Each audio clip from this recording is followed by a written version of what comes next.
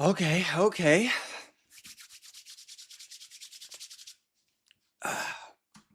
Let's see that we get everything ready on the side, and then yeah, I just need to figure out what kind of background music we're going to use, because I might have accidentally deleted the bass, so tough times.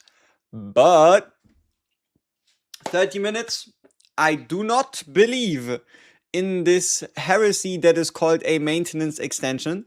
Never happened before, never will happen again.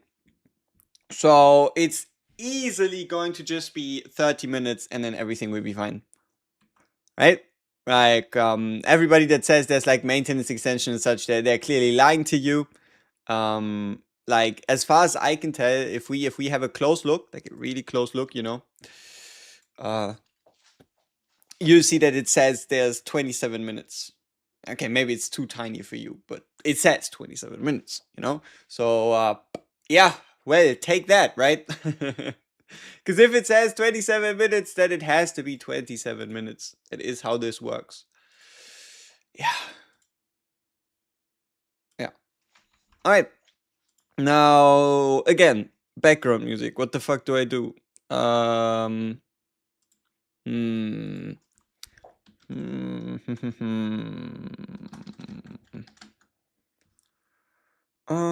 Okay. I think we can probably just go to the CZN website. We can pick a track and it's gonna be fine. Looked like 270 minutes to you? Shut up. I want to hear it. You are fake.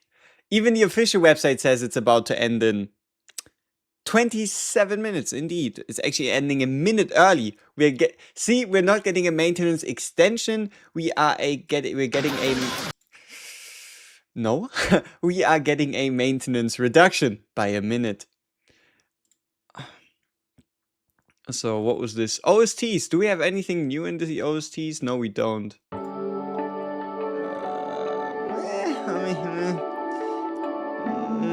It's a little loud, but it's gotta get the job done.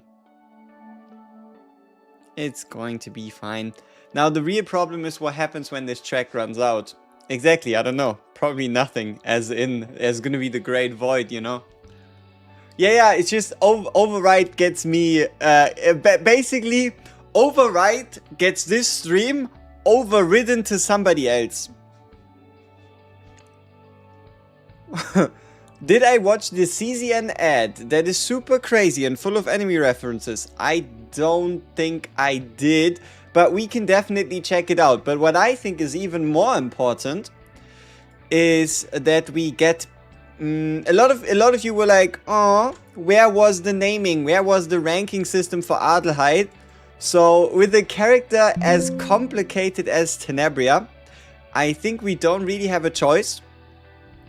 Nor did I intend to ever like forget about this and how we did things before, right? You know what? Let's actually start with a solid A. Yeah, we gotta start with a B, right? You never know. You never know what something's going to be. So giving it a B usually isn't the worst. CZN, I mean, yeah, it's like some for the Chinese version, because they gotta make sure that the people play. All right, let's see. And if anybody says, "Hey, but they aren't even," then well, tough times. They are going to be like this, and that's the way it goes. All right, and then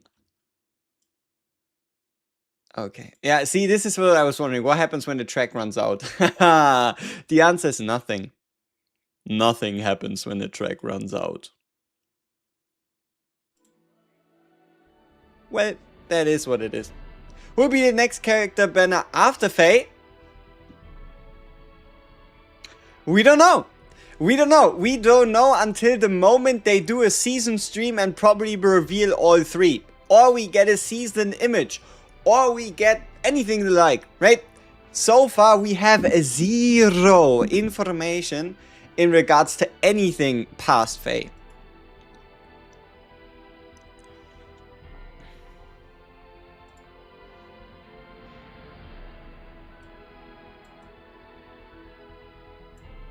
B character, easy skip. Scam. Scam, yes, you want Euphemia. I mean, she should arrive at some point this century.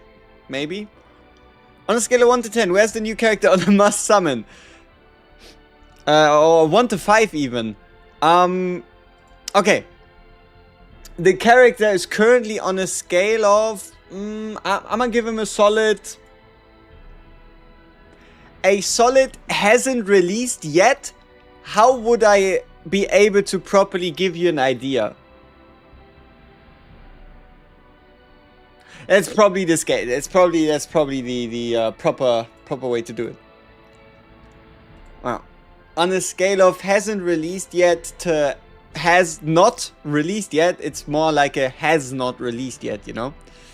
The reruns don't take up the special banner slot, they just get added, right? See, that's the cool thing. We never had a rerun, so... I don't know. At this point, they might as well just have the rerun be with standard currency and I wouldn't be surprised. Okay, I would be surprised. It's just like...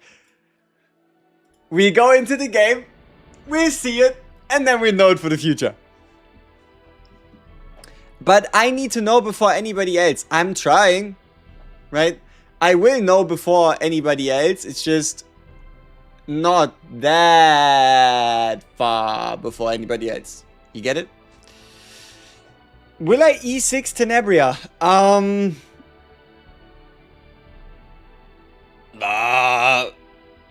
No? I'm not too sure. If our luck is absolutely out of this world, maybe. Just maybe. Obviously not day one, maybe in a week or so, if anything. We're gonna do a few summons and see how she treats us. You'd love to see my reaction to a 2-hour extension? You wanna see a grown man cry? Are you really that bitter? Would you really find joy in somebody else's misery?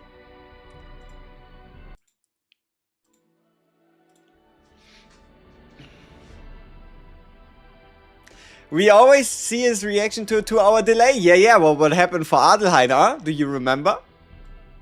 Nothing. Nothing happened for Adelheid. I think I saw in the patch notes that banners don't share pity with current banners. We'll know.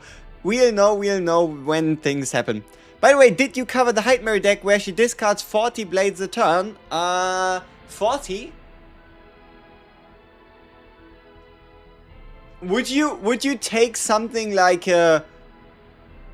would you use Nia to take the attunement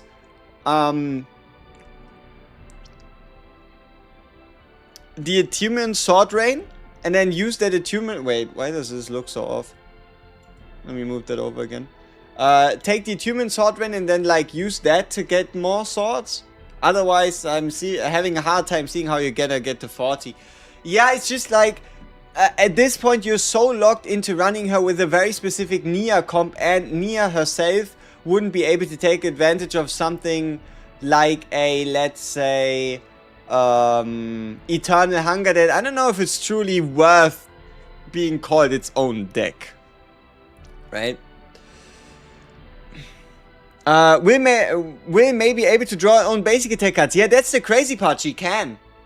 Right? And the same is true for... When was the last time you thought about Rita? Anybody? Any Rita thinkers? Because if I'm not mistaken, then we should be able to use that one... I'll show you.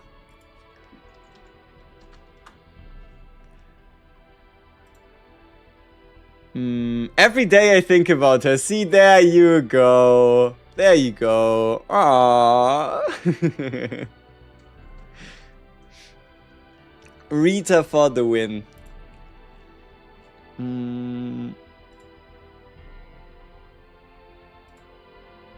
Here, this one. How do we feel about this? When Chrono Ascension is gained, move all basic cards of this unit to hand. It's not the worst thing ever, because this will also move the rhythm cards, which I think is pretty cool.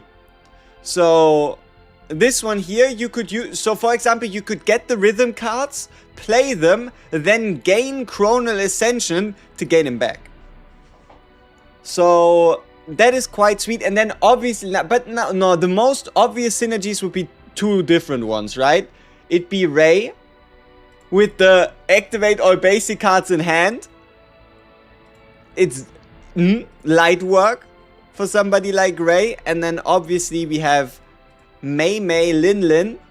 And Mei Lin is just, I mean, look at it.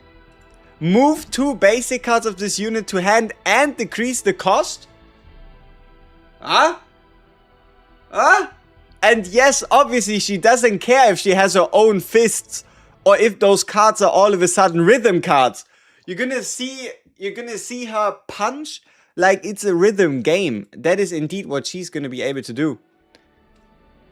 Like, did anybody think the improvement to Mei Lin was giving her a different basic attack?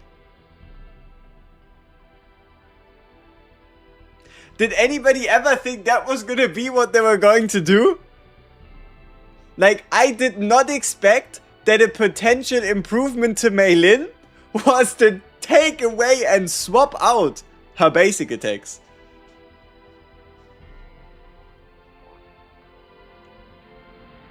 And you know what the great part is? It's even still 2.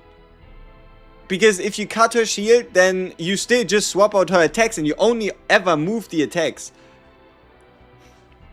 But would her passive work with rhythm cards? Increases the damage amount of attack cards when an attack card is used.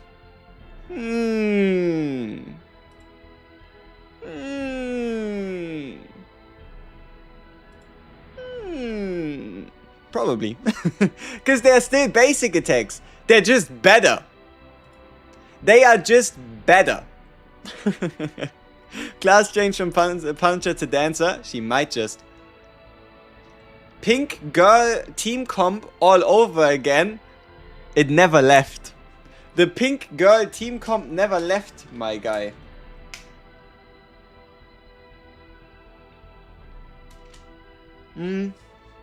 You DM'd me the ad link you mentioned. Alright, let's give it a look. If it's truly as peak as you say, it might be worth the lookies.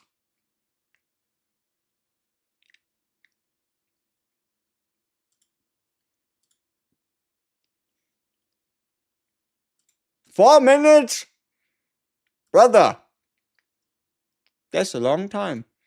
Alright, let's have a look. This is a CZN ad, but unfortunately we don't speak Chinese, so let's get it.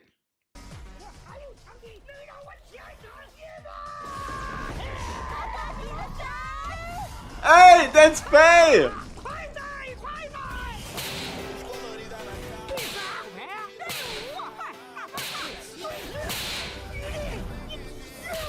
Remember, this is CZN, okay? Very important.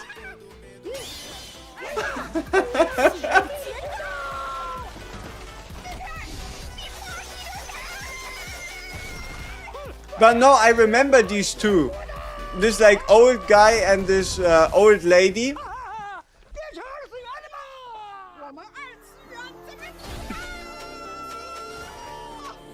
Yeah, they had like these anime montages before, yeah. But what the fuck is this? Why is there shrooms? What is going on? How is this official? Does this even have to do with CZN? I don't remember. I mean, the only connection we have is a Faye, but that's a stretch. Like, look! It's even Dio. How does that work?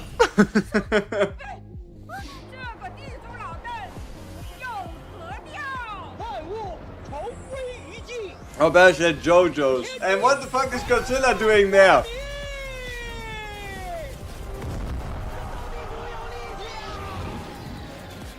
Ah, blue eyes white dragons, cause why not? Copyright is their friend, not their enemy.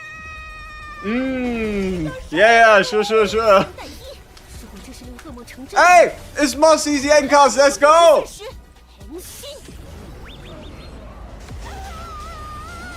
What the hell?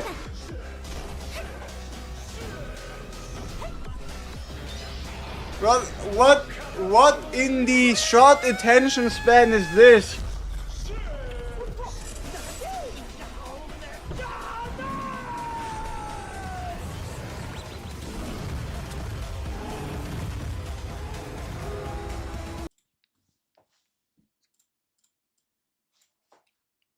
Look! Look! It's the Houndmaster! It's the fucking Houndmaster! Holy shit! The one and only Houndmaster, he's here!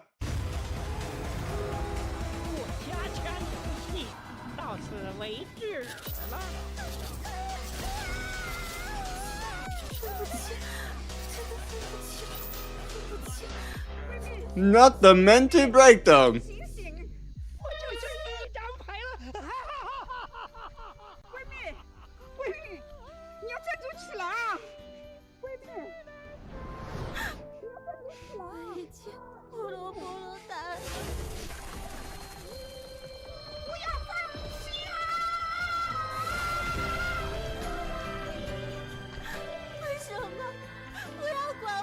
It's kinda peak.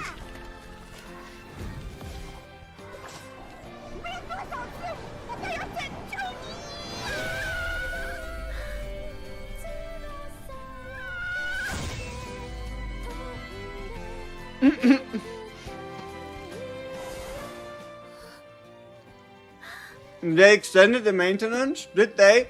We find out after this ends, yeah. But yeah, what in the copyright?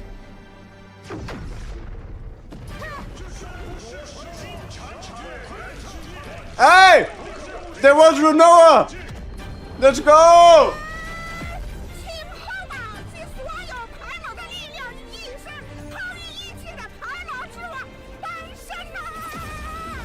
This is so over the top. Hey, there's a Meilin and there's some punch cards. That's the Fae. That's the Fae ultimate. But what the fuck was this? Was this even real? Like, what did we just watch? Alright, let's see if we got an extension. You're not incorrect. Alright, gentlemen. The only thing that's left to say is it's only an hour. It could have been 10. That's the only defense we have. The only coping mechanism that works is going to be alright. Maybe. Yeah, you told me there was a delay, but it's not like you're some kind of like it's not you need to be some kind of intergalactic genius to expect there to be a delay. Right? Like, that's the bar for figuring out that there might just be a delay. But at least, to be fair, what I liked to see was the amount of believers in the fact that there wasn't gonna be a maintenance. That is what I think was so good. Like, the fact that we are starting to cope so hard that seeing something happen once or twice means that it can happen in the future. Unfortunately, we already have the power ranking. Adelheid, stronger than Tenebria, because Adelheid beat the maintenance. Maintenance is indeed the hardest content in the game, and it's not looking too good. It's not looking too good, you know? Like, the power rankings, they really do go. What was it? Serenial, Adelheid, and then nobody else, right? I think Maintenance has only ever been beaten twice. I'm just not too sure if it was Serenial or if it was Naja that did it. I couldn't really tell you.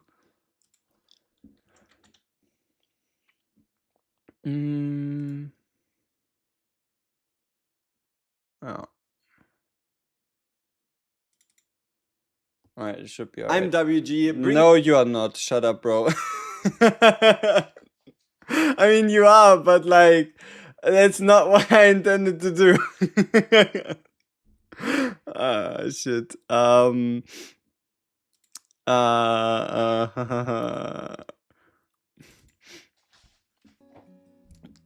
There we go. Can I put this on loop? Does that work? No. What did I do with the longer version? I don't know. It's gonna be alright. It's gonna be just fine. Alright, let me put together the longer version again by just taking the same thing and putting it together 4 times. Exactly, he can't be because I am. And before you wonder, no, I'm not a skinwalker. Usually. Seems about right. What do we do now, boss? We figure out Tenebria's kit. Now, I have a quick question. Give me your best guesses in regards to what this, like, one of the things I'm still a little about is... What? Is this. What do you mean for each rhythm? Does this mean the amount of rhythms in your deck? Does this the amount of rhythms played? I mean, this one's easy, right? For each rhythm in the graveyard, but that's not the case on these two. So this one as well, damage for each rhythm. What does that mean? What is a rhythm? Is it a dancer? Or is it something else? I am not too sure. I am not too sure. Did the summoning happen yet? Even if there wasn't a maintenance delay, you still would be too early. So, no. The summoning has not yet happened. You have not yet missed a single thing. Nor are you gonna miss anything within the next hour. But it's gonna be fine, because we have things to figure out. Maybe. I don't know. You assume whole deck. Waiting while it works sucks? It does. It goes like... working at work, waiting at work, literally doing anything else. Maximum you could get would only be 6 then. Yeah. Unless you have that one card in hand that also counts as a rhythm card if in hand. It's gonna be fine because Pokemon Champions updates on a proper time in 10 minutes from now with no extensions, right? If it's any consolation to you, I wish you a happy unextended Pokemon Champions maintenance. You missed one card, a page your cost 5, but where was it? In the sense that, did they show like a second screen? Like somebody else also said, oh, you missed a Pageo 5 cost. Is there like more? I mean, let's have a look. There's still 6 of them. Alright, then let's check it out. Let's see what's different. They scrolled down. Did they now? Now let's have a look then. I mean, who could expect them with this full of a screen to still already scroll down? Like, come on, you can't really blame me for that.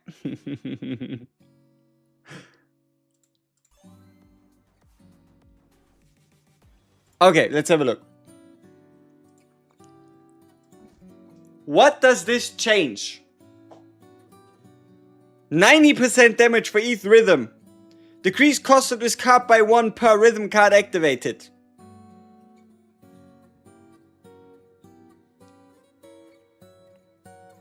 Yeah, great. I mean, it's like the 4-1, just more expensive. Yo, chat, are we in? No, we are not. We are not. There's gonna be an hour. There's gonna be an hour of extended maintenance.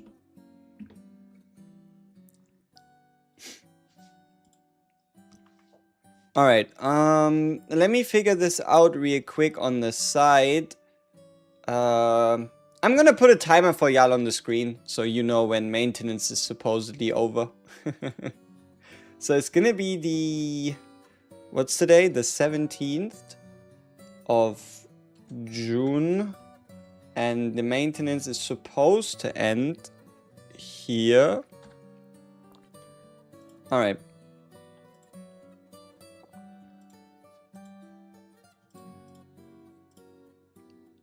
There we go. So let me pull up a timer. Alright. No, it will be real maintenance after that. No. That's not how life works. Clearly that's different. Okay, then let's get the 6th arpeggio. I mean, it makes sense at least, because that means then in all cases you'll always have 6 rhythm cards. Right? So regardless of what you pick, you end up having 6 rhythm cards. The only thing I'm wondering though is... still, what is a rhythm?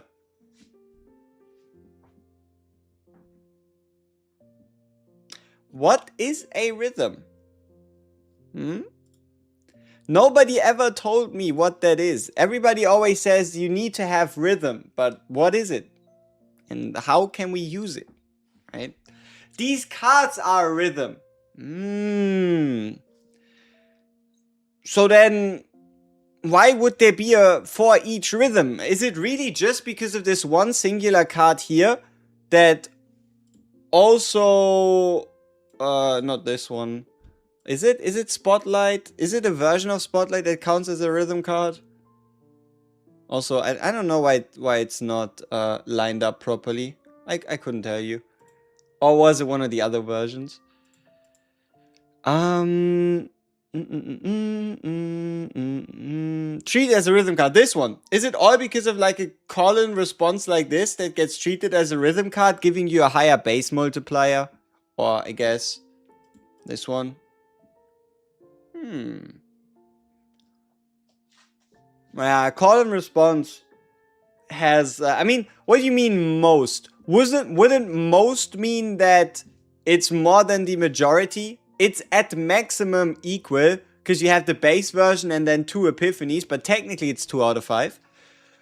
Rhythm is the organized recurring pattern of sounds, movements, or events over time. It acts as a measure, pulse, or beat, giving structure and flow to music, language, dancing, and biological cycles.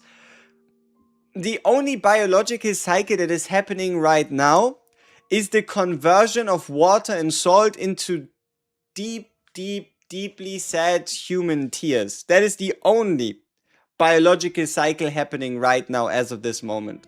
There is no rhythm. There is no rhythm, there's no rhyme, there's no reason to it. It's just pain and darkness. Yeah. Wait, are all of those beat here? No, they are not. And that is because we're going to go ahead and try and judge them. So it makes sense, right? And to start the music, we need to figure out which one of them fuckers here is the strongest. Right? Which one of these rhythms is the best? And the problem is, to know which rhythm is the best, we'll have to settle on a decision on what does it mean to rhythm. Right? So there's 2 likely ones. Either it's just based on the amount of rhythms in your draw pile.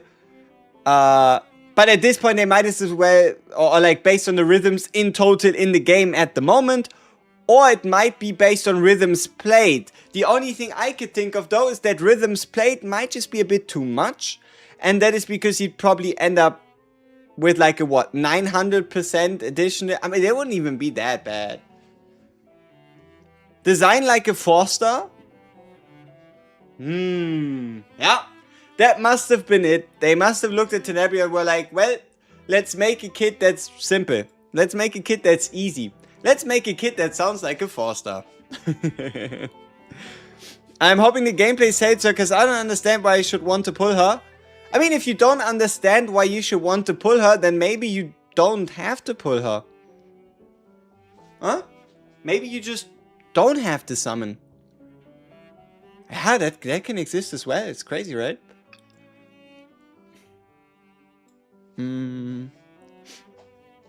Yeah, rhythm is a dancer, it's a soul's companion, and we can feel it everywhere. There we go.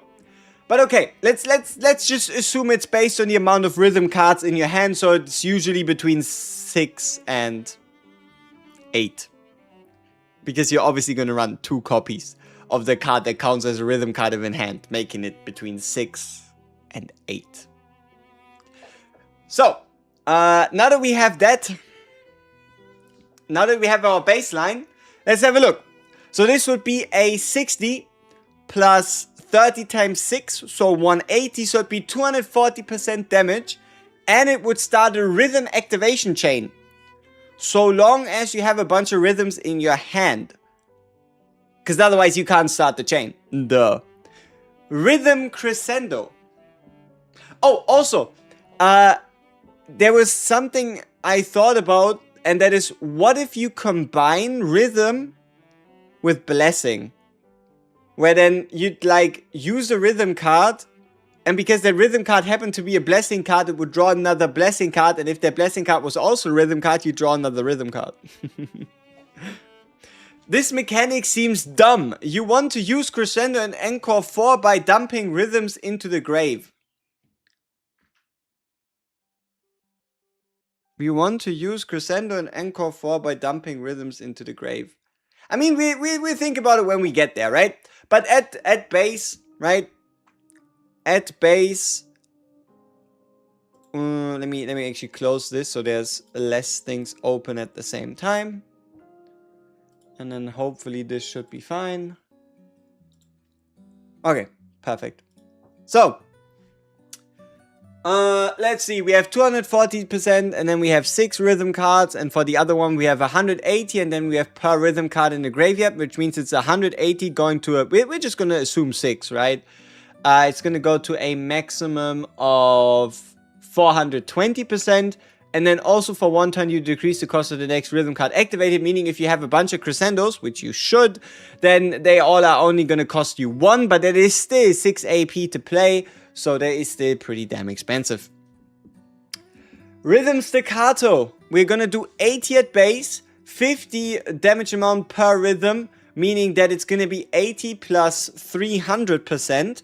300, so that is going to give us 380%. And if the last card activated was a rhythm card, increase cost by 1. See, this is what I think is interesting, in the sense that staccato, you really don't want to play the rhythms in a row. You want to go rhythm something else, rhythm something else, rhythm something else. Otherwise, this thing becomes more expensive. Whoa. And then rhythm fortissimo, we have obviously the linked version. The only thing I'm wondering here is, what do you do if you have a bunch of fortissimos? It's not like they have a trigger effect based on being discarded. So yeah, the only way Rhythm Fortissimo makes sense is if either A, you find a miracle way of applying quietus to it with something like a Hide Mary to a reliable degree. No, that also applies Link. That doesn't work. Yeah, no, I have no fucking idea. Besides that one interaction we saw with Ray, how would you take advantage of Rhythm Fortissimo, seeing as how it doesn't have quietus?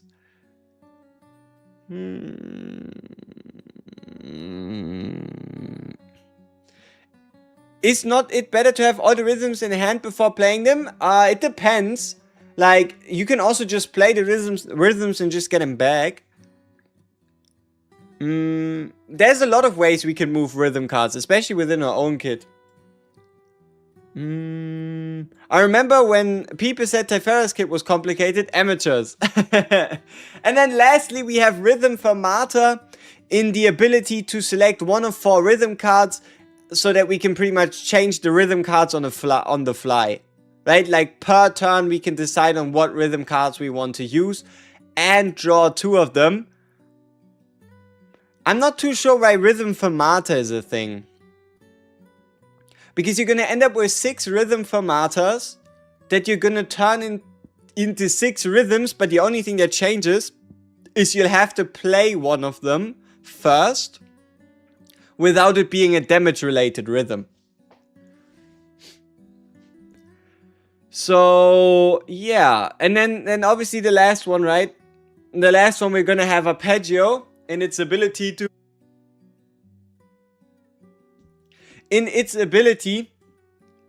to go 0 cost, draw one of the lowest cost rhythm cards, which either ends up being Call and Response or Rhythm Arpeggio, and this one draws you 2 of the lowest cards, which usually ends up being the 2 and the 3, and then 2 activates 3 and 3 activates 4 among the draw or discard piles, so that 4 gets played, and that leaves time for 5.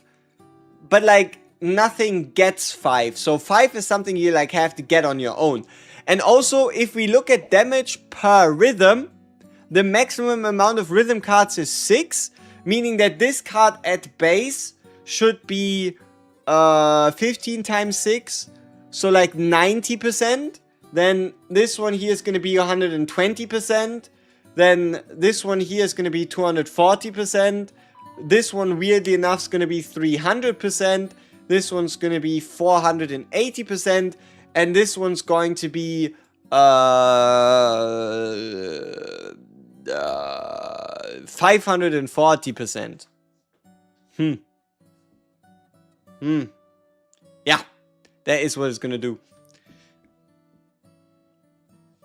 Finally, DPR, damage per rhythm. Okay. So, I'm not too sure how we're gonna make a judgment on the rhythm cards already. But I feel like, at least right now, this one's a bit of a question mark. No, that's the wrong one. This one's. You know, this one's a question mark as well, kind of. In the sense that, why would I want the ability to just change the rhythm cards into different rhythm cards? What could be the benefit if your entire deck is built around a certain type? Who knows, right? Who knows? Pulling her meaning you need to refarm data save any hero you want to use with her, not too much hassle. Why? You can just use another deck. Like, while it exhausts all basic attack cards, but if you don't have any basic attack cards to exhaust, you still create and give the allies the rhythm crescendo cards. So unless you're so focused on the fact that you can save 20 to 40 save data by keeping the basics in, nothing really changes. Like, she gives cards even to people that don't have basic cards, which might be your run-of-the-mill deck. Is she limited? No. Okay, so call and response. The first one is going to be damage, a rhythm card, and it draws us 2 when we draw it. I think that is pretty cool. I already like this card.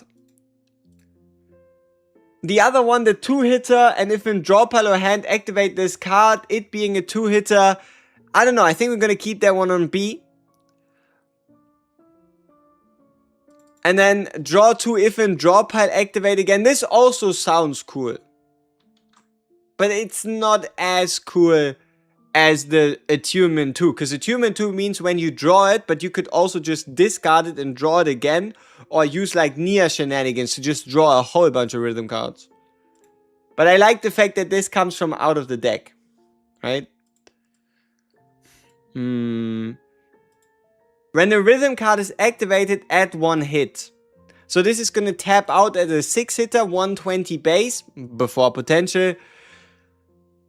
We're going to keep it on B for now. We're going to keep it on B for now. And then now the big one, the big damage, the haste, and the cost reduction, and counting as a rhythm card. I think this one's probably good as well. Like, as bad as it is, give something a high base multiplier, and that shit is gonna smack like a bitch. And that's just the way it is. So, maybe, you know, it might just be the most standardized one, because you should be able to play 7 rhythm cards a turn, usually. I totally misunderstood the cards, so I thought allies need basic attack cards for rhythm cards. Yeah, no, they don't. They can have them, but the only thing it does is it gets rid of all basics and then gives each ally 2 of their own. So, now that we have those semi figured out, let's have a look at the next ones, right? So, this one here would move 2 rhythm cards. Move is awesome, because move means when you've played the rhythm cards and then you play this, you get them back into your hand. The trick, for example, here would be make sure you've played all your rhythm cards before you use it.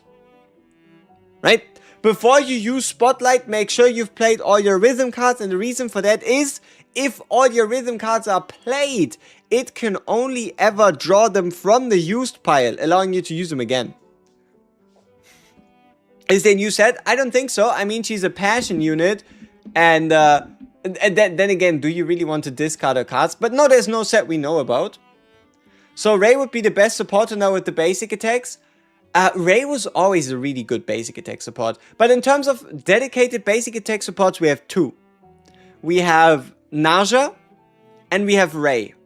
Those are the only 2 that specifically boost basic attacks. But don't forget, at the end of the day, Big Boy Cassius still boosts everybody and everything through morale, for example. There's not one character in CZN that you wouldn't sim for. See, there you go. You found your own truth. You have found your own truth. So that wouldn't be the abbreviation I think of. But it, I guess, is the abbreviation for Big Boy Cassius. I might not have thought that far. Well, okay. I like move 2. Or some might even say I like to move it. But no, for now I like move 2, okay? Or I like to move 2. But alright. We have the upgrade card, and the upgrade card, the only problem I have with it is the fact that it only works once per turn. Right? Like, yes, it gets rid of it out of the deck, and yes, when you play 3 rhythm cards, you get one of them, but you get a weakened effect. You only get to move 1 rhythm card. So, upgrade card, great. The spotlight it creates, well, I mean, it can save you the need to draw it, right? Second spotlight, select and move up to 2 rhythm cards to hand and then activate them. See, this is cool. It's select and move and activate, but we need to remember it's pretty expensive at 2. Right? It is pretty expensive, but it also has 350% base damage before potential. Then this one here, to put them on top of the draw pile, I think this one could also go really far, as well as also because of the fact that it costs nothing, right? And then the 0 cost draw 2 of those cards, discard all non-rhythm cards. If you have like a lot of basic attacks in your deck. Wait, what happened? Oh, okay. Like if you have a lot of rhythm cards and if you have a lot of upgrade cards, then you get rid of the upgrade cards so that you only ever play these cards, and then you get more. I don't know. Like this one's still a bit questionable.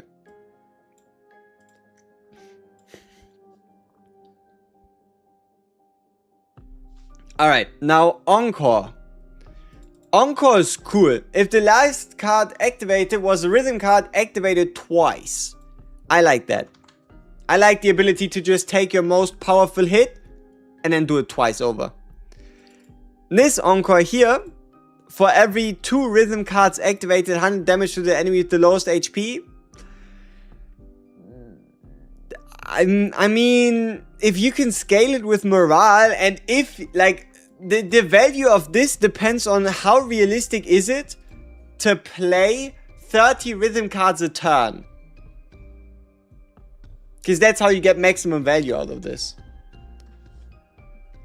So, for the next 3 rhythm cards activated, decrease cost by 1 and add 1 hit. That is certainly potent. But is it good enough? Is it good enough? This encore with activate all rhythm cards in a graveyard also has a limit. In the sense that the maximum amount of it could ever activate would be 6. Then again, if you compare 6 activations with 2 activations, this one might be pretty good. It's pretty fucking expensive, right? It is pretty expensive. And then for the final one, we have draw 1. And if that card was the rhythm card, increase the damage amount of said rhythm card until activated for a turn, while you then draw more times to then also buff those cards. There is an obvious synergy right here, right? And that is, you can just move the rhythm cards to the top of the draw pile and then activate the card that allows you to draw, and then, oh, I drew a rhythm card. I never knew about this. That is unbelievable. But I don't know how good that is. I don't know how valuable that is. And I don't know how valid that combination is, or if it makes any sense at all, right? Oh, she has potential with everybody, because she gives everybody a basic attack playstyle as well. Also 30 rhythm card limit per turn. Yeah, the maximum you can ever play is 30. I mean, just move Arpeggio 5. Yeah. So that then opens up the question again, right? Is this Arpeggio line the strong... Like, what you need to think about is team, only her. Gives cards to the team, cards to the team, cards to the team, cards to the team. It's just her, on her own, by herself, Arpeggio the entire way through. Her teams will be AP hungry. Depends. Depends on how many rhythm cards you intend to play and how you intend to do that. Like, for example, if you run her with the Mei Lin, and Mei Lin calls her own basics out of her deck and reduces that cost. And also something that is important, we have the Tenebria Ultimate, the Tenebria Ego skill, which allows you to play... oh no, not the Ego, I guess the Partner, right? The Partner would allow you to... here. If the assigned combatant's Ego skill has been used, reduce the assigned combatant's basic attack card cost by 1 for 1 turn, which could also mean that, like, it's pretty useful for, like, a big burst turn, right? But yeah, something I'm pretty curious about is Performance Buzz and its ability to actually do reliable damage, right? Can stack up to 10 times, I mean, it's 10 hit instances. Does this 100 to 150% damage scale with morale, so on and so forth? And if it does, how much does it actually hit for, right?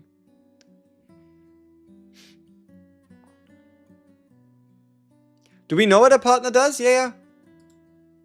So, let me move that a bit up. And then a bit to the side. So, partner is pretty straightforward. Partner is just 16% attack, a 20... see, that's the interesting part, right? Increase damage amount of the assigned combatant's basic attack cards for each basic card that shares the same name. So effectively, you'll always get the 24% because no matter what you do, you're always going to create 6 basic attack cards, 6 rhythm cards, and they will all have the same name. So it's going to be a 16% into 24% into a 20% crit damage, into a 20% basic attack multiplier, so long as you use the ego skill, into for 1 turn basic attack cost reduction. But as far as I can tell, this effect is permanent after you use the partner skill. I don't think I'm going to pay for this one. I'm going to try pull naturally. Yeah, I mean, see what happens. See what happens. Or you could just not summon. That's also, it sounds criminal, I know. But it is something you could do. The cards scale with her team stats, right? So if you control us, they will do no damage.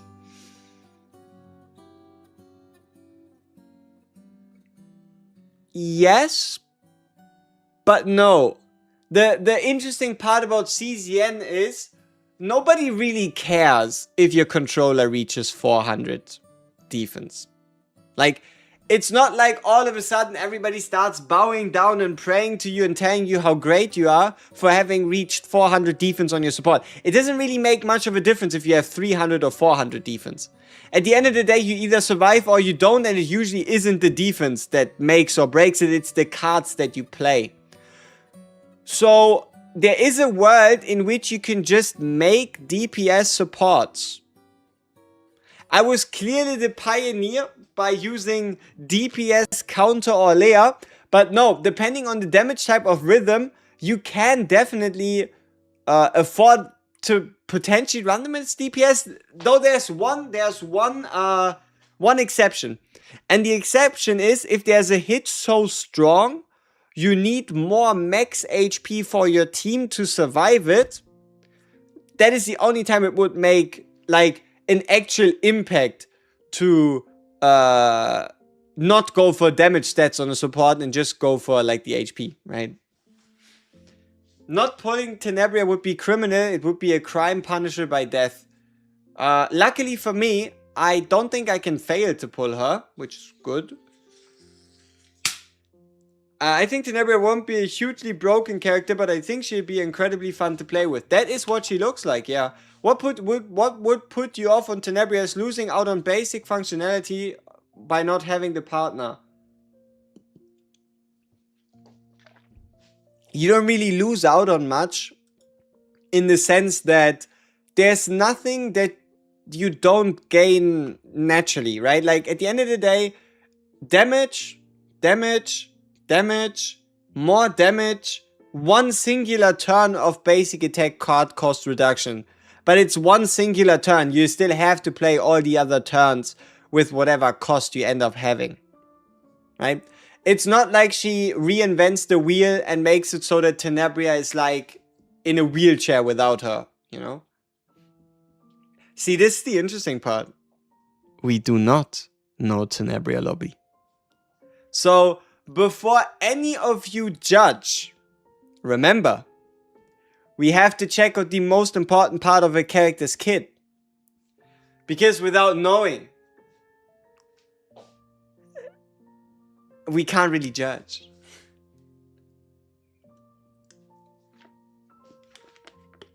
Bro, I'm so happy I've got new characters on all your gacha banners on one pull today, hoping your luck continues with Tenebria. Best of luck to you, man. Maybe her lobby is fan service. Nah, they would never put a pink-haired idol with debatable clothing into a situation where the lobby would ever be construed as anything close to that. You don't have to worry. It is probably gonna be her outside at negative 40 degrees Celsius, and she's gonna be like packed in with like very big clothes, and then there's going to be like a polar bear. But he's sleeping because the lobby's that lame.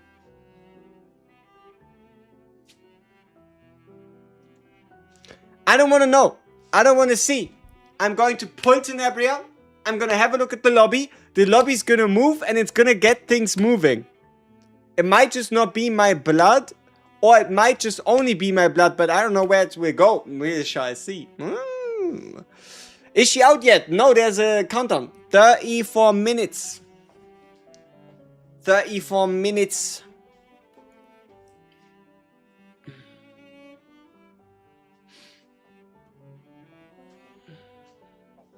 So yeah, we're going to have a look at the lobby by the time when she comes out. Yeah, I don't want to know. I don't want to know. We'll see. We'll see what her lobby does. Okay. No lobby spoilers, because nobody has seen the proper, like, I don't care about a PNG. I need the lobby, you understand? Her kit is loaded, potential to end up becoming a tier 0. She does a lot of things. Now, is it a good thing that she does a lot of things? Also, something I'm wondering. What do you do if you put a Fae, Tenebria and Adelheid in a deck? Could you imagine the amount of additional cards you add into your deck just by using these characters? Like, you bring a Tenebria, boom, 6 more cards in your deck. You bring a Fae, and it's between 6 to 8 more cards in your deck. And then you also bring a Adelheid, and she can add an additional 4 with her dog pack. And then all of a sudden, you're like, oh, so we're not building small decks anymore. I've just added 18 cards to my deck. Success! So yeah, I don't know if that would even work.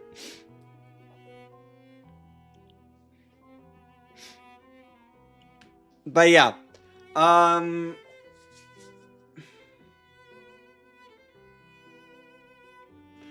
I wonder, like, we know she's definitely going to work really well with Meilin.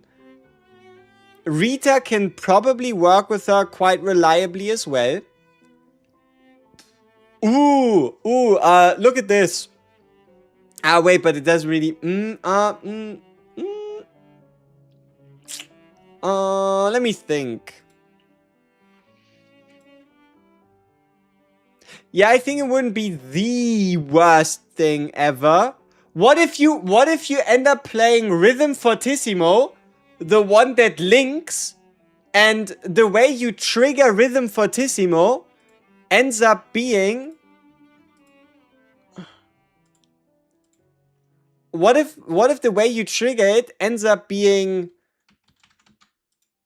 this right here? Activate 2 random 2-cost cards in hands. Right? What if you just use this Future Decreed to activate the Rhythm Staccato, or whatever the hell it's called? Or, I mean, I guess you could also increase the cost into a 3-cost. But I don't really see the point of that. And also remember, right, like this is probably one of the better interactions in that you could just move the rhythms back to your hand by triggering Corona Ascension. Or, look at this. When Corona Ascension is gained, draw 3 2-cost cards. You could just go with the rhythm card that's 2-cost.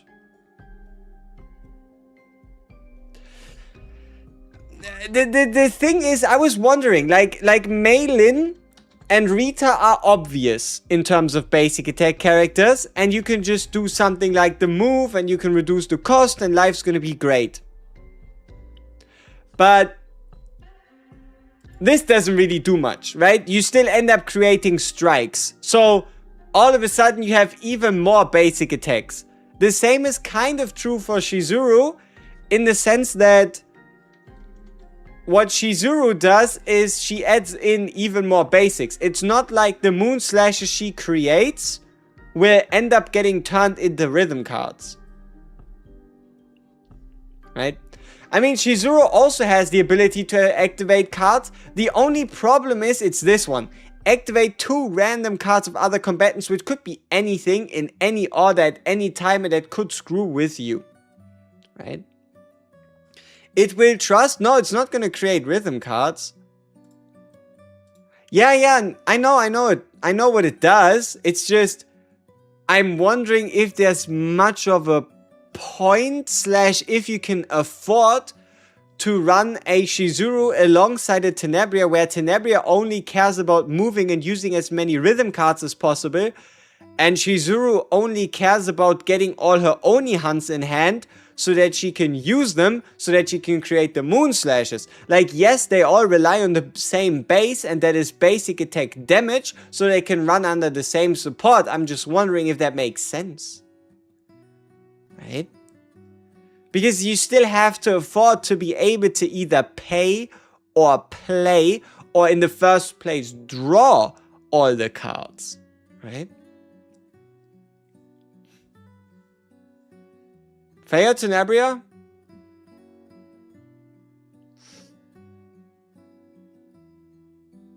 Ooh. I could potentially give you a bit of a better answer after today. Or at least in 2 to 3 hours or so. I had a lot of fun playing with Faye. That is a fact. But so far, I mean, Tenebria hasn't even gotten any chance, right? So I don't know. I don't think there's any point making any vague assumptions based on nothing. So it'd be the verdict. Must pull or skip and wait for a better hero. The verdict is it's too early, my guy. Unfortunately. The verdict is I don't know. I mean, I have an inkling, but it's not something I'm gonna decide to share on a hunch, on some copium, right? Like, there's 28 minutes until we can actually figure out what she do.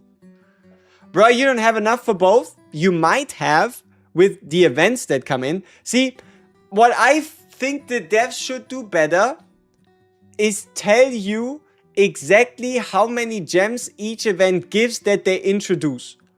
Also, can I recruit like 2 to 3 people of you? I need 2 to 3 people that are free to play, that have no intention whatever to spend, and that could keep track of the entire income, every single gem, every single standard, every single premium summon that they can obtain within the next 3 weeks.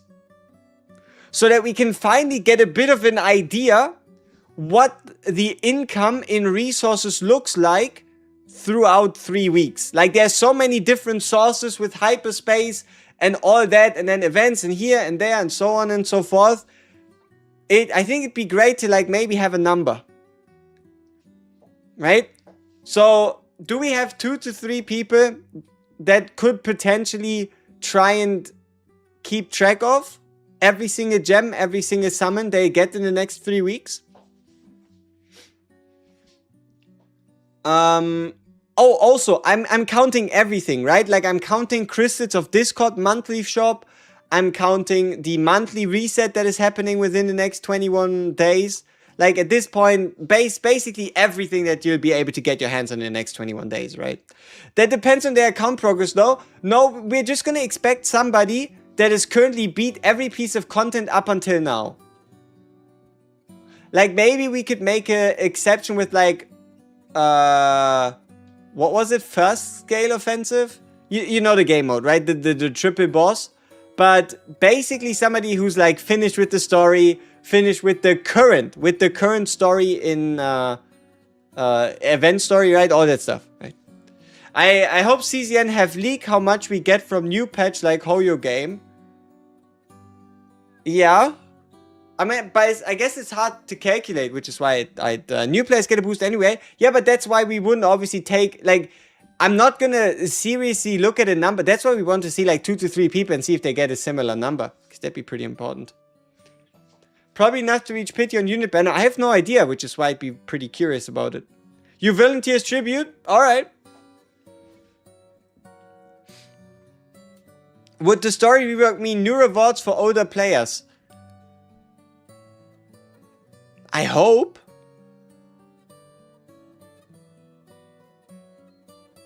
I mean, it'd be great. Then again, remember, if there's new rewards, you would also be forced to play it. If there are no rewards, you could ignore it.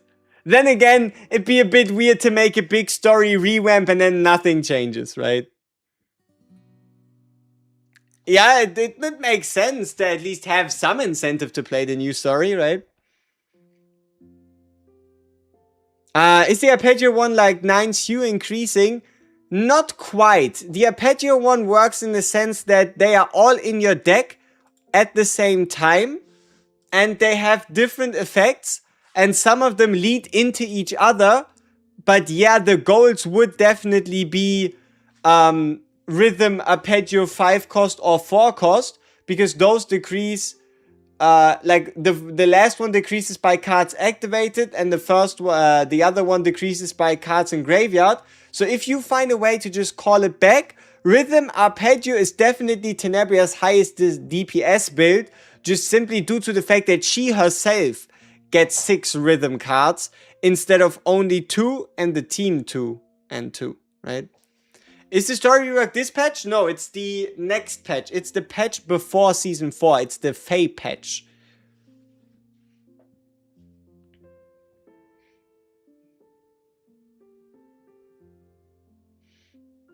I'm free to play. I spent 16k crystals on the first day of Adel, 36k, and now I have 47. I only pull units for E0.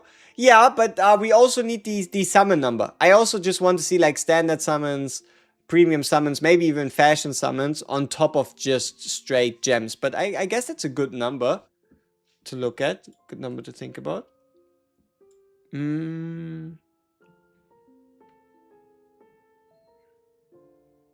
It's kind of weird that 3 would end up playing 5 and then you could play 4 after.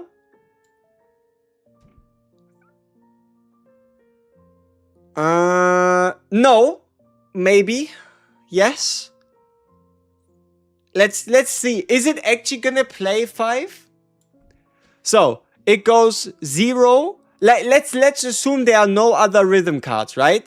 0 is gonna draw 1 and make it cost 0. 1 is going to draw 2 and 3 and make him cost 1 and 2. 2 is going to activate 3. 3 is going to then at the time activate the rhythm card with the highest cost from among the draw or discard pile. So if 4 and 5 are still in your discard pile at the time of activating 3, which one costs more? Let's figure it out. This one here gonna decrease the cost by 1 per rhythm card activated, which at the time is going to be 1, 2, 3, making it a 2 cost.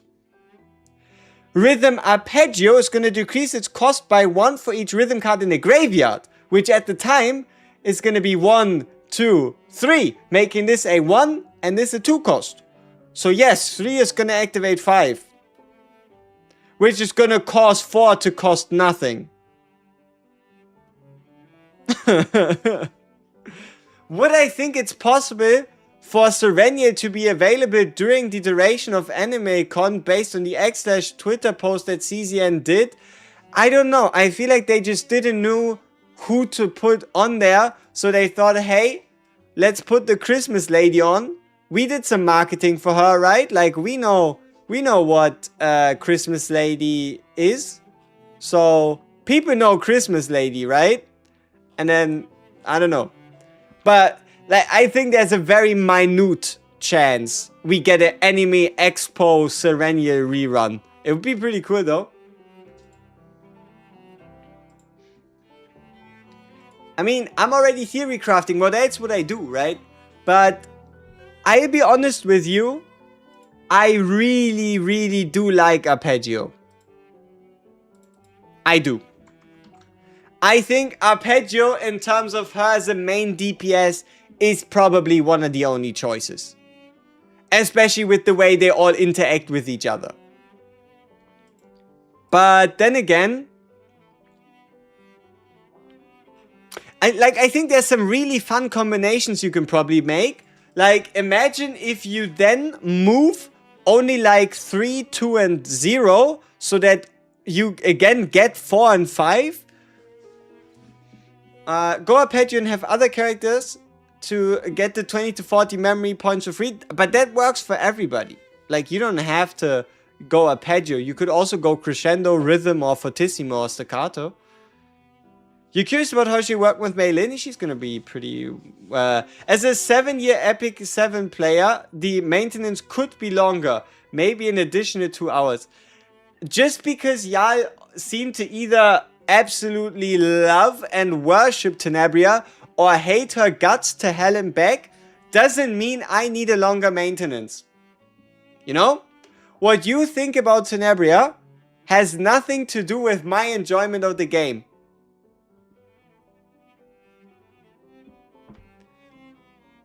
But that means other units have to be DPS? No. Why would they have to be DPS? That's just because you want to min max. You could also just not have them be DPS. And even if, aren't you gonna run it with another character that can at least hit for shit one time? Like, for example, a Mei Lin, a Rita, whoever it ends up being. So, at worst, you're gonna have one character who hits less. And what you need to remember is the rhythm cards you move. There's only so many rhythm cards you move. Like, for example, this one. Select up to 3 rhythm cards. Nobody tells you to move the support cards. It's not like you're gonna be able to find some infinite cycle somewhere out there where you're gonna end up playing the support card like 100 times. Right? I mean, I don't know, but I think you could just play whatever. It's gonna be fine. Even if Tenebria were to heal the monster, he'd still pull her. See, there you go.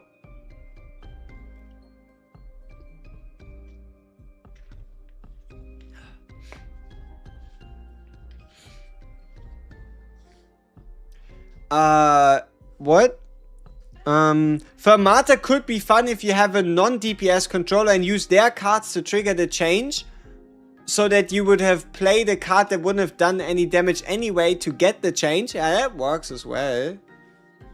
She's a crazy bee, but we can fix her. Maybe she can fix herself. Would a Tenebria get 8 rhythm cards in Sortie? Why should she get more? Why would Sortie make it so that she gets more rhythm cards? Right? Like, the amount of rhythm cards you gain is always fixed. Do you think she's a skip? Every character in this game is a skip. If you try hard enough. Like, as much as people would be like, damn, that's kind of sad. But you could have skipped Hyde Mary and nothing really would be different. Unless you're like, oh, I want to be the very best. Like no one ever was. My name needs to be at the very tippity top of the Great Rift rankings so that I can get a sticker. Then that's an entirely different discussion, right? Yo, Alec Alexandi, what's up, what's up? I'm pulling, skipping hearts, you see, there you go. You gotta catch them all. Yeah, see, you either gotta catch them all or you don't. It's that simple. I skip every unit from now. Thanks for the advice. We see each other at the 1-year anniversary where you're gonna have like 80,000 gems. And then you're probably gonna have a lot of fun. Until then, your account is gonna be like a desert. And then there's gonna be like these dust walker thingies. Just going over your screen. Because there's not a lot happening. But if you could truly have the patience of a saint and save every single summon from now until the anniversary, by the time that one rolls around, you would probably be ballin'. No, you're a collector, you're gonna be sad? Then collect. Then collect. Tumbleweeds. I don't know. There's multiple words for them, right? Dust devils, tumbleweeds. Ran out of ideas. She seems very hard to use. Well, at least harder than 2 brain cells. Yeah, you might actually need 6 brain cells. 1 per rhythm card. Right? You need around 6 brain cells. 1 so you can keep track of each rhythm card and then you should be good. Nah, you just saved your mega cost. I mean, I'm not giving you the advice to skip every unit from now. You should do whatever the fuck you want. If you want to summon for every unit, go ahead. If you want to summon on the partner banner, I'm gonna slaughter you. But, like, if you truly wanted to, please don't, okay? Like, the only thing you shouldn't do is take your gems and summon on the standard partner banner. That's like the only thing you shouldn't do. Everything else is like fair game, alright? Would the partner be worth? Depends on how much you like Tenebria. Like, there is no doubt in anybody's minds that Arya is the perfect partner to her. When it comes to the damage ceiling, nobody pushes as higher than her. But she also doesn't do anything crazy unique. Yikes, still another 14 minutes? Yes, 14 minutes, but it's not an hour. What other partners could you give her? Well, the Psionics are a very partner-rich society. They have like, you know, that one 3-star partner, and then they have Eloise,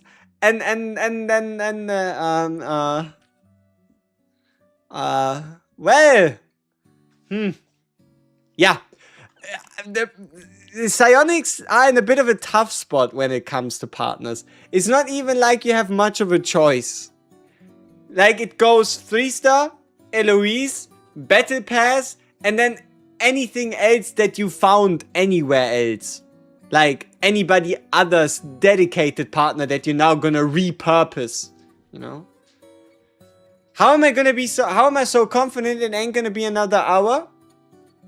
Because it's going to be the power of friendship.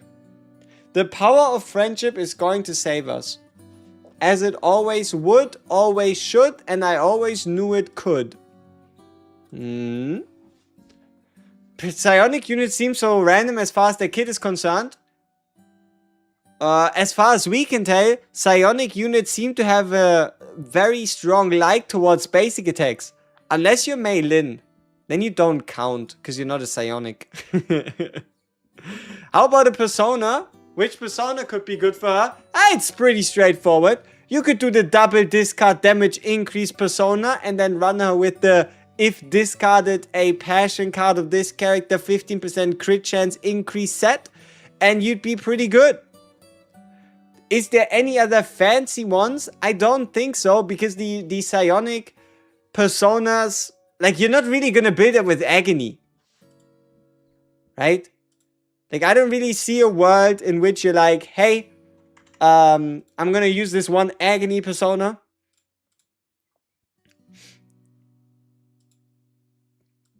Right? I mean, like, here, if we have a look at Tressa,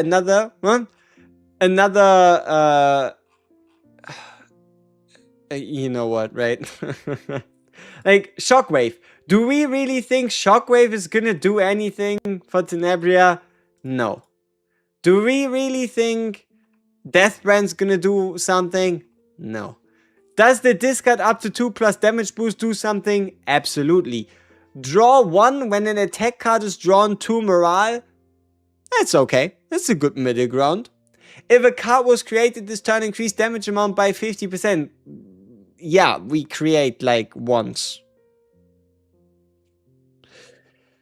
And then here, persona card, discard 1 random quietest card from the draw pile. We don't really do that here. Unless you're a Dream World maniac, then you end up playing Dream World, right? It's that simple. Action slow. When an ally haste card is used, decrease morale of all enemies. And here, I don't know. For 1 turn when discarding agony, I don't know. And damage per agony, so I feel like you only really have like 2. Tenet doesn't burn, unfortunately she don't. Dot in this game is a bit sad. Dot in this game is non-existent. We have agony.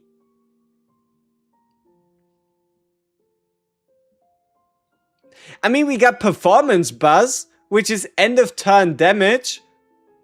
Right? Like, they didn't give her DOT. They gave her a photo camera so that she can flash people. Yeah. Something like that. Right? Like, performance bust at the end of the turn, 100% damage to a random enemy per performance bust. Oh yeah, that is important to mention. You do not need to build extra attack damage on Tenebria, because she don't do it.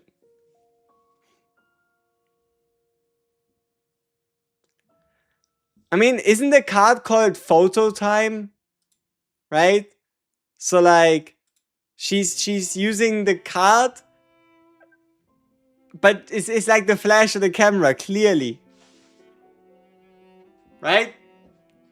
Otherwise, how would it fit? Yeah, she doesn't do extra damage. So the interesting part is you could use her with the new set. It just doesn't have to or shouldn't feature extra attack damage because there's no point. Hope they don't extend by an hour. If they do, it's bad time. For me, it would be sad time, but I don't really see a reason why they would. So it's gonna be alright. Do I think the buffs for Yuki are good enough? There's going to be a very simple test I will be running, okay? We're gonna take a card. And that card of Yuki is gonna do X amount of damage. You know what we're then gonna do? We're going to kill an enemy. And then we're going to look. How much higher does the damage of the Yuki card go? Because the higher the damage of the Yuki card goes, the better the chance it's a final damage multiplier. If I know that odds are super tiny, but if Flash Slash and Iceberg Cleave got a 50% final damage multiplier against single target enemies, then Yuki's gonna commit some war crimes. If it's just a 50% multiplier to the base, that is still usually gonna be probably close to an additional 150% damage, and that shouldn't be underestimated.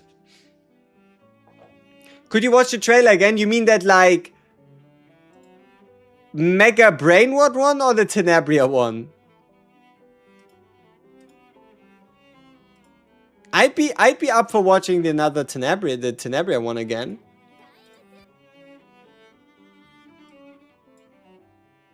I'd be up for that. The Brain Rot trailer? What do you mean Mega Brain?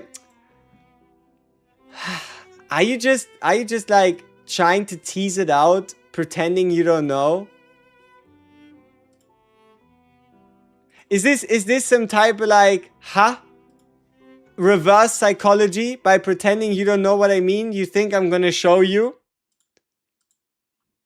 You think Mega Brain Rot is gonna work on me? You think I would really fall for that? Luckily for you, no way in hell would we watch this again.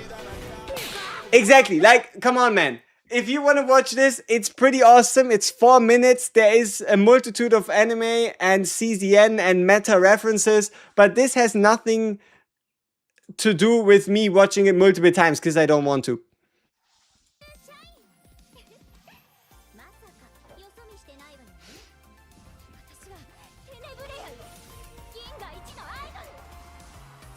Also, based on nothing but pure guesswork, do you all think I'm good at rhythm games? Because the problem is, depending on if I'm good or not, I don't think I'd be able to hide it past today, seeing as how we get a rhythm game event that also has a nightmare mode. No! Ouch! No, absolutely not. Yes? No. I guess we'll see. Maybe I can pretend I'm really good and it's gonna work, or maybe I can pretend I'm really good but I suck and then y'all realize I suck. I don't know. I got sausage fingers. Like, I heard a lot of things in my day, but sausage fingers. And like, if you really try, you could use me for biology class. What do you mean sausage fingers, man? Like, I might have some long fingers. Sure, but I don't know about that, man. That's weird. It's the sus finger.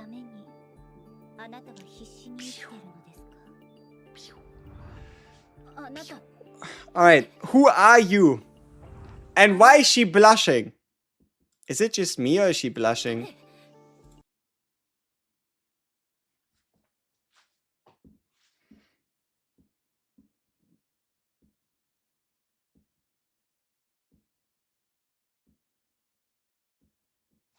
Why are we blushing? Aren't you meeting yourself?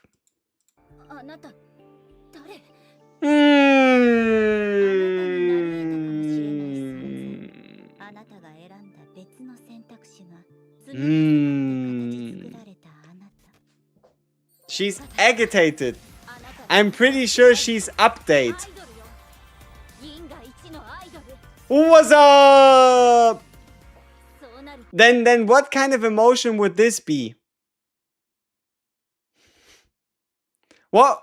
Then if y'all are such big experts, what's this? What is she expressing here?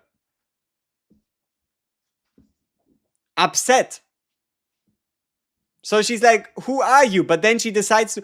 Also, important. I don't know if it's the same background, but out of all the backgrounds in Epic 7, this like red, pinkish, bluish, universe style background was always my absolute favorite. I don't know if it's the same thing. I don't know if it's done on purpose, but that background was always my absolute favorite because it looked so clean. And remember, we will have the lobby music jukebox with this patch as well. Embarrassment seeing herself different.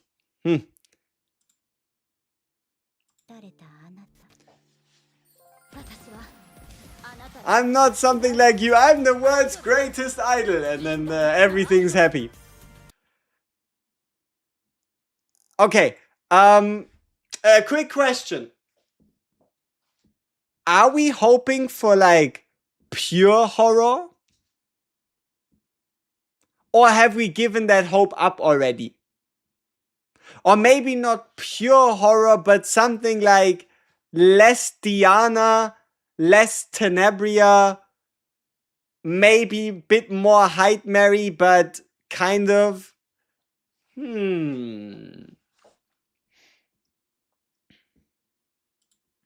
You're waiting for my pulse to start yours? I mean, alright.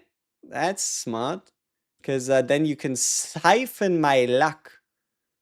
So let's see if everything works accordingly. I need to close the sites so that everything is ready. And then we click on the maintenance button.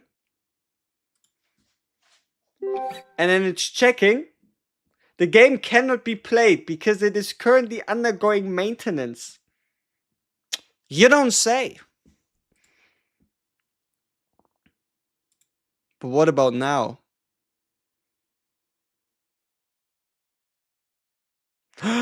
No! The indefinite maintenance! Wee wee wee.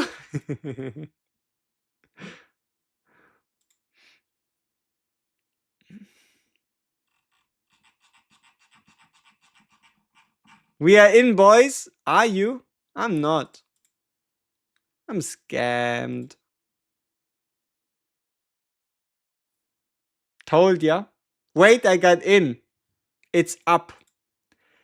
I'm trying. Alright, let me open it again. Let me open the stove launcher one more time.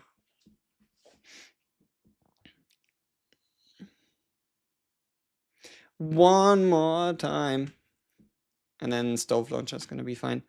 Alright, let's put up some polls to see what y'all be achieving in the meantime. I need to log in again. Choke. Could take a bit. Not that long, but like a bit. What?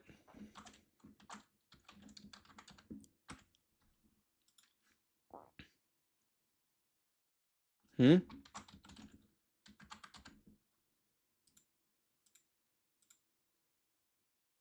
Okay. I'm just incompetent, can't even type in my own password. Gigabrain.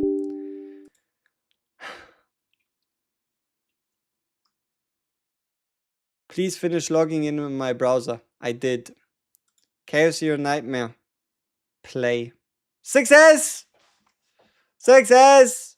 Alright. While that is ongoing, Tenebria results.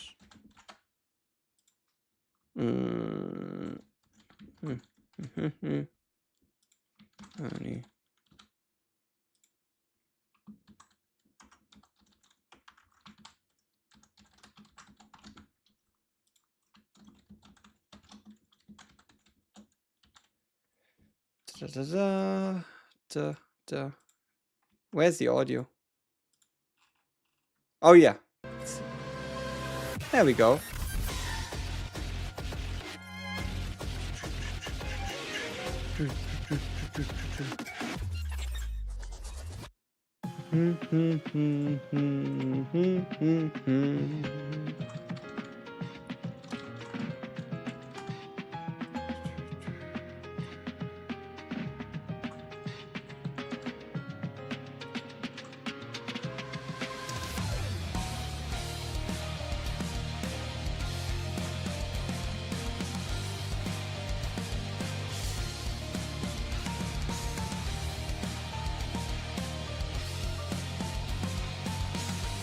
Why is the poll only for 10 minutes? Well, whoever decides to poll in the next 10 minutes, you can let me know, I guess. Twitch a little weird. Faye is CN launch exclusive, but she's a standard unit. I mean, Faye arrives in 3 weeks. That is what she do. Alright. Maintenance. Yay! There's gems! 10 year 21. Ooh. We going E6? Are we? I mean, I don't know if I am. As I said before, right? We're gonna take it a bit measured. And we're gonna go based on how it goes. Based on how it flows. And based on what it shows. I don't know. Imagine it making sense in your head. You will always go E2? Damn, that is a lot of it's a lot of summons. Sometimes. Sometimes it's not a lot of summons. But always going E2? I respect it. I respect it. Alright, let me get this. Boom. Bang. Bam. Bop. And then... Okay. Okay. Yeah, I think without further ado, we're gonna go straight in. See what's poppin'. Maybe we're actually gonna buy. Maybe we're actually gonna buy some stuff from the supply store first.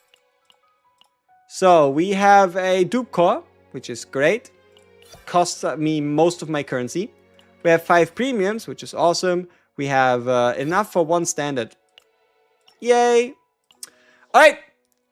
I am going to scam Jarl and I'm going to do a standard temple first. Maybe I'm the only one that actually got scammed. Oh!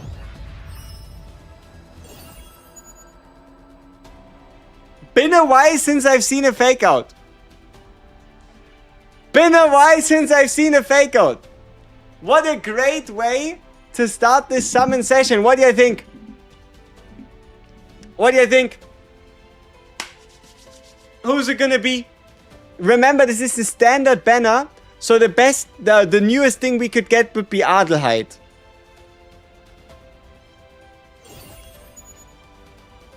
Oh, Yuki would be sweet.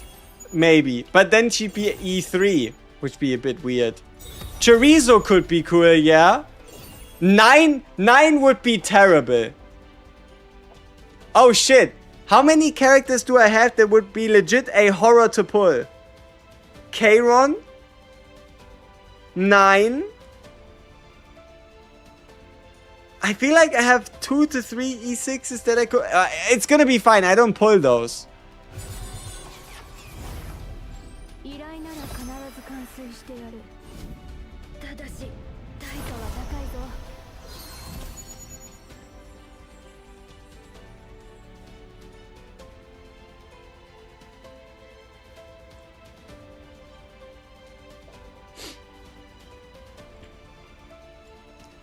And for the first time ever in the history of my account, I have made it to the point that I have stumbled into my first ever spectral cube.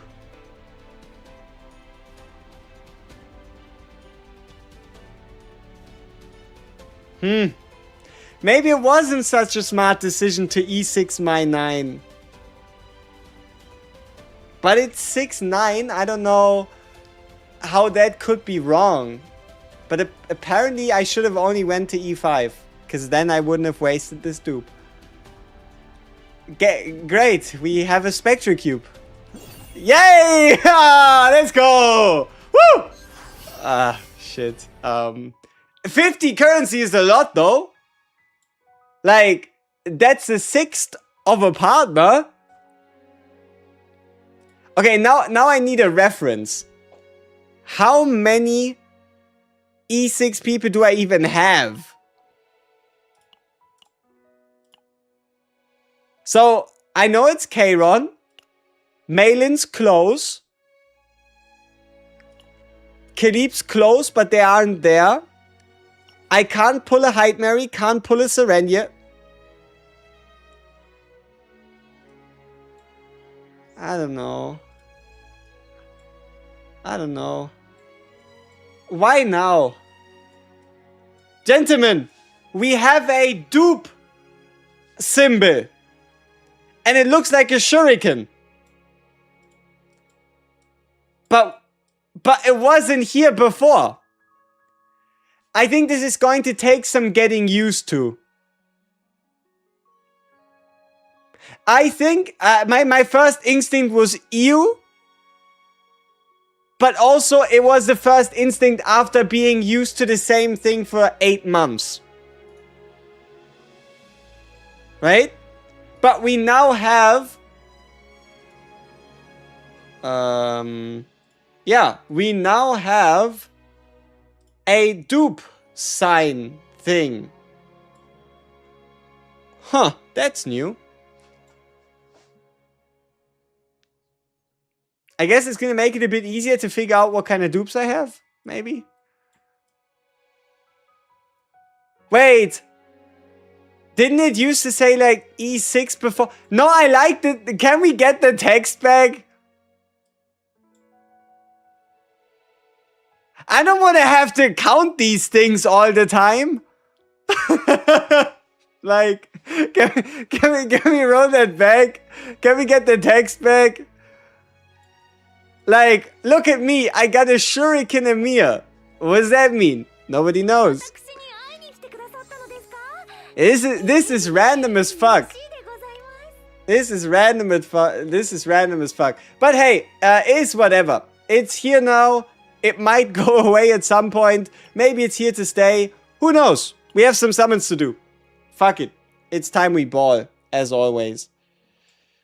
Alright. No. Like this? Okay. No, yeah, perfect. Alright, let's get it! Okay.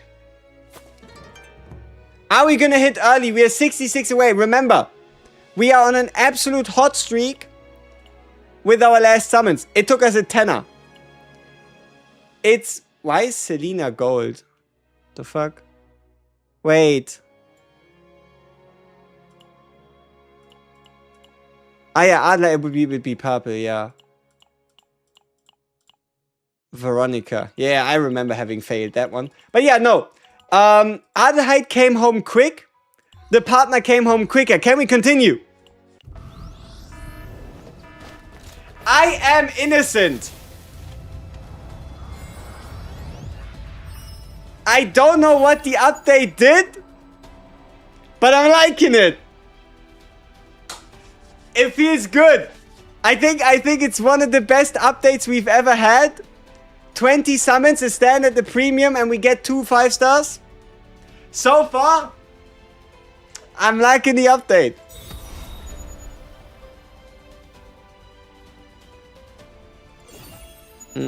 Okay. Who's it gonna be though?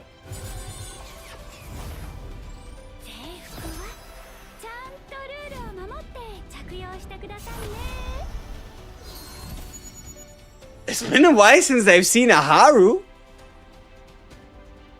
Like ever. But that's cool. Maybe? Maybe we summoned on the wrong banner. Maybe we summoned on the Haru Raider by accident? No. It's still here. Ah, but would you look at this? It's different. It is indeed different. It's called the Normal Combatant Rescue Raid Up. And this is called the Combatant Rescue Raid Up. Why? What purpose could this serve? That's complicated. Huh. So I guess we'll have a semi-permanent-ish rerun banner in the Normal Combatant Rescue? And a Combatant Rescue for whoever's on Raid Up? Yeah, it looks like there's different pity between the two. Right? Like, look at the name. One is called the Normal Combatant Rescue, and the other one is called the Combatant Rescue. Yeah, looks like the rerun banner has its own pity. Is the raid up guaranteed? No, it also has a 50-50. Interestingly enough. I don't know what the point of this could be. Maybe they weren't able to code it together? I don't know.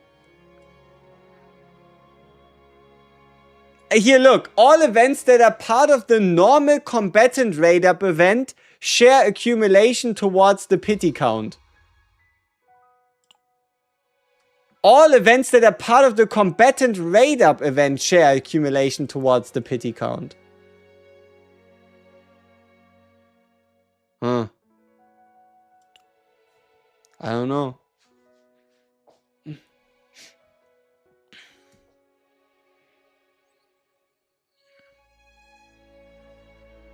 Does this mean free crystals? I don't think it does. I mean, if this was a guaranteed... No, see, the thing is, I don't think it was ever an option for them to make this a guaranteed banner.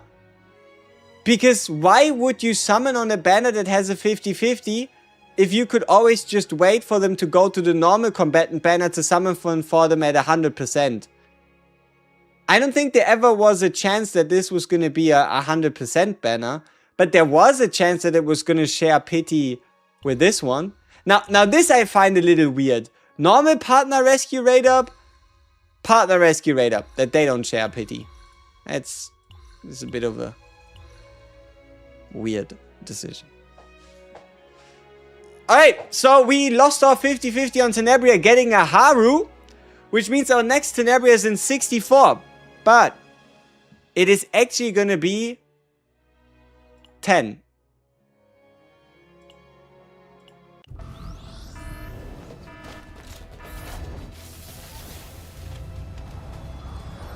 No? No? Alright. It wasn't 10.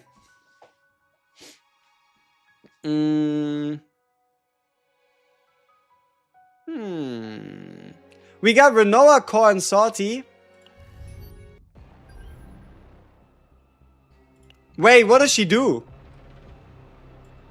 40% crit chance, and each time a card of this unit moves to the graveyard, get 1 stack of Blackthorn, which increases her crit damage by 15% at no stack turn cap? What is the power level between these buffs? How can you have a 40% crit chance and 150% crit damage, and then other characters have a 40% crit chance and like a 80% crit damage, and then there's others that have like a 20% crit? I don't know what's going on, but which just popped up in my head. Is it possible to lose the 50-50 on the rerun banner with a rerun unit? No. We're gonna check it out. There is no way you could lose a 50-50 on the rerun banner with a rerun unit, right? Let's have a look at the probability. You see, it's only Haru's own chance being boosted and everybody else being half of it. So, yeah. Yeah. Alright, let's continue. My partner storage has reached its limit, apparently. And yes, I never clean the partner storage. I really don't. It just kind of exists sometimes.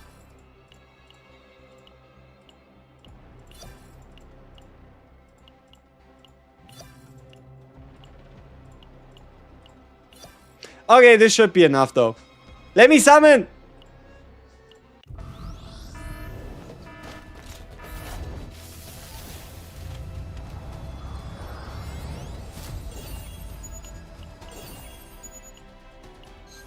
Okay, so we are 30 summons in, no Tenebria, but we are guaranteed in 44.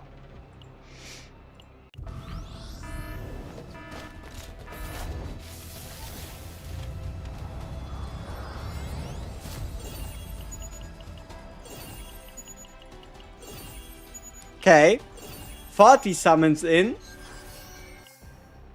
What about 50? Is 50 enough?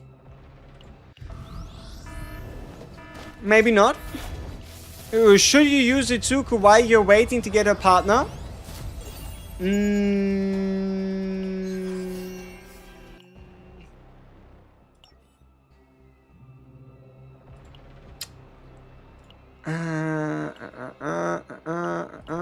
Psionics. I mean, this is no-brainer. Combatant 2 cost higher justice attribute card. That obviously doesn't work. Combatant's card stack. I mean, it's okay. It's at least the higher attack stat and the attack multiplier. And also, there is times when you hit 2 times with an attack card.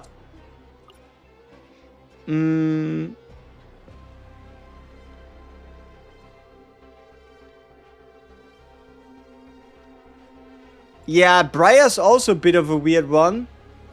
I mean, I guess you could run Antea if you have her, by chance.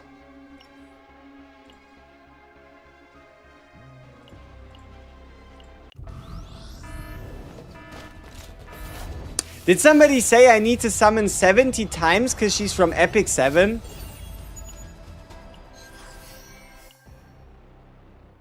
I don't like you. But you're not wrong. We did have to summon 70 times. But we might be able to get a double.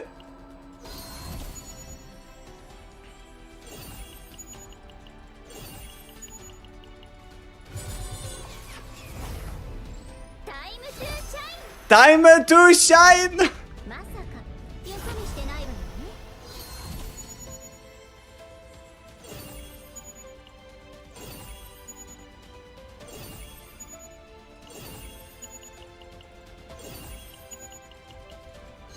Okay, how many has it exactly been since the last 5-star? Was it 70 or was it just close? We did do 70 summons, it's just... Okay, so that's 4, 9, 13... No, fuck, what? 14, 19, 24, 29, 34, 39, 44, 49... Wait, what the fuck am I... 54, yeah. 59... 64, 65. Okay, it was 66. Order 66, apparently. Okay, before we do any more summons, we need to figure out if it's even worth it, right? If you don't know if it's worth it, then how are you gonna know if you want to summon? So we need to investigate. We need to investigate to see if it actually makes sense. So, the investigation is proceeding as planned. Let's have a look. Jukebox. Gimme... The fuck is this? My Jukebox 3. Ah. Give me Cobalt Heart. No! How do I make it play? How does this work? Cobalt Heart, where are you? Keep the album playing in lobby. No. Yes.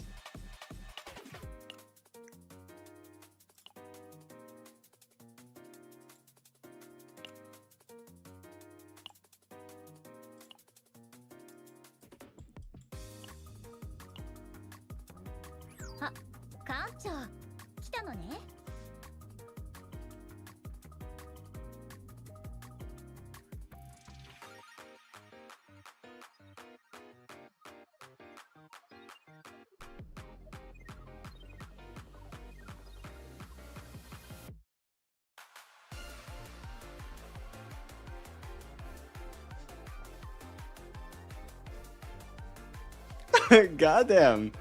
Well, I don't think anybody else has seen this side of Tenebria before.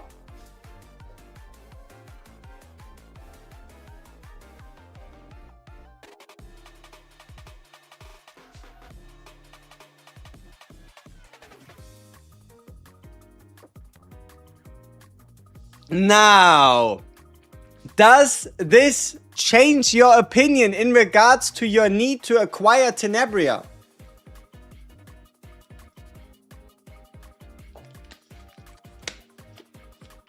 Holy transparent belly. Yep, you're looking in all the right places apparently. Yes, I already did. Must pull. Which memory set? Alright. Alright, let's quickly put one together then.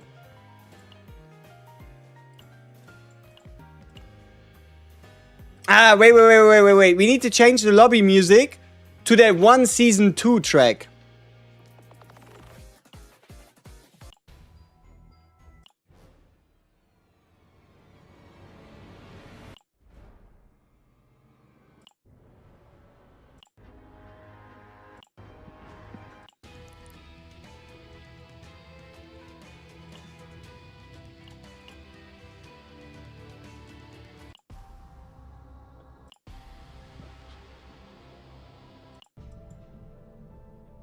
Give me the Desert Showdown. That shit is sick! Alright.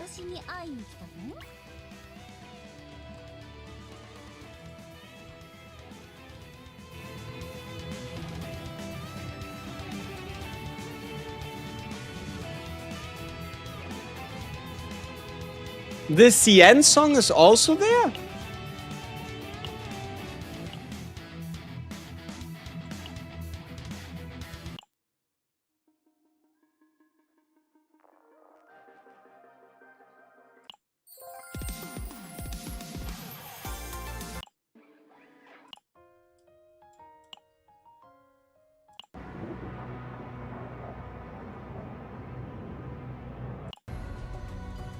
How many fucking tracks are there?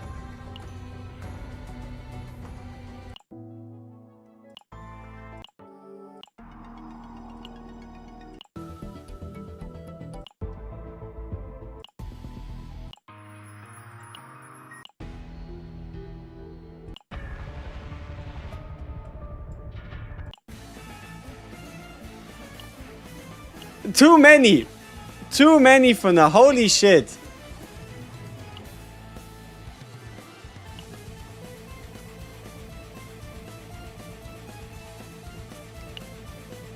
What?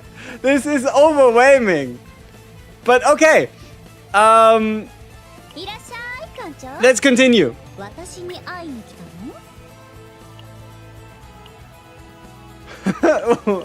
I don't know if I can focus, and not just because of the lobby screen.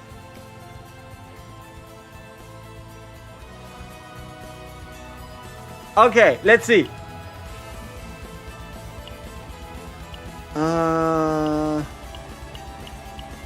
How are my pieces that bad?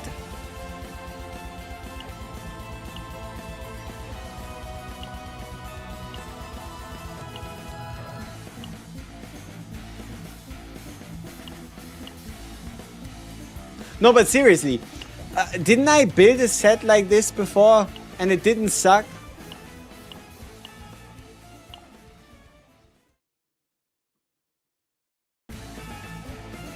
Or do my sets suck regardless most of the time anyway?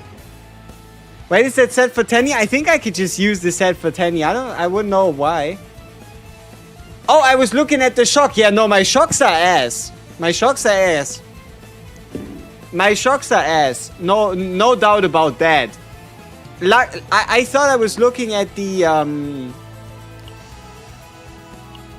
I thought I was looking at the imagination. Yeah, no, my shocks are trash. That's alright. There's nothing new.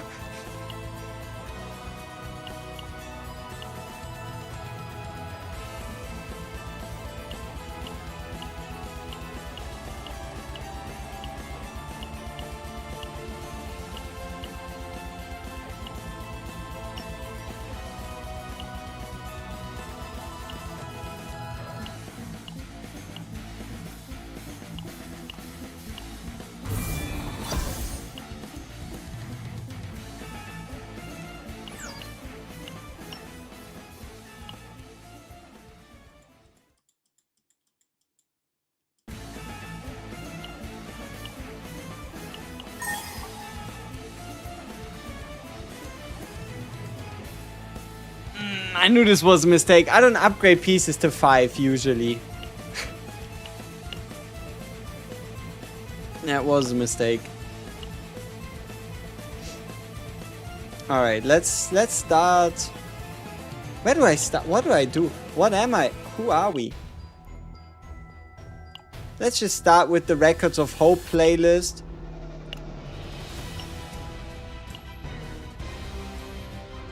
This is confusing me. Sensory overload. There's too many tracks, too many things. I am just I don't know, confused. Yes. Okay. Oh wait, we have a set to build. Come on, you can build a fucking set. You've done this before. All right, there we go. So 4.9, 6.8, 22. And then we need to search by passion or attack.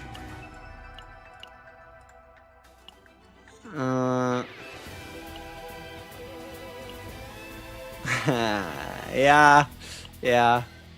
That's a good piece. That's a good piece. I'm not gonna say no to that. Alright. Some of these tracks aren't really gonna fit. Right? Some of these tracks, they aren't really gonna make a lot of sense. But that's just how it goes, you know? That's just how it goes.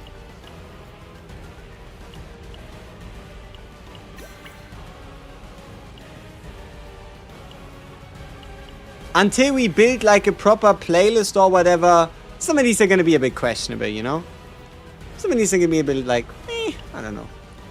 I don't have a perfect piece? Wait, that's sad.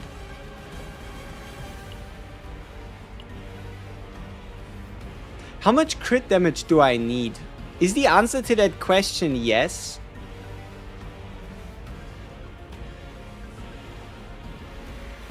Maybe it would be.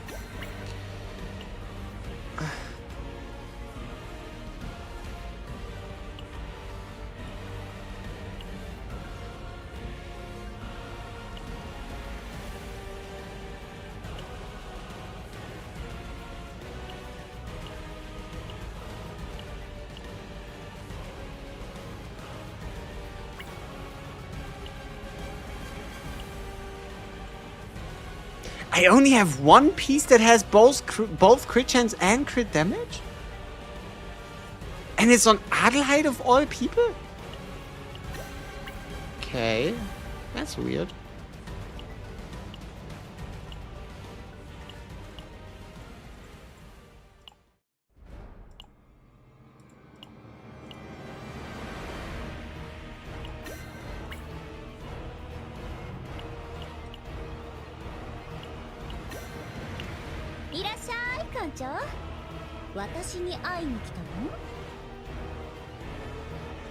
Alright.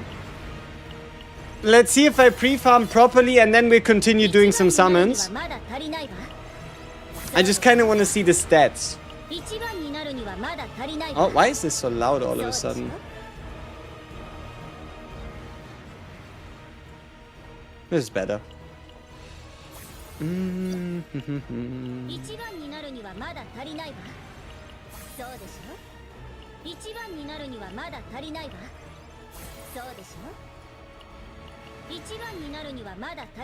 Okay. Upgrading the character was a success. Now what about the... Oh, we don't even have the partner. Okay, so we're gonna do the 50-50. See if we win. Depending on if we win or lose, we might continue summoning. Oh, this is messing with my head. Like, I know I need the jukebox and it's gonna be peak. It's just... It is currently indeed messing with my head. Let's just go a Cobalt Heart. You can't go wrong with that. And it's gonna be fine. Relaxing tunes to pull a Tenebria with. Let's go. And if anybody brings again the whole, oh, she's from Epic 7, that means you're gonna have to do 70 summons, then I, what do you say? I request you to fuck off. Surely she's gonna come home earlier.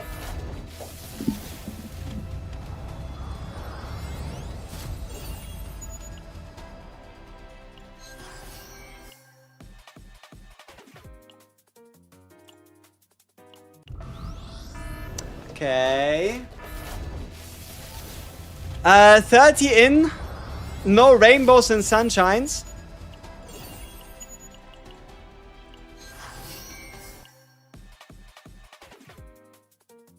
What about 40 though?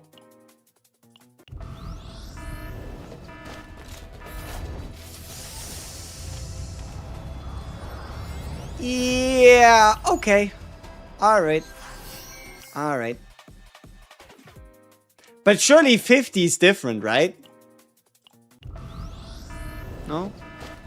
No?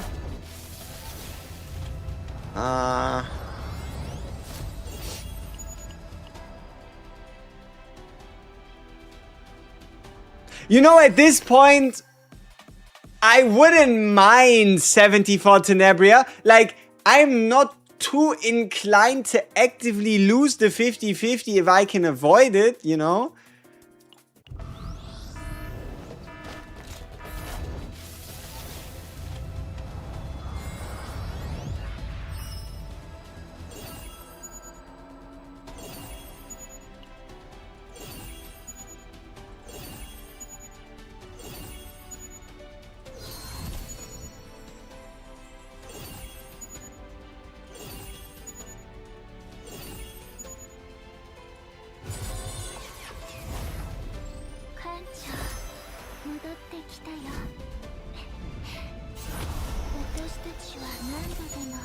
Well,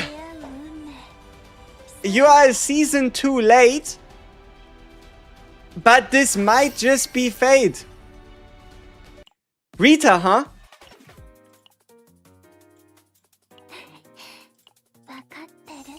So we could now gain 8 Chrono Ascension. Alright. I mean, that's kind of sweet. But I think for now we're gonna leave the pity where... Okay, we're gonna go 30 in. If something happens, that's great. If nothing happens, we leave it at that. Like, if we hit early, sure, nice, awesome, great, sweet, we like it. If we don't, then hey, it is what it is.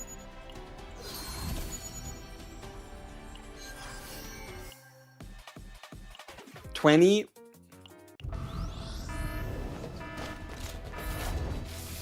Why do we want the E1? No, it's not that I want the E1 and that it's like so broken and whatnot. It's just like, out of all the characters it could have been, that is actually, it's pretty sweet. I like Rita.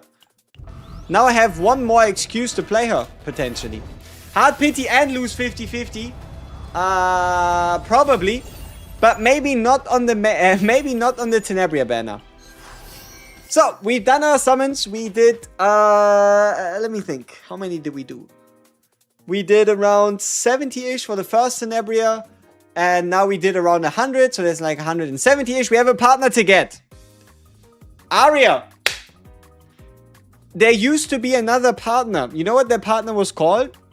The partner was called Clara. And Clara was very cooperative. Like, she happened to come 2 summons after Sylvia. You think we can, like, work out a deal?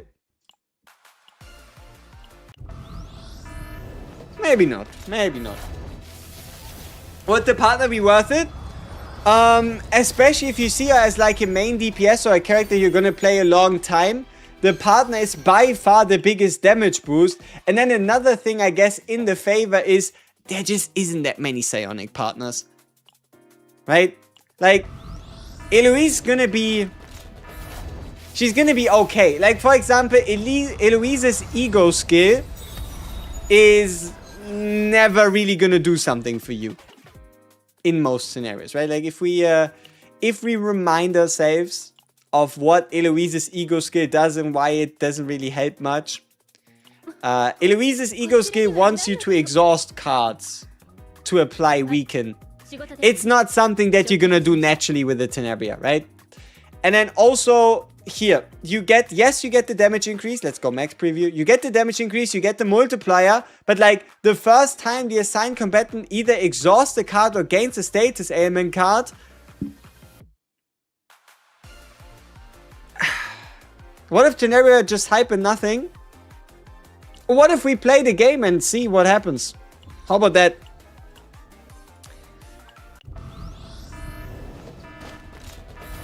Why does Arya do that so good? It's just straight up damage buffs. It's gonna be a 16% attack, 24% basic attack multiplier, 20% crit damage, 20% basic multiplier from ego skill, and then a 1-turn cost reduction in the turn you actually use the ego skill. Where the basic attack does seem to be, the basic attack damage bonus does seem to be permanent. Right? Like here. You're going to use an Arya for you, and what it's going to do, it's going to make sure that your basic attacks get a 20% multiplier after you use it, and just for the 1 turn where you actually use it, you also get a reduction.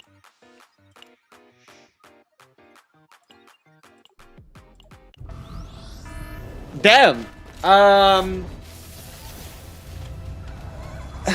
Arya does not want to come home. Maybe we should have summoned on the Tenebria banner first, standard banner after.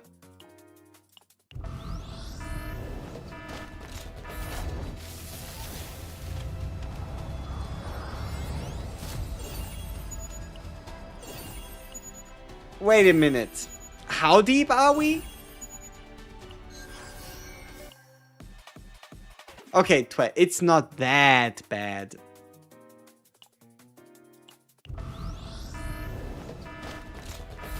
Ain't no way. Must be a fake out. I wanted to say. So we're now down 10. So this is 60 total. 61. 62. 63. 64. 65. 66. What's up with 66 today? Both Tenebria and the partner. 66 to get the first version. I mean, I guess in this case our only copy for the moment. Huh. That's a lot. There is a lot. So, Tenebria, what about you? Let's have a look.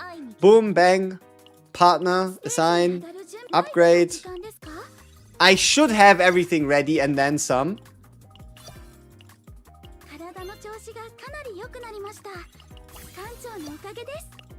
We also aren't completely broke on units this time around, which is surprising. Hey, Emmett Space, appreciate the follow. Alright. Am I running out of partner experience?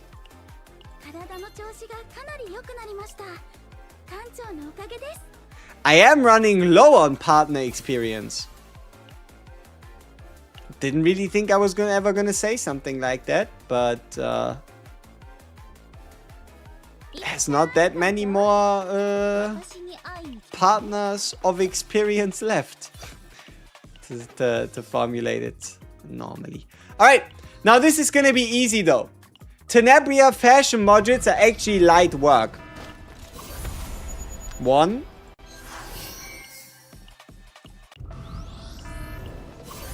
2.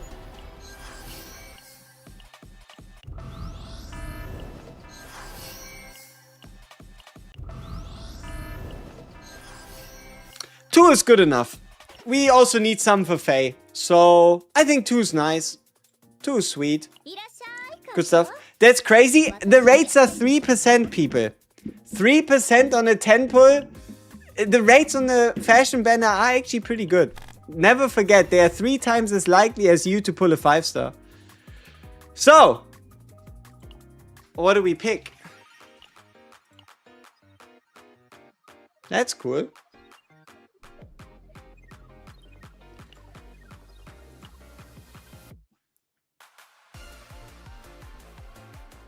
That's alright.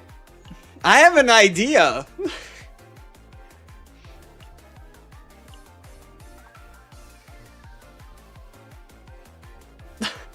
Okay, let's see.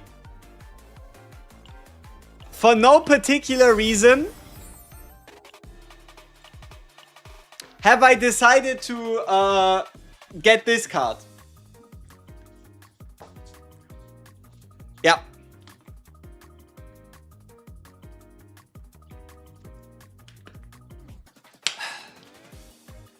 So, now that we've properly had an idea of Encore, we need another card to pick.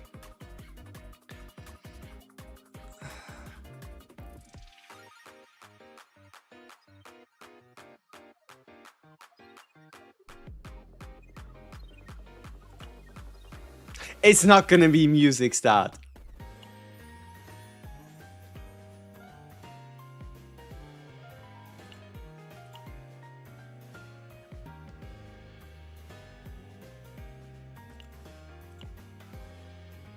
It's probably gonna be Spotlight. Once again, for no particular reason have I decided to take it upon myself to make sure we get the Spotlight. So the reason why we go with Spotlight is because Spotlight is the move card, and I see a good likelihood of us ending up copying the card so that we can profit multiple times. Anything else like that or on top of that or outside of that is hearsay and should be challenged in court. Yes. Now that we have this out of the way, what else do we need to do? Potential! Let's see how well I've truly farmed. Also, we don't even know what her top right potential does. So, that's gonna be new. I don't expect it to be anything crazy, but I can't sound check. Incinerate here? Brother, what the fuck is this? I mean, no wonder she was healing at the beginning of their trailer for like 36 damage times, 36 health times 2 when she used her card. Now, the real question though, do we just leave the unique card potential alone? Do we just pretend it doesn't exist? Because it's more expensive than just upgrading the basic card potential to the max and then being like, hey, I did the thing. But no, I don't think we have much of a choice. I was going to do it either way. But alright, we get crit chance. Easy. Now, what do you do? If Tenebria's attack is higher than 600 passion damage amount. Okay, so once again, we are at a point where it is not that important for you to have a passion goblet, because you could just use an attack goblet, because you do get passion attribute damage from the unique stat. At the start of the battle, increase damage amount of Tenebria's rhythm cards by 10%. Okay, holy shit. You need to do this. 20% rhythm card damage bonus? Or okay, better said, 10% for her, 10% for other teammates as well. That's definitely better than your usual basic attack proficiency.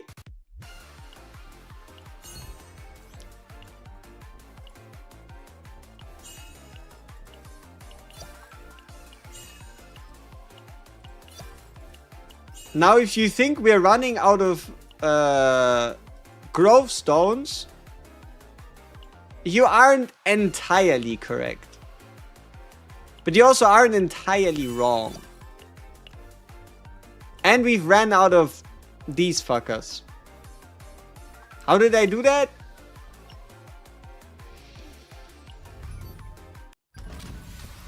Good question. Maybe I haven't done my due diligence in making sure I collect as many as possible. Maybe. Luckily, there are enough of them in like event stores and whatnot that I don't think it's gonna impede us much.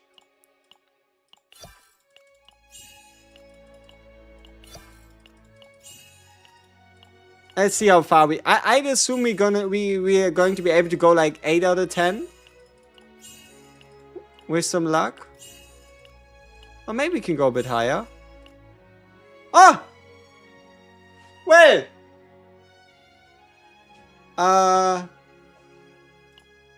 For the first time... Okay, not the first time. But it's not the regular occurrence that I'm actually like prepared. As in maxed. Maxed. This fucker maxed. Never do that. And then this one maxed. Very successful.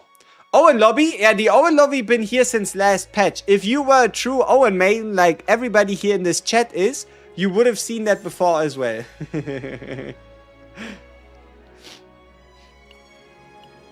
Yeah, sure, I'm gonna use my Omega code for Tenebria dupe.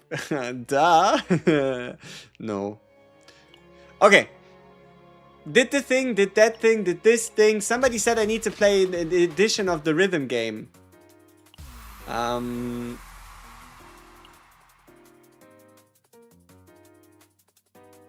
Okay, what about the hidden boss? Do I need to play the story to unlock him?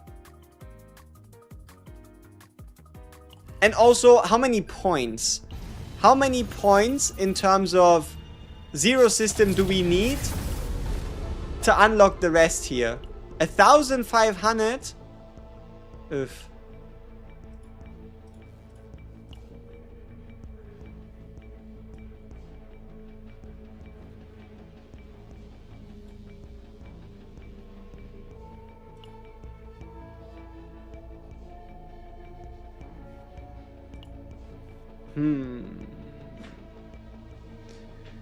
Wet memory fragments. I'm gonna run her in the new set, in the standard set, but there's a super simple set for Tenebria.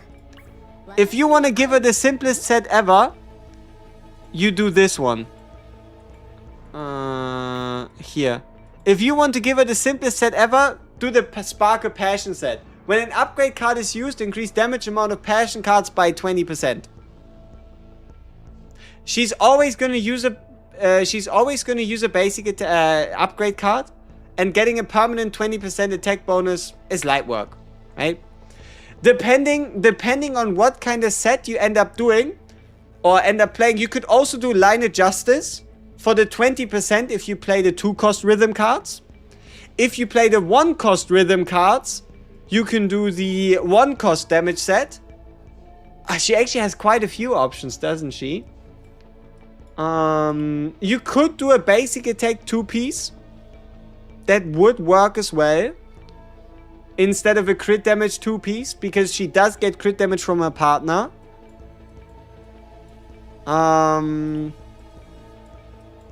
Yeah, I think those 5 might just be the main options. How would a 2 attack, 2 basic, 2 crit damage sound? It's a pretty good 2-piece, 2-piece, 2-piece. And it would be pretty applicable in a lot of places. But, for example, I mean... Yeah, you could run that as well.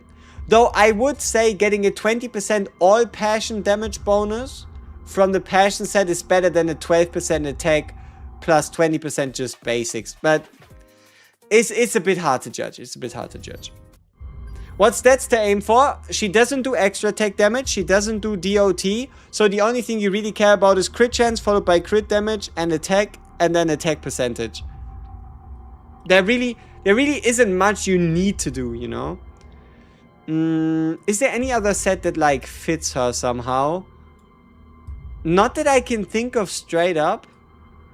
I mean, you could try giving Agony to her. I wouldn't recommend it. But no, she has some good options. Holy Tenor Lobby. I don't know, man. Is it that good? Can I see the max potential damage on her rhythm cards? Sure. So, we have 240 on call and response, 144 on encore. These are unepiphanied. 840% base damage call and response. Yeah, 840. That is juicy. And then obviously, let's have a look at these. It goes...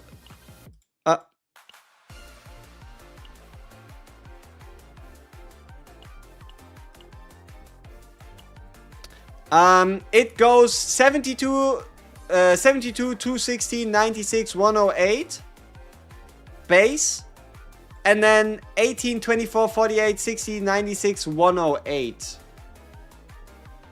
So this rhythm arpeggios, let's say it be times 6. So holy shit, this B is 648%. That's a lot. Like, this 5-cost and 6-cost arpeggio, that's a lot.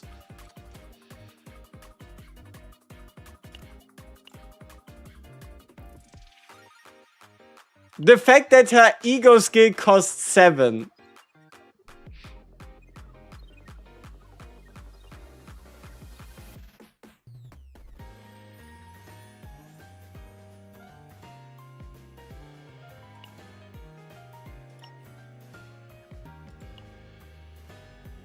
Okay, what else do we need to do?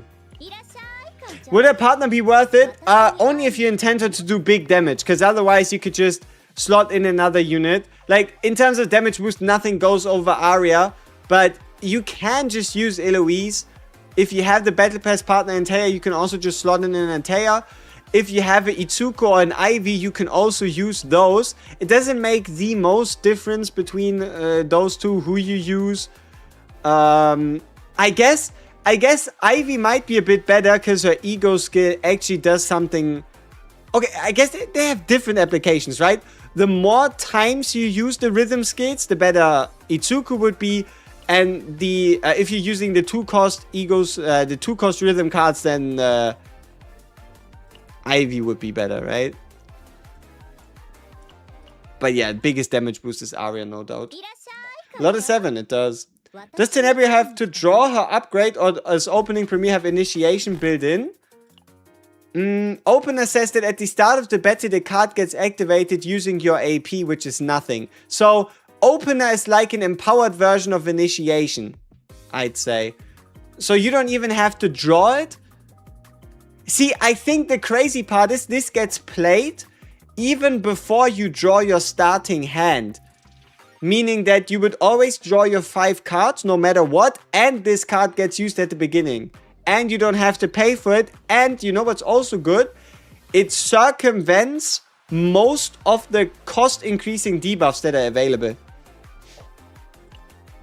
You don't want ego recovery. You just go attack. You just go attack, crit chance, crit damage. So my stats look something like this. 62.4 on 211 on 838. That is what our Tenebria does. And we also have a passion damage goblet. So plus 16. I'm gonna give a quick check to see if we maybe have an attack based one that'd be worth putting in. But I don't think so.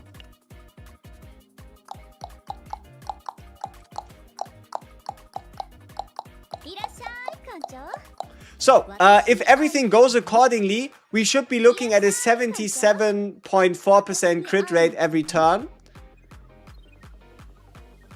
No. Let me see. Could I, even if I wanted to, could I build a Spark of Passion set? Like, I know that I have a really good Spark of Passion goblet. Ah, but it's for extra damage, so it wouldn't even really count. Okay. And also like, okay. This is also extra damage. My Spark of Passion set has too much to do with extra damage, I guess, to make sense. And then there's this weirdo with a bunch of fucking defense. Nah, I think we're good. I think our gear is cooking.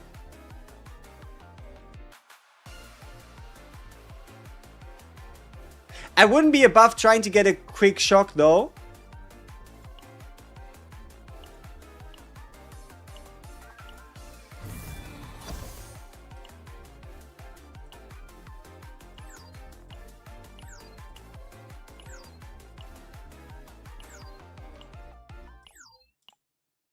I am getting a shock, just not a good one. In more than one meaning. I don't even really see like the Adelheid. Okay, one of the pieces actually has a bit of like Adelheid potential. And that's this one. But I have a feeling I'm about to get scammed. This piece is about to give me, I don't know, a damage over time. Huh, maybe not. Well, it's okay. Bunch of flat defense, some crit damage, bit of HP. Maybe I can do something with that later. Who knows? Unimportant. We have things to do. And that is, we needed to figure out if we need to play the story.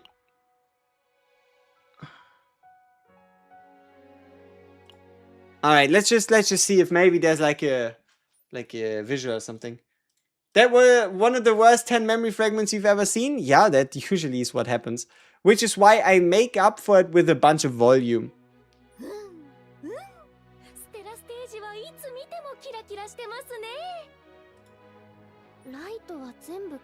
Do you hear this? This is voiced. Wow. Oh no, it's Owen. Wait, they still pay that guy? Oh no. How dare they?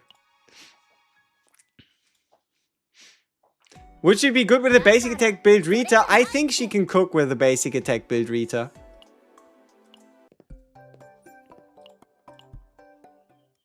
Tenebria performing at the World Cup? Probably.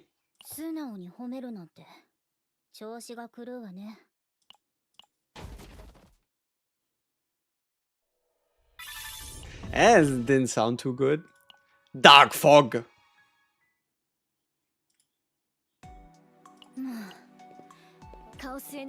Hey! Is the mayor Haidemaru? Okay, now that I'm properly informed on what happened at 03, we can finally do an addition. We can finally do an attempt at the rhythm game.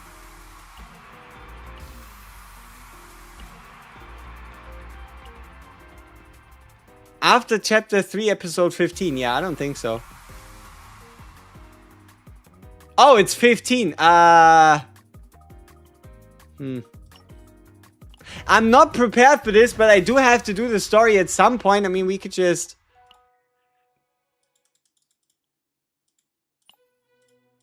Maybe there's like a cutscene at some point.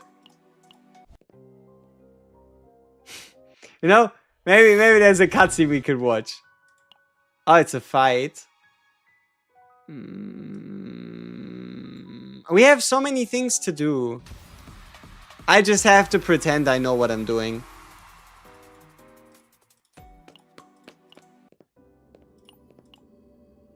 Yeah, that all seems very logical. I agree.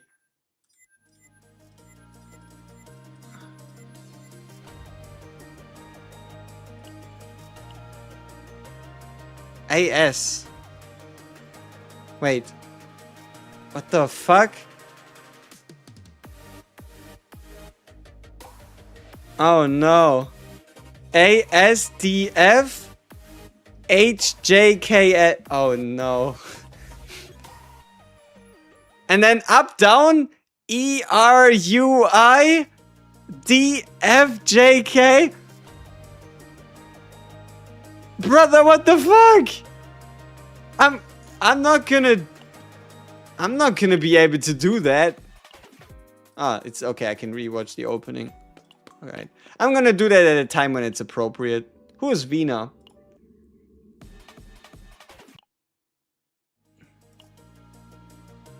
What do you mean I can increase the speed?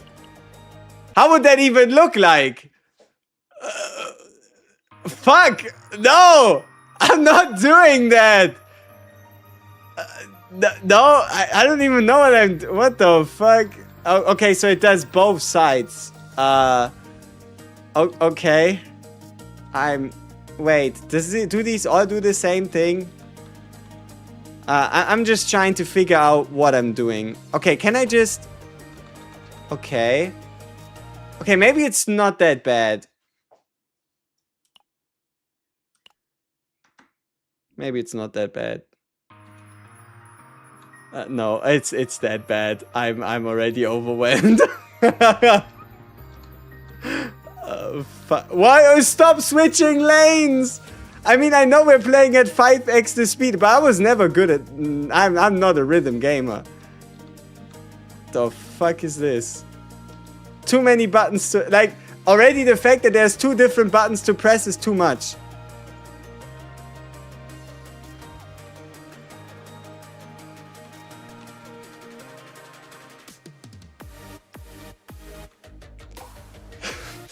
Shit is lagging. This is not fair.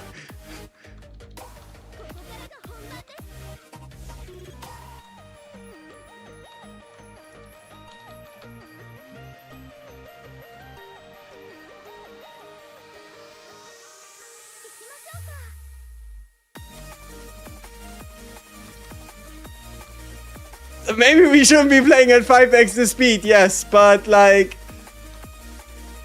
I don't know what I'm doing. And this is the normal difficulty.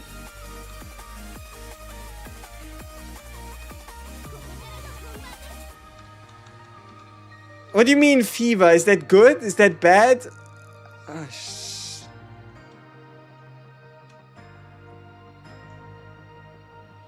Oh, I think we're gonna die.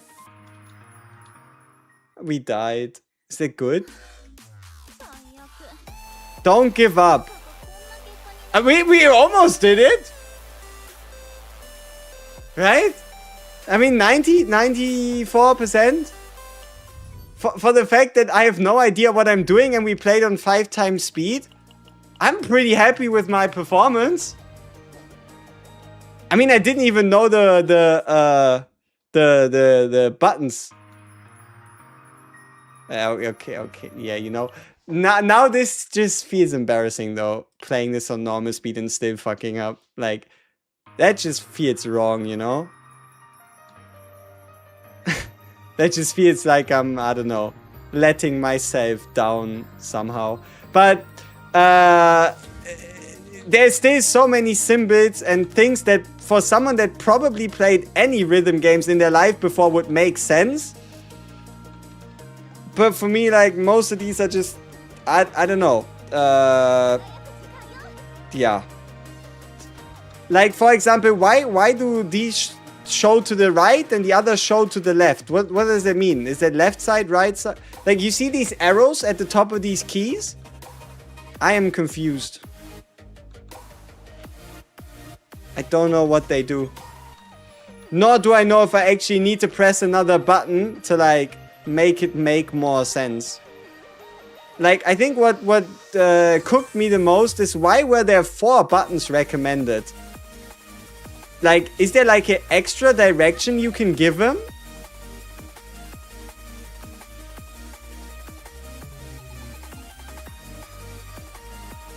Also, is this the right song or is this the lobby song? I mean, is the right song the lobby song?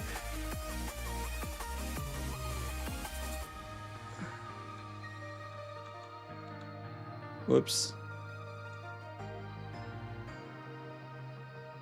Yeah.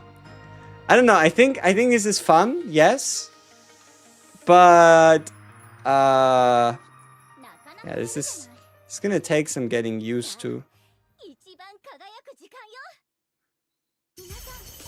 Yay! We won with a score of B. Does this automatically clear the lower difficulty? It does not.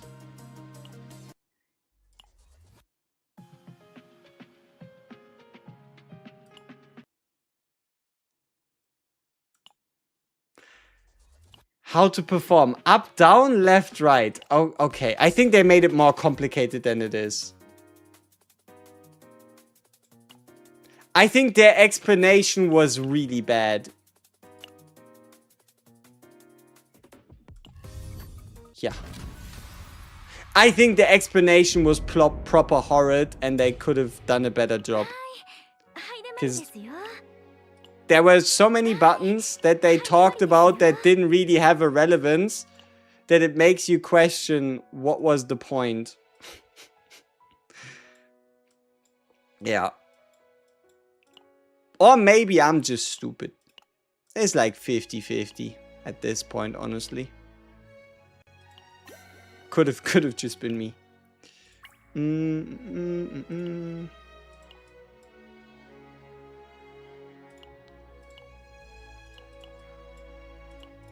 But it's time we actually play the game. Been too long already, anyway.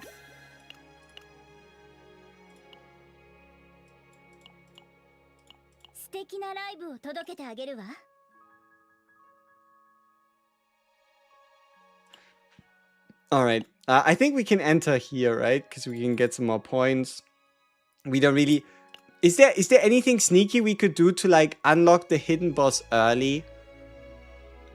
Let's see. So, let's say I get rid of a couple things I know I'm not gonna need to try to save some points. Does that work? Not so deep. How in the world were we supposed to know A and M were the keys you need to push? There was a intro that told you which keybinds would work there. But I guess it's A and J. That's what I used. Or A and G? I don't know. But there was like a tutorial text that told you which buttons were working sometimes. Okay. What was it? I wanted to go in. Yeah, we wanted to redo the Zero System skill tree. Why is it still in the Zero System and not in the seasonal tab? But alright. Let's say we start here in the middle and I go up and up and up. Yeah. And then to the side.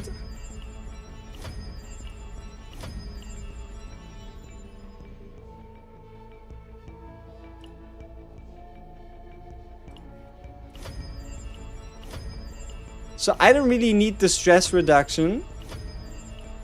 I also don't really need the dice increase. But I do need... Wait. Do I?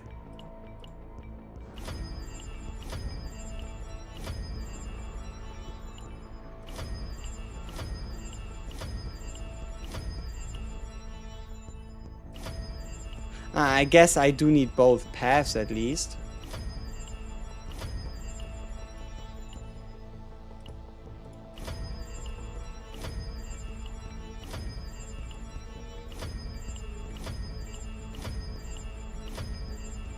Okay, so we have those two.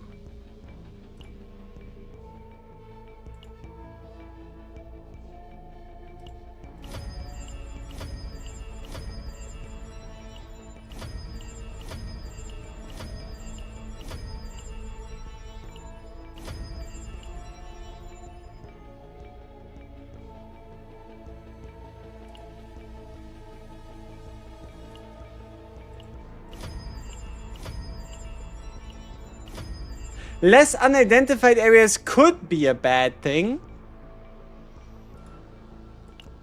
Well, only time will tell. They show the name of the god now? Yeah, because, like, now you should know his name if you play the story through the lore or something like that. Bug's still working? No. No, the bug's not working. I'm just redistributing my 3,500 points I have into something I want. Alright. So let's get to actually building a deck and figuring out what Tenebria is all about, right? What else would we do? Tier 15, Adelheid areas, decrease max HP, negative credit. I don't want negative credits. Come on. I can get a tier 15 without negative credits, right? Perfect. Alright, let's get it. Tenebria, boom, Mika, Hyde Mary, just get in, get the deck, figure things out. Okay. Selected combatant gains an epiphany, remove a card. Alright, let's do remove a card, but the only thing we remove is going to be fan service. Oh yeah, her save data calculation is going to be built a bit differently, eh? Seeing as how we have 40 points more than what we'd usually have. So we can fit something like, let's say, a persona card. Full divines. No trouble. And we could even get another divine on top of full divines. Or we could put in a season card. Ooh, you know what? Maybe we could also build her on Burning Life. Seeing as how we'd be pretty easily able to afford the plus 10 for the Godly. On the note of Godly, we're getting our first Godly Epiphany on call and response. Let's have a look. Caligo, his name, huh? One random ally performs a coordinated attack. Yeah, about that. I don't know. Let's go with the 2x hitter for now. Let's get another divine, see what he wants to give us. Draw one on Blessing of the Waves. Fantastic. Hashtag Cash Money. I think Hashtag Cash Money was a better name. Like, Caligo is like, I don't know. So normal.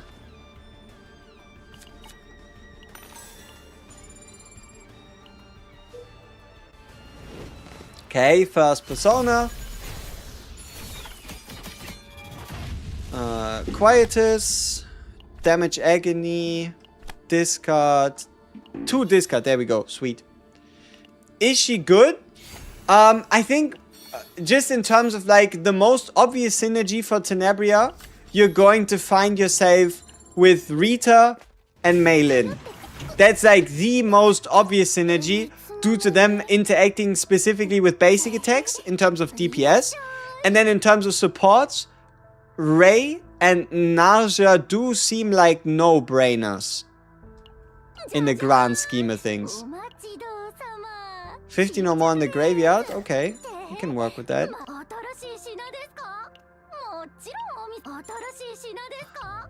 Wait, then what do I remove on the Tenebria if I don't remove? Could you imagine somebody building a Tenebria deck in which they get rid of music start?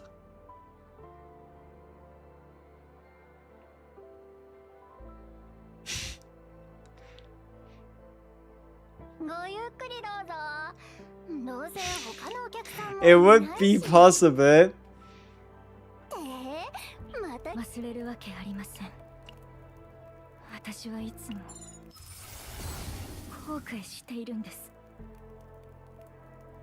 Ooh.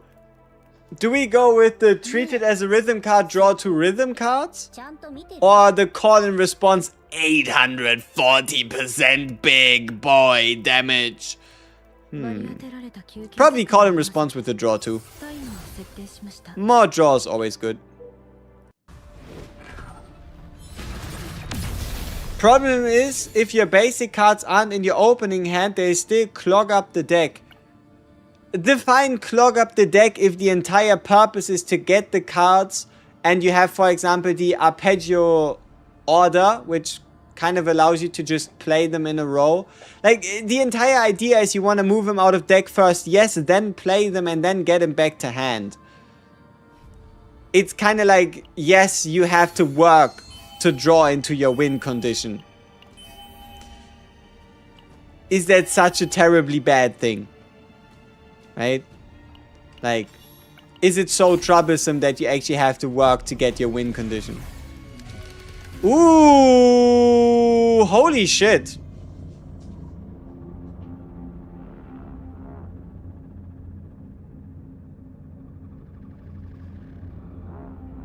Big win?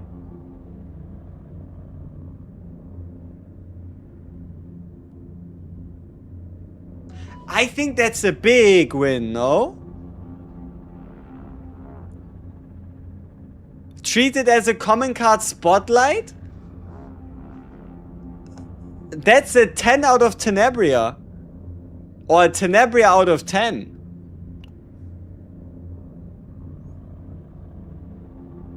We take those. So now we can copy it 4 times and create a chain to make sure that we can, without having to ever draw it, play Spotlight to allow us to draw into another Spotlight, to allow us to draw into another Spotlight, to allow us to... You get the deal, right?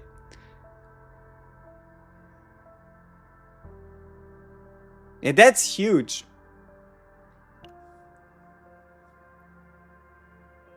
We could put in a dream world into this deck and we wouldn't even notice.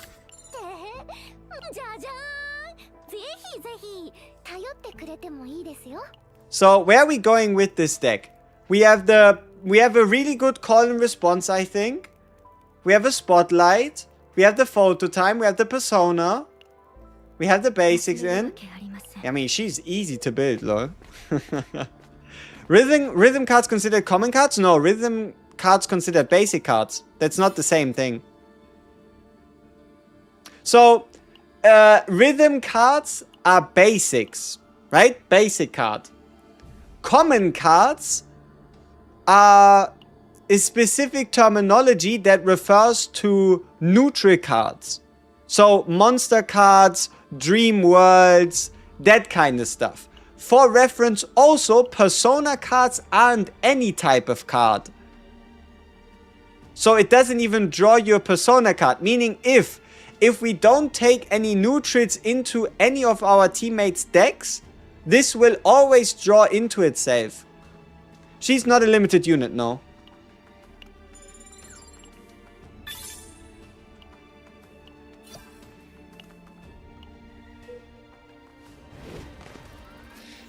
You should farm on the world with the ring that would boost basic attack damage. You could do that, but you could also try and figure out what's up with the hidden boss that they've now newly introduced to see if maybe he has a gear piece that's even better. How does that sound? Right? Maybe we first want to figure out how good... Oh, also, really high chance of the treated as a common card Divine on the seasonal planet due to the multitude of events that have, now that he's called Caligo, that have Caligo Divines available. So, Persona card done. Fortissimo is this one. Crescendo is this. I want to change this music start. I think we have what it takes to make the full DPS build. So, the one we're looking for is gonna be this, like, 6 chain of Persona cards. Of Rhythm cards. Who'd be our best team? Probably either Ray or Naja. Oh, you know, if you really want to go balls to the wall, you go Tenebria, Ray, Naja. So then it'd be super straightforward. Ray, you put in a bunch of attack cards. You put a bunch of upgrade cards. So basically, you don't even notice her deck being there. Naja, you get both cost reduction and draw with the draw divine on her card, right? The one, you know what I mean. And you can then get infinite veracity for the damage buff to basics, plus the healing. Yeah, I think that'd be pretty good. E6, 9 and Briar and 10 pull. God damn. 699, huh? Ooh, when action count of enemies is increased by allies. That's nasty.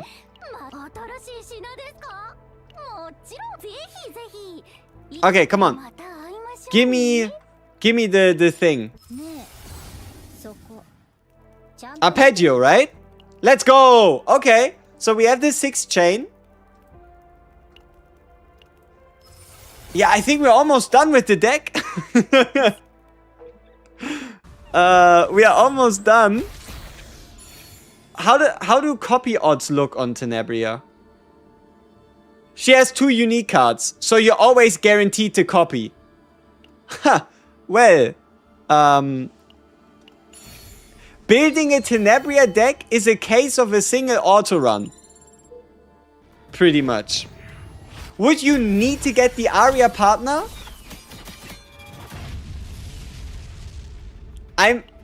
Gentlemen, I'm having strange thoughts.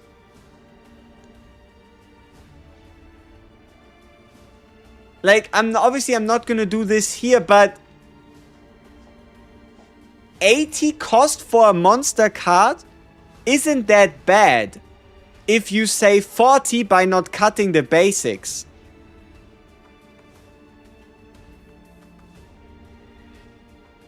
The ability to farm Dominion on the seasonal planet for somebody like a Ray and the like. This is not gonna go into net, but imagine a Ray that keeps 2 basics and runs double Dominion.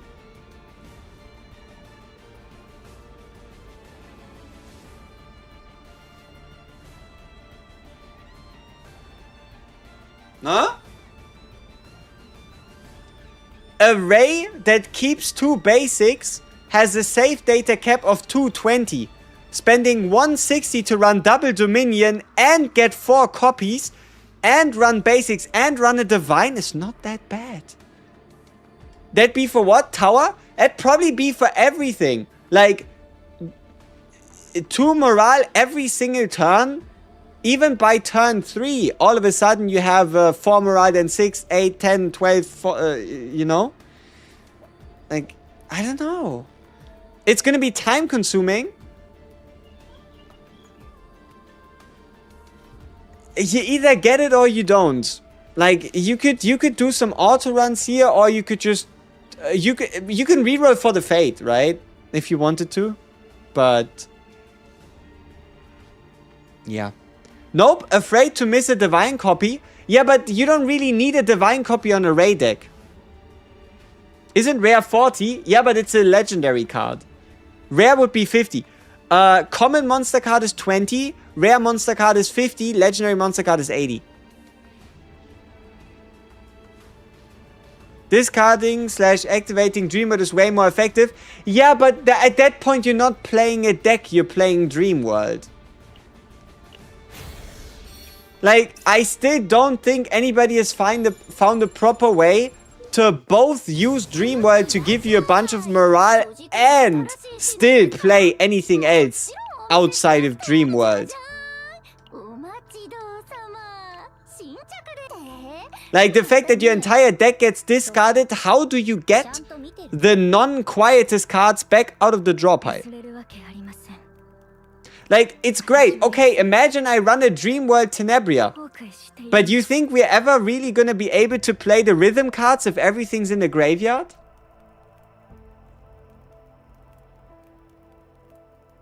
And if you decide to, let's say, put draw 2 on Dream World, that could still draw you Dream Worlds into your hand instead, bricking your turn. So, like, I don't know. Dream World is not a deck you play when you don't play with someone who can benefit from having their cards discarded. At least that's what I do. Also, why do we see so many Dream Worlds? I don't need that many Dream Worlds.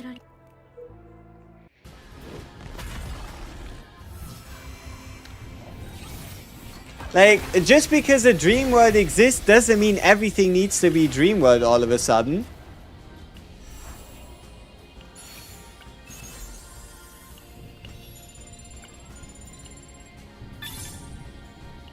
I wonder if we find the event.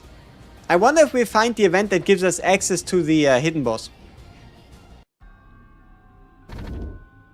I finished the Melody at the Highest Peak event in less than an hour. It was not a bad event and you actually enjoyed it. Hey, good on you. If you actually enjoyed it, that's yeah, that's peak. That's pretty sweet. Should I question how you did 3 difficulties on 5 different songs all in a row? No, because you clearly enjoyed yourself and that's all that counts. Yeah, good shit. Pretty badass. Alright, let's kill him. She's easy to build? Absolutely. You miss it because it's in phase 1? No, not that. We already got that. I'm talking about somebody. I'm 2 steps ahead. There's now a new event in the interior that gives you access to something that's not the hidden boss. We already have that one. Also, we didn't miss it. We actually hit that shit. So, there's that as well. Was it like 2-2 for the credits? I think so. I'm having a problem to decide to pull or pass. Give me like 7 hours. And I'll let you know more. Maybe access is still the same way? No. It's specifically a different event. Oh, I think here it is. Look. You look on the map, You see this symbol? Director script. A rare unidentified area is revealed that options a special option that grants entry to the core Discord. Look. You see this? Alright, now I'm excited. What is that all about? Imagine if we die. Could you imagine if we die?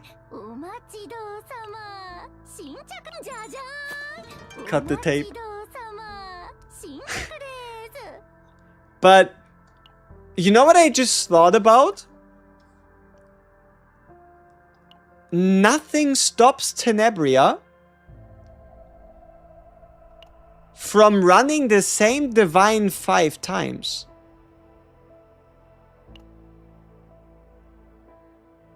Like, I could just use divine cores until I can get treated as a common card, draw a common card on this as well.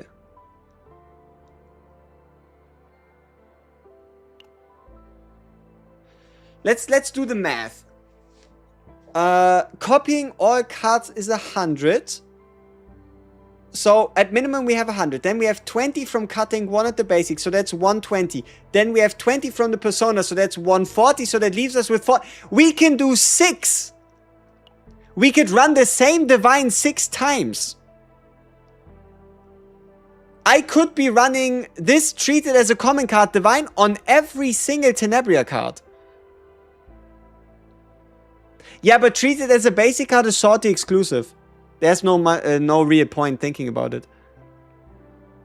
Yeah, I could run it on every single Tenebria card. No, not on the upgrade. We're missing one more. We're missing the golden card. Copy divine is 120. Let me think. You have 4 copies, 80. Yeah, it is 120. You're right. Let's see. Okay, I think we can't run it here. But if we don't run a persona, we could run it. Right? Like, we are currently on 80 out of 180. We're going to add an additional 80 on top, so that puts us at 160. Yeah, okay, so we only can run 5 copies of it, of the divine. But if you don't run a persona, you could run 6.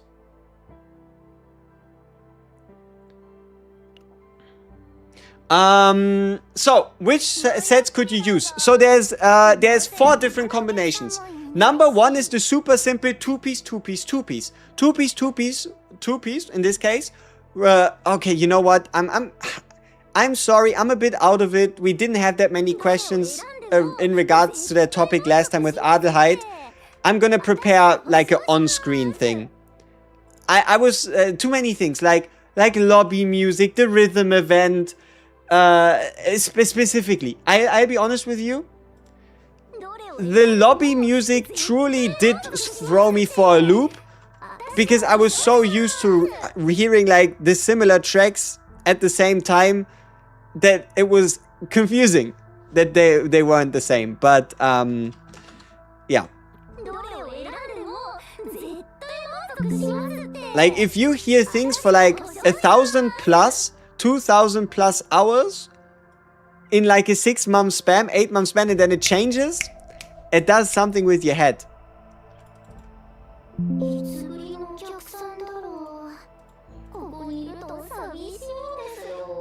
Okay, let's get it.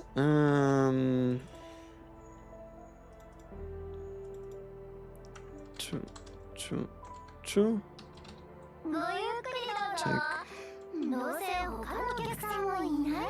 Basic.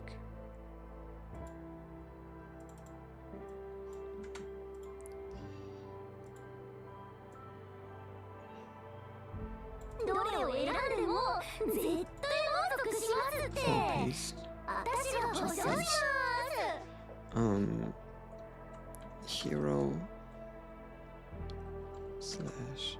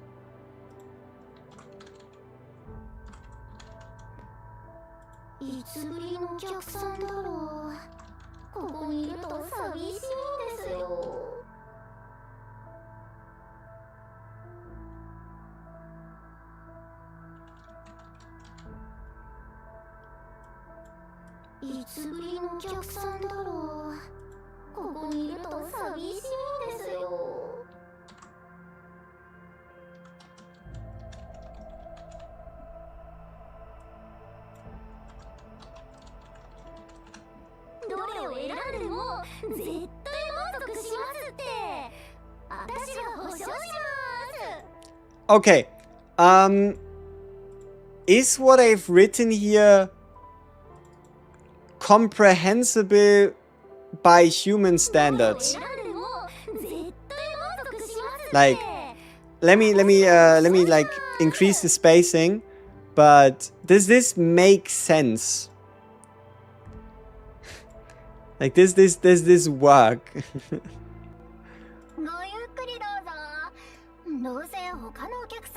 Yes? So, okay, outside of the timer, obviously. Okay, maybe... ごゆっくりどうぞ。どうせ他のお客さんもいないし。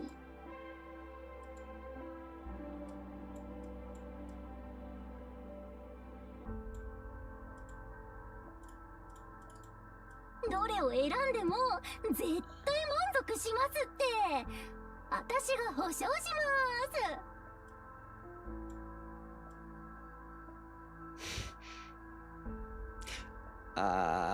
Shit.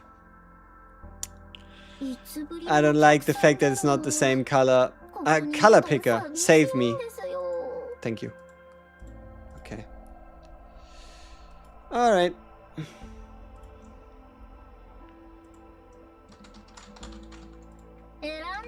And then we can go over here. If you can't read, I can't save you. Most of the time. いつぶりのお客さんだろう。ここにいると寂しいんですよ。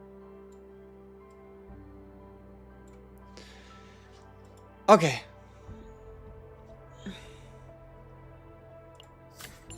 Where did that go? Why did that go on Hide Mary?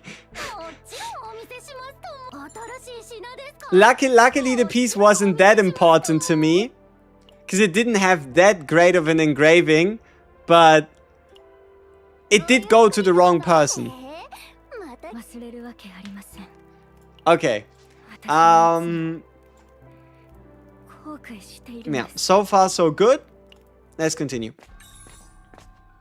Okay, here it's this one. Event encounter. Apply Caligo to one selected card and forcefully obtain a curse. Okay, if you know this, you can take advantage of this. You know how we talked about making the Tenebria deck with multiple divines? We could have just used the Epiphany Cube to give us the Epiphany, to now try to apply a Divine Epiphany to it, saving us valuable time and salty resources. Wait! Wait! But I already Epiphanied!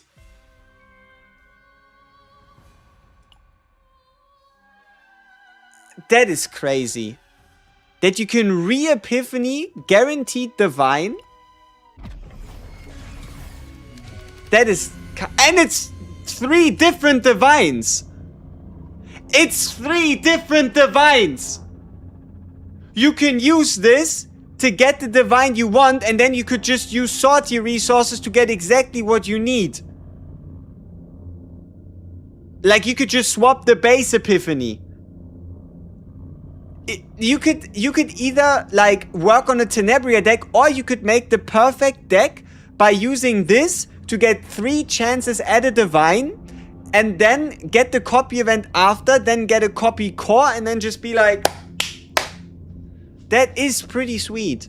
But does this change any... Oh, also it's the same Epiphany with 3 different divines. Does this change much? I mean, defeat draw 3 is kind of hilarious. But I don't think we're gonna take a divine for now. On the off chance we get a divine on the golden card. If this was the treated as a common card one, this would have been different. Instant taking. Instant. So now look at this. We now have... do you see this? Did you see that symbol on the map? We should now have an additional area after the boss. So, I know you can't see it here, but there was this like black symbol, so there should be another area after the boss.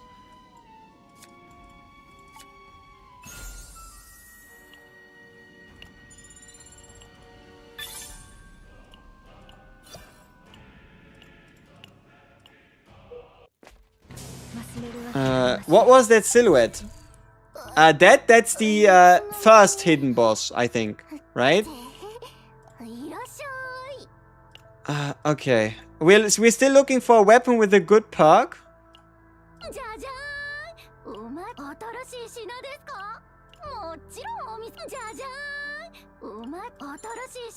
Tenebria, are your cards haste? Like, I know this is haste. But... what about these ones? Are you haste? You're not. You are! The big damage ones are haste! Look! So a 25% multiplier to the big damage arpeggios would actually be pretty good. Damn. Oh. What about... I think she has quite a few haste cards, doesn't she? Why not make all of them haste then? Maybe it'd be too strong. Hey, thank you so much for the Prime resub. Hanablahaya, appreciate it. Why did they split it like that? I guess the reason is you are more like they didn't want to give everything haste. So they decided to set it for the versions you are most likely to move back into your hand. Which are the 4 and the 5 cost version. I think there might just be haste on... wait, on... we do have the other epiphanies. Which of the other ones have haste?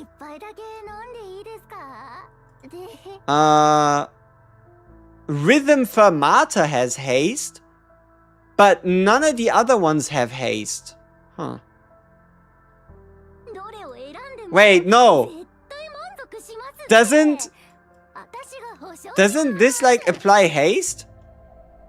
Or something? To her own rhythm cards? Usually? Apply haste to rhythm cards of this unit! Yeah! Look! Every version that's not arpeggio applies haste to rhythm cards of this unit. And the Fermata ones are haste at base. So you can go with the 25% haste card damage multiplier on all the other versions here.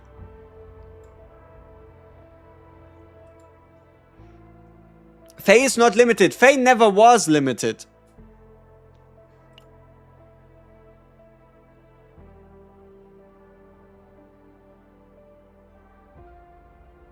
Glad we have the screenshots. Yeah, great, right? So that we can always check on the side. I like the cube, but I...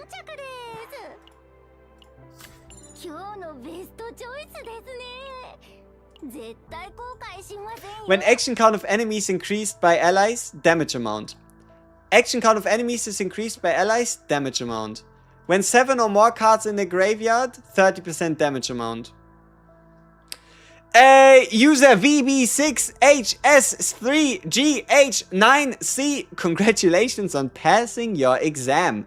Next time, please pick a username that's easier to handle, but good shit. How can you properly test hype, Mary? I'm not testing Tenebria. I'm building a deck. Oh, we were so caught up that we forgot to do one of the most important things. Fashion check. Let's start with the partner first. Is it like a live stream drone? Is she live streaming in my chaos run?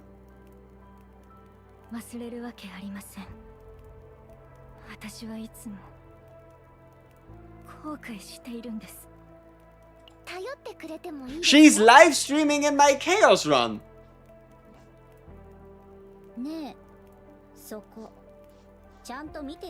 Live streamception, how dare she? Now what about Tenebria?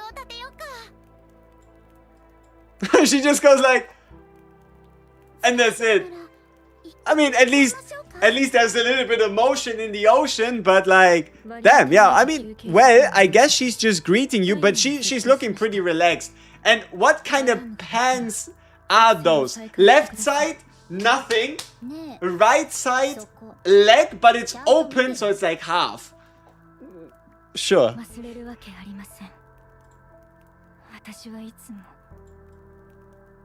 What if she died during the chaos run? Does her channel get banned for dying on stream? Listen, if you die on stream, let me let you in on a little secret. You couldn't care less what happens to your channel. Like, if you die, what do you care if your channel gets banned? You're dead. GG. Like, I don't think she'd care much. And if she were to revive, she can always ask to get unbanned because she like revived from the dead. So I don't think there's much of a chance of her losing anything of value. Body not found. Kick streamer confirmed.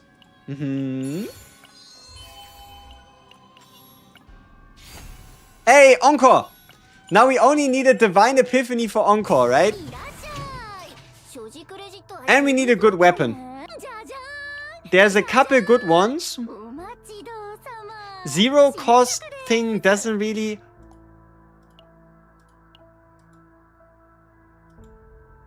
It's not the worst. This one becomes 0. Makes this one 0. These ones won't be 0. But this one will most likely be 0. And this one will most likely be 0. Yeah. And we're gonna buy it for now. It's better than what we have.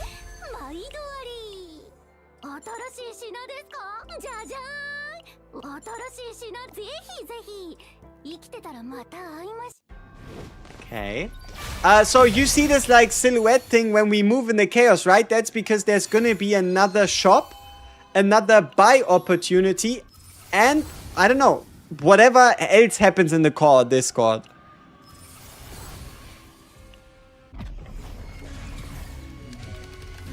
Could you have imagined?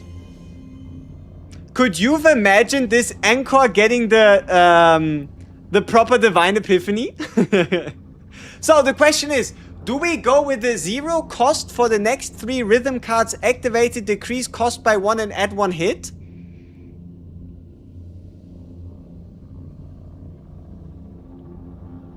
Is this one of the epiphanies we'd want to go for? Or do we go with the draw one if that card was a rhythm card? I don't know. What kind of epiphanies do we actually have access to? What did I miss? Do we know by how much? What's going on?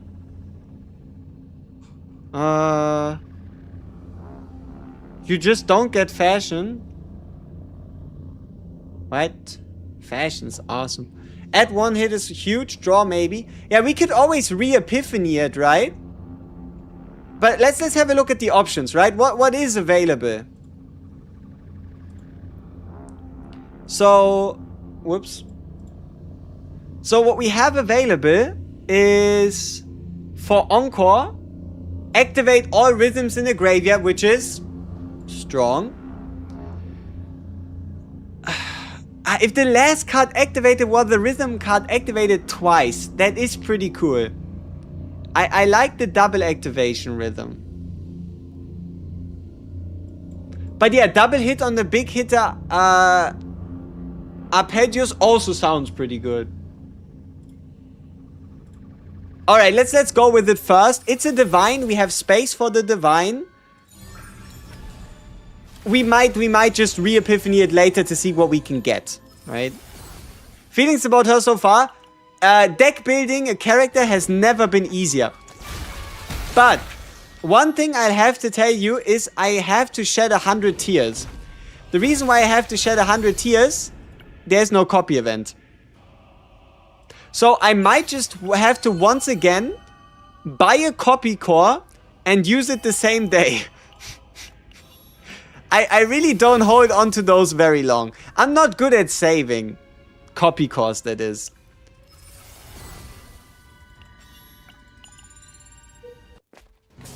Yeah, I'm not the most proficient at keeping my copy cores together.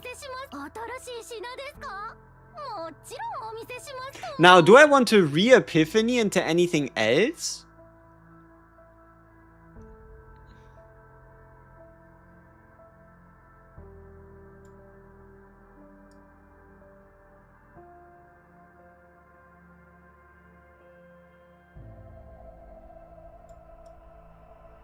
Do I want to re-epiphany into anything else? No. We will have another shop after. So let's see if maybe we can find a good weapon. Maybe if it's on a discount? Okay, maybe the boss. Maybe this boss or maybe the hidden boss has a weapon for us. Because we don't really know how it works, right? Now, the greatest surprise would be if the hidden boss, for some reason, either has a good weapon for us, or he gives us a Cthulhu. Let's see. Oh, that's dark. Okay, we just recover health. That's alright. So we'll have one more. How the fuck does this thing look? Ew! Look at this shit. Damn! Alright. We still need a good weapon. At least one that's better than what we have. Ours is not the worst thing ever. But there are certainly better ones out there. Not that we can afford them. So I guess we're relying on what the boss has for us.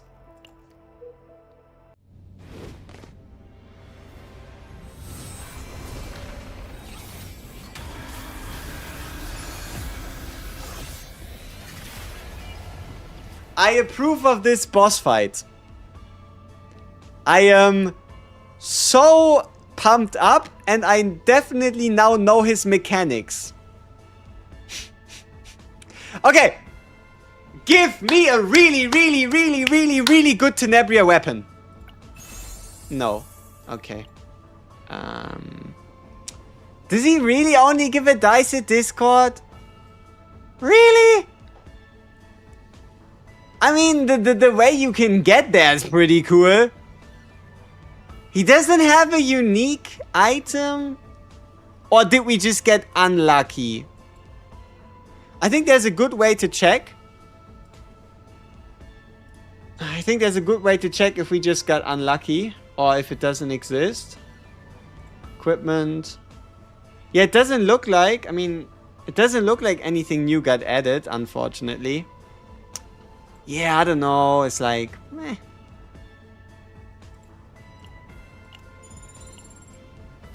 It's sad.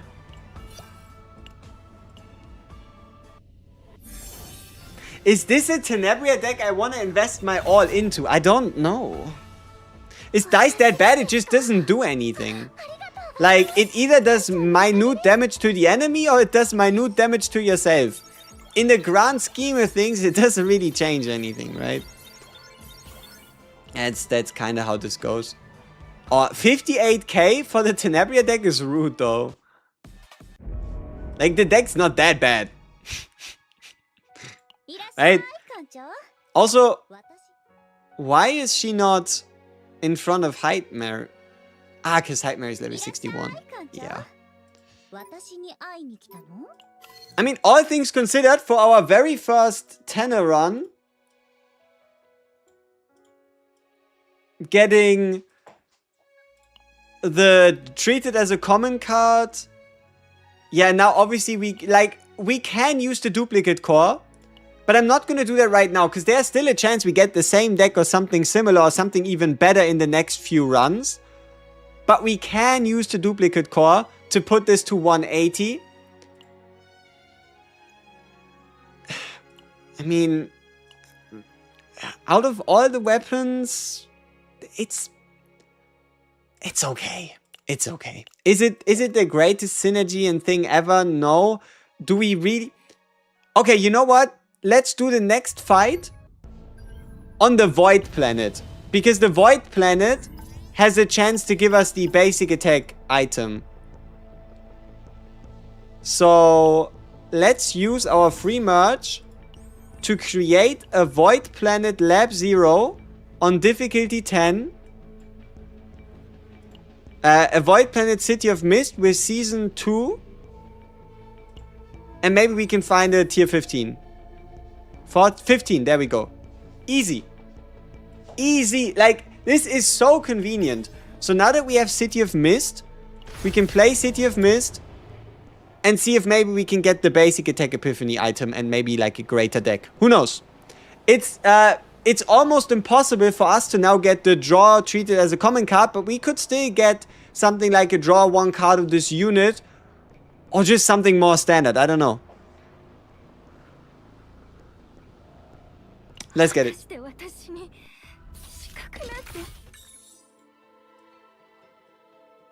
There we go. Okay. Max health, change, assault boots.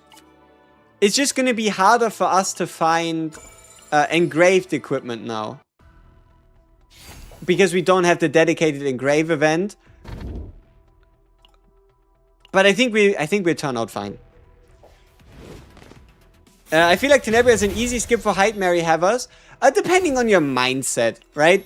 If your idea of playing this game is to just get the best DP, that's unlucky. If your mindset is to just get the best DPS for every roll and then call it a day, then sure. It's very unlikely for Tenebria to be a better Passion DPS than Hyde Mary. Right? Like, I can tell you that straight up. When it comes to just raw DPS, bing bong, ping pong, then she's gonna have a tough time. Every character in the game has a tough time in that regard, right?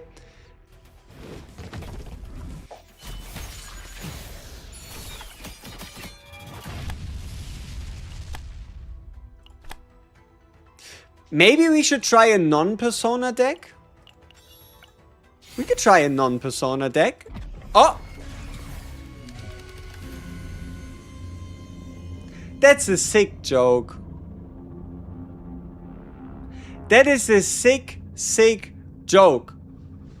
You, Mr. Caligo, are of a very twisted mind. Me saying that we are most likely not gonna get it treated as a common card divine, and then you appearing and putting it on the upgrade card. The only thing that can under no circumstances really use this shit, that is sick. That is twisted. That is disturbing, and that is disgusting. Disgusting. You a sick, sick man with a sick, sick mind, Mr. Caligo. Would a staccato be affected by a rated buff 1 cost card? If at the time of playing the card is 1 cost, then it gets activated. If at the time of playing it is not a 1 cost card, then it won't get affected. So for example, this rhythm here. For 1 turn, decrease cost of the next rhythm card activated, which would qualify it as a 1 cost card, the next rhythm card played, that is. But if you play it at 2 cost, it doesn't count. Same is true for if you play it at 0. If you play it at 0, it counts as a 0 cost card. How could you hate the common card divine? Because it's on an upgrade card that auto plays itself before I even have the chance to appreciate the divine. That's how. Hey! Oh, we have a problem here. I cannot pick up the Eye of the Eyeless, because if I do, I'm gonna get an Eye of the Eyeless without a engraving. So we have to get the engraving first, then get the Eye of the Eyeless after.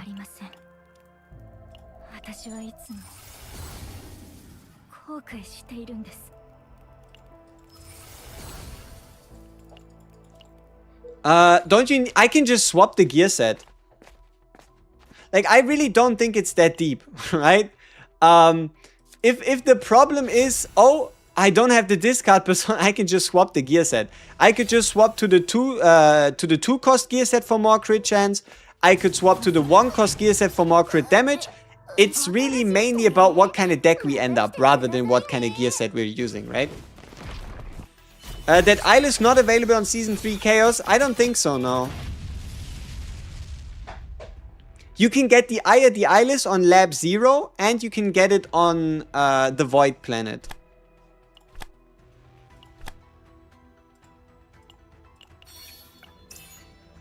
Makes you wonder, right? Like, why is it not on the Passion Planet if it were to, for example, be for, let's say, Meilin? Geesh, I fell asleep and woke up to my voice. Surely that must make you very happy. Surely. What else would you be? Any preview for the next season? That thing happens in like... at the earliest 3 weeks. Like, we might know around the time of Faye what's happening in the next season, or we might even only know it after Faye's release. But whenever we get it, I'd assume it's going to be the same. You know how they did like this dev roadmap thing before the start of season 3? We should get something similar for season 4 now that they're cutting back on the streams. So we should get like these highlight dev focused interview things that give you like a whole bunch of information.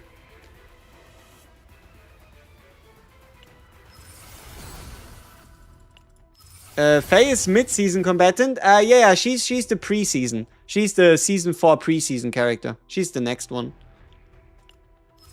Any idea which card to copy? Spotlight. I think Spotlight is a good copy target. Spotlight's a good copy target. Call and Response kind of feels a bit better as like a one-off. I think it's maybe between Spotlight and the golden card. I forgot the name. Let me check. Let me cheat. Encore. It's probably between Spotlight and Encore. What you end up copying. Let me see. I mean, there's also some call and responses that you could copy. Like, for example, the call and response draw 2 rhythm cards if in draw pile, activate this card when a rhythm card is activated.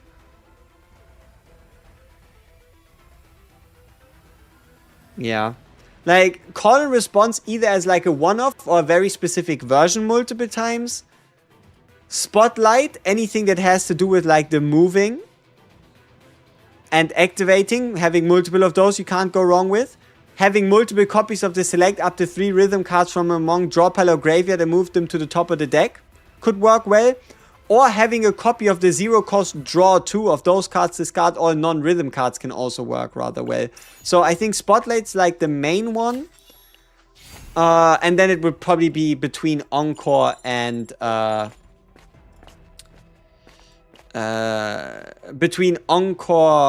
call and response, but it kind of depends on if you maybe get like a nice divine or you have like an idea of what you want to chase, something like that. That's sad. That's sad. That's great. To pull or not to pull? To pull or to pull? Wait, I have an idea. You should pull. Like, if it's between pulling and pulling, I think you should pull.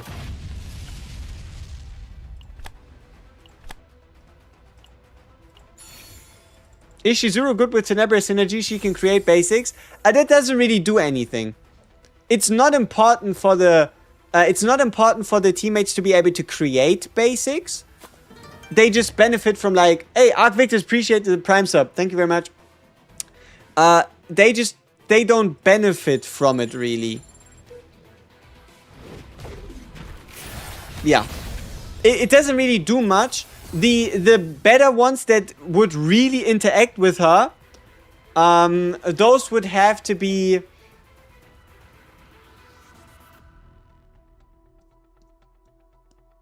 Wait, you can get a copy of this? This is not unique?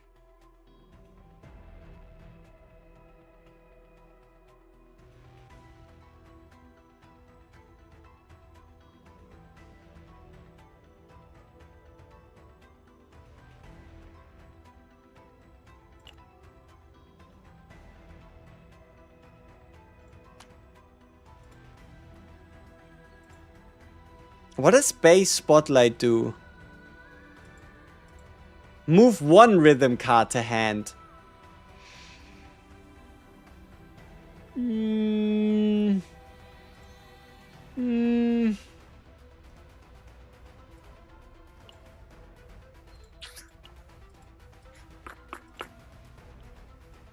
would still be a 1-cost card that you end up creating in your hand.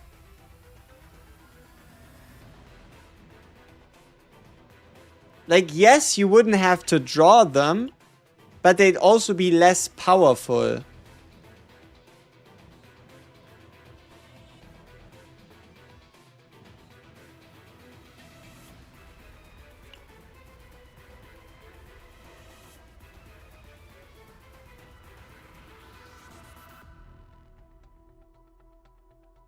I think it's kind of hilarious.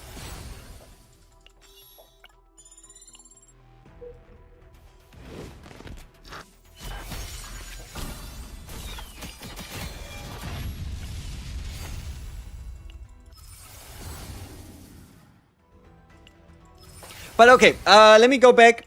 Can you copy one spotlight and change it to the unique epiphany? You could. Does spotlight even have a unique epiphany? It doesn't. You mean, could you get a copy of Encore and change it to the unique epiphany? That would work. Like, you can have an Encore that's unique and a different Encore at the same time. WG Faye would be what type of DPS? Probably main DPS. Main DPS and draw? But like main DPS plus self draw. Also, I guess multi-hitter, but never more than 7 hits. Rather multiple card activations. Also, she's an X+1 DPS. Like, she uses X+1 cards. And someone with an Heightmary E6, should you skip a Tenebria? If you want to skip everybody until you find somebody that's stronger than Heightmary E6, at the earliest, you might just find somebody on the anniversary. I don't know if you want to save for the next 4 months straight. Then again, anniversary is only 4 months away. Crazy times, huh? How did that happen? How did we go from, hey, it's anniversary to, hey, it's half anniversary to anniversaries in 4 months? I don't know. The time, it's all swimming together. But, okay, let me figure out what I wanted to say.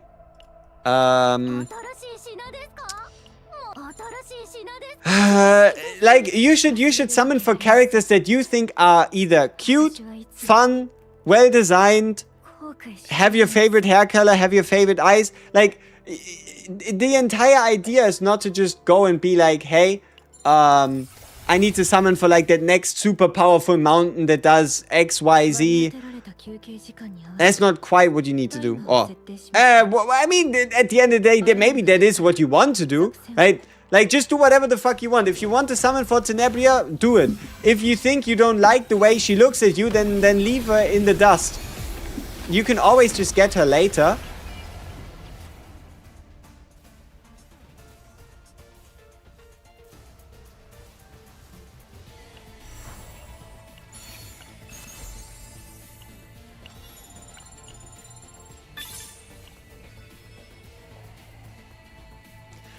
For me, there has been no character I enjoy playing as much as I do Rin. See, exactly, that's the thing. You should play whoever you enjoy. Like, there is nothing more satisfying still. I agree to that degree. In terms of sound design and, like, overall combat flow, I am still a Rin maniac. Right? But it doesn't stop me from having a look at other characters and trying to just make some wacky, wonky decks that can beat up some content. Tenebria would be good with people with just a few heroes. You can pair her easy with every hero. Tenebria could be good for anyone because she's easy to build and she's probably going to be pretty potent. Does this mean you have to run her or you can only get her if you don't have a lot of people? No.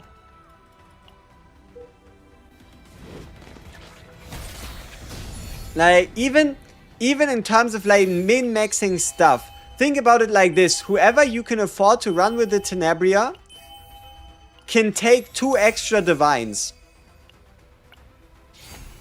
That is the straight up simplicity. That is the straight up reality of this.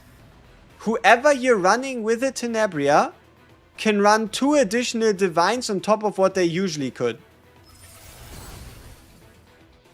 You're only ever pulling for limiteds. I mean, that's fine. If you enjoy going for a limited unit and getting that unit to, let's say, I don't know, E fucking 4 instead of getting 5 different characters, that's entirely your decision. If you think that's what you need to do, then that is what you should be doing. Exactly. Like, it can absolutely be fun to just get, like, think of it like this. You could either get a limited unit to max dupes, or you could play 7 different characters. If you rather want one unit that's so strong that they nuke everything, you can obviously just go to max dupes on one unit, but you could also just go for 7 different units instead. Limited's only 3 a year. I don't even know if we're gonna see 3 a year. It might just come closer to 2. It's hard to say. Like, I mean, 2 to 3 seems like a reasonable expectation. Maybe 4. Maybe 4.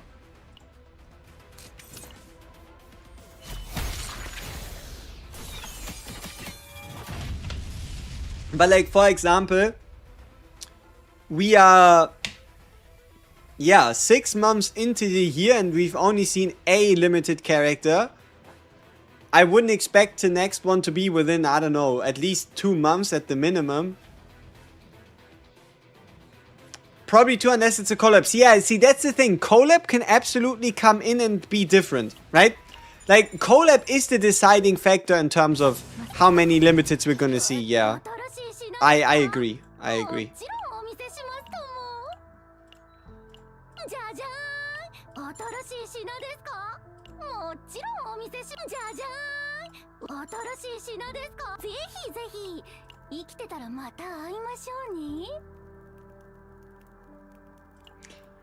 Alright, just give me a different call and response. What can I look at? Meh. Meh. Waiting summer and collab after pay if it exists. Yeah, I mean, we know. Like, you can probably bet your hand on the fact that the moment they release the information on the 3 characters of season 4, that you're going to find someone who at the minimum looks like you absolutely want to get them. And then there's that. Then you have like your next goal, right?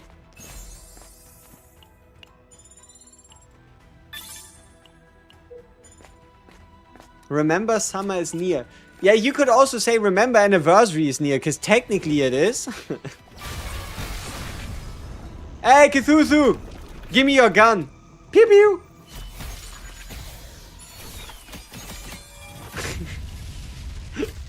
Okay. Sure.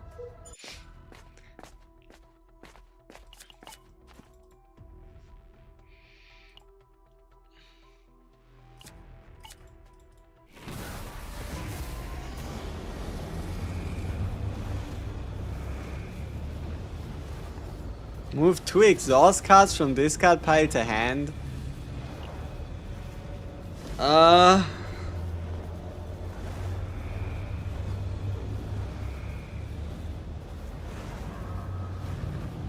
Is this the time where Tenebria turned into a Renoa bullet support?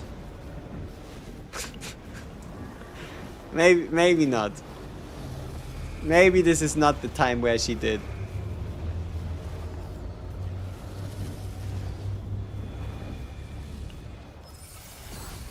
Limited characters is also called seasonal characters, so we're probably getting 4 a year.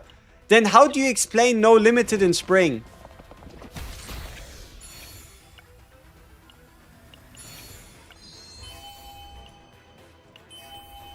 Like, I would argue within 6 months there's more than a season, no? Or are you gonna tell me that May is spring somehow?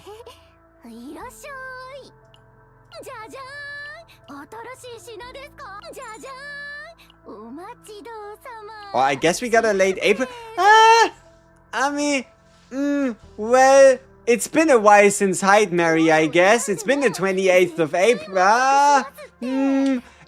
Her banner lasted quite a long time. Maybe we're gonna see 3 limiteds this year. I don't know. Not enough data points, to be fair. What's face attribute? Void. But her attitude is slay. Okay. But no, yeah, she's a void attribute. I'm gonna see myself out. But alright. How is Haru looking after the buff? I don't know. Didn't really have the chance to play much with Haru today. I've been mostly Tenebriing. Would you pick Haru with the new buffs or Rita from a selector? You're still undecided. I mean, are you gonna get a Tenebria? Because you could run a Rita with a Tenebria for funsies. That is possible. So... Are you gonna get a Tenebria? Do you care about synergy with Tenebria?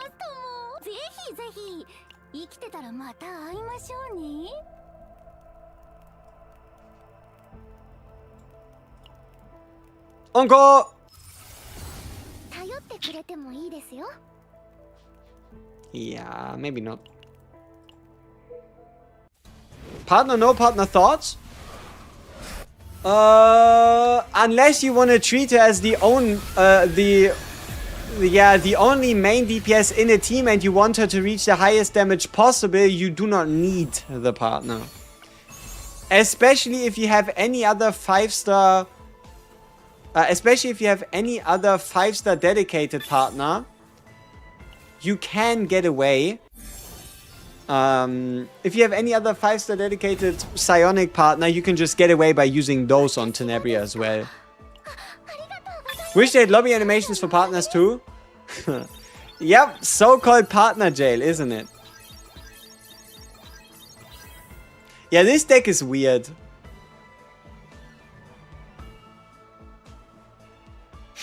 But I like it. This deck is weird, but I like it. I don't know if it works. It probably doesn't. But it's a deck. Also, I don't know how it... Like, I don't really think it's that great to play the Void Planet. You might just be better off playing Swamp of Judgment again. To go for, like, maybe the 6% crit chance chess piece. Or anything else like that. Ooh, also, we need to see if we can, Ooh, look at this. Ooh, spooky. We need to see if we can do something. Something is what I need to see. Ah, yeah. Upgrade. Upgrade the, limited tree. Or, I guess, seasonal environment variables tree again. So that we can get the higher chance of rare areas. Because I'm tired of having less chance to find the copy event. That sucks. Okay. At least I'm figuring out what I want from this tree. A little bit.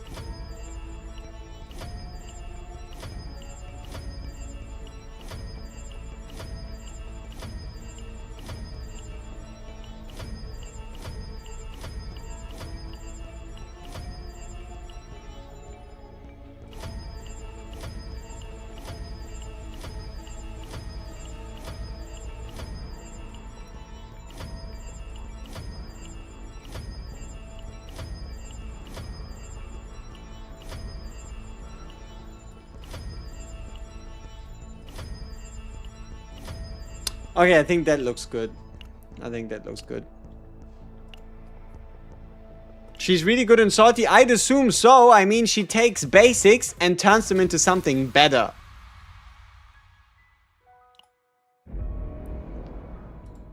Not much you can do wrong there, don't you think?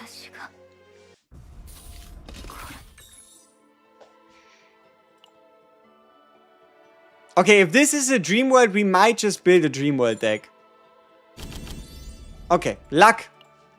Early for all of us. We have avoided the fate of falling to the Dream World curse. Because the game decided not to give me a Dream World. Which is fine. Which is okay. So I'm not going to further pursue any Dream World fantasies, I guess. I am fine with the way it is. Also, this, like, ability to re-epiphany cards into a guaranteed divine, that is going to be so clutch. But still, I'm a little sad that we haven't gotten, like, a different, unique gear piece for the hidden boss. We've done it once. We can do it again. Like, we did it season 2. I mean, the hidden gear piece was kind of ass, because it was reliant on arena gear, but, like, we've done it before. We can do it again. Best teams for Tenor. Naja or Rhea support. And then you could do Meilin or Rita as additional units. Or you could just run a double support. I think all of those options are pretty much fine.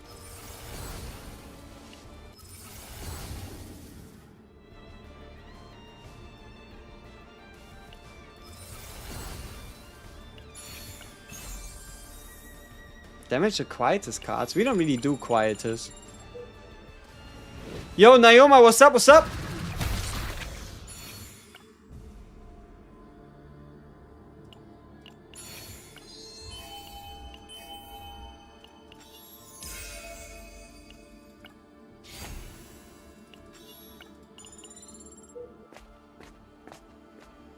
She only converts basic attacks, so you still need to cut the skill card.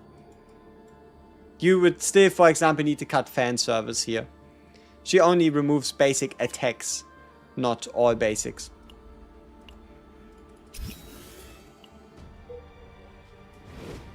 Two limiteds per year would seem alright. I mean, it might just be 3 if they give us a collab. Come on, Cthulhu Gun, I know you want it. I know you want to appear twice in a row. You a deranged person, Cthulhu. And I'm not saying that lightly. You a deranged person. Fucking Cthulhu Lulu. Scammer. He scammed us. What do you mean he can't give me the same weapon twice in a row? Lies. I don't want to hear it. Lies. Lies. Yikes, removing fan service. Yeah, I mean, hey. Sometimes to make a stronger deck, you just have to remove fan service, right? I3 of collab. Exactly.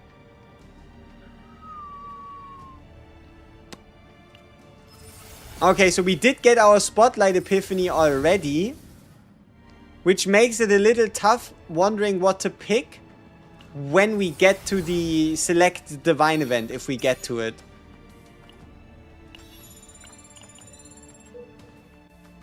Boom.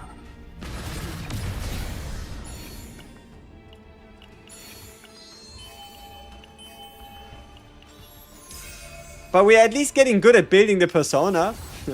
If I wanted to build this persona all the time. But yeah, I think she can absolutely live personaless now.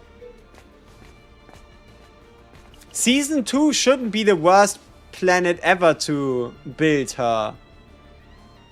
I think. Why did I pick removal event? Well. Would it be ideal to bring teammates with only basic attacks? It would be ideal, and that is because you can afford 2 more divines on whoever you bring that only have the basic attack, that have the basic attacks with them. But it's only important if you go out of your way to build additional decks on them. You don't have to bring basic attacks. She still creates what she does, regardless of if you do or do not bring basic attacks.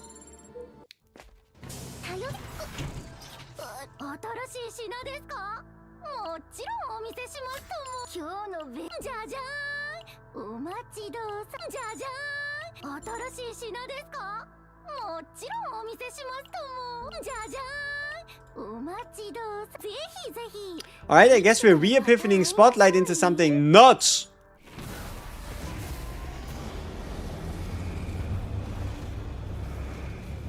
The fuck is this? The fuck is this?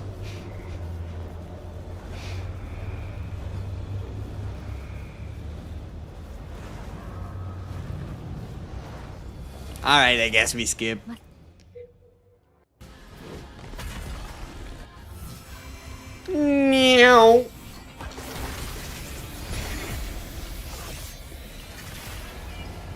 We know that there's a collab, we just don't know when. Does that make it any better? I don't know.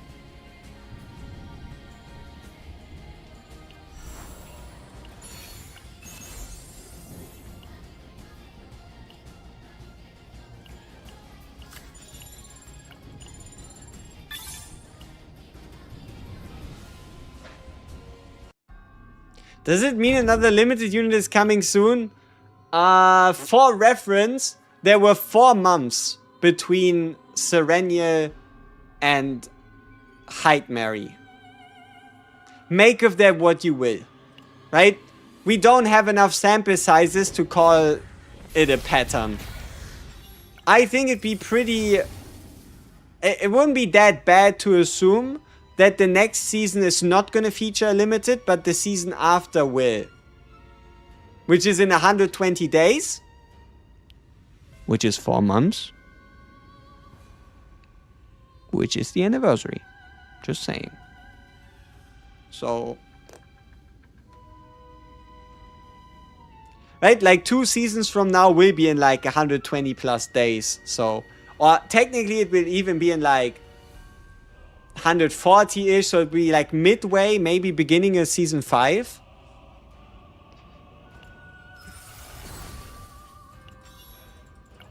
I regret not playing when Hype Mary were available. I stopped after E6ing Serenia. Yeah, I mean with Hype Mary there were a lot of events going on for sure. And trying to potentially get her. Yeah, it could have been quite a boost to a few accounts. But luckily you don't have to very much. You can still beat whatever you want to beat without having to rely on the lovely lady. Oh, a divine. Tenacity damage really now.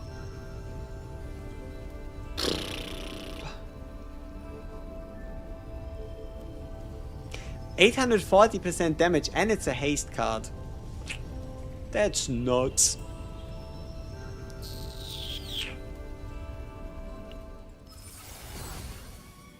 Subaru's deck? Oh, hey, if they do a ReZero collab, I'll be over the moon.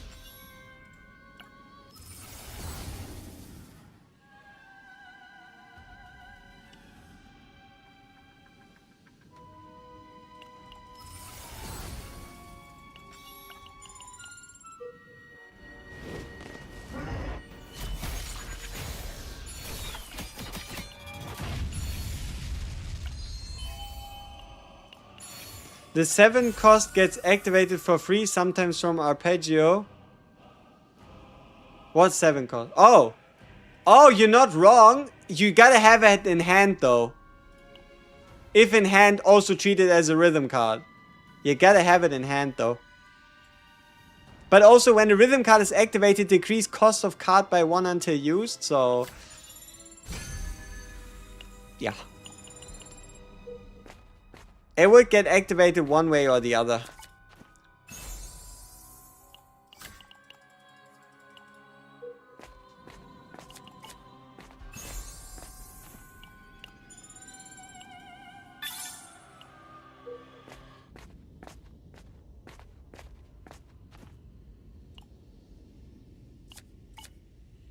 What do I end up this run's a bit weird. I don't really have much of a purpose. Yeah, like this run, I don't really have much of a purpose. Nor do I even really have an idea of what I even want to build or in which direction I want to go. I think to like truly make the most out of Tenebria, you gotta play rather divine heavy.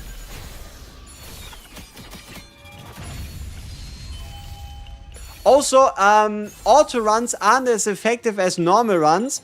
Because I'm quite sure you could 100% guarantee yourself that like select triple divine epiphany, re-epiphany, whatever the fuck event, if you were to path yourself, right? Is she that bad? No, I'm not saying she's bad. It just feels like you're wasting potential. Think about it like this. Tenebria has 220 space.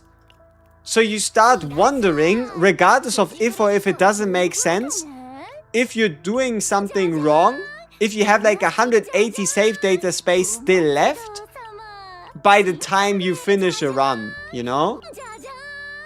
It doesn't have to do anything with her power level. It's just, I guess, a feeling of wrongness of not having the vines or something, I guess. I don't know. It's a bit weird.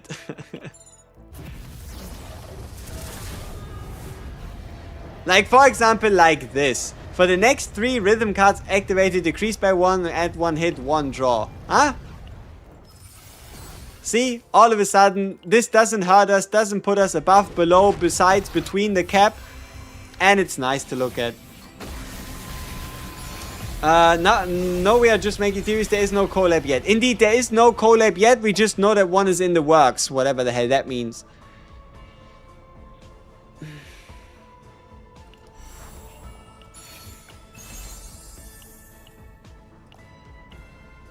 This one was weird. I'll admit this run was weird. Will it be a problem if a new player, there's like 30 or more characters in the stand-up and in a year, so they want to put for a specific character? We are getting, I mean, we already have it confirmed, we are getting a wish list. When? Hard to say, but we will, like, they know it. We've asked, and at some point we're gonna get a wish list. When will that be? Who knows? If you have the balls and the patience, you can save from now on until they release the wish list, and then you can get all the characters you want. Or you can continue summoning and then be happy whenever the wish list arrives. When is that? Nobody knows. Nobody knows. Alright, I think I'm gonna do something you shouldn't do. And that is, we're gonna get ourselves a few more autos.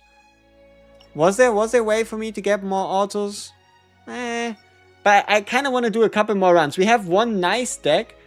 I just don't think it's enough of a deck, if that makes sense. So I think like 3 quick runs should give us a better overview of what we can do. I don't know. Took E7 7 years to have the wish list, so good luck. Yeah, but like this entire idea of like learning from mistakes and stuff, and like learning from the past, and you know, maybe. So we might just see it earlier. I mean, they already are working on it, but whatever that does mean. Tire D.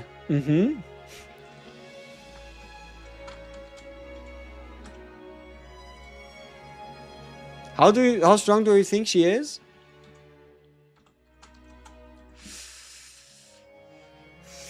I don't know. I haven't even played a single piece of content with her properly. But something that is really, really reassuring is the amount of sets she has available to herself. Wait, Miracle of Dreams music video?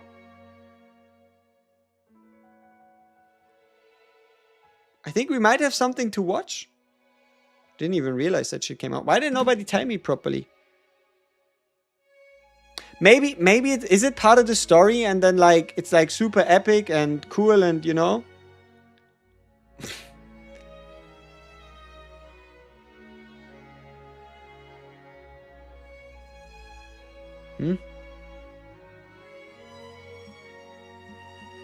Why does that not work?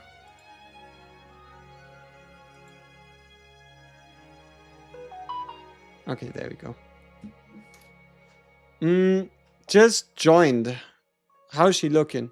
She's cooking sometimes. I mean, I don't know.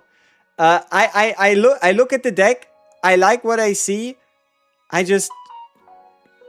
can't tell you. I mean, we're gonna see in a second how much damage it's gonna be and who we pair up with and so on and so forth. Finish the rhythm event? No. I'm just gonna watch the MV and I'm gonna be happy for it, okay? How does that sound? Let's have a look. Yeah. I mean, you know my phone noise by now. There's no hiding it. There's no denying it. It just does what it does.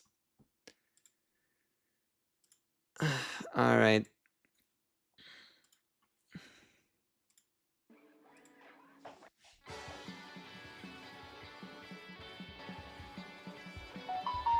Shut up, phone.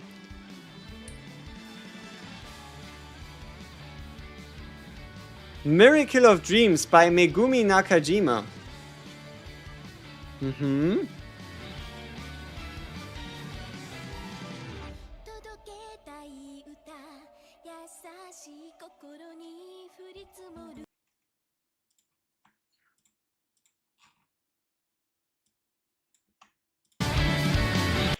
Okay, that might be a bit too much. One sec. That's okay.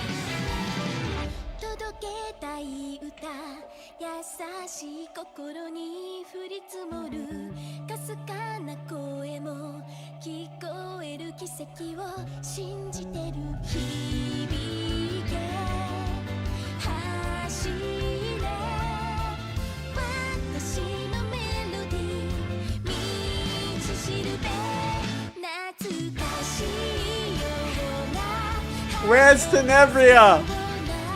Scam!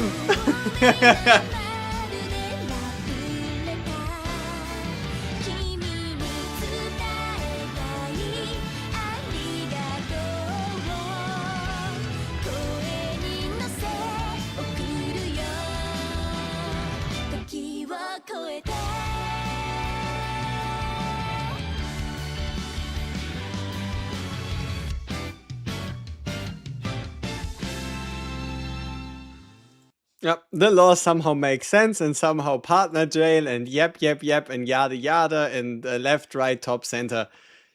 But no, it's pretty cool. It is pretty cool.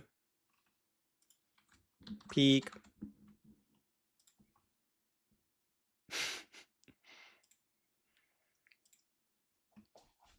The Miku collab, yeah, but everybody be like, the HSR has done it before. Wee.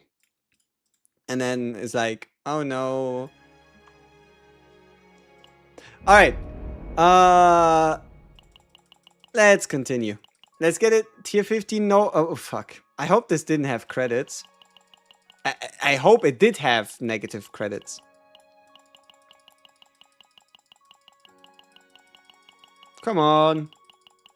Come on. Holy shit. There we go. This has negative credits. Okay, bye-bye. Tenor benched? That's a little early.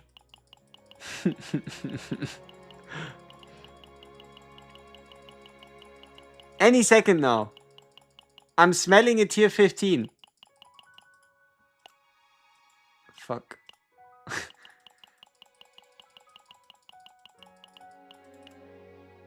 -6? No.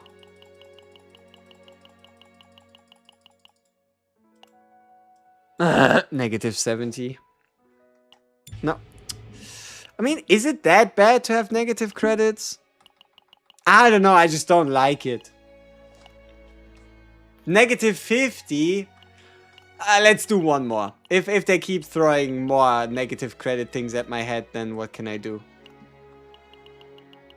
What's the difference between 15 and 14? I'd be able to put in an additional divine. Doesn't really make much of a difference. I'm better off just doing the divine after the run.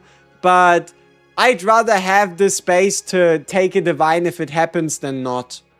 It's just like, even though it's only a 10 save data difference, it allows you to make a change equivalent to 20 save data versus just a 10 change.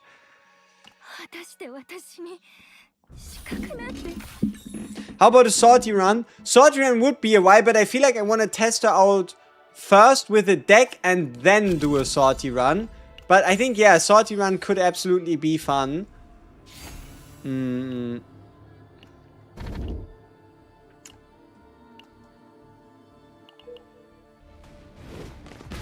P5X with Miku collab now. Persona 5, I mean, they do seem to be collabing themselves to death somehow.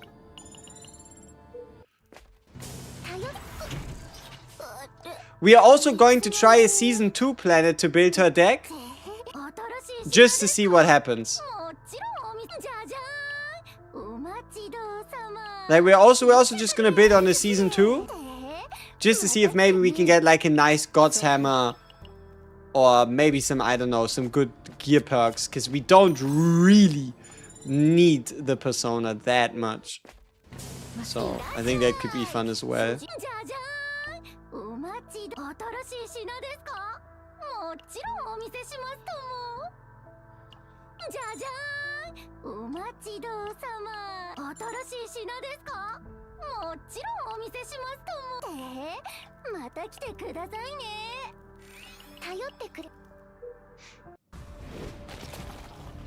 As a saying that if you collaborate with P5 the game is dying. I mean, one game seemed to have done it and they survived. Maybe, did they?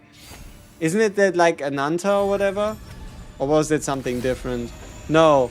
Neverness to Everness, right? That's the name? Did they already do one? Not considering the 3 basic attack card on Season 1 Chaos, could you elaborate?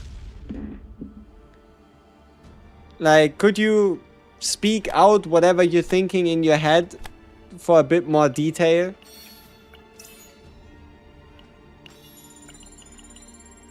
Like, what 3 basic card thing? I might just not be seeing your vision.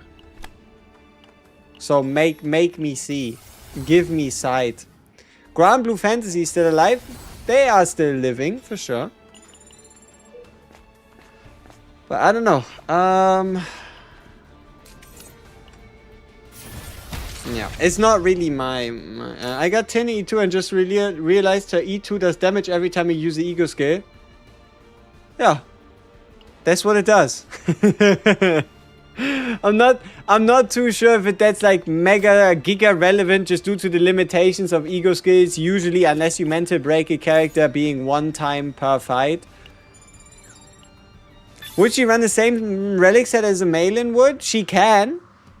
Here's all the different sets on the screen. You can have a look. Those are like all the options you can pick from.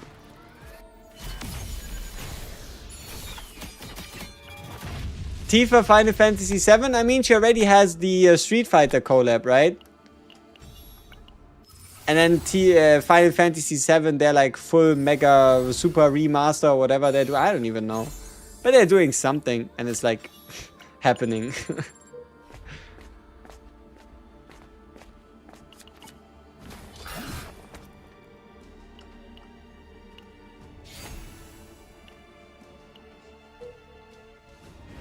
You return and you got Tenebria? Hey! Unless you're not happy with that, then I'd be wondering why you summoned on a Tenebria banner. Already, I'd be waiting for the God tier guide vid for Tenebria unless already posted. No, I'm in the process of figuring out what she does. How do you play Tenebria? Now that's a good question. See, I don't think I can even give you a full answer to that yet.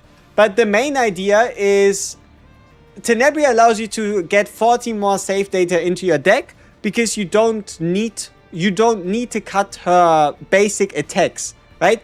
Everything that's labeled as a basic attack does not need to be cut because it gets exhausted anyway. So you have additional save data capacity. That's part of how you play her, right? And then the other part would be, let me just make sure that we get through this. And then the other part is just what you want to do is you want to play as many rhythm cards as possible, which are the cards that she specifically creates in exchange for getting rid of the basics.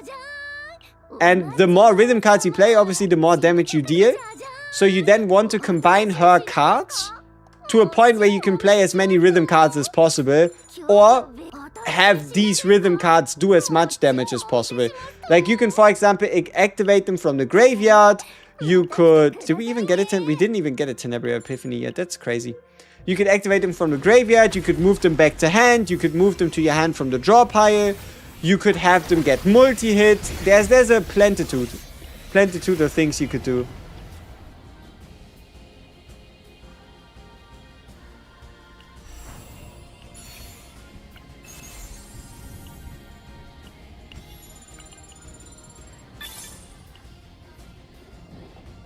The red-headed punches a lot.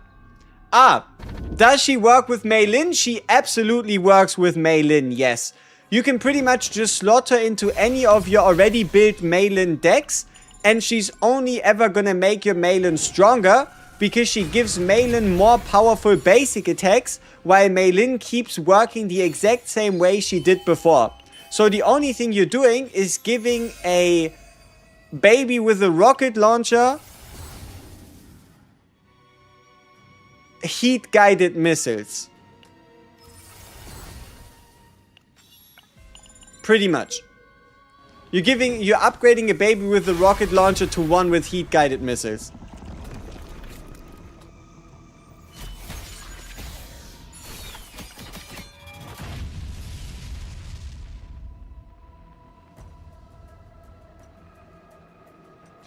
So she's the best in slot for Mei Lin.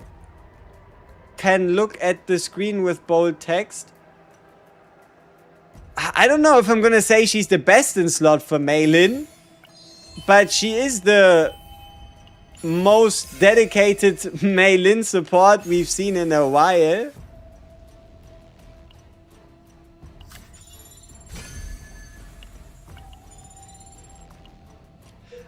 If I'm not mistaken, you would be able to dupe the basic attack card on a rare encounter on Season 1 Chaos, but I wonder if Tena needs it though. No, that doesn't do anything for her. That doesn't help her, unfortunately. Or fortunately, I'm not too sure how we feel about getting another basic. That wouldn't change anything. She just exhausted all the same.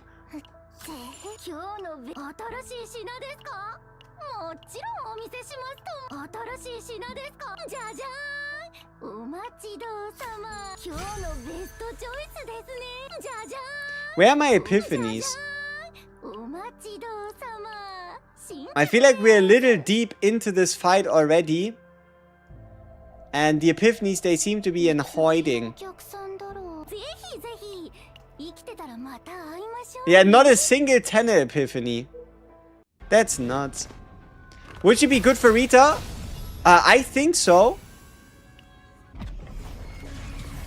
You could definitely... Oh, what's this?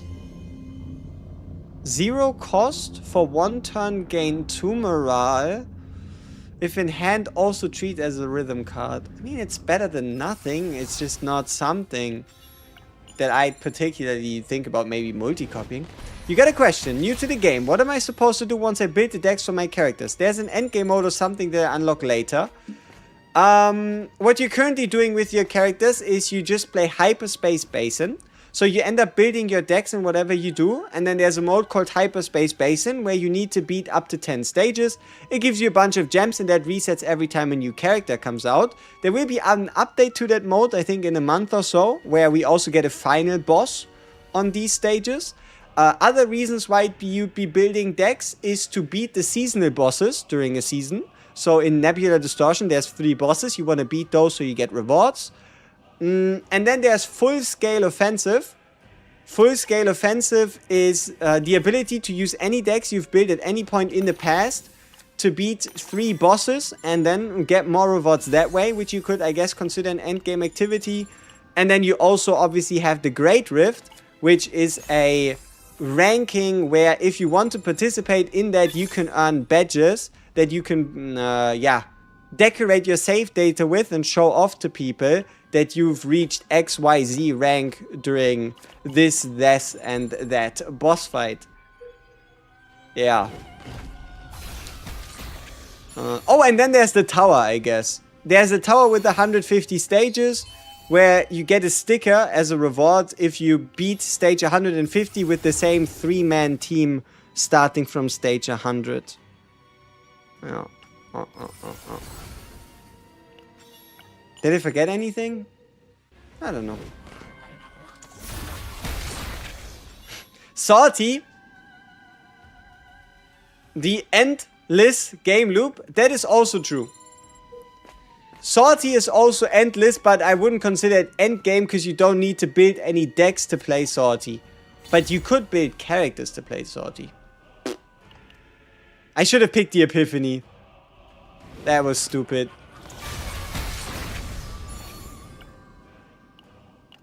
Again, no encounter with the hidden boss this time around as well. Auto Chaos doesn't seem to be that good at finding the hidden boss. Wouldn't Arya be a must pull? She's definitely the biggest damage boosting support, but especially if you already have another 5-star dedicated psionic, you can just use that one. Or you can just rely on an Eloise or maybe even an Antea from the battle pass. It's just none of these options come close to the same level, but the support doesn't do anything so unique that you absolutely have to get her, because at the end of the day, it's just more damage.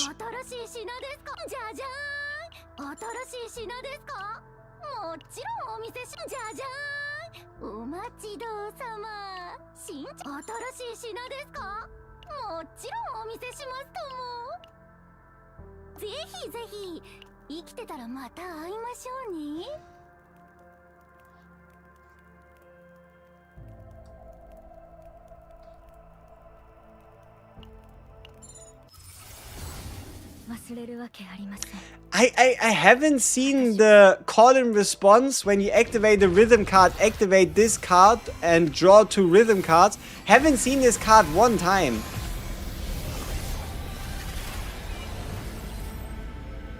Retain. What be the point of this? Hey, we found it! We found the other call and response. Let's go. Also, we missed the copy event. Sad times. More damage is the name of the game? It depends. But it is certainly a name of the game for sure.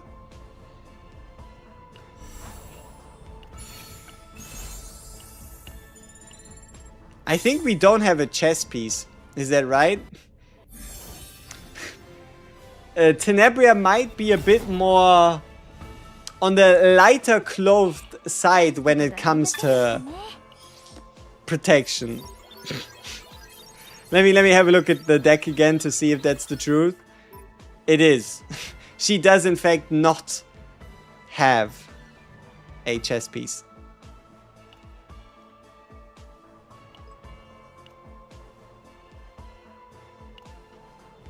Same, I want to replace Veronica with Tenebria on your Maylin Ray team. Ooh. The only thing I think about is you might struggle with a bit of AP and or draw. So if you can, I'd recommend swapping out Ray for a Nausea to potentially make the transition of moving away from a Veronica easier.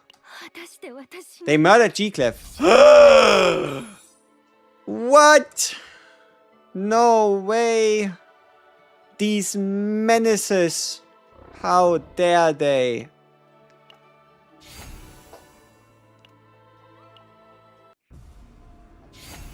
What be a good Persona card? I think you kind of have 2 options. You either go with the 1 draw Persona that gives you morale when you draw an attack card. Or you go for the 2 discard Persona with the 60% attack card damage bonus. Outside of those, you could also just think about leaving the Persona out, because leaving the Persona out allows you to divine every single one of Tenebria's cards in her entire deck. Like, you'll be able to have 6 divine cards and not go over the save data limit. Right?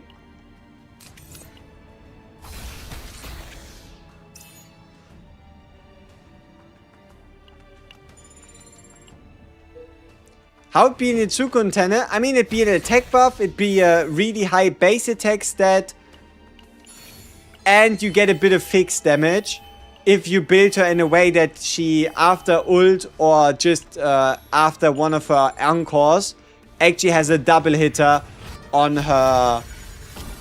Oh! Verge 12, appreciate the prime, thank you very much. Has a double hitter on her.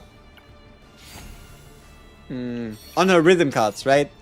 So Encore making them double hit. And then when she double hits, you get like a bit of fixed damage. But no, both Ivy and Itsuku both work for the attack buff and then the ego skill. Because the ego skill either boosts you when you just make her have a deck where she has like 2 cost a bunch of 2-cost cards, or when you make a deck where she ends up having or using a lot of cards, which would be Itsuku would be using a lot of cards, and Ivy with her ego skill would be when you use 2-cost cards.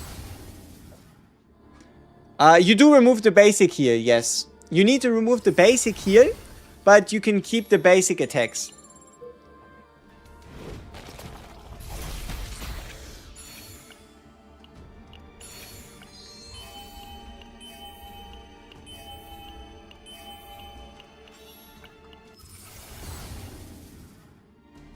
Ooh, something that got me wondering. How many characters have 2 heals instead of 2 attacks? And how does that influence their playing together with the Tenebria? Do most, if not all, support? I mean, I know for like Cassius has double attacks, right? So he benefits quite a bit. Then again, how much save data do you truly need on a Cassius? You could fit the persona and you can divine everything at full copies. Okay, that's pretty good. Yeah, okay. Getting an additional devil dice that is also divine, it's sweet. Okay, guaranteed divine. What do we do? Do we do another spotlight or do we call in response? We have a guaranteed divine selection here. Now, obviously, you're not going for dream. I mean, you don't just need, like, just because you get more save data space doesn't need you mean you need to go for even more fucking dream worlds, right? Like, I'm just talking about the standard Cassius where you go with the 0-cost cube that gives you 2 morale. That also gives you, like, the empowered skill card where you can then go for, like, an additional copy, right? So, let's see. So, Spotlight, we'd have the move 2. We'd have the activate 2. We'd have the select and move 3.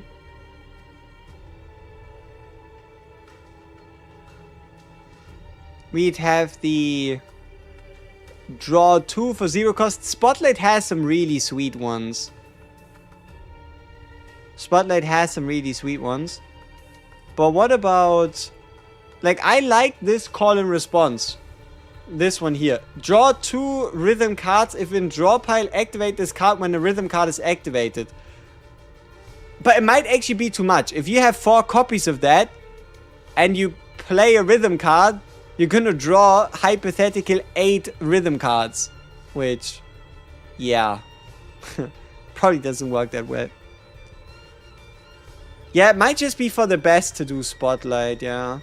Alright, let's see if we can get something nasty.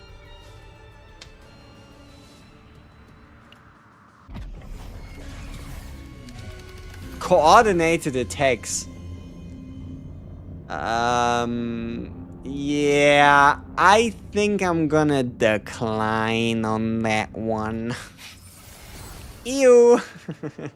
But we can always re-epiphany.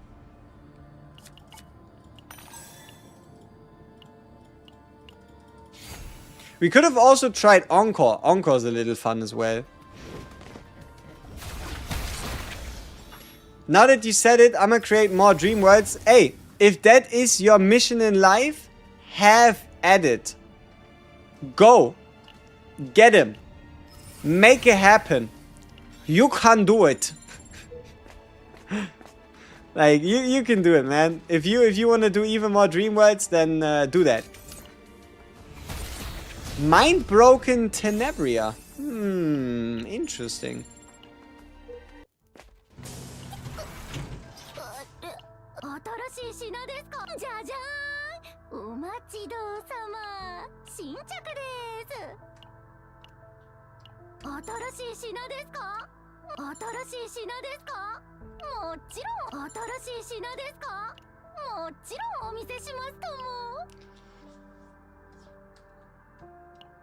Fun service. Fortissimo plus Encore. Last card rhythm equals repeat that 2 times plus call and response 2 cost damage times 2 card play if draw pile or hand seems to have potential if you dupe call and response. Fortissimo plus Encore. The last card rhythm equals repeat that twice. plus a call and response that's 2 cards that does damage times 2 card play if in draw pile or hand. I need to check exactly what you're talking about. Alright. So you're saying the Fortissimo card, which is the linked one, damage amount for each linked rhythm before activation. When 3 or more cards are linked, add 1 hit. Plus the anchor, that is going to, for the next 3 rhythm cards activated, decrease cost by 1 and add 1 hit.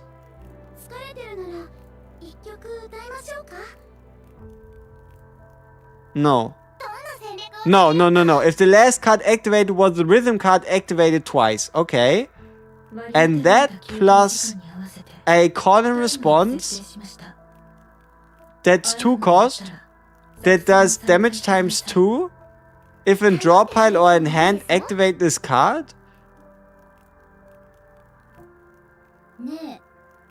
Why? Why would that be like a crazy combo? It just seems like a reliable way to get out like a 2-hitter one time, because after that the call and response is like gone from the hand, and you can only ever play it one time in a turn, right?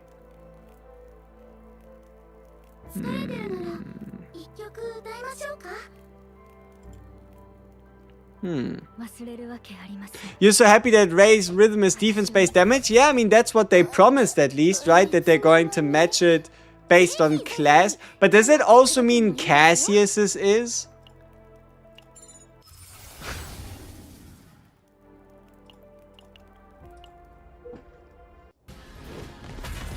Two X memory fragment, what's good for Tenebria?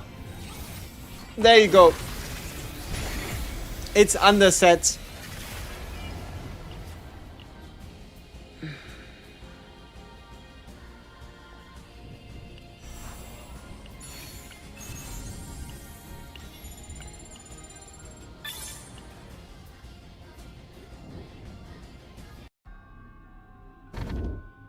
But yeah, it obviously depends on what kind of deck you build, right? No point going 2 cost crit set if your cards don't cost 2.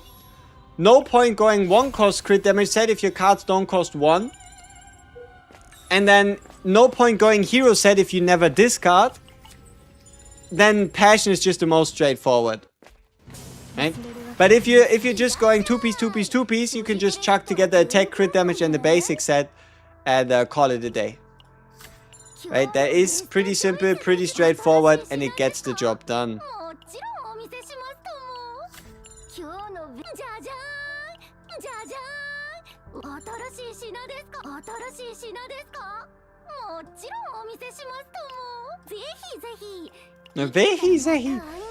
Alright, come on, something spicy.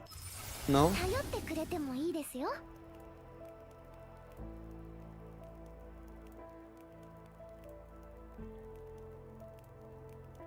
Do I need a draw 2 spotlight?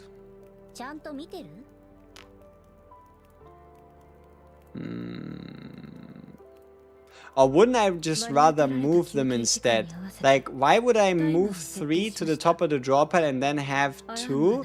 And then use another version that just draws me 2, if I could also just move. But I think there's gonna be some decent synergy between Tenebria and Adelheid, due to you being able to potentially take advantage of the move keyword multiple times a turn. Especially if you get it to the point where you can apply the move to Tenebria's cards specifically, the blessing. Right? Hello, how we doing? We're doing fine. I'm just, I think we're in our 4th or 5th? 5th, probably. 5th Tenebria run. We're going to do one more after. We got pretty lucky, I guess you could say, on our first attempt. I'm not even too sure exactly what we're doing, but I feel like we're getting somewhere. She just has a lot of things you can potentially twist and turn and change. Yeah, the only How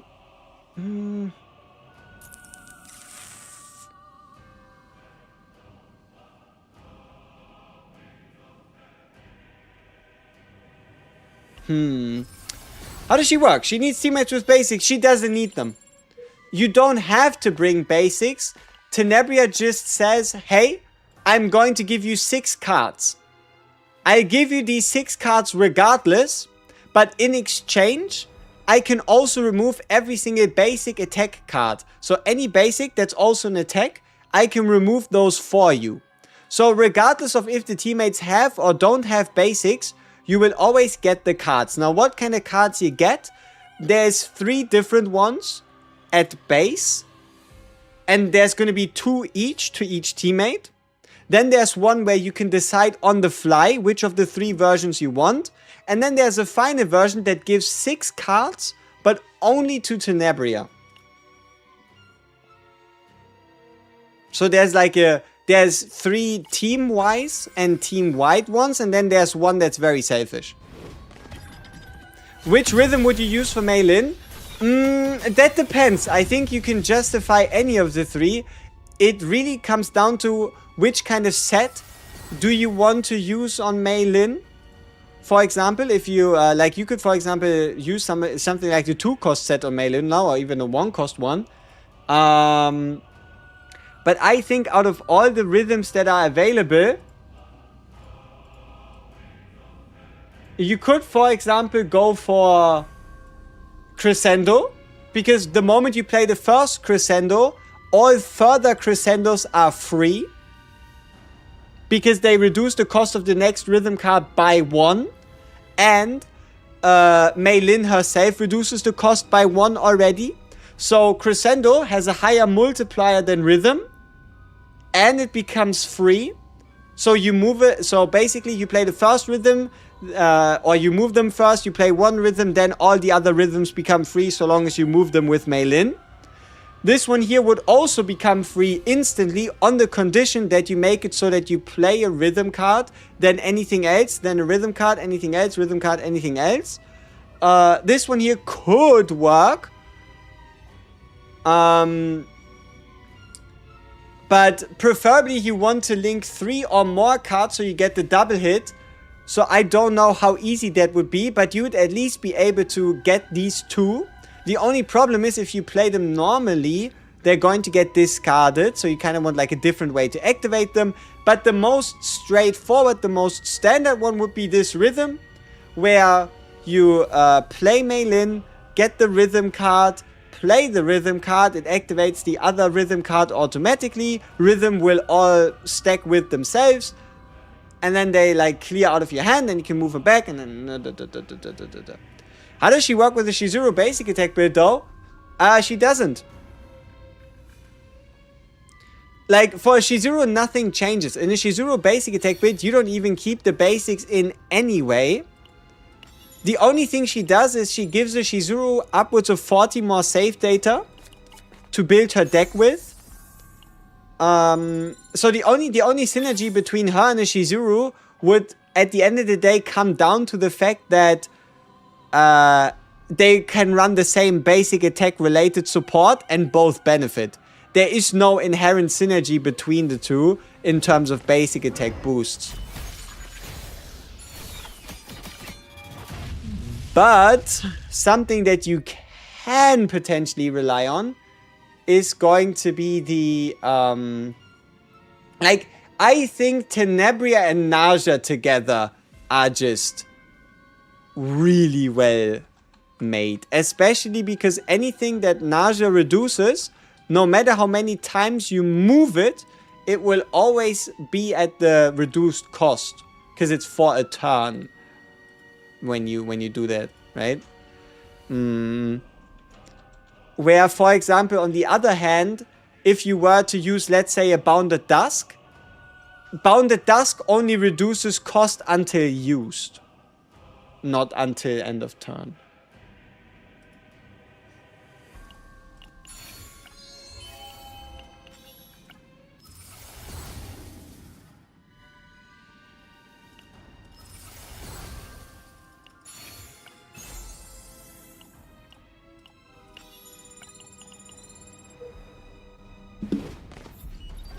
Can you get a mix of rhythm cards? I don't think you can. No, the rhythm cards will always be... they'll always be the same type. Because either you pick any of these 4, or...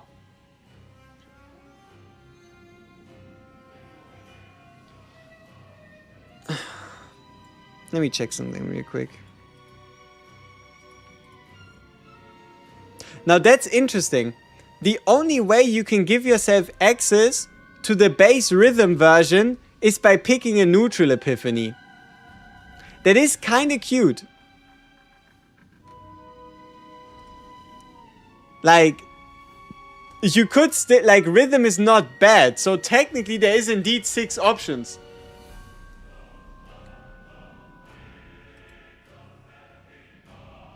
Yeah, you have 6 options. You go with one of the 4 core ones. You go with the Tenebria selfish one. Or you go with the one that allows you to change on the fly per turn. Because Fermata allows you to change to any of these 4 rhythm cards for 1 turn. And draw 2 of them and then just continue on. So... I don't know.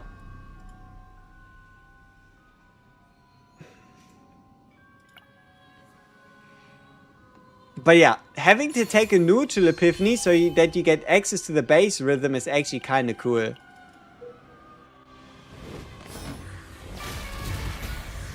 What was that music? Why is it here? And where's my copy event? We got scammed again. Fermata is the best rhythm card. Yeah? What would be your argument for Fermata then? Like, is that if you like run it with the support and then from said support you play the Fermata, so you start with additional draw while still getting all the benefits of all the other swap persona rhythm cards?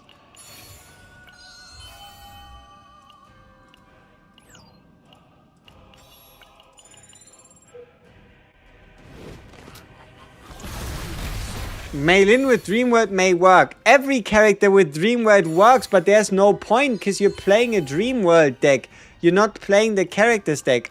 The only thing that's going to happen is you're going to be able to go in, play more Dreamworlds, then your deck is empty, then you're going to end your turn, and then you're going to do it again. And again. And again. And again. And again. And again. Like...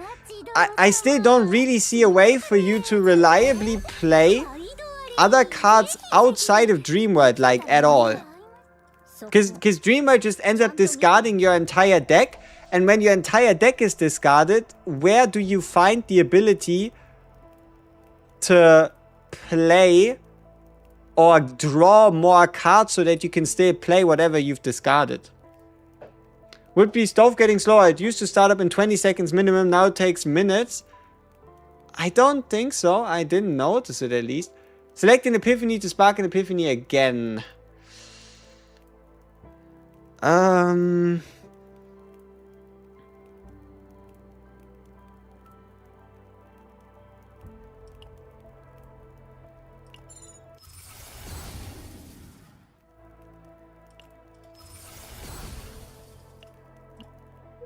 Just playing tennis, she's more simple than I thought and very fun. Yeah. Dreamworld draw 2 sorta works if you don't overdraw. I mean, yeah, but what if Dreamworld draw 2 just draws you Dreamworlds that cause you to not be able to continue your combo, right?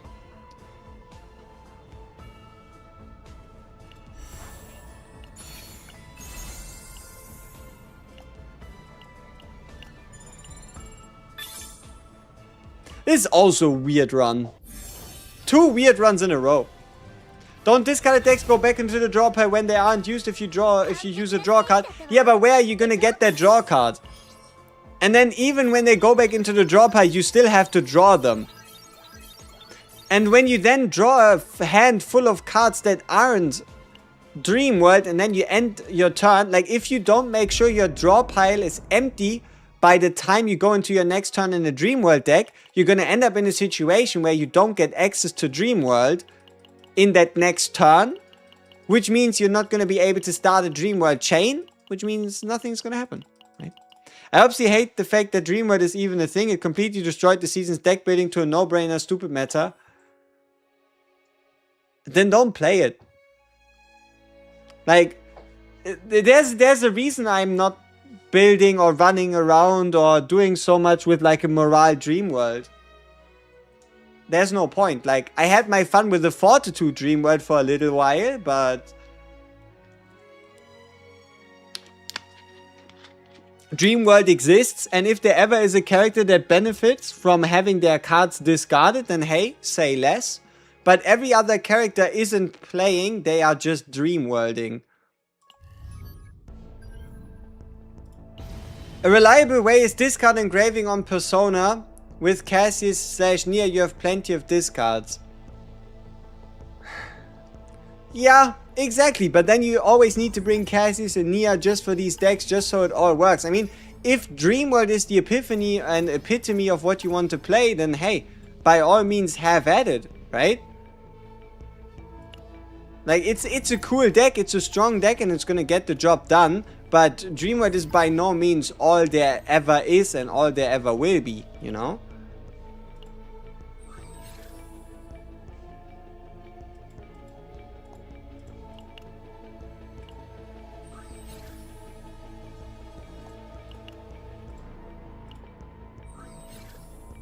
Dream World is gonna 100% get its kneecaps busted. And they might just ban it from Great Rifts.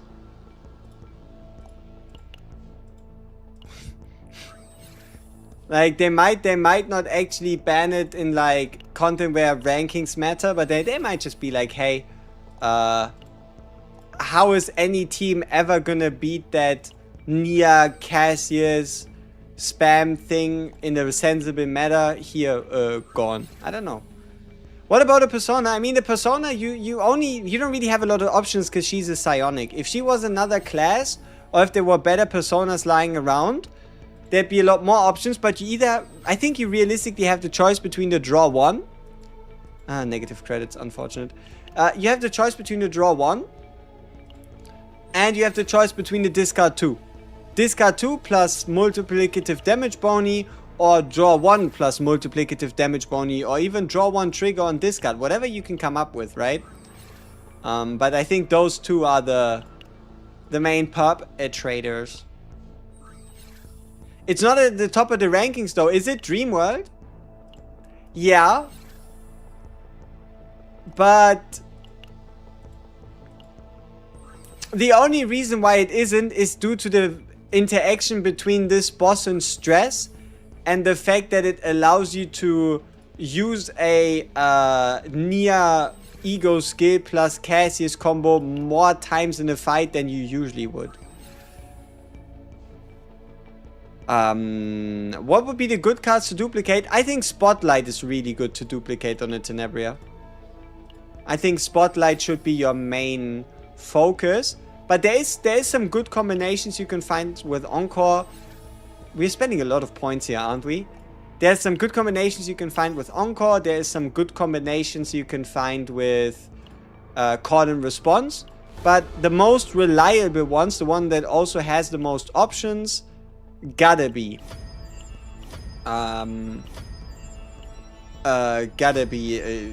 you know what I mean, right? You know they said gotta be Spotlight.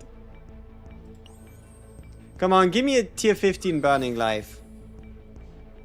Don't make life too hard on myself. Come on. We're burning through currency here. Okay, perfect. T15 burning life, no credit reduction.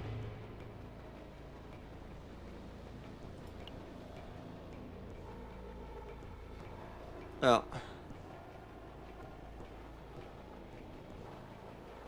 What would I do with save data like this? I don't know, but let's get it. The official CCN account didn't have a live yesterday. Yes, they did not have a live yesterday.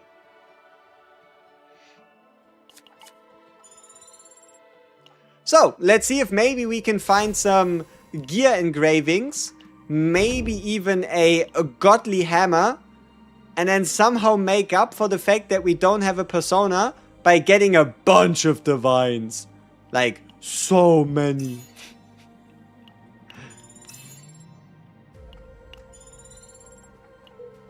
How did you get arena perks again? Did we have to play arena? Ah, yeah. Arena perks, we have to play arena. Duh. Let's hope auto combat brings us into an arena.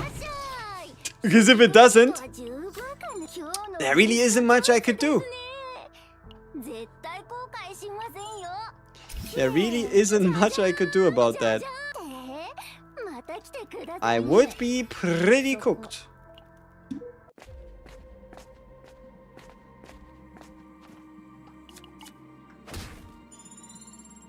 Could I explain the reasoning behind the gear pieces again? You mean the sets at the top? I mean, it's rather straightforward, right? Crescendo, Fortissimo, what do I want to do? Fortissimo? I mean, Crescendo's kind of cool. Let's do Crescendo. So, you don't know how the 4-piece hero benefits? Oh, it's pretty simple. You can just use the discard persona to discard one of her attack cards, giving her a 15% crit chance increase. Yeah. It's that simple. Like, just because you discard one of her rhythm cards, for example, or one of her multitude of attack cards, doesn't mean you can't just draw it again. That's it? Yeah? It's that simple. You can just use a single instance of discard to get a 120% additional 60% multiplicative damage bonus and activate the set at the same time. Why not the 2-cost crit chance set? What if you don't run... What if not all your cards cost 2? What are you gonna do then? Right? See, that's the thing. If you want to run the 2-cost set, then you're limited to everything you play and everything you want to benefit to actually cost 2. You tried Crescendo with Mei Lin? I think so as well. I think Crescendo should be the best because of the fact that it becomes a 0-cost Mei Lin basic that has 216 base, 40 additional per rhythm in the graveyard.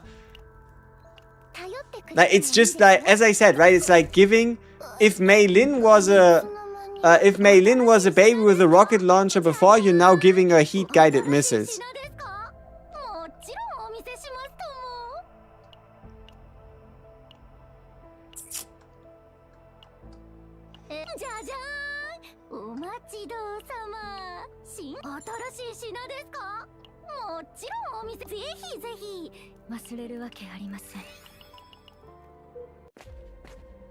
What build are we looking for? I'm not too sure.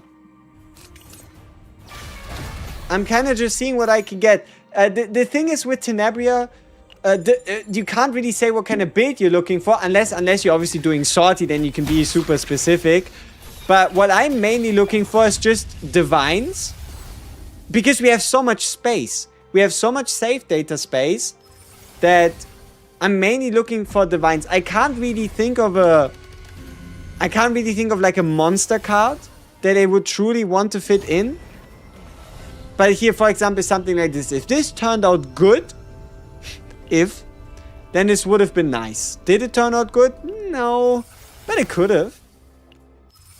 Character has a crazy amount of synergies. You can, yeah, the fact that she has 4 different 4-piece sets that you can all reliably run depending on what you do. And the interaction, like, I think her and Naja are just made for each other. Tenebria and Naja are just a match made in heaven. Slot in a Mei Lin and you have a team that is way too dangerous to be left alive. You can also obviously always just run her with a Naja and a Ray and just have her go on her own. You could combine her with an Adelheid so that you take advantage of the blessing and the ability to draw blessing cards when you play a blessing card to create a move/play/draw loop until obviously you hit the hypothetical cap.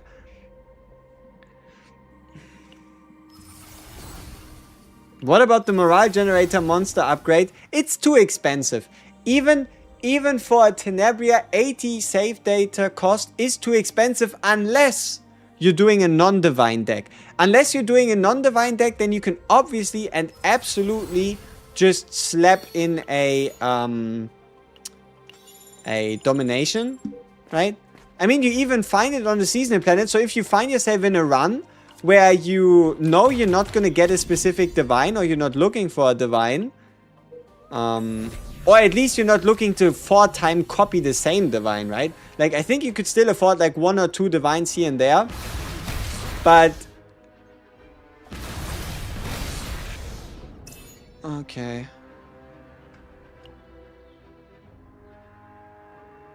I think that's okay. Let's see what kind of perk we get.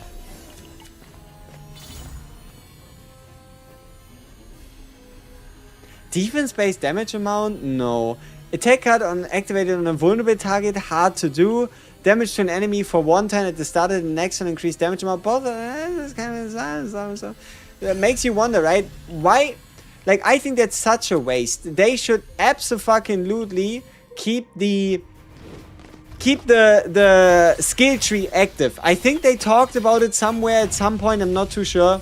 But they should absolutely make it so that the skill tree, so long as you build it in the current season, also gives you the skill tree effects from the later seasons, just to make it easier that you can that it even makes sense to farm other seasons, right?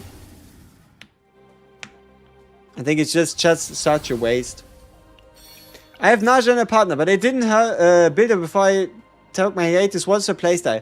So Naja is a moving unit's best friend. And that is because Naja has the ability to reduce the cost of a card for an entire turn. Which means no matter how often you play the card and then get it back and play it again and get it back, and you get the deal, it will always have the cost reduction from Naja applied.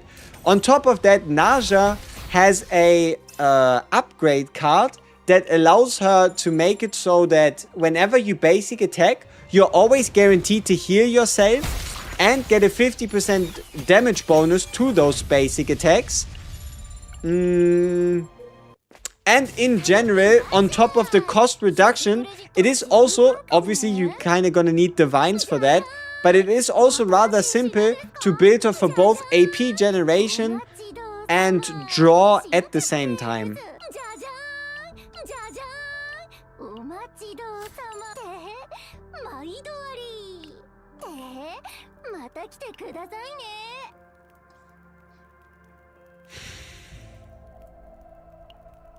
Divine?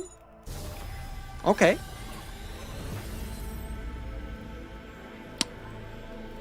Zero cost spotlight upgrade card. Why? I mean, we could technically take this divine and then change the base card 4 times. What other spotlights are 1 cost that would benefit from me making them 0 cost? The 2-cost spotlight becoming 1 cost could be nice. The 0-cost spotlight giving me 1 AP could be okay. The select up to 3 rhythm cards from the draw. I mean, that's not too bad. I mean, it's not like I know what I'm gonna do with this deck anyway, so might as well get 4 copies and then potentially swap those later. You'll have to look up some build views and make a deck for her? Yeah. What be the best rhythm card so far? I can't tell you. I haven't actually played around that much with any of them. But I know that, or I think to know. I'd say the best card if you want to use her with a Mei Lin is going to be the green one. The best card if you want to use her together with the Rita. Okay, I mean, let's have a look. So a lot of people like the Fermata for the fact that you start with more draw. So if you run them in a more generic team, you can start with Fermata and then just turn it into anything else, while also getting a bit of draw out of it. Staccato, not too sure about it, but Crescendo is Mei Lin. Fortissimo you can run with the Rita, especially with the Rita that uses the play 2 random 2-cost cards or activate 2 random 2-cost cards out of your hand. And then the standard rhythm just goes with anybody. Check the Discord. You've posted a fun pull screenshot. I don't know if I want to see it. I feel like I'm going to be very sad. Wait, what the fuck is this?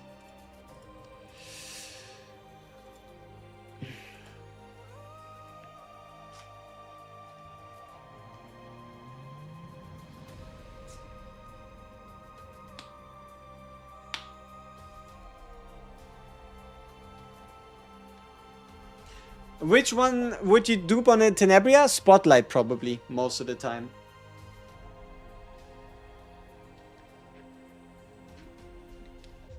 My guy lost 2 50-50s in a single multi, and if we ever dare hear him complain about it, we might as well beat some sense into him.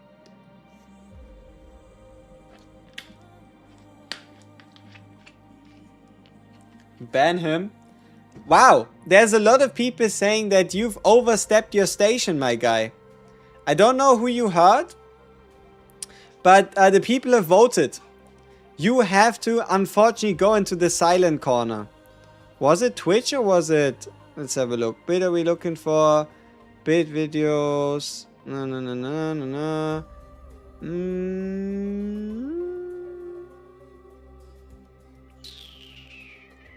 I think you might be a Discord, Twitch person. So,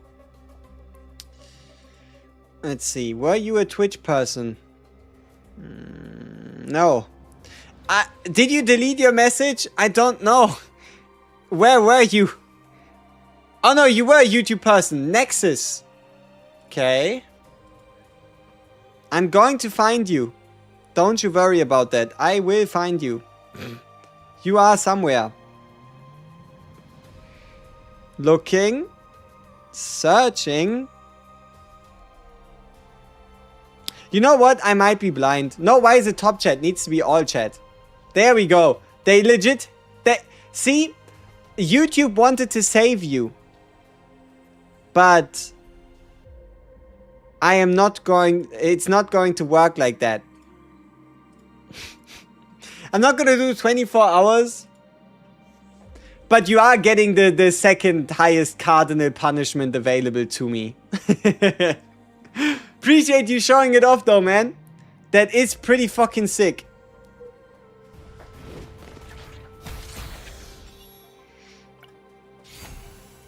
I got Tenebria and 10 and Arya at Pity seems fair. That seems fair.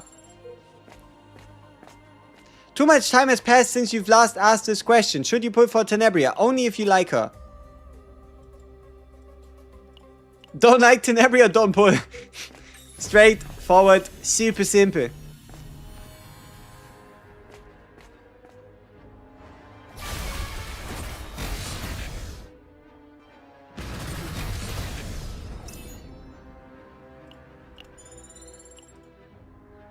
You'll ask the same question again in 5 minutes? Great. Maybe in 5 minutes I'll have some more insight. Damage amount of attack cards by 20% is pretty cool. Damage amount of 2 cost or higher attack cards by 25% is obviously great, huh? But we don't really have that available. But what if she becomes a must-have in the future? Then you must have the courage to summon until she pops up as a 50-50. Yeah, I mean, what am I meant to tell you, right? No, I think she's pretty fun. I think she opens up playstyles that nobody else does. And I do believe that counts for something. The only question is, does it count enough for you?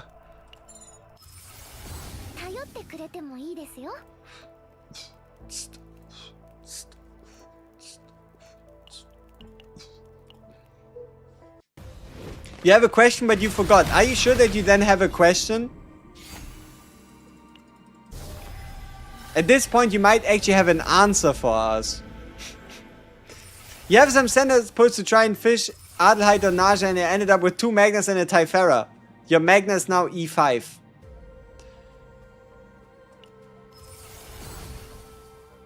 Can I ask who you picked from your selector? probably a Typhara, huh? And if you didn't, makes me wonder, maybe you should have done your standards first and then use the selector. Or maybe you still have your selector. Maybe you still have it.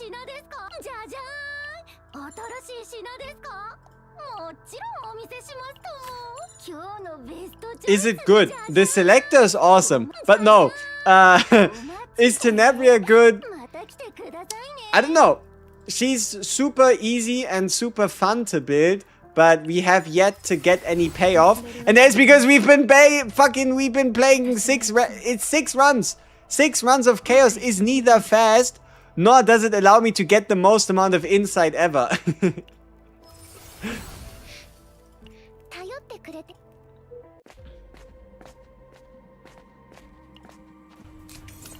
Die. Let's go. We killed some hype Marys. Awesome. First strike wins. Sure. I agree. First strike wins. Whatever that means. My dear, was either I get it from winning a 50-50 or I get a different 5-star mount like Typhara and have a guarantee for the next character I want. Either way, win for you. Smart, smart, smart. And then I would use the selector on E4 Rin. You a smart one. You did not use it because you were hoping to fish for Naja on standard and then get an E4 Rin. Do you really need the quality of life for Rin? I mean, if you do, then that's fine. Oh, this is treacherous. The self-replicating parade almost made me waste this copy event because it was on the left side, not in the middle like it usually is. Phase next season? Pre-season, yes. Phase in 20 days. She's legit the upcoming next character in line. Jajon! Jada-sama! Vehi zehi. Okay, which of these cards could potentially turn divine and make me happy? Encore! Aww. You know, I really thought this was gonna work.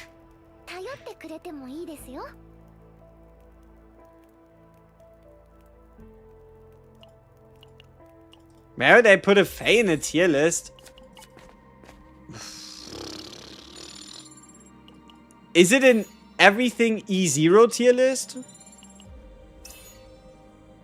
Or are we going full investment? Is it with or without partner?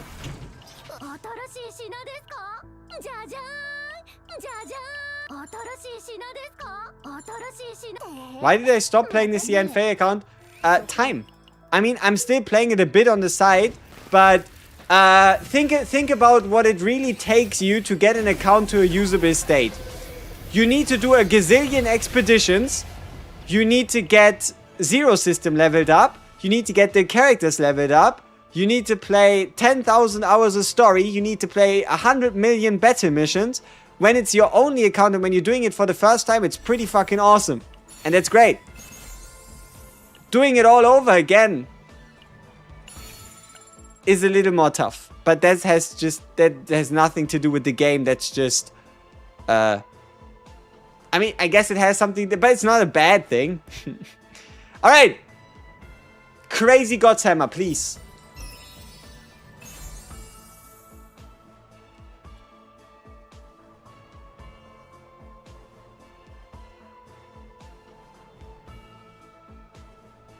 That is a sweet piece. What do you think? 6% crit chance, 20% attack card damage, 35% damage bonus against enemies with 50% or less max HP. What do you mean could be worse? This thing's really fucking good, no? We need Lucy playable. I think you're gonna be happier if she ends up being like the anniversary limited or something. I don't know. Wait, what do they mean continue? Why did it say temporary return? Why would I ever temporary return at this? What could be the reason for me to temporary return after I've done everything?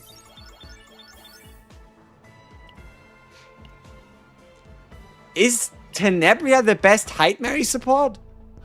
No. You're not really gonna get around Nia and Cassius for a Hyde Mary. Like, that's just how good they are in terms of interactions with her. Alright. Let's save her from the mental hospital. I just noticed less death live stream means less death live stream rewards, and now you're sad. Technically, but they can always just give us like update rewards or call them maintenance rewards. I don't think they're like, hey gentlemen, we did one live stream per character, so we had to give out like 300 to 600 gems. That's we can't do that anymore, and let's cancel the entire live stream. Right? But also, for example, the fact that you value the live stream not because it was the live stream, but because you could squeeze a couple gems out of it, might just say something about the live stream as a whole, right? You didn't necessarily truly care about the live stream. You cared about getting a few rewards, so it wouldn't really matter where they come from. Hypothetically speaking. You know?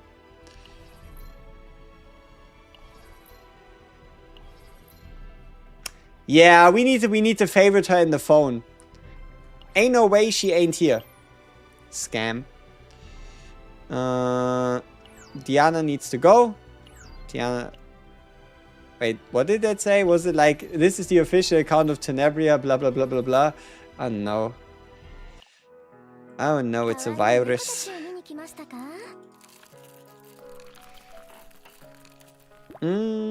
As for my experience, she's good, but I'm not particularly skilled, so wait for a week and then there's a good time to tell. Yes, if you give people more time to show you if a unit is good or bad, then you're gonna get a better idea of a unit being good or bad, surprisingly. Is this Tenebria good? I'll show you. Or I guess I'll show myself as well. We'll do... What should we do? Should we do Tower? Should we do Nebula Distortion? Where should we take this Tenebria? Where should we take her? What should we beat up? Any wishes? Full scale offensive? Okay. I mean, we could see if there's something that fits. Any code? No, they haven't done any codes after this, like, after these 3 codes they gave out during the anniversary. So maybe we're not gonna get a codes anymore. Thought it'd be fun. Boss fight. For now, I've not seen anything incredible with her, but some combo might happen in the future. So then, let's see. I don't know if Nebula Distortion is good enough of a showcase anymore, right?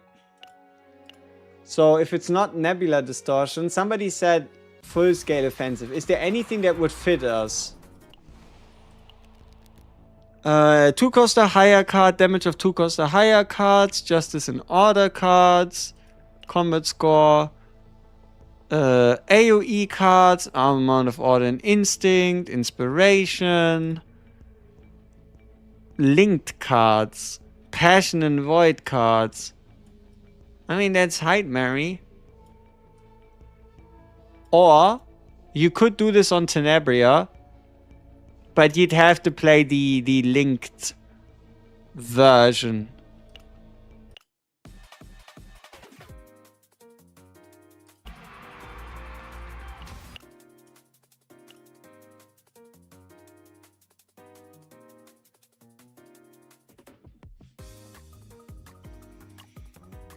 Yeah, you know what? I think I'm just gonna do it. Like, I never really truly cared that much for the duplicate course, honestly.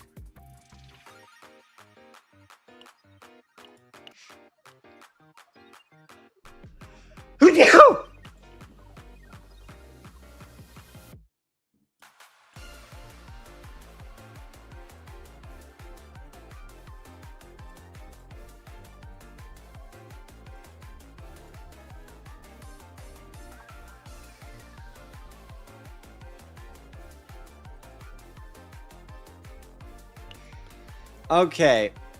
What else could we do with this deck? Is there another Encore I want?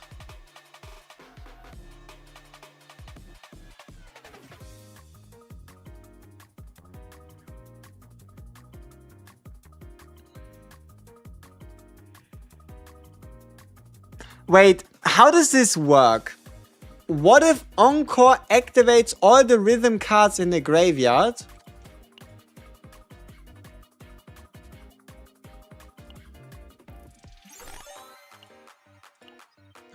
Draw? Ah, but this is just draw, it's not move.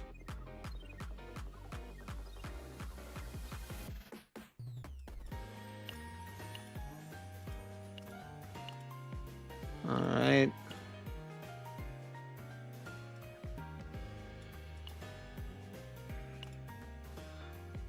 Do I need a different call and response?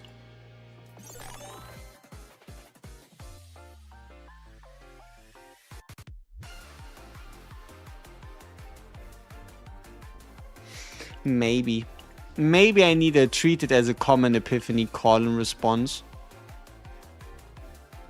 Maybe I don't. Who knows? But I think, yeah, this is the best deck we got out of the 6 runs we did. This deck's fun as well. It's at least a lot more sightly than this one. No. This one. This one also has the 4 copies. It's just... they don't do anything. But like these ones also don't really do anything. They only cost 0. The reason why we still have this is so I could do something like unique cost re-epiphany. And I could make like a 0 cost spotlight, 1 cost spotlight, 0 cost gain 1 AP, right? Like the reason why I picked those up is not for the card, but so that if I wanted to, I could use this on anything. I guess tower it is then. Who is she for? She is for Malin, Rita, Naja, Ray, herself. Oh, yes, so supports. Which supports have double attacks instead of double heal? Because the difference between having a double attack and a double heal is 20 save data. So Orlea gets 20, Typhera gets 20, Naja gets 20, Cassius gets 40, Nia gets 20, Ray gets 40, Cassius and Ray both get 40 save data value when played together with a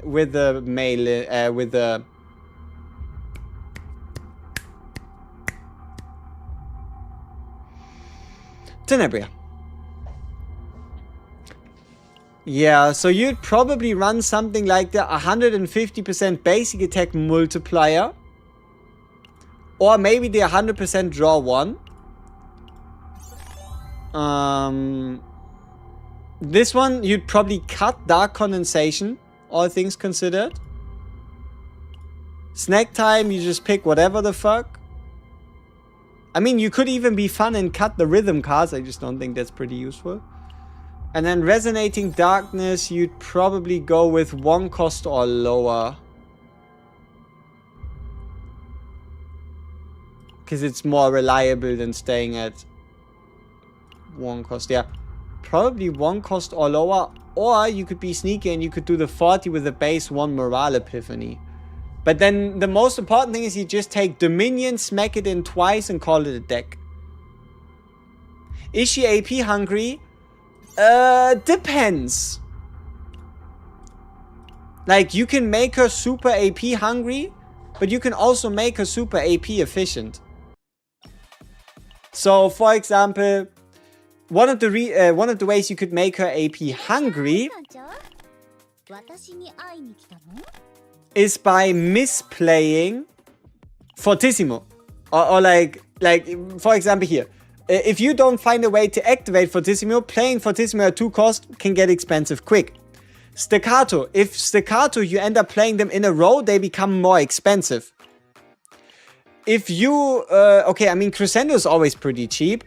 And then here, if you maybe play the rhythm card itself without a lot of other rhythm cards in hand, this also doesn't really give you the choice to activate other cards. And the reason why this becomes relevant, how you play it, is because you have a lot of move. And this is true move. So you can play the cards first, then get them back to hand so you can play them again. This one here, for example, decreases the cost of one of those cards by 2 until activated.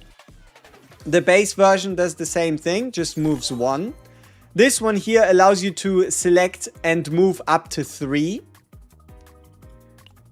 This one just draws. This one here allows you to select and activate, so you don't have to pay for them, but it costs you 2.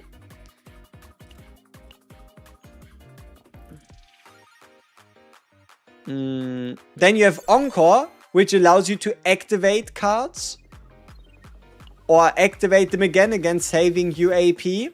But you could also just boost them, so you'd have to pay for them, but they become strong. Not quite, it makes them cheaper. And makes them stronger.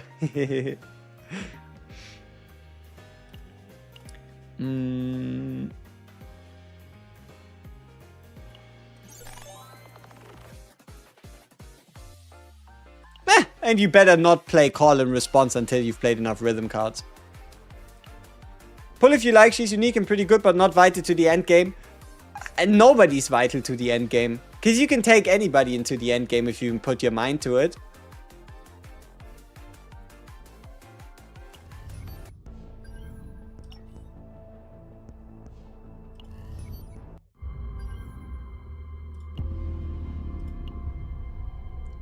Alright. Yep. Draw, basic, mealtime, small deck, big damage, big draw.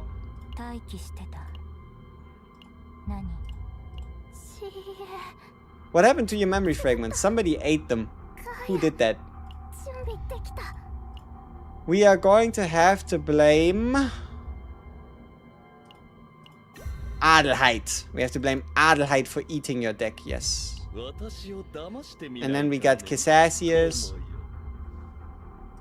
Ooh, I could use one of my... I kept the skill card in. Sad.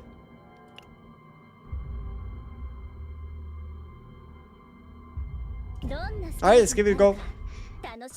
Does Tenny really need a signature partner? Only if you want to do the maximum amount of damage possible. Okay. So let's see what we can do here.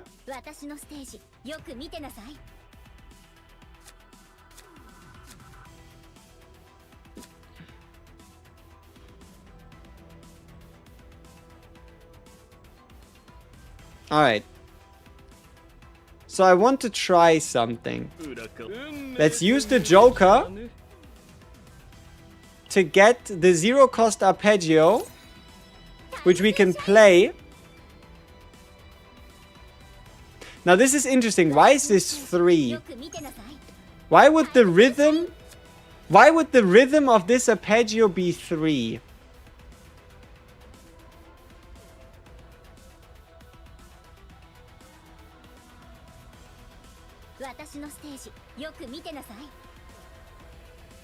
Is it even 3?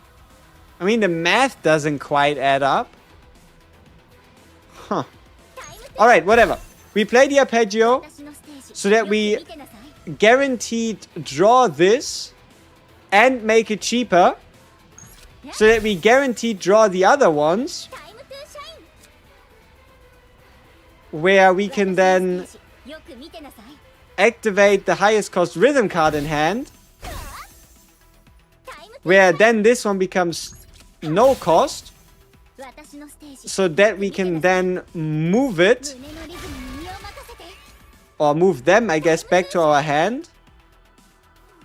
Let's see what happens. This one here.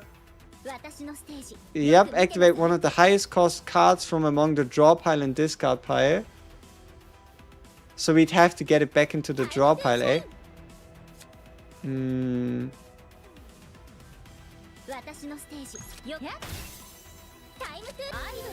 So we make the next rhythm card cheaper. Get more rhythm cards. I wonder what the calculation here is. What are these numbers? How do they make sense? Her battle pose looks silly.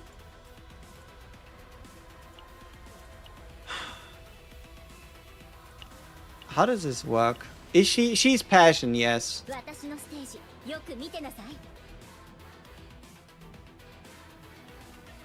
Oh. We could trigger performance. You know what? We're gonna save this for the boss to see how impactful it is. So we got this, so we get a rhythm card. Now we can get a rhythm card and make it cheaper to draw us more rhythm cards.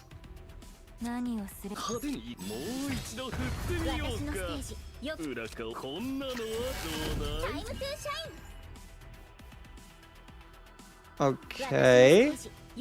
So this is gonna give us a big damage. Well.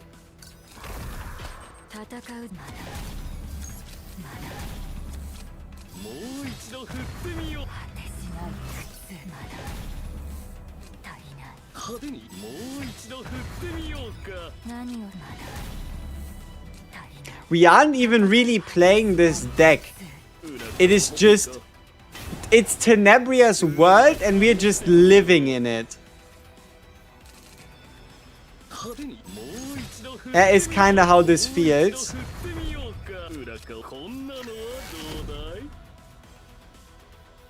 Oh. 1 cost, 0, 1 cost, 2 cost. Nah, full house is best. Alright. So, we have the 0 cost one that draws us a card and reduces its cost. Which one? This one is gonna then draw us 2 more and reduce their cost. Now that we've done this, this card again became cost reduced. Holy shito. So here we can use this to discard. Which one of those is the most expensive one? I think this one, because it has the highest multiplier. So we can discard a few of the rhythm cards to activate one of the rhythm cards from the draw pile. God fucking damn it. And then enemies already dead. That is an interesting hand, isn't it? So, we move the rhythm cards to hand. One of them draws us another rhythm card. This one draws us 2 rhythm cards. This one's now free.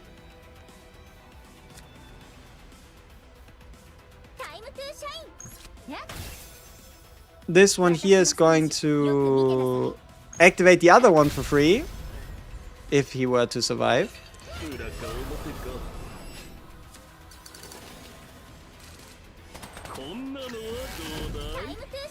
Alright. So. Let's apply performance buzz.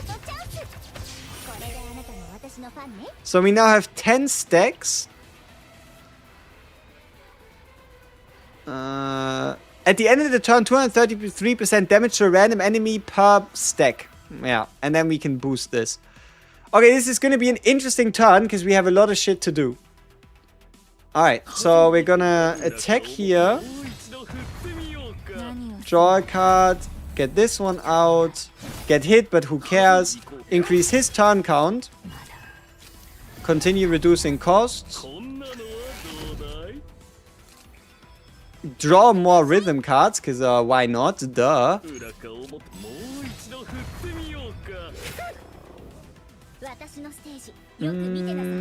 Do I already want to give up the cost here, or do I try to make it cheap? Okay, I think that's fine. It already served its purpose. Nice. Now we can do a Cassius, we can do a Nausea card. Okay.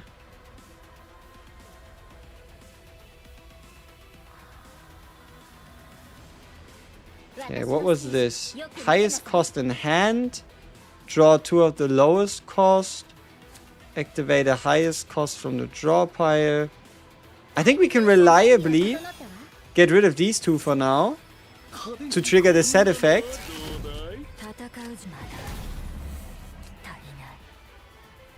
Now we'd have a spotlight to get them back. Or we can use Joker to get this thing started by picking out the 0 cost. And then the 0 cost is going to make the other 0 cost. And then this one is going to activate a couple other cards.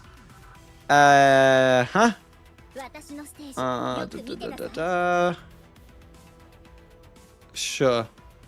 Let's let's activate some more cards. Make him cheaper. Okay.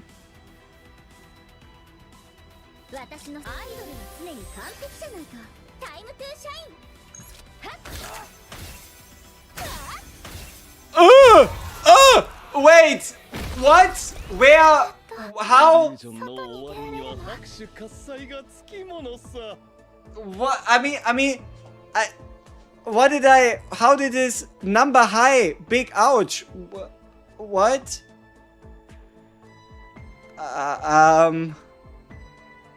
Something happened. We didn't even get to see the end of turn effect. God damn.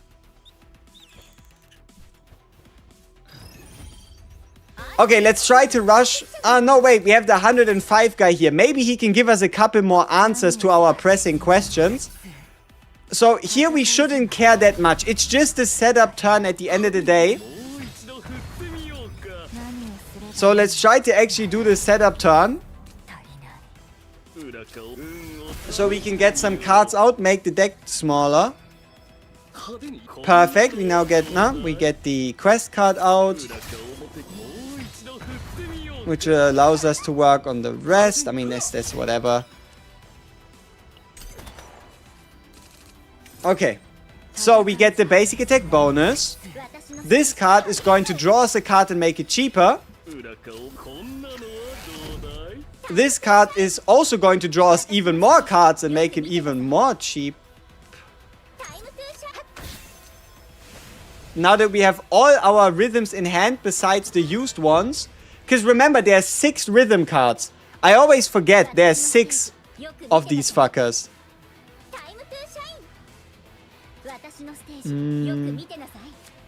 So this one would be reduced per rhythm engraved. So if we play this, this becomes free.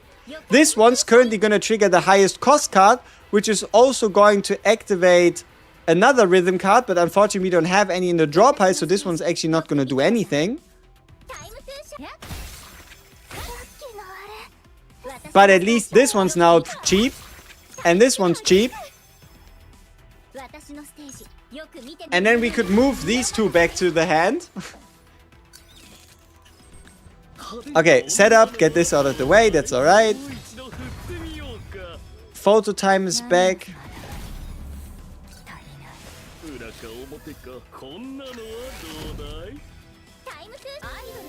Whoops. We have boosted our next few cards that we're playing. I mean, that's okay. So, let's pick up the 0 cost. That draws us the lowest cost. So that we can then use it to draw more. And then one of these is going to activate one of them for free. And now we've played how many? We played the 0 cost that draws 1. The 1 cost that draws 2. The 2 cost that activates 1. And then the however many cost that gets cost reduced. Leaving us with deactivate one of the highest cost cards from among draw pile and discard pile, and the decrease of this card based on card cost, whatever the fuck. This is going to allow us to move a couple of them back. This one allows us to once again draw another rhythm card. 0 cost, obviously the one that then gets picked. This one is going to allow us to draw the other one. This one is going to allow us to then use this card. Once again, we can move more rhythm cards. Yeah, I mean, these ones, I don't think they're actually going to draw us anything, right? Because there's nothing to draw. And then this one's here gonna end up giving us more rhythm cards and make the enemy go poof. Alright. All is very logical so far. Very sensey, makey. Yeah, this character can probably make your head hurt. A little bit. Tiny bit.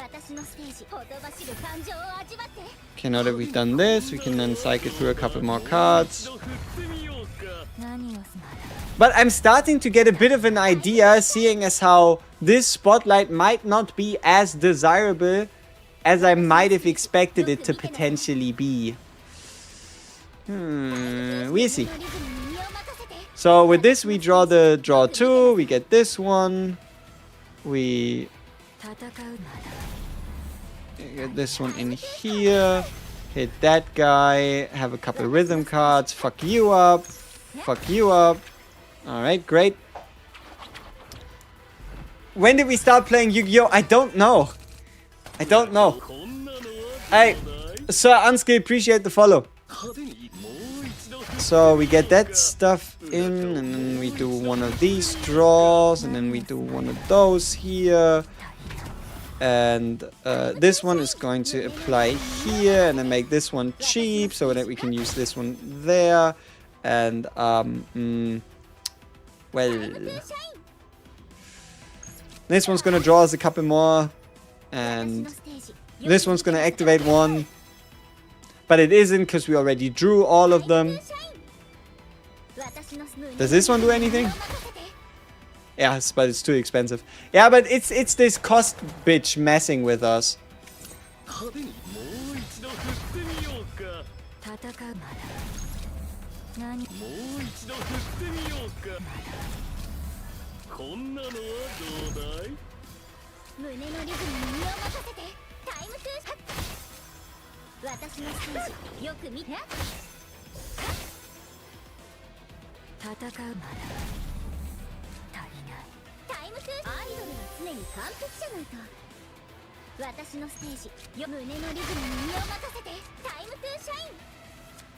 A diamond to shine.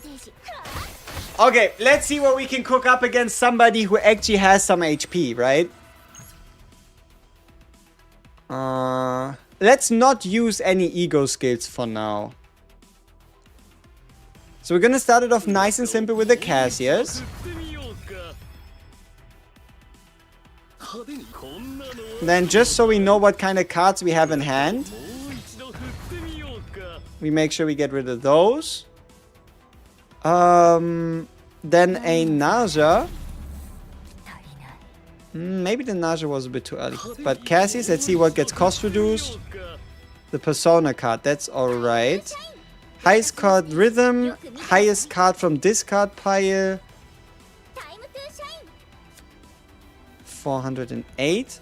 So we can now use the Persona to get rid of this card specifically. So for the turn, we get the crit rate increase. We can get another draw in.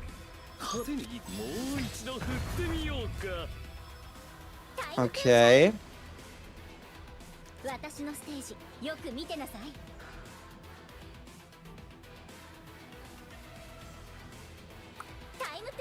We are going to draw one of the lowest cost rhythm cards. How many rhythm cards do we have? We have a 0 cost, so it's going to be this one that draws us 2 of the lowest, which is going to draw us the rest.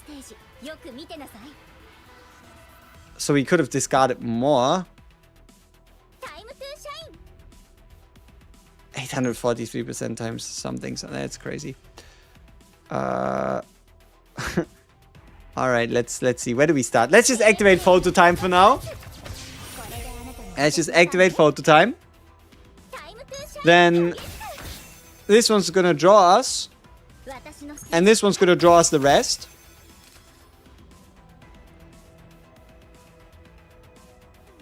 This Joker is gonna give me... It's gonna give me Whiplash, but we're actually gonna go with the Naja card. So we can... We need to get rid of a card. Okay, fuck this card. Perfect. That counts? Okay. Ego skill. No, wait. It wasn't ego skill.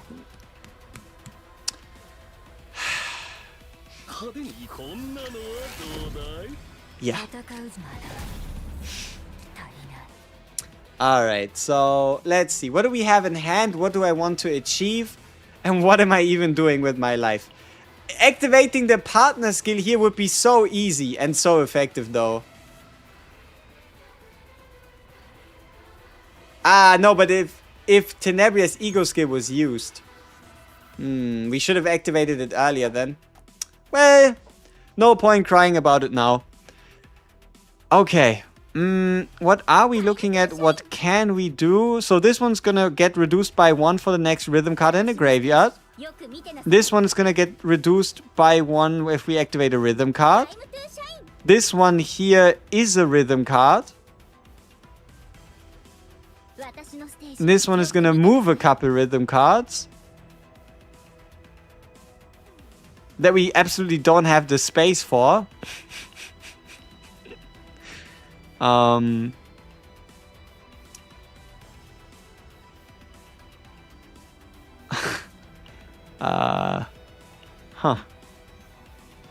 Okay. Let's do one thing at a time. Let's move one rhythm card first, as unfortunate as it is. Then play said rhythm card to make the other rhythm cards cheaper. To then be able to move the rhythm cards back. Hit this guy. Then use these cards. And we could have activated the persona of Luster earlier, I guess. Wait, since when do you increase? Because we already did enough damage, I guess, to push him down. And then we hit you. What about you? You don't reduce in cost.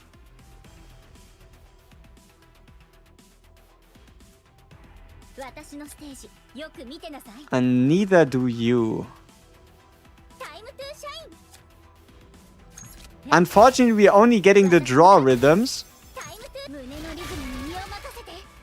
This one here... Yeah, okay, we're just getting a loop of the draw rhythms. But why? Is it just bad luck or could have been anything else? Decrease cost, decrease cost? Wait, what the fuck? Isn't that the same card? Decrease cost? For each... No, that's the different ones. And we just got the Drew ones. Then where's the activate one? Where did that one go? You wanna deactivate ones? You are, but you're like activating yourself if we were to play you. I'm fucking confused, man. But I think I'm starting to get a bit of a... Yeah, so that was just an additional 16,000 damage coming from the buzz. Remember, we didn't really do like any big morale stacking or whatever, so... Yeah, that is respectable.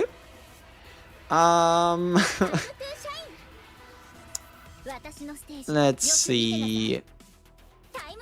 Yeah, this is... Also, we didn't use this encore to make the next 3 rhythm cards cheaper to allow us to play like the expensive rhythm cards, you know?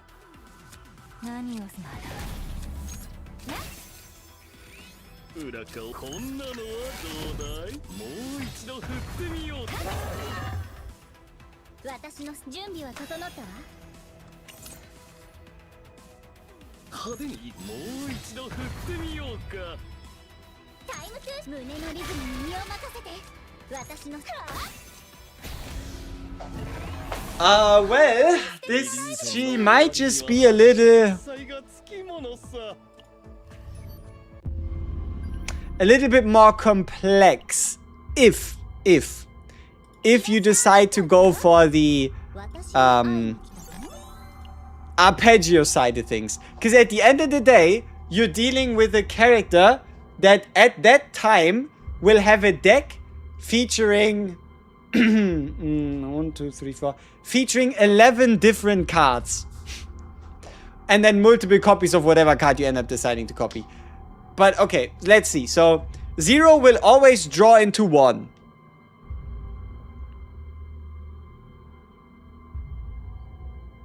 and make the 1 cost 0. 1 will...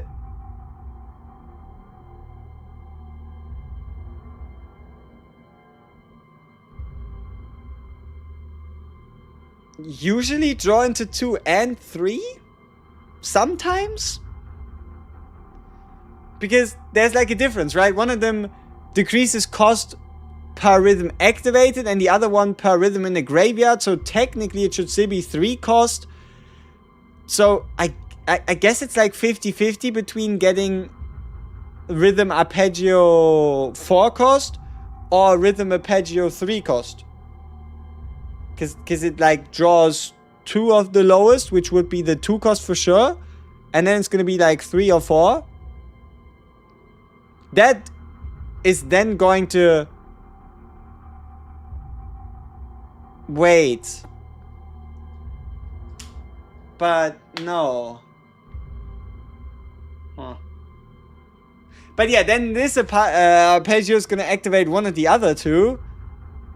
And then the other 2 are just going to be mega cheap.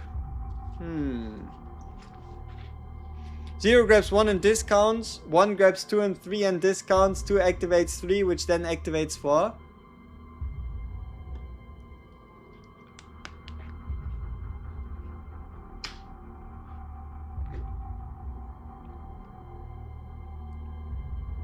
No, wouldn't it activate 5? Wouldn't 5 at the time be cheaper than 4? Or at least equal? Because arpeggio, this one only gets the reduction when they go to the graveyard. This one gets when they get activated. Meaning at the time of activating, using the 2 cost into the 3 cost, the 3 cost is going to go either or, because both should cost the same.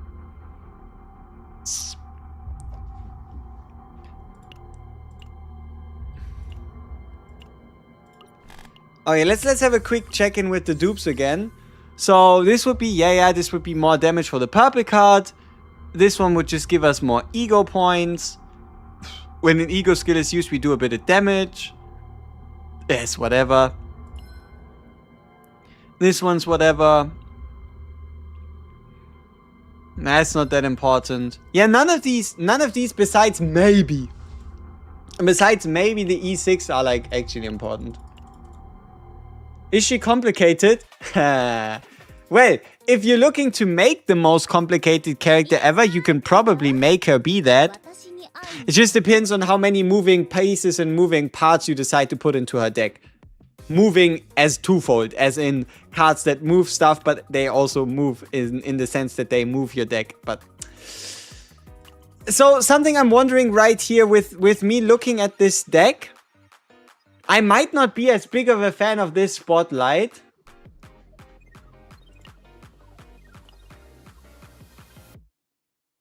Maybe this one's better. Not only does it cost nothing, but you can also specifically select 3 different ones to move. Move of the 3 specific ones could either include them being A, expensive but have become cheap, or B, you could just include like you could include a way to just draw the other ones you put into the deck in the deck, in the sense that if you just put this one back, and then put this one back, this one's going to be able to draw the other 2, because there will be at that time only 2 of them remaining in the draw pile.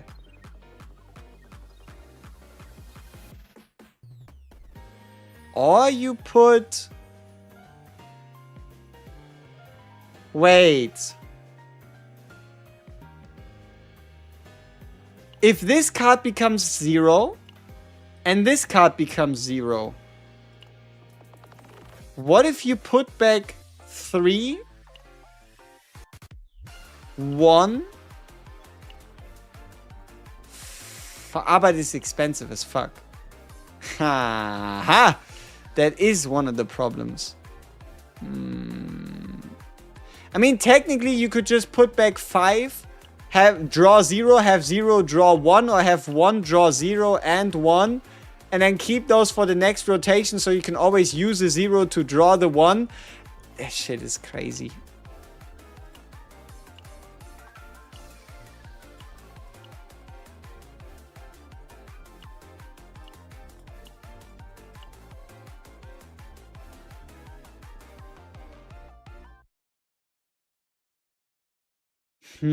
But selecting and moving up to 2 cards to hand is also kind of cool.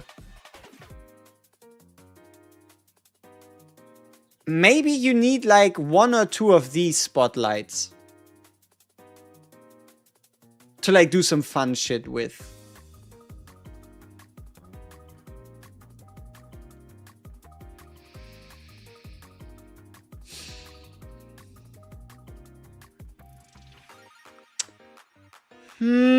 I mean, I can always just swap it back.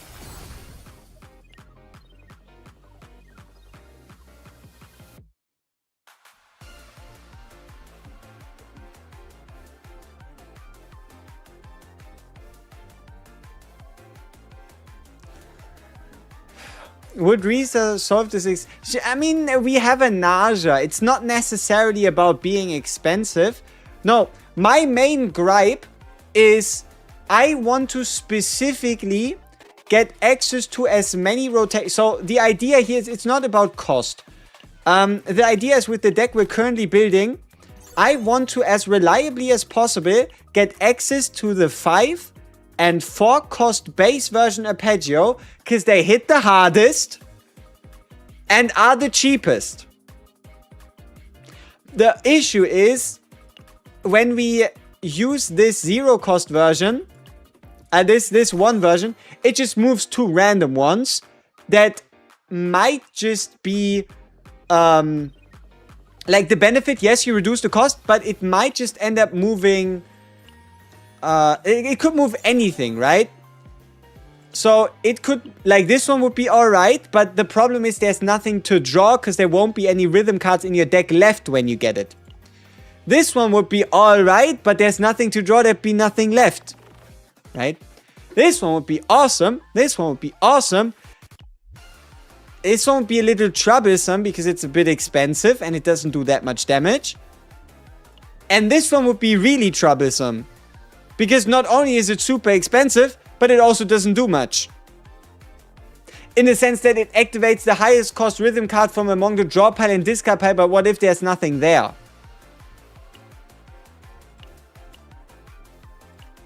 Now, Rita's pretty cool though. Like, for example, this right here. When Chrome Ascension is gained, you could draw 3 2-cost attack cards, depending on if you go with like a different rhythm.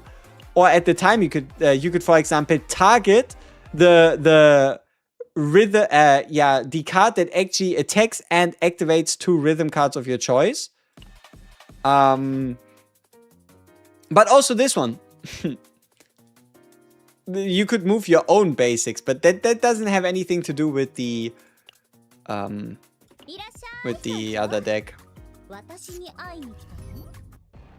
Yeah, rhythms are basic attacks, yes. But the rhythm cards we're playing aren't her basic attacks, if you know what I mean. How's Tenebria?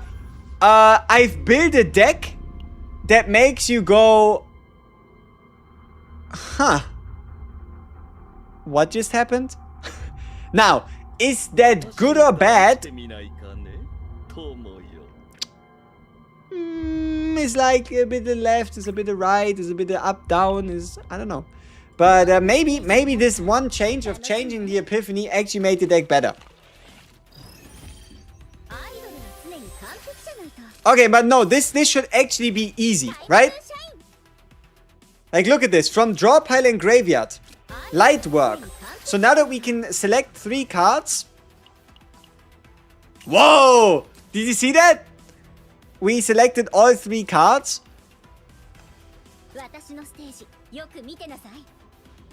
But that happened. So let me have a look. How the fuck did this work?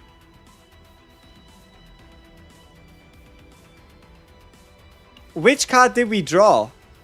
Ah, we drew the 4-cost one. And I thought we drew a spotlight, which we did, because it was treated as a common card. I told you, like, some of this shit is like, oof. Some of this is like, well, the fuck? Hello?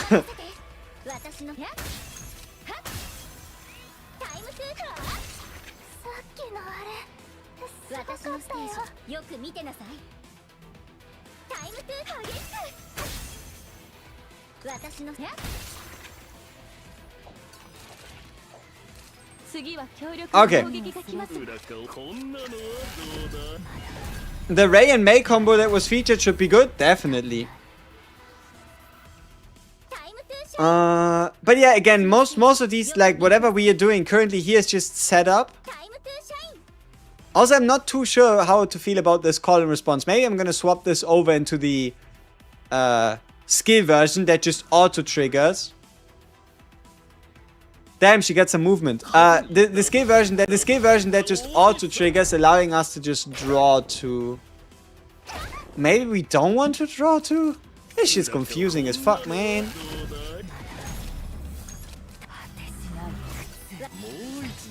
And then we also have Encore. Like, the fact that you can make a deck that if you leave out the persona will have every single one of its cards be divine is pretty scary. Or you have 5 different divines on top of a persona as well. Select the card to place in hand. Why? Did I play a Joker? Why am I placing any cards in my hand? Maybe that's what I did. Must be.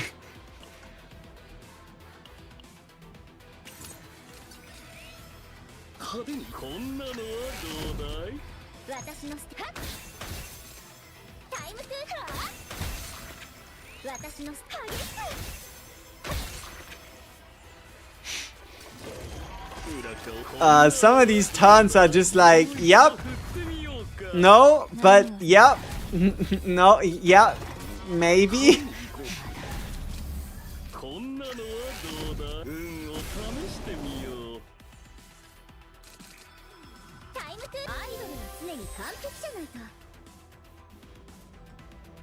Wow, look at these options.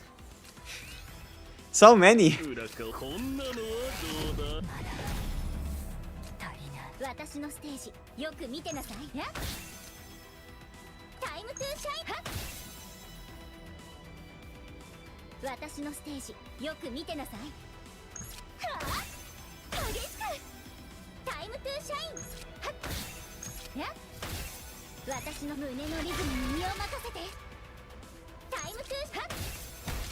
Time to... Whoops. What's the worst that could happen giving me a spotlight? There's a lot of bad things that could happen. I don't know if it made this deck better or worse putting this in. This skill card.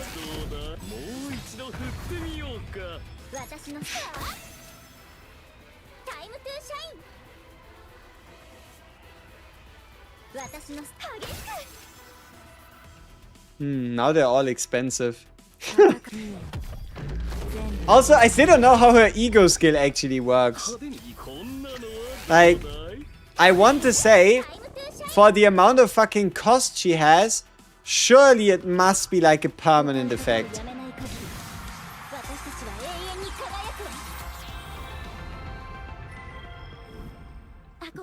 But I wasn't even able to answer that question.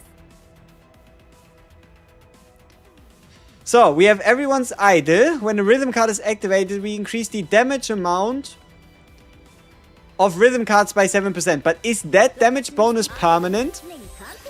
Who the fuck knows? Because I certainly don't.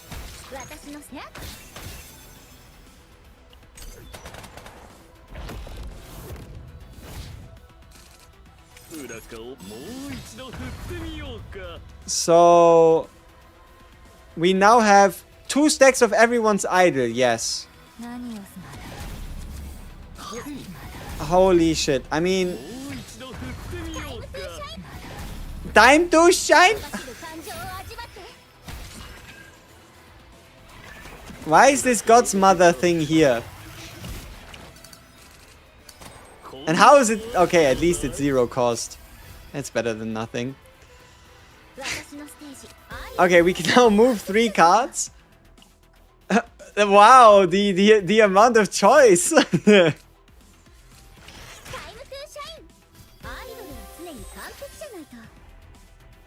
Okay, let's see. What happened to our damage bonus? It's still on 4 stacks. So we have a 21% multiplier, which is ridiculous. But that comes from her ego skill. Has nothing to do with Tenebria. Huh? So let's see. Do I even have any in the draw pile? I do! Do I have any in the discard pile? I don't! And this is going to activate the highest cost card in hand. Great. So this one's going to give me nothing, because it auto-activated it. So this one's going to auto-activate the other one. This one's going to bring some of them back. Sometimes. There's nothing to draw, because there aren't any more left. What happened to the damage bonus? We now have a 49% damage bonus. And we will add 1 hit to the next rhythm card activated 6 times. Okay.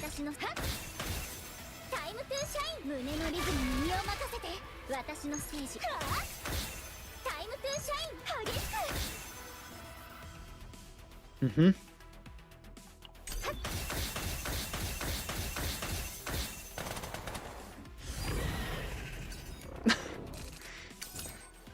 Okay, what about the next one? So, 3 stacks of everyone's idol, but we have the full permanent stack of 49%.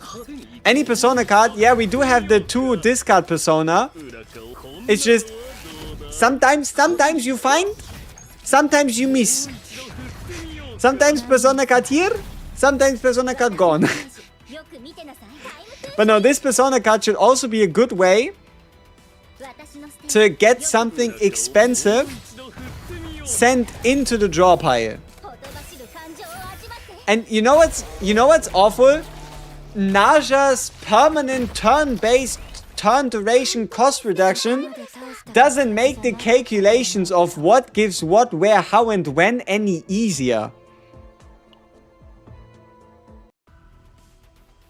Yeah. Memory frequency, have a look. I need to use my brain because this shit is complicated. Okay, this one draws us the 1 cost. The 1 cost draws us 2 others. One of them becomes 1 cost, which is going to activate the highest cost, which is going to be the 3 cost, which is going to activate the highest cost. Which, now that we've activated 5 cards, makes the final card 0 cost. Okay, so we've at least played 1 entire rotation of arpeggio cards. That's progress. So this one here moves these 3.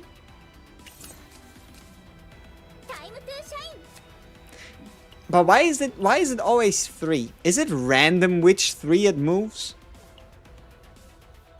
Select up to 3 rhythm cards from among draw pile and graveyard. I could have fucking sworn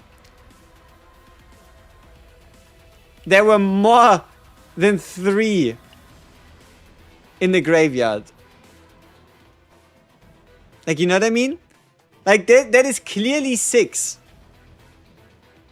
Right? Like, I'm not losing my mind. 1, 2, 3, 4, 5, 6. There's 6 in the graveyard. Now I use this.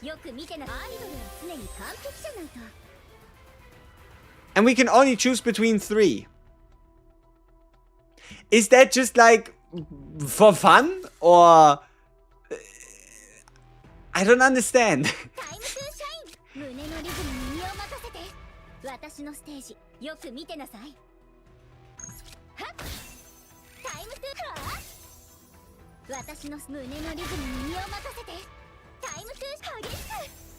It says up to 3, yes, but at least let me pick which I can pick, no? So it lets me select up to 3, but it is 3 random ones. Or what? Is that what I meant to take away from this? We're dead. Unless we do something about it. Should we die? 420,000, 1,000. Like, it's not that Tenebria's at fault. I could have attacked these eggs at any point in time.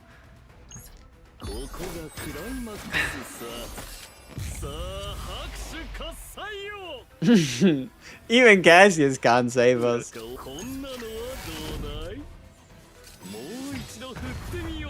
Don't save us. We don't want to be saved. Don't save us. I guess we gotta save ourselves properly then. We could have also killed the summoner. There were a plentitude of ways how I could have played this better. But I guess my brain is a little fried. And we haven't even been playing Tenebria that long. Tough luck.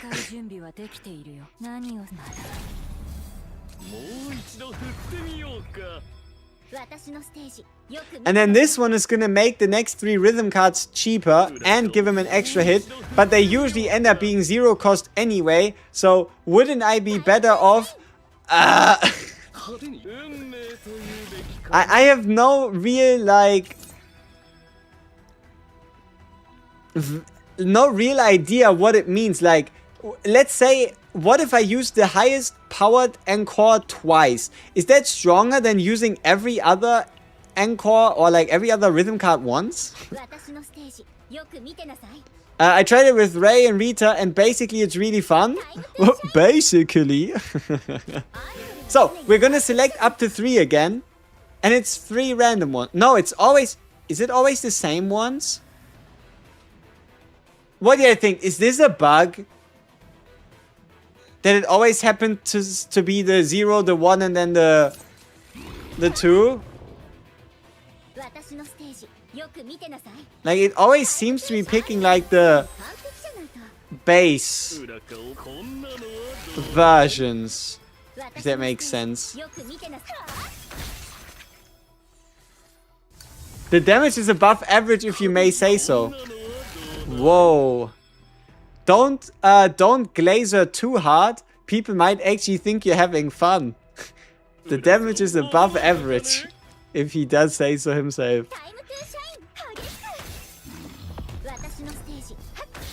Bugged? Yeah, I don't know.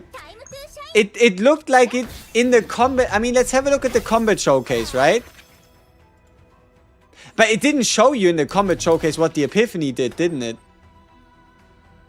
I mean, they did use it, right? They did use it once during the combat motion, and I feel like it did the same thing.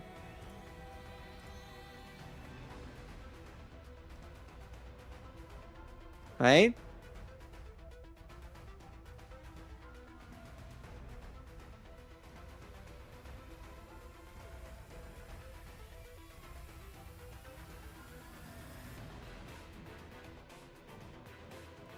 Maybe not.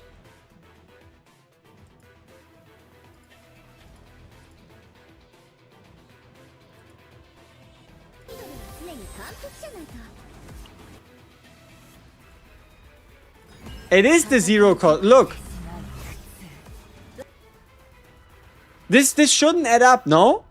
There's 2 cards in her hand.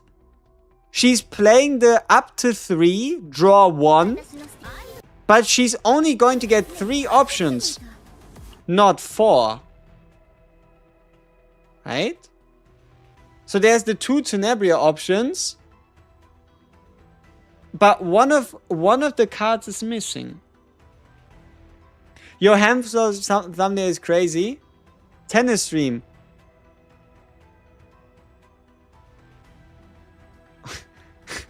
What the fuck is this? Okay. You know what? It might actually be good if you can reliably select those 3. His consistency makes things... Okay, it's worse than if you could pick. But look, it's once again the 0, the 1 cost, and the 2 cost. It seems to always be the same 3. I wonder why. So it's only the starting 3 that you'll ever get with this one. Which means you could then... maybe not. Plan changes for Great Rift amp effects. The following changes are planned to be made to some of the amplification effects that were introduced to the Great Rift. Before, for the rearguard, when a base 3 cost or higher card is activated, applies 1 safeguard to the boss. For the rearguard, when a base 3 cost or higher quietus card is activated.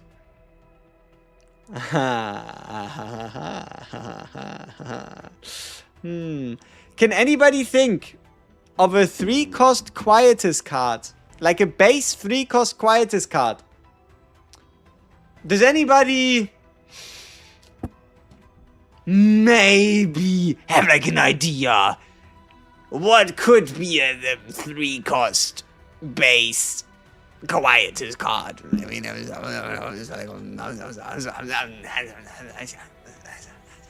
so yeah, Dreamworld is cooked.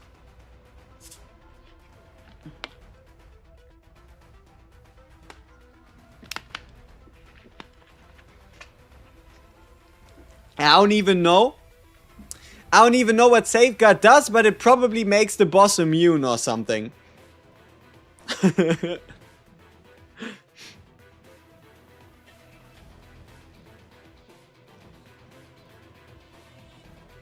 I mean, it'd be pretty lame if you could use the same deck from before on the Great Rift. Now, what I'm truly wondering is where are the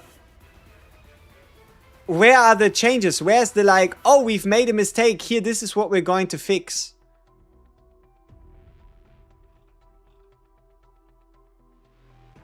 Wait, fix the effect description of the following Tenebria cards? No, that was from yesterday. Yeah, I don't know. So, yeah, this is weird. It certainly is.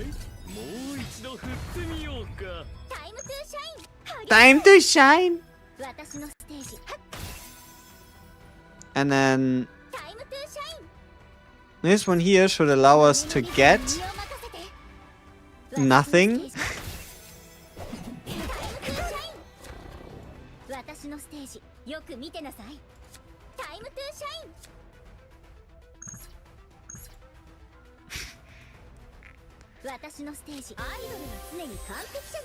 Let me be your idol.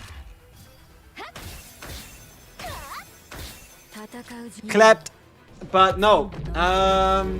Let's try 2 times Spotlight in a row. Will it grab the left in the graveyard? It must do, because otherwise, what else is it gonna grab? There ain't nothing there. There ain't nothing but nothing to grab. Now, if you think about it, there really isn't anything else that could be grabbed.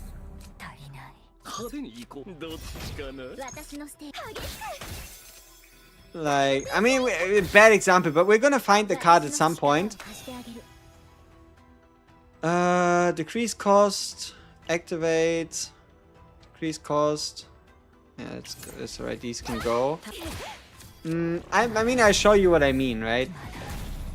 Like, it seems, come on.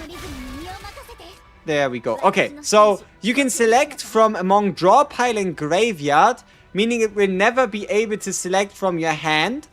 So this should allow us to pick the other 3.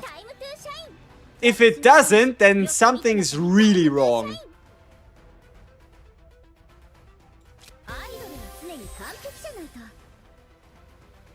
Yeah, now we get the other 3 that are left. As you would have expected.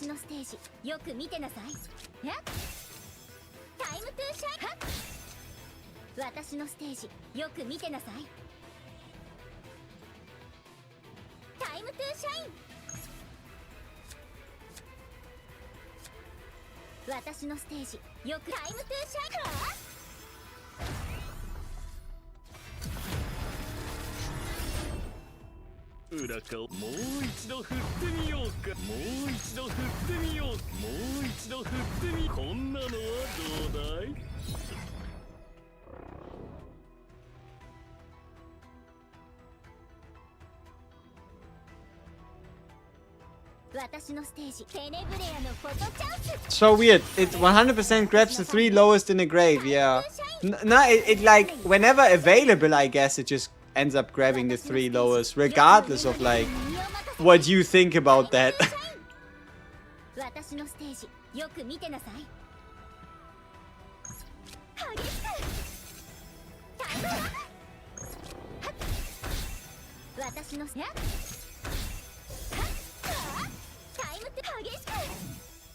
And then here, we're again getting the 1 cost, the 0 cost, 1 cost, 2 cost.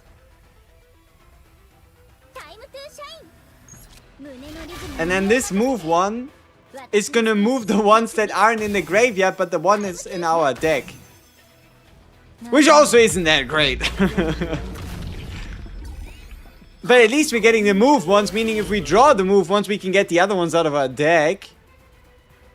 This is weird. Alright. Let's see.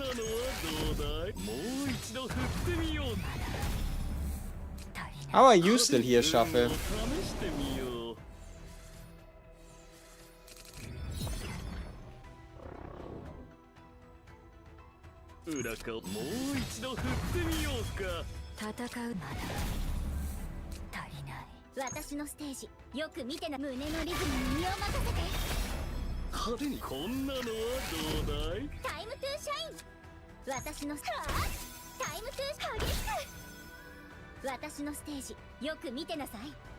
Okay, we shouldn't have any rhythm cards in deck anymore. We don't. Okay, that's at least expected.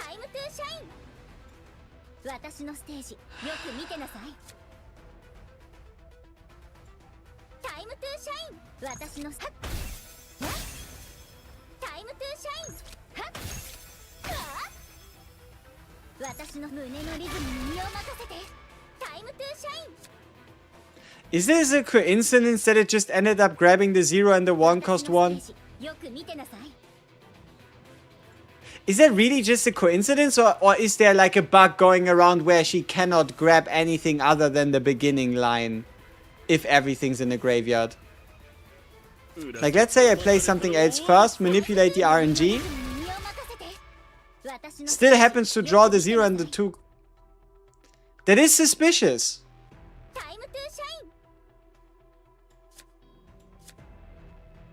Like, why would she always grab the weakest ones?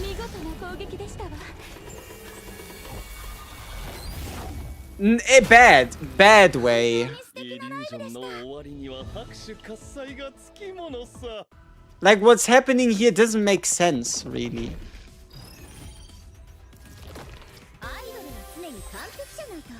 I mean, let's give it a quick test again. We play the low cost, play the other low cost.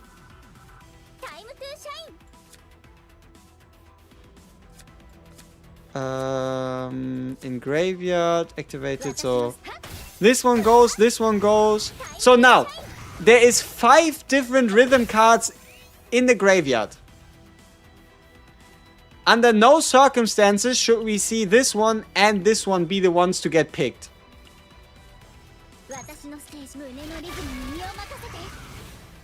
It's the 0 cost and it's the 1 cost one. Okay, let's play them again. Maybe it's just a coincidence.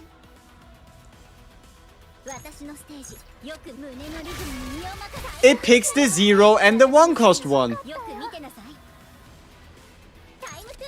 But hey, maybe it's just a coincidence. It only ever offers the lowest cost ones. Then why the fuck did I swap an Epiphany? No wonder it felt like it only ever draws the low value ones. Cause it only ever draws the low value ones.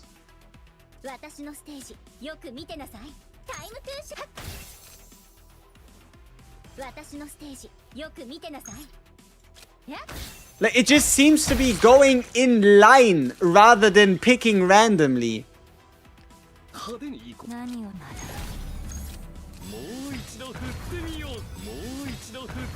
I mean, maybe it's intended for it to be like a ladder, but at this point, you'd be better off getting the entire ladder in your deck if you end up pulling the entire ladder anyway.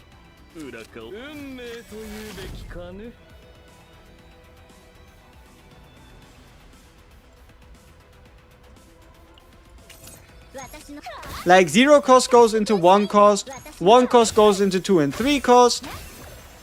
Okay, maybe not. Apparently it was gone.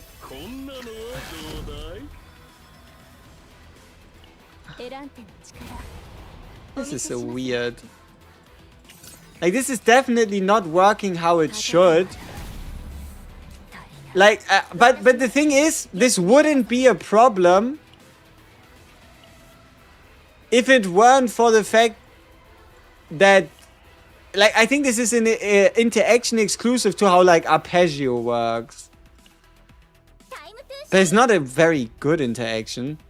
I mean, I don't really want to, like, be like, hey, yeah, it's broken and it doesn't work the way it should, but it feels like it is and it doesn't, if you know what I mean. Like, look, this is always going to pick the 0, 1 and the 2 cost. It's always the same. And the thing is, it isn't even alone. Even the spotlight always picks the same.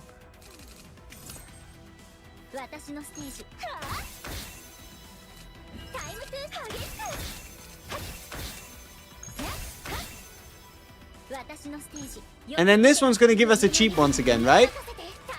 Yeah, like, it ain't no way. Like, look, they are in our hand. We get 2 entirely different ones. Get rid of them, we get the same ones back.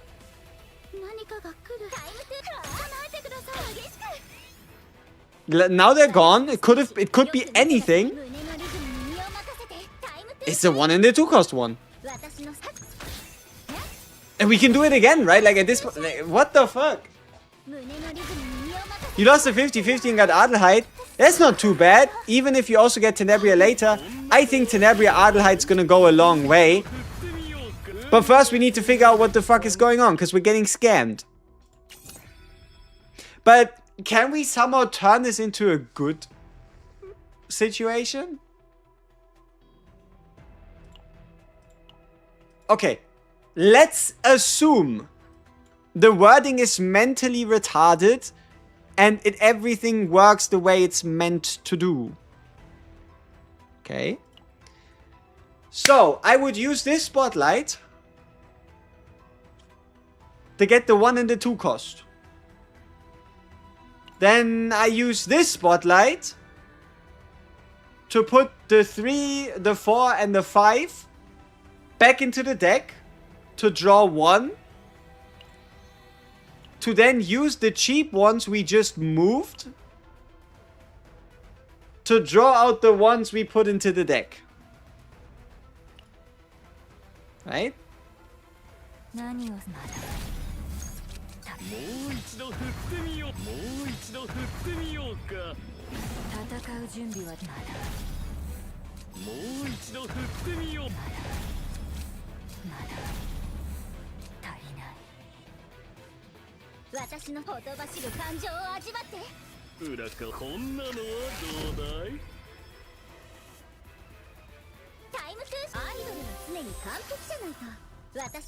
Alright. So let's see if this makes any sense. We get rid of these. We basically get rid of our entire chain. Enemy dead. Tough. Tough luck. So much for testing that shit out. Usually it'd be great if the enemy dies, but in this case a little unfortunate. Time to shine! So, this one obviously draws nothing because there's nothing to draw. This one draws nothing because there's nothing to draw. These ones are useless because they're useless.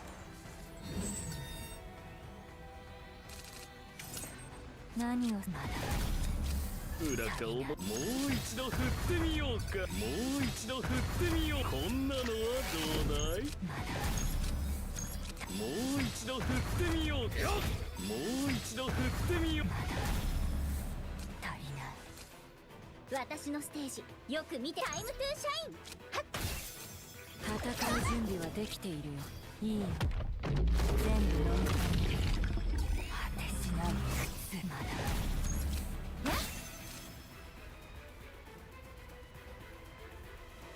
Some of these enemies need to stop dying so quickly. We can't figure things out if they don't, like, you know? Ah.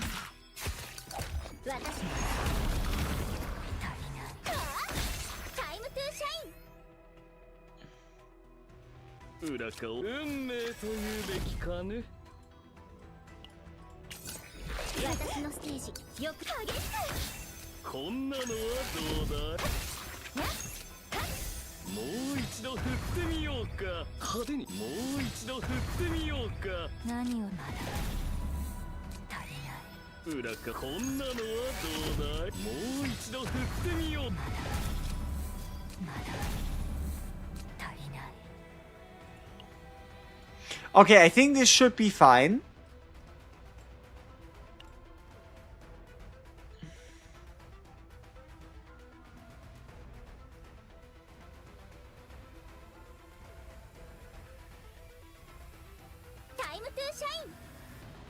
Ah, but it's one of the cheap ones.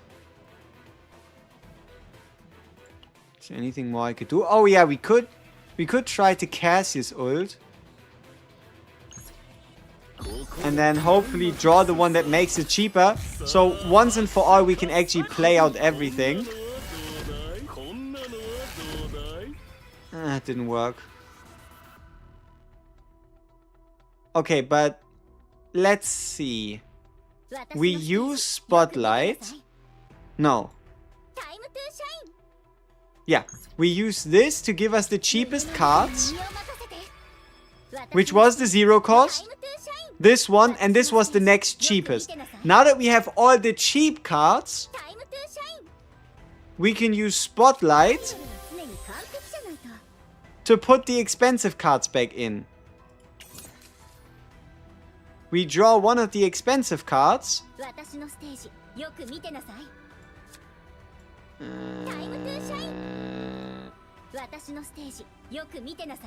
And let's get rid of, let's make some hand space.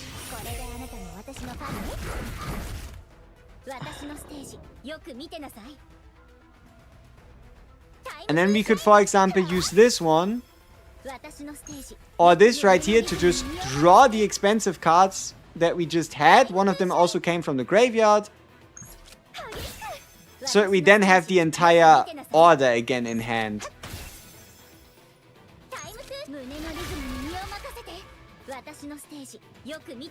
Yeah, but if you only ever draw the low cost, that just means that the way around it would be to never play the low cost ones. But that also sounds stupid.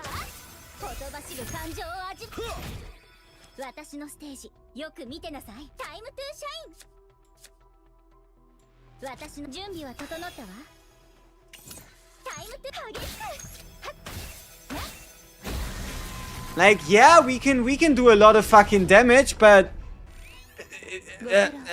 things, they just don't make sense.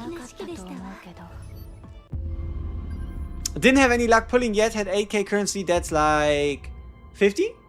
50 summons? Tough luck, man. She's weird. Or better said, the deck. The deck we've smashed together is weird. But I don't think that is how this should work.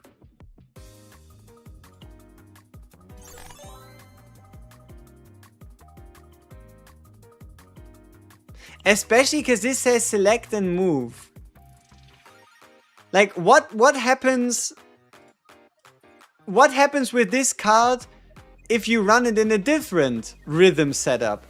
Does it then also only ever move two very specific ones that could be really overpowered?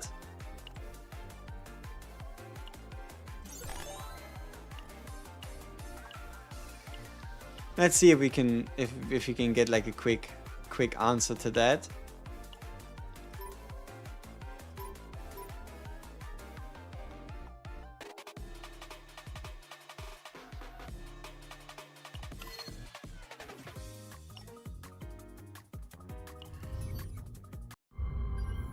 Select up to 3 rhythm cards, but only displays 3 of the 6 rhythm cards is suspicious. Yep. Especially because it's always the same 3 that get displayed. It's not like it gives you a random selection of 3. It just always displays the same 3. Now what we're going to test here is we're going to see if maybe it's broken in a good way. And that is, will this card by chance move based on, like, I don't know, what would that even be? Card order? So whose cards do you move? The 2 Tenebria cards. Is that a coincidence, you might ask? I don't know, we'll have to see. So let's say we activate the Persona Blaster first, then activate this. It happens to be, right? Happens to be the 2 Tenebria. So far so good. What if? Oh, you mean to tell me it actually picks 3 and then moves 2 to the draw pile and then draws 1? But it doesn't pick 3 and moves all to hand. No. Okay, I'm being unnecessarily rude. But that is not what the issue is. That isn't necessarily what the issue is, alright? So the issue doesn't have to do with the fact that it doesn't move all into hand. But it only ever gives you 3 to select. And, and you're only able to always get the same. The same is true for this move one here. For whatever reason, the move 2 always moves the same 2. Regardless of what you do. Pretty much.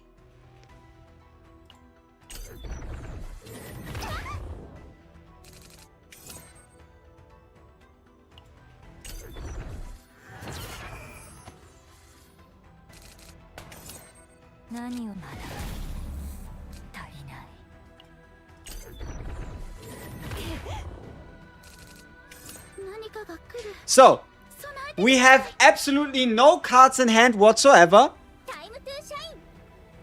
It could be any rhythm, right? Move 2 rhythm cards. It could be any rhythm card whatsoever. Is it going to move 2 of Tenebria's? It does. Huh? It might actually be broken in a good way. Like, why would it be move 2 of Tenebria's if it's any rhythm card? And why would it be twice in a row?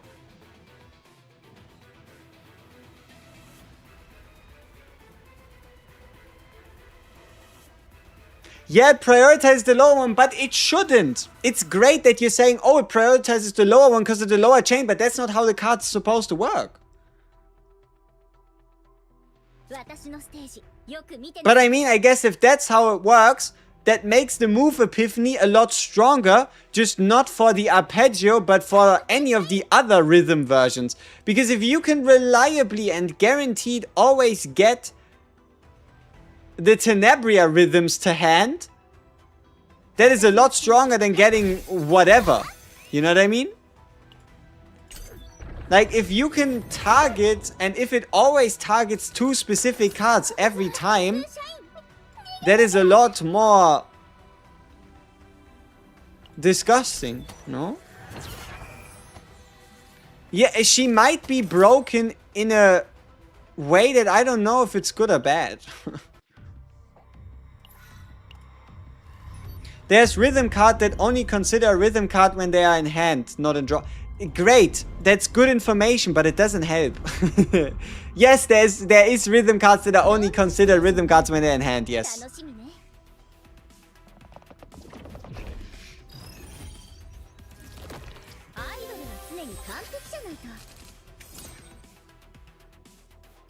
So, The Tenebria card is gone, right? It's now in the discard pile.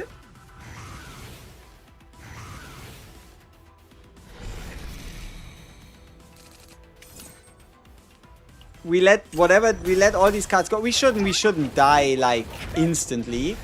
So we should have a bit.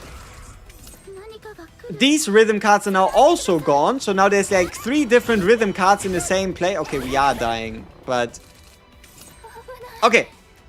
There's 1 Tenebria card here. What happens if we play the Tenebria card and then use Spotlight? It wouldn't really make sense, right? Why would it pick the Tenebria card if not only one of them has been used, but there's 2 different ones in the draw pile, 2 other ones or 3 other ones in the discard pile, and 1 in the use pile? It shouldn't pick the Tenebria cards, but it does! Every single time!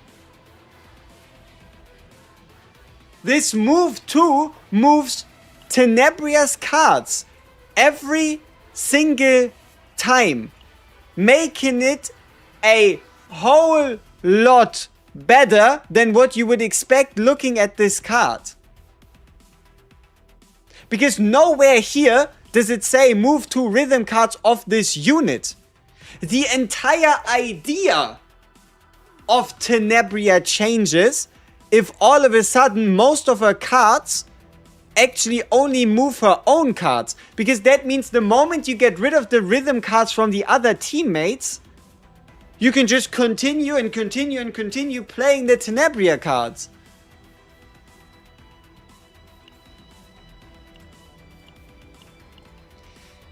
But while this is awesome for the Tenebria only build, it's actually pretty bad.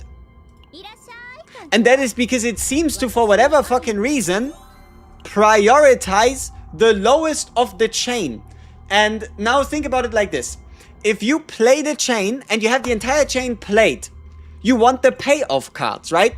You want the 5 cost that is now a 0 cost. You want the 4 cost that is now a 0 cost. These things do the most amount of damage for the least amount of investment after you've played the chain. But what ends up happening is every single time, if it's possible, you're actually going to draw the 0 and the 1 cost card again. And the same is true for the other version. The same is true for the other version of Spotlight.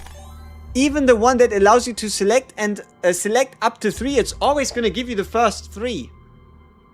Does order formation affect the order? Probably not. It just seems to be Tenebria first. Like, I looked at it, and logically it should be Cassius, then Naja's, and then Tenebria's. But it seems to be basically only her own.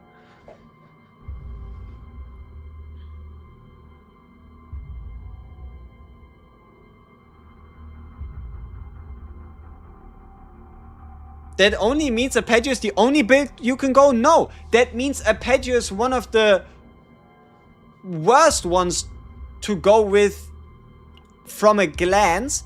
And that is because the best ones would just be anything else.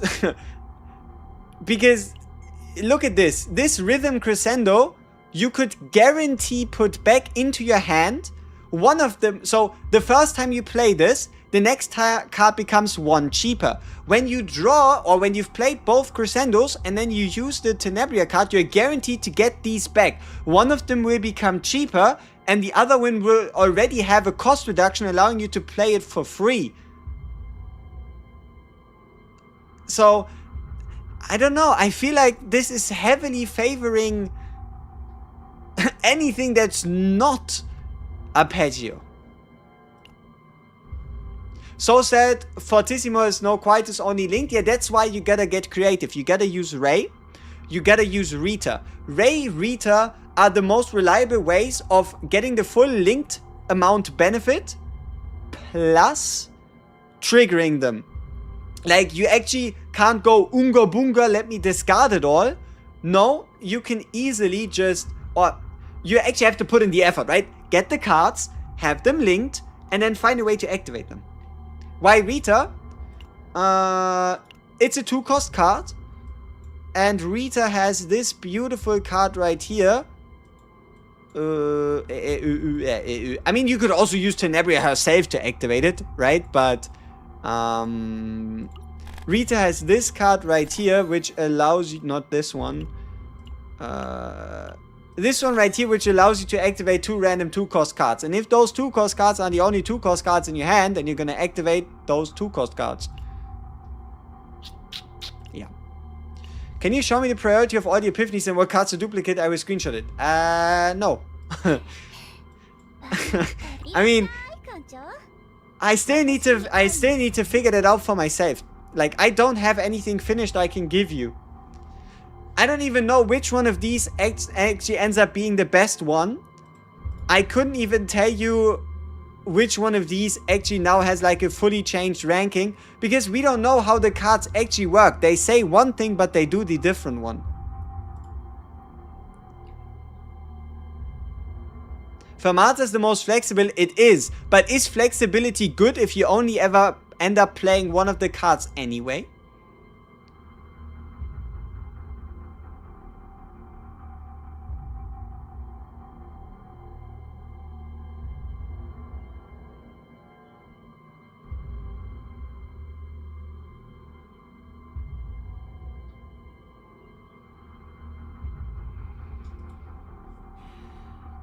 What set are we using?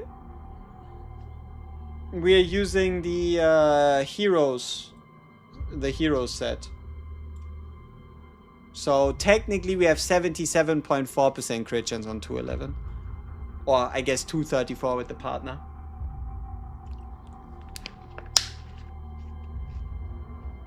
I think I'd rather hyper draw into all 6 Fortissimos plus raise activate all basics. You don't need a activate all basics to play let me have a look. I just hyper draw into the 6 Fortissimos and then just do raise activate all basics. Yeah, I mean, I didn't say you'd need Rita. Did you listen to what I said first? You could use Ray or Rita. And then somebody questioned, why would you use Rita? Nobody ever said you need to use Rita. Like, I mentioned Ray first, and there was a reason, right? I think Fermata on the Mail-In team is good. Yeah, it could work, but like, why does...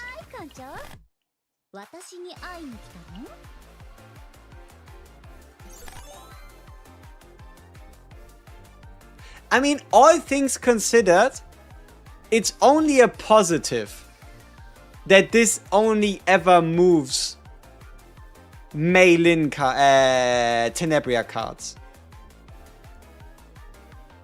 Like, there's nothing bad about this. But...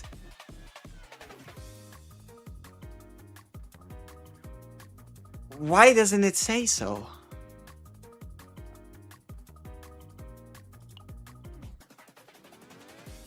Like, this card is a lot stronger in most circumstances than you would assume it to be.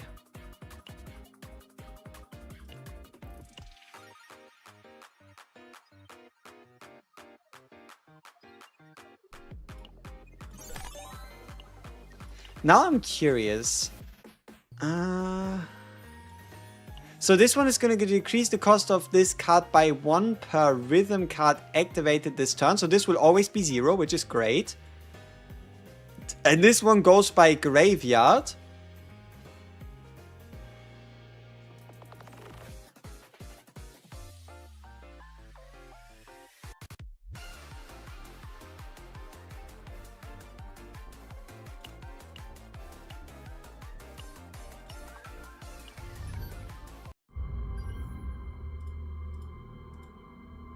For Arpeggio, you'd need the Epiphany 3 Spotlight because it actually selects. But both say the same fucking thing. There's no reason why one of them should do something that the other doesn't. Select and move. Select up to from among draw pile and graveyard and move. It should do the same fucking thing. But it doesn't. You know? But no, there is a way to get around this, I guess. And that is, if you never put them in the graveyard, you cannot draw them. I just had a really silly idea. And it doesn't make... Yeah, that's why we're gonna keep it as an idea. You can get the partner, but I wouldn't dupe her. I don't think there's a big need to dupe Tenebria.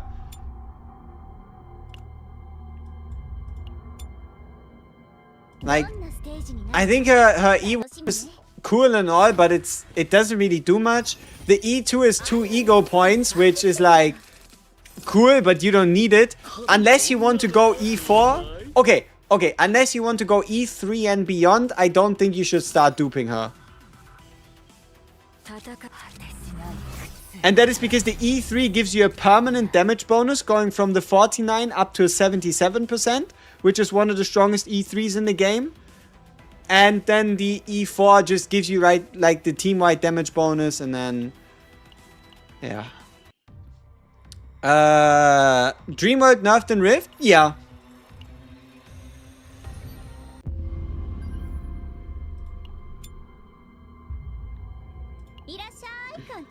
Okay, let's get back to what we were doing. Because I just had a bit of an idea how we could cook. But yeah. So, let's make sure we get rid of everything else here. Let's just play our setup turns.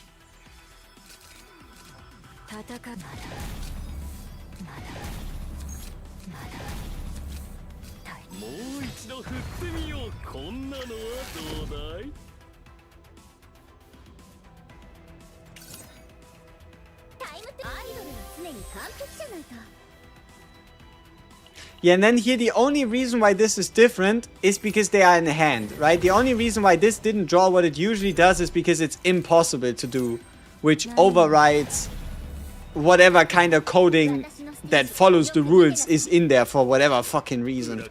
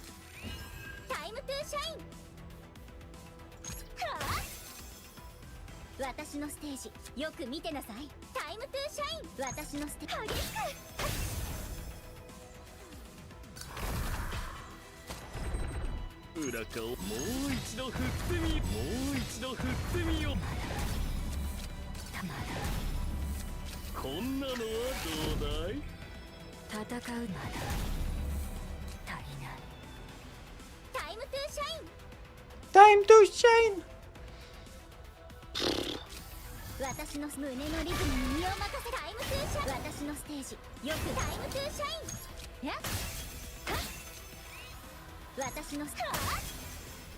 Alright, you know what? Now that we know how the card works, it might actually just be better this way. Because you know what this guarantees you? This guarantees you, no matter how you start, you will always start with the base of a fucking Apache bullshit my ass. You know what I mean, right? So, it's actually better, but it's worse if you don't understand what's going on. So, here we can go in, and we'll always get the 0 and the 1 cost version. And the reason why that's actually good for us in this case is because it allows us to play our first rotation, which then allows us to draw into the other card so that we can get rid of them for the first time. Where things become problematic is when you try and think about the second rotation. Because then all of a sudden it gives you the same shit back that you don't need anymore at that time. Because now you've already built up enough Arpeggio, or a fucking bullshit thing. So now it's time to kind of skip the queue. But we should be able to do that rather reliably. So I think we can actually make this work. And then life's gonna be a little less sad. Yeah. Pretty much.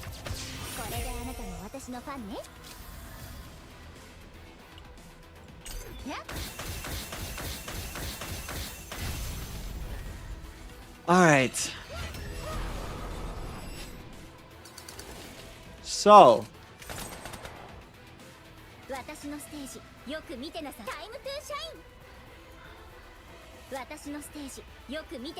Yeah, so this one's always gonna draw into the 1 cost to make it 0 cost. This 0 cost is always gonna help us just get the other ones out. So now that they're all in our hand,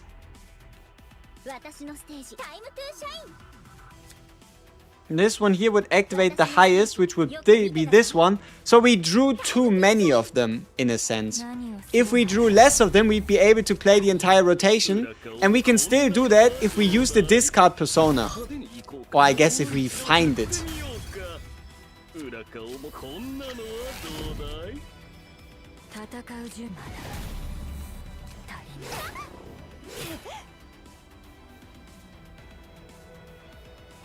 Alright, let's not rely on the discard persona.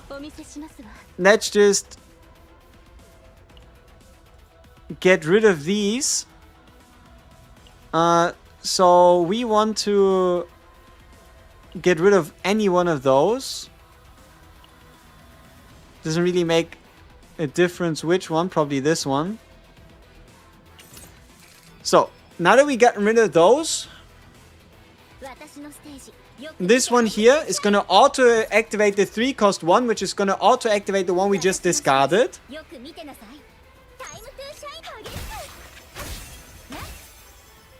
Giving us the ability to get rid of all, right? We have all the cards gone now. So how do we best take advantage of this now? So now our goal would be to get the low cost cards, or I guess every card, back into our hand for the first time around. And then focus on only playing, or only trying to get to play the expensive cards. But we can't really skip them, right? We can't really just skip over to the 480 and the... Wait. Why the fuck are you less powerful than this one? Shouldn't it be the other way around?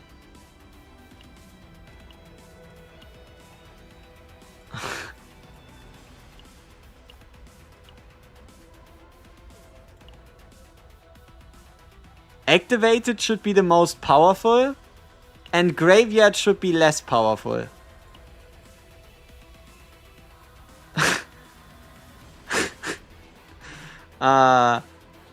Okay, that's good. It works.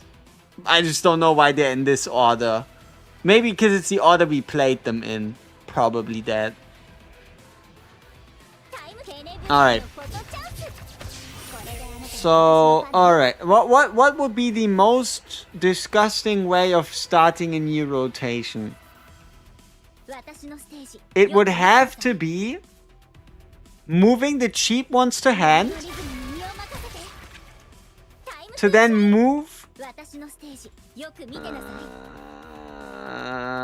that didn't work. It did work. It did work. Okay, okay. So that we can now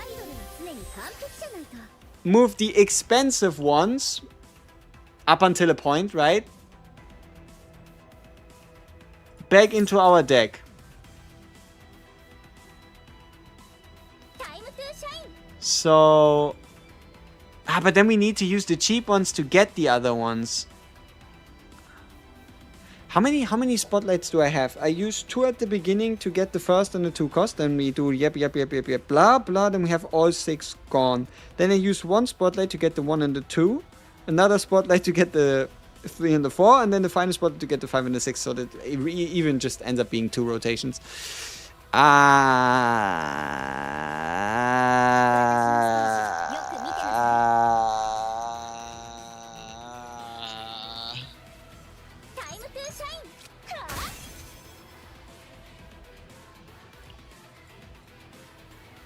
Okay, there's one more to get.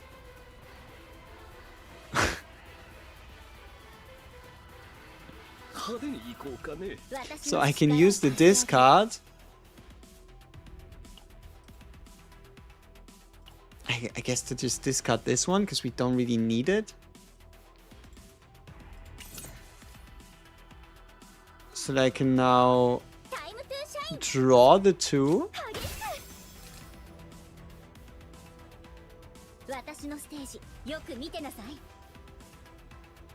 And then this one's gonna end up giving us the cheap ones back.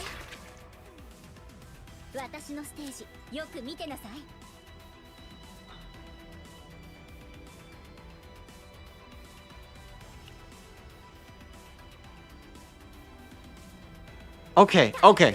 Now that we have the cheap ones back, now that we have everyone back besides just a few of them, we can play the expensive one. Get only the expensive ones back. And play them again.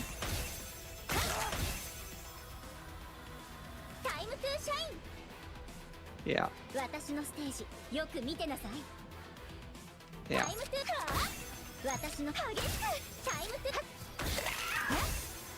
I mean, she's dead, right?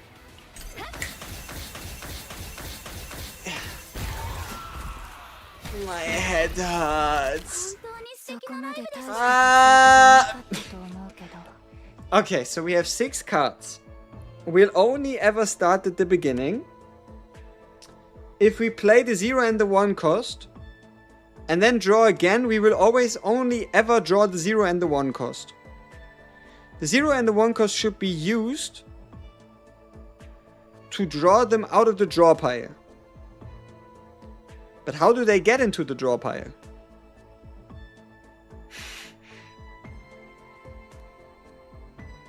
How do they get into the draw pile? They get into the draw pile by us putting them there. But the only way we can put them there is by moving 3 of them onto the top of the draw pile.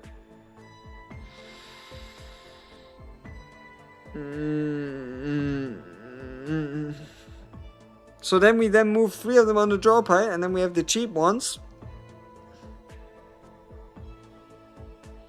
So we can then use the low cost ones, so that we have everything in hand. Once we have everything in hand and the cheap ones in the graveyard, we can attack so the cheap ones come back to hand. So we can then use the expensive ones and then use the move card so that we only get the expensive ones back.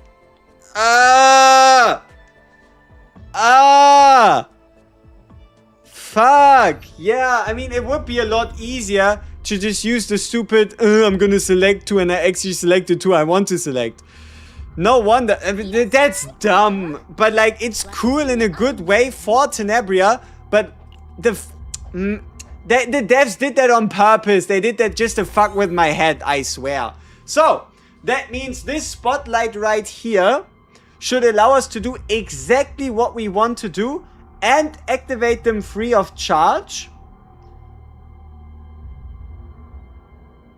So it's just for, it's just for the version we want to play, the, I guess, superior spotlight, unless you consider the fact that it's 2 fucking cost. So, the solution to this would have to be going into the sortie mines. And the reason why you go into the sortie mines is because you then take your deck where you've prepared the cost reduction spotlight already, now that you've done that.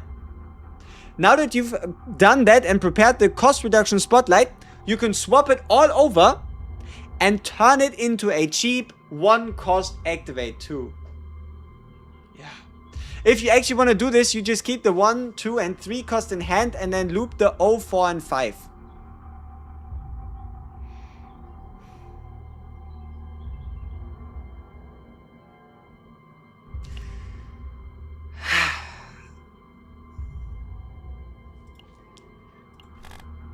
has only a slight problem with this, I believe. And that is, so you say, we keep the 1, 2, and 3. Let's say we do that. How do we afford the 5? The 4?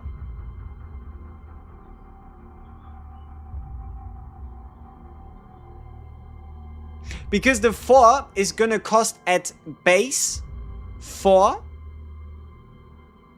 or at minimum 2. Do you like the deck? Why not remove the basic cards? Tenebria removes the basic cards for you.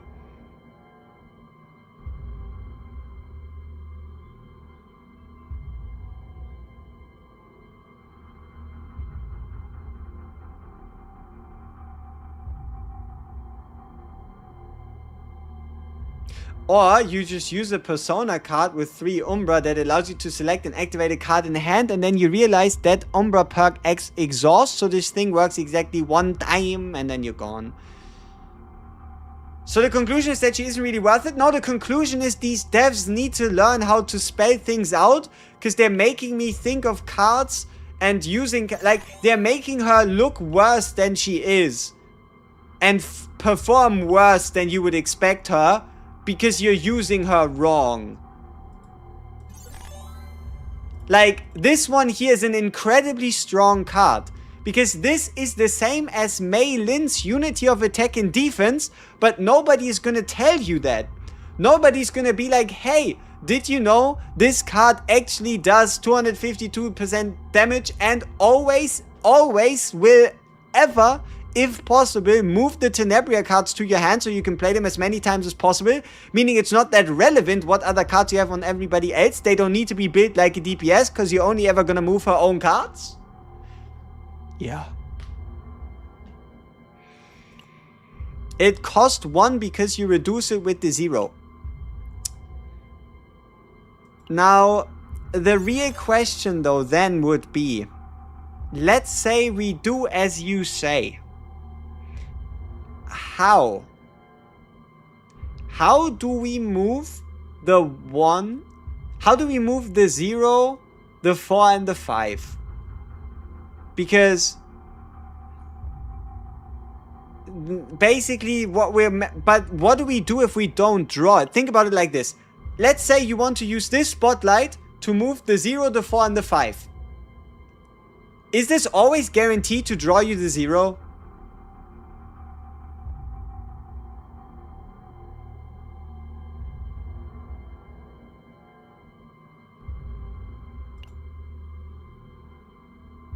Because if this always draws you the 0, then skipping 1, 2, and 3 can work. But it is on the... But no, that also wouldn't work. Because you wouldn't have enough draw. Because even if it always draws you the 0 only draws you 1. So then what do you do about the other one? And what if it draws the one that's already 0 and not the one that needs the cost reduced?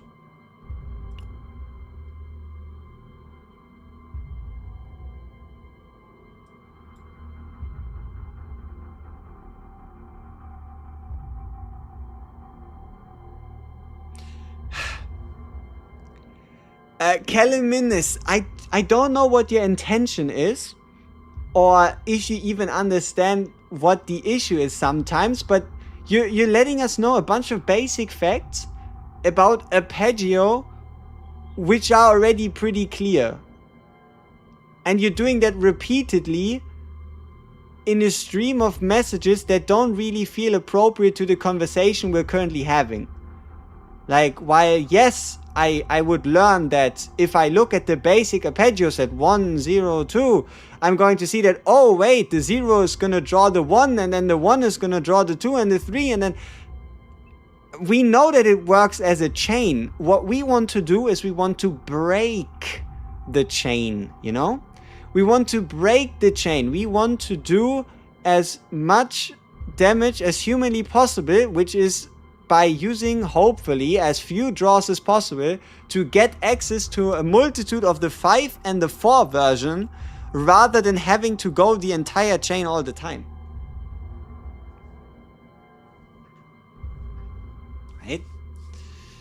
Like, see, what we are talking about currently is leaving 1, 2, and 3 in hand so that we never play them. And we only play with 0, 4, and 5.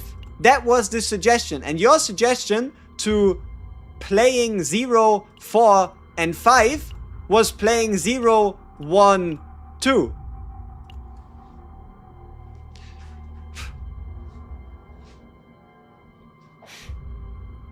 Why do you want to break the chain? Because it's more damage. This card, or at least, for example, this card here, it costs 5. It has the highest damage per rhythm multiplier, and it ends up being a 0 cost. The moment you play one rhythm chain, this one is already guaranteed to be 0 cost, meaning now your goal would be to play as many of these as possible due to the fact that it is 0 cost already because you've played an entire chain. That's not possible because when you move them from graveyard, the AP reset, bro. You see this? Decrease cost of this card by 1 per rhythm activated this turn. You know what that means? That it's free.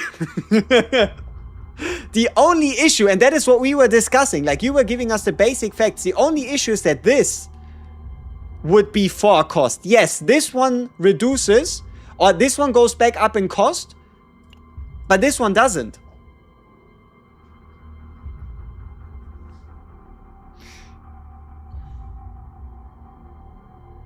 Technically, you could do it with the Draw Divine on Spotlight.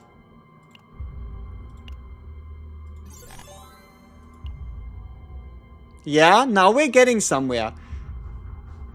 What if this Spotlight actually puts them exactly in order? So let's say this is super technical and it always follows the order. If you keep 1, 2, and 3 in hand, Spotlight, let's say you keep 1, 2, 3 in hand and you end up playing 0, 4, 5, right? You end up playing 0, 4, 5 and then you use Spotlight to move 0, 4, 5 back to the top of the deck. If it then also has a draw 1, then it should draw the 0. But the problem is it also draws the 4. But the 4 is what you want to draw to reduce it in cost.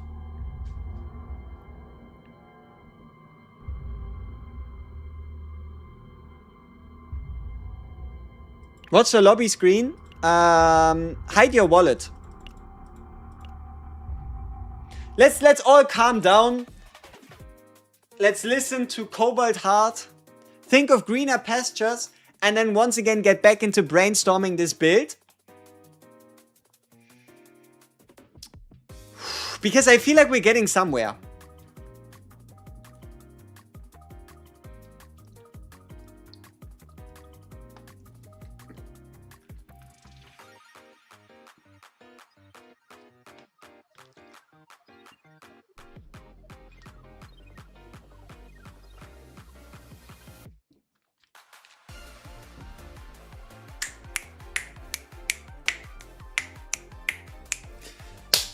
Okay,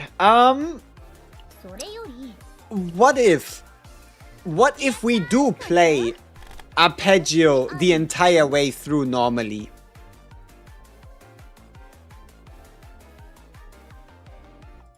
How will we make that work best?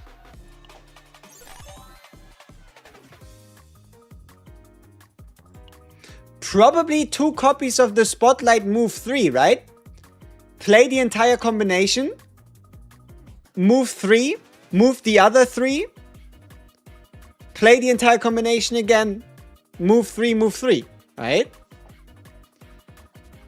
That's why she got capped at 30. Brother, we're not even making it past 12.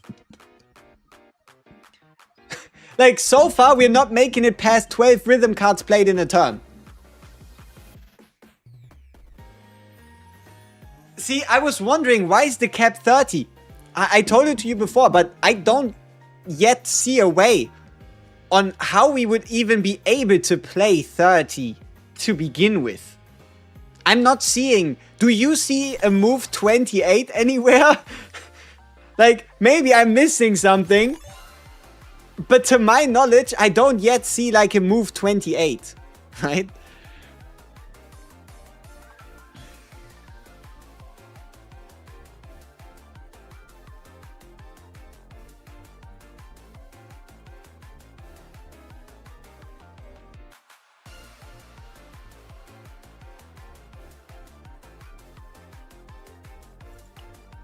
This one could also be really good, right? Like you work your way to the entirety of the arpeggio.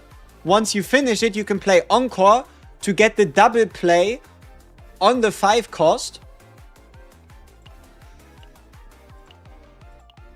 Or at this point, 0 cost then. Duh.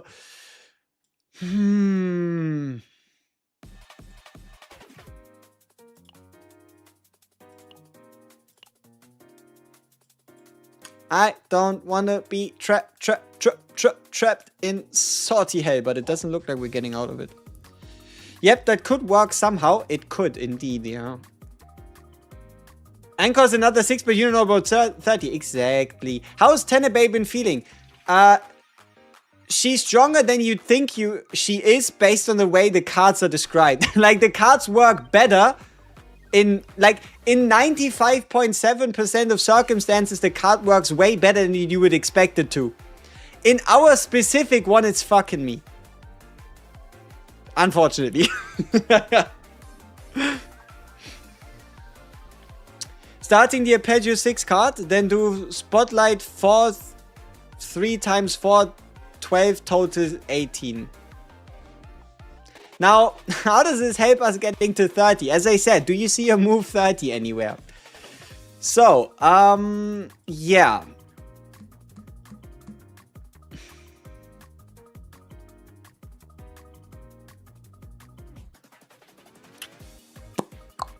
Do you think this always draws the first 2?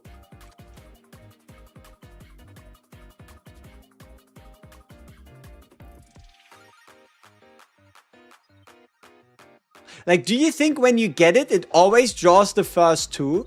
Or it would always only draw Tenebria cards if available? Because draw obviously doesn't mean move. So if they're already played, it wouldn't work. But would this go out of its way to also only ever draw 0 and 1?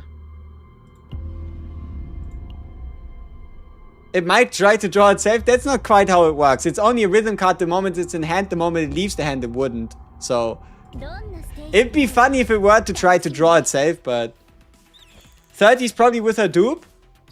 Which dupe allows you to play more rhythm cards?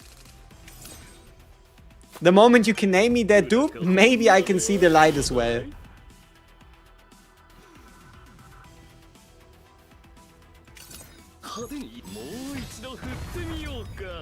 So, this should move the 0 and the 1 cost. And it does. Which makes this whole arpeggio ladder 100 times more consistent. It's just... it's not what you'd expect based on the description, right? And especially it feels a little useless when you only ever draw the 0 and 1 version. Like, look at this. I now use the 0 and 1 and I'm like, wait, why the fuck did I draw the 0 and 1? That sucks. Do it again, same result. Right? So then the only way out of this would be... There's no way out of this. Besides leaving them in your hand, right? Then all of a sudden you can get like different ones.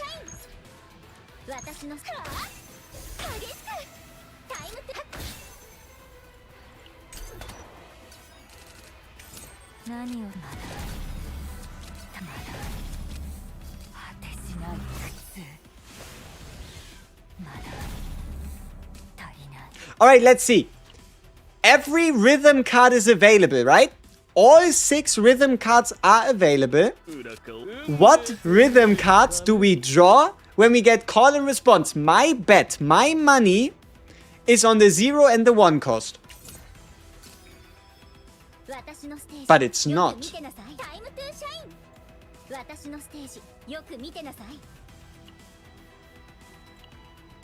And this is where the problems start. One thing does what it needs to do, and the other thing all of a sudden works the way you would think it does when you think logically. That's not good. Like, you cannot have one of them make sense as you would expect it, and then the other ones not to work the way you would expect it.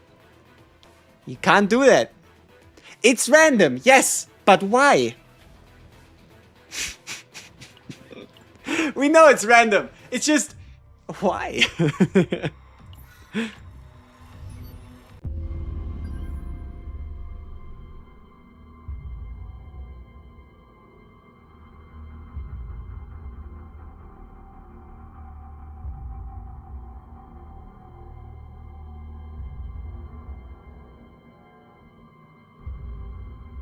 You have 14 cards on her, all with divine epiphanies. My guy. I think you might not be saying what you intend to say. Because if you had 14 divine cards on her, you would not happen to be at 140 save data. Maybe 4. But 14 is not quite possible. What dupe will save what rotation? Like, I don't understand. Which dupe is supposed to, like, allow her to play more cards? Like, this is a damage bonus. This is a damage bonus. This is a bit of damage when you use an ego skill. This does nothing. And this makes Tenebria's ego skill cheaper. And you do more damage. Like, none of these have anything to do with the amount of dupes that you play.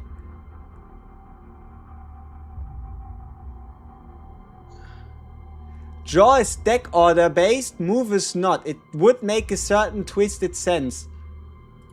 You know what? You might have actually brought up the only valid point that shines light on this in a very real sense.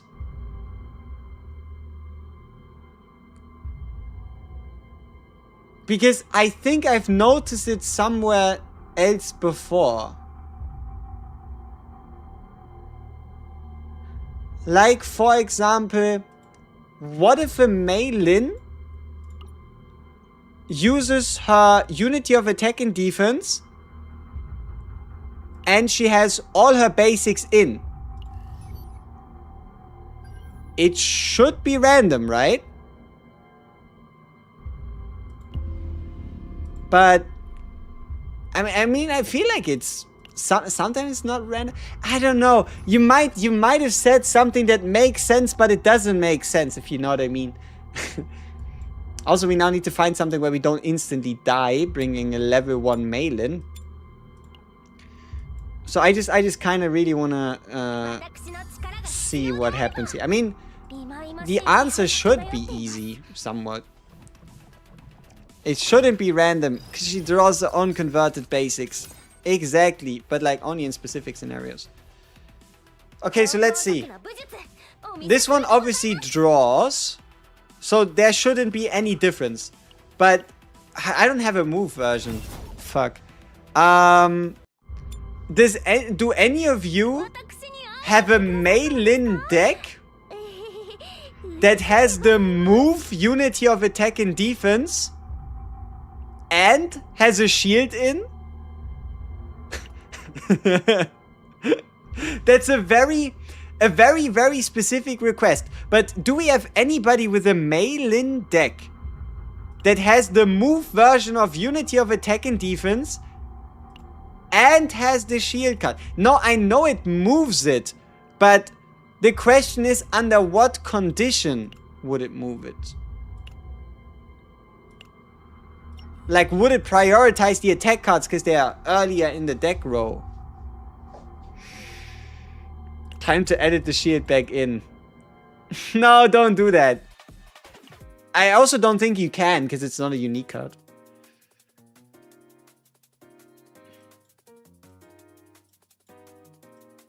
Yeah, I thought it was random as well, but it would be a similar case, right? Where you would expect...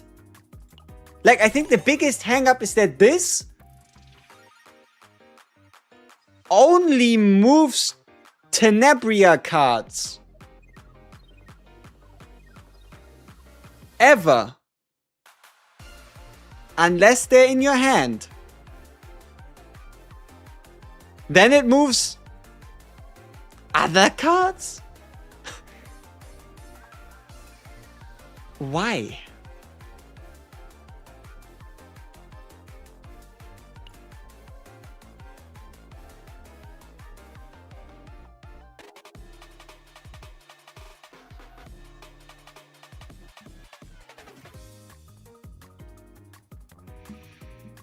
See, that's the thing. This one does not prioritize the draw pool at all. It just moves the Tenebria cards whenever possible, at any opportunity.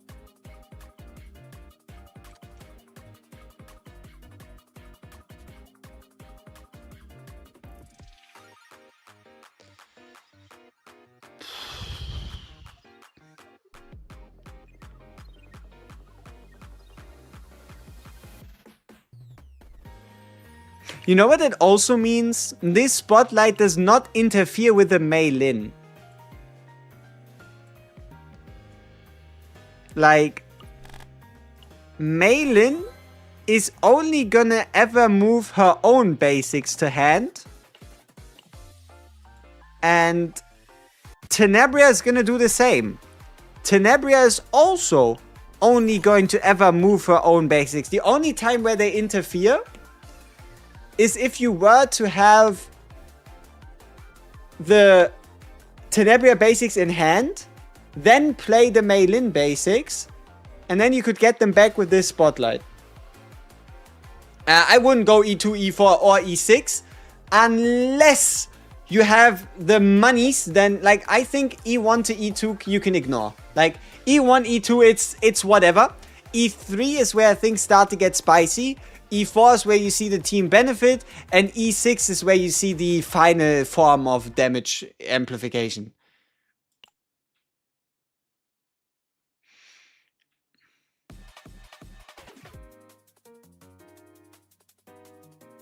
It's not random. You cannot tell me that I've spent the last 2 hours pretty much doing the exact same thing and getting the exact same result 100 out of 100 times. Like, you cannot tell me that comes down to RNG. No. You found a way to get 30 rhythm played? Let us know. Come on, share it with us so we can actually find something else to think about. Because while, yes, we finally figured out what the fuck is going on, it doesn't make it any less annoying. Share it. Don't gatekeep unless you only came here to flex. Then that'd be very sad. Let us know. How can you play 30 of them?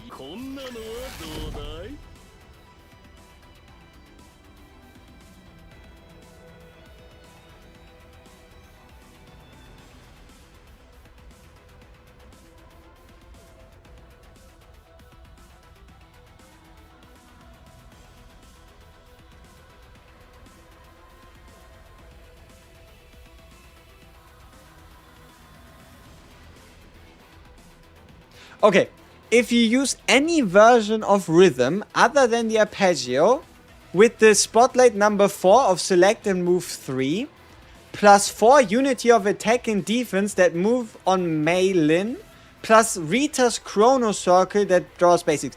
Okay, it makes sense, but it's not something that she can do on her own. Yeah, like if you're talking about also bringing a Mei Lin that can pull her own basics, and then bringing a Rita that can also pull the basics, then yes, I can see the 30.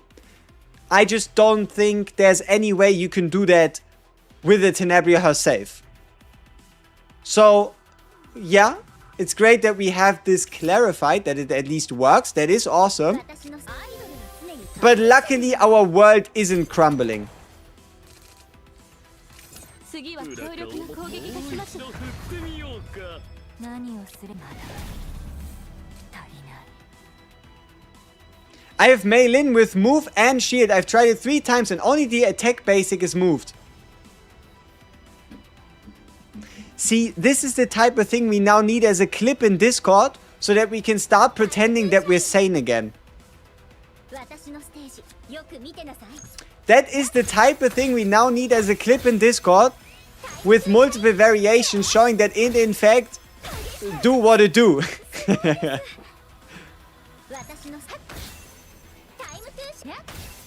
私のステージよく見てなさい。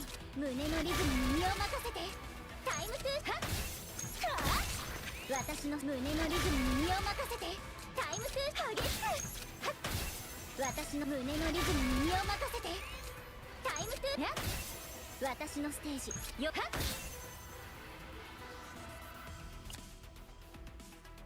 タイムトゥーシャインほとばしる感情を味わって。 What the max we've gotten so far? What do you mean, what's the max we've gotten so far? You need to be a bit more specific. Max what? Max damage? Max tower stage? Max amount of rhythm cards from Tenebria played in a singular turn?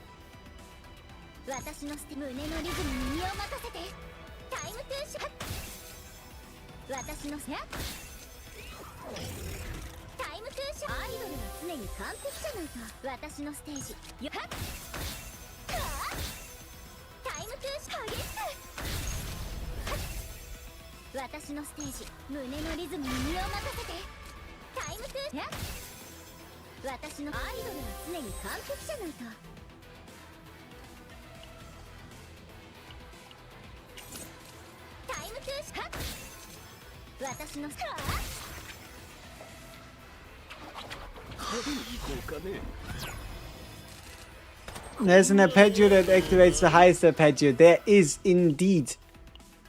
And that is the 3-cost one, yes. I am indeed starting to think of something interesting here. Where we're mainly relying on this one. This rhythm arpeggio would make a lot of things a bit easier. In the sense that it doesn't require us to draw it. It doesn't require us to do anything with it. The only thing is it needs to be in the discard pile at the time of us playing, or discard or draw pile, right? So if we could mix the entirety of arpeggio back into our deck, we could have this be activated by this one, which is then going to usually probably fucking trigger this one or this one. Doesn't really make a difference. So we only actually need 5 draw, because the 6th one just auto activates. We don't really need to draw it.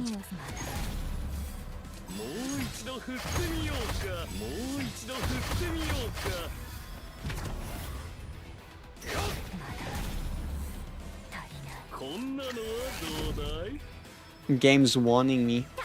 Apparently we've been playing too much.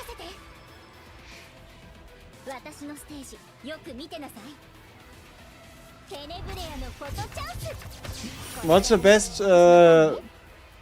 best set?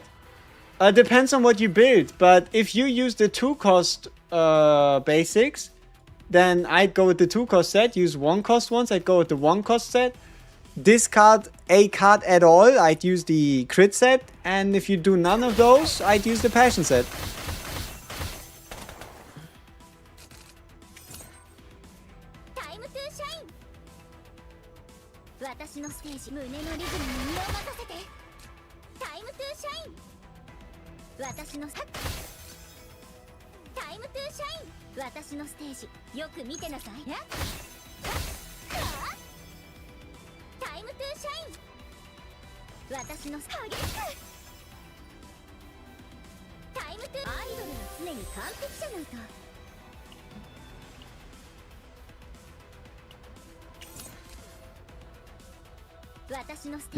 Okay, so it doesn't always draw in order as well.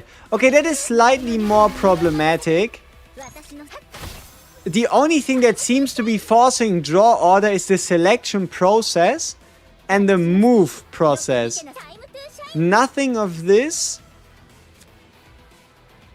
forces us to, like, basically we can move 3, but we won't always get the same card moved first.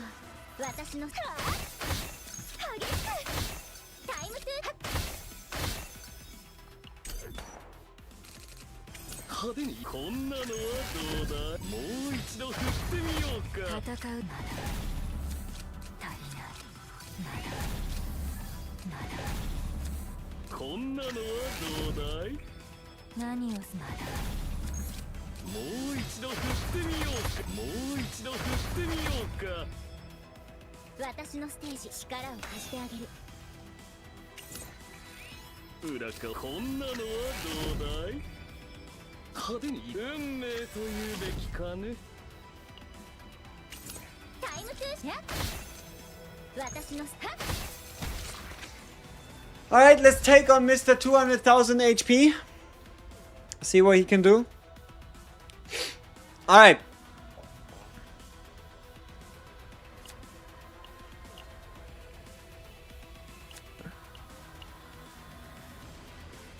We're looking for the ego skill, because it's big damage. We should have activated it earlier, yes.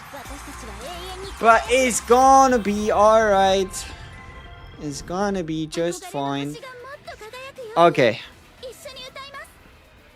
Now think. Use your brain. What do you want to do? No! I don't want to shine. Shut up, Tenebria. What do you mean, time to shine? No! I want to play the damn game. Alright. So. This one's gonna give us the 0 and the 1 cost. Perfect.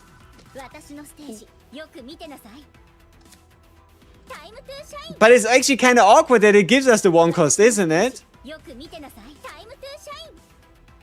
It is actually kind of awkward that it gives us the 0 and the 1 cost, now that I think about it. Because wouldn't you usually use the 0 cost to draw the 1 cost? It's actually not that much of a good thing, actually.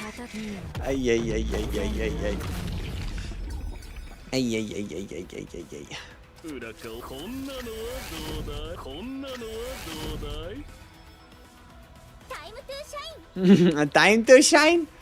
Okay. Boop. Bop.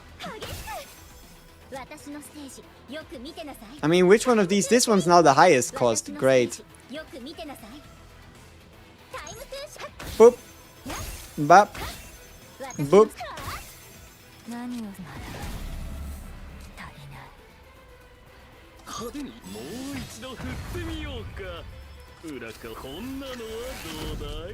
Okay, we now have an entire rotation. Dunzo. Now what? Now what? Now that we have everything like that in front of us, now we do what? What do we do with this power? What do we do with this knowledge? Is there anything we do with that knowledge? So,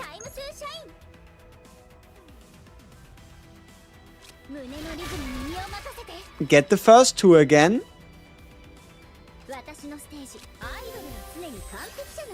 Move 3 of them.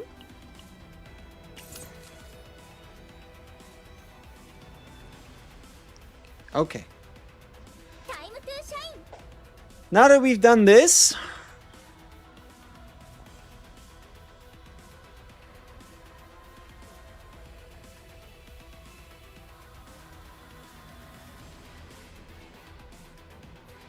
things get a little complicated when you start to introduce something like the persona of Obsidian.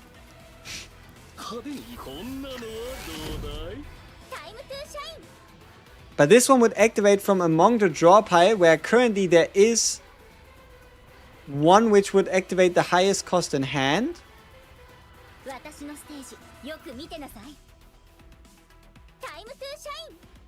Which would work. Would it? No, wait. What am I even trying to achieve? Brother, you need to think. What are you doing? What am I doing?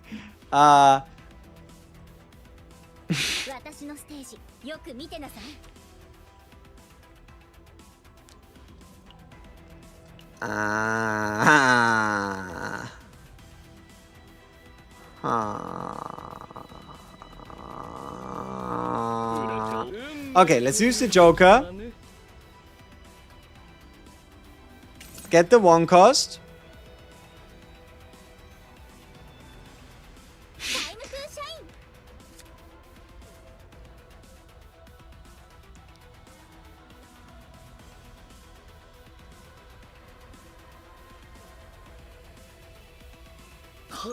Apply the damage bonus?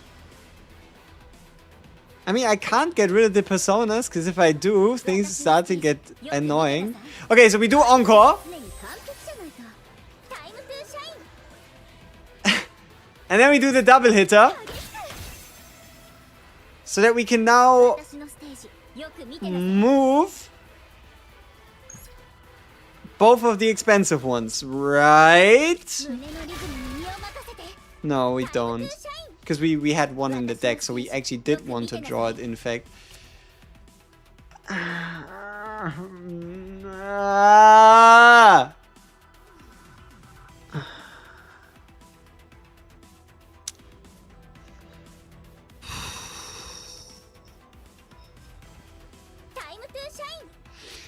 Time to shine my ass. What do you mean, time to shine? Time for who? Shining why?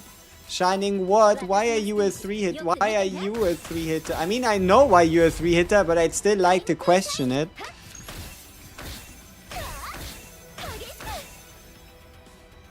$126,000 damage. I mean, it's a lot of fucking damage. It's just the amount of mental gymnastics you need to get there.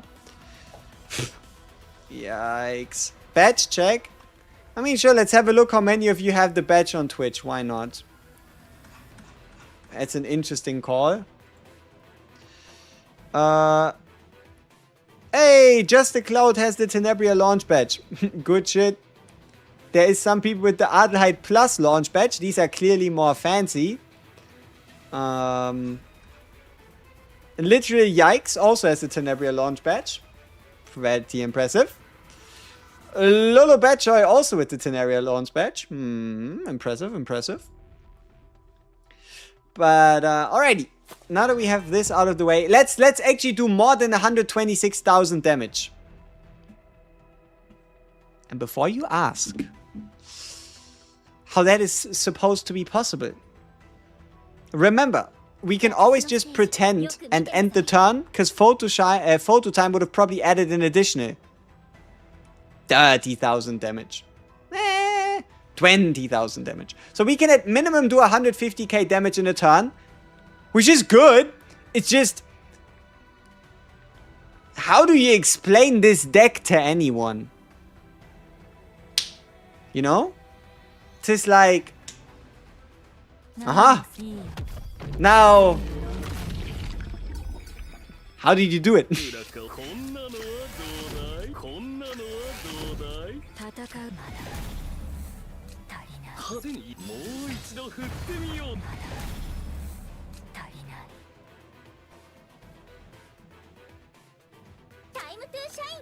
Time to shine.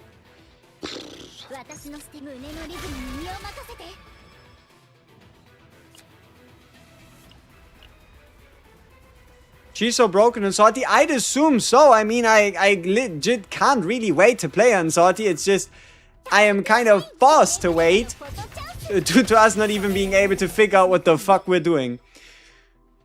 Which isn't necessarily that great. It's kind of like, oof. It's kind of like, no good, you know? It's like, bah.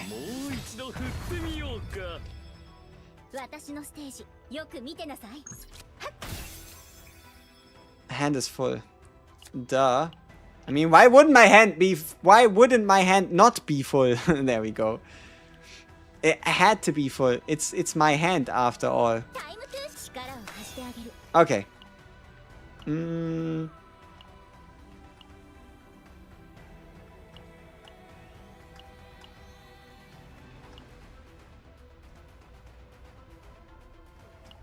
Yeah, you two can go. Okay.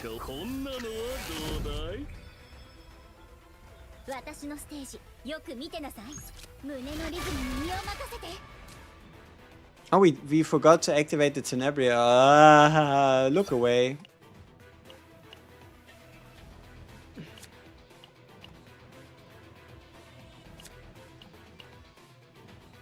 There we go. Whew.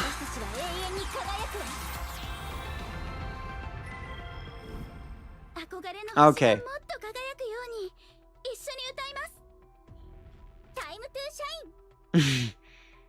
Time to shine.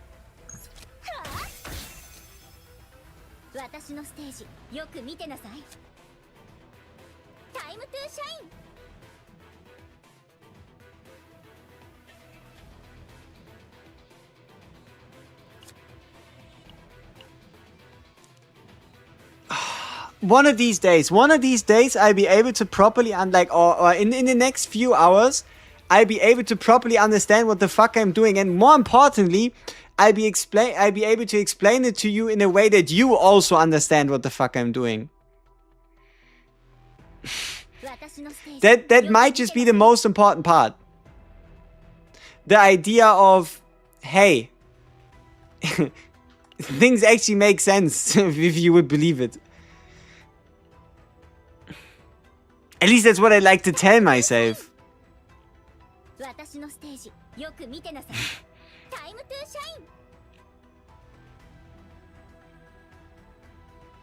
Nah, fuck it. I mean, what if I leave this one out? Then that means it can't be drawn. But then it's just gonna draw these other stupid cards, and then it's all gonna be very sad.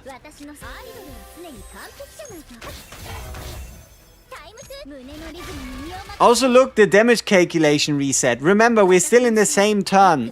The game just likes to pretend we aren't. The game just likes to pretend we're stupid.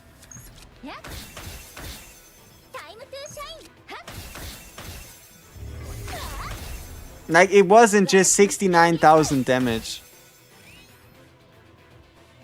Like, the math doesn't add up. But the game doesn't really care. The game does not really care if it was or wasn't. Alright, let's whoop his ass and then figure out the rest. Shouldn't be too difficult.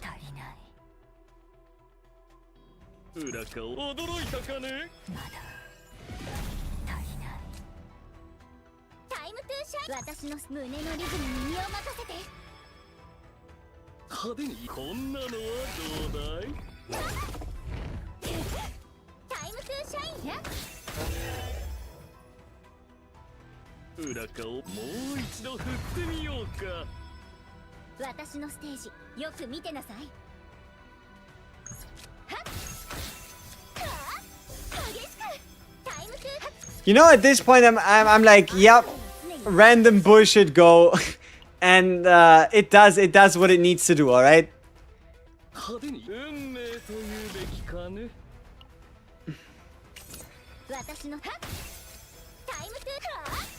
Yeah, just come on, just make him dead. Shouldn't be that hard. Okay, you know, I'm making it intentionally hard on myself though.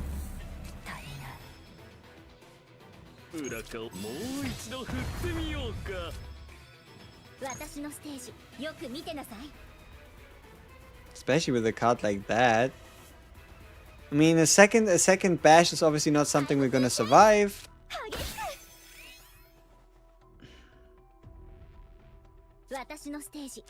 I mean, sure, we can do performance buzz.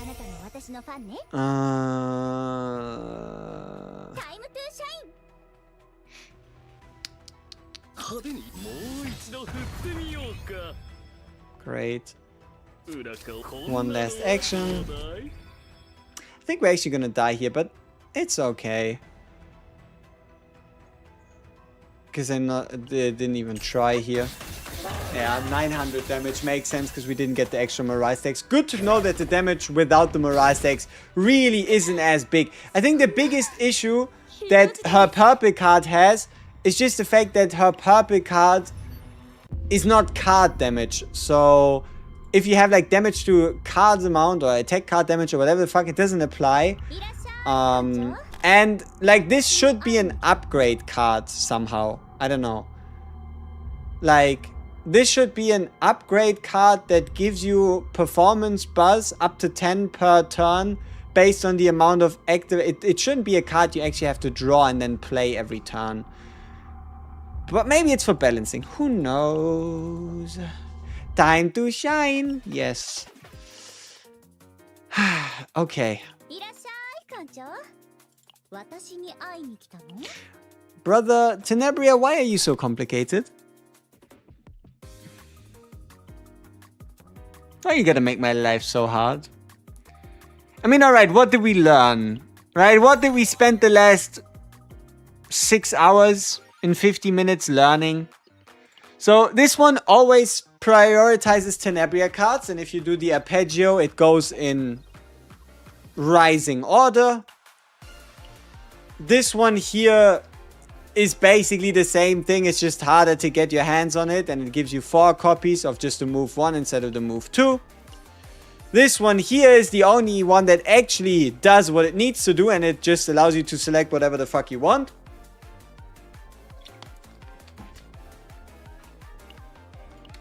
This one here is the same thing, where it selects up to 3, but it again prioritizes Tenebria cards first, then anybody else, and it starts the arpeggio row at the beginning.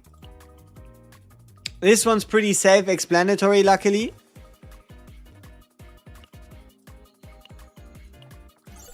This one here draws random bullshit. Seeing as how it's draw, it can never get anything that's used, but it could get it from the draw pile. If it's not in the draw pile, right? If there are no other rhythm cards in the draw pile, but in the discard pile, and it's obviously going to get them from the discard pile. Luckily, pretty straightforward. This one's just a different variation where when you play a rhythm card, it gives you more rhythm cards. This one is just, yeah, extra damage and gets rid of, or gets out of your deck quick. This one here, super simple as well. Just chills in your hand, big damage.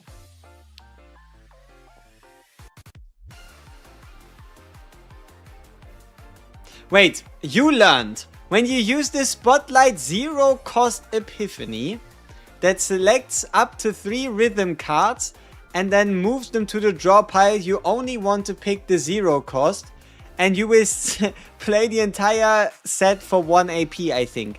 Not quite, because if you've played the entire set before, just moving the 0 card doesn't allow you to play the entirety. Yes, it allows you to start into 1 arpeggio, but it's about how do you get rotation 2 and rotation 3 in a hypothetical, right? This middle card, yeah, I mean, that's easy. This one's just damage, that one's damage. Like, call and response is light work. Anchor. This anchor could be key for an arpeggio to just make sure that your last hit just becomes big boy damage. So there's some fun stuff you can do there to like get a mega nuke multiple times. So we might have or keep our eyes out for that. This one right here requires you to play 30 rhythms, which only really works when you also run somebody like a Mei Lin and maybe even a Rita. So I wouldn't put too much value into it, as well as it also having 100% base. Okay, you know what? Let me actually, for myself, ruin or improve my mood by checking out the Yuki buff. No, but I need to... No, I can't. Not here. Where would I? How would I? Okay, I think it shouldn't be too difficult. We're just gonna go and find any stage that has like multiple enemies. Gonna take the Yuki with us. Okay, honestly, I'm very curious what's gonna happen here. So, it's pretty simple actually. You see how it says 389%? The base damage is 276, meaning the question is, does it go up by 190 or by 130%?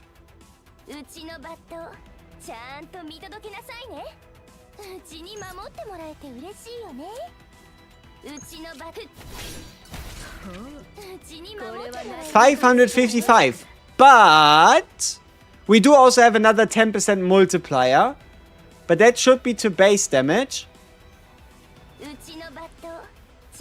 So, did we go up by 60% base damage?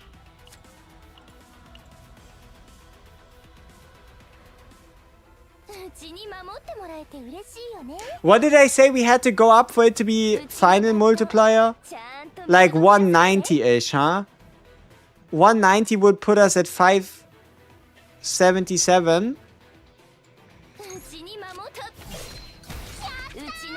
But we only go to 555. So, I think it's rather safe to assume that this one right here only goes to the base, in the sense that you're getting on Iceberg Leaf, obviously because it's a dual hit, that's a bit more, but you're getting 114% additional, and on Flash Slash, you're getting 138% additional damage against single target units. I don't think that's going to change the most in the grand scheme of things. Yeah. Is it going to make her stronger? For sure. Is it going to like flip the house? Not really. You want her Link cards to have Quietus? Yes, that would be the easy way. And Link Quietus is a nasty combination. I thought the upgrade prismatic would change the rhythm cards to prismatic. Turns out no, never was the case. any card that creates a card, making that card... there's one exception, I guess. The only single exception is Effulgent Compression, where making a Effulgent Compression shiny makes a Effulgent Release shiny. But this one's kind of like a placeholder, it doesn't really count. Any else of above? I mean... that was what I was most curious about for sure. I'm gonna have a look again to see...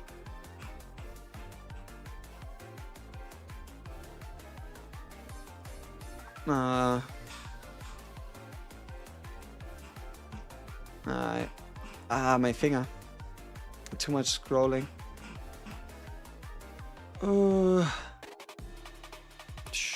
Announcements. Great Rift, whatever, access, unintended, maintenance, patch notes, engravings, engraving effect, generation account. What the fuck? I know what you did last summer. I know what you didn't do last summer. Be a game. Updates. Update. Why are we moving so many things around? I just want to have a look at the fucking upcoming balance adjustments. Okay, let's see. Is there anything more I need to notice? Flash Slash stayed the same, but 50%, 50%, 50%, 50%, 50%. Fourth and fifth Epiphany are now a lot more useful in Sortie, 100%. Are they more useful outside of Sortie? Probably not. Iceberg Cleave got a damage increase, as well as also became better with the 50% through the E1. E3... No, Ult just naturally became better, becomes even better with E3. Her potential is now a lot easier to achieve, so that's why we now have a higher multiplier on Flash Slash and Iceberg Cleave. E2 now lasts for 3 turns, not 2 turns. And then E4 and above is not my territory. After grinding Tender and seeing Yuki, it's so simple. Yeah. She is overwhelming, isn't she?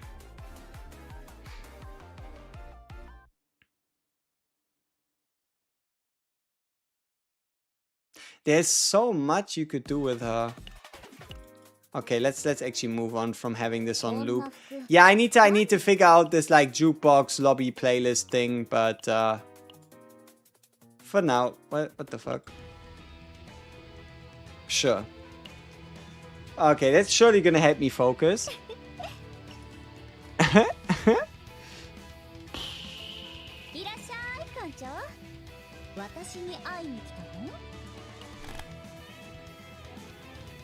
Okay, let's get to some ratings and figure out what this actually means. I think this one's an S. I think this one can stay on B for now. I'm probably gonna keep this on A. I think we can keep that one on A. And I guess this one could be A as well.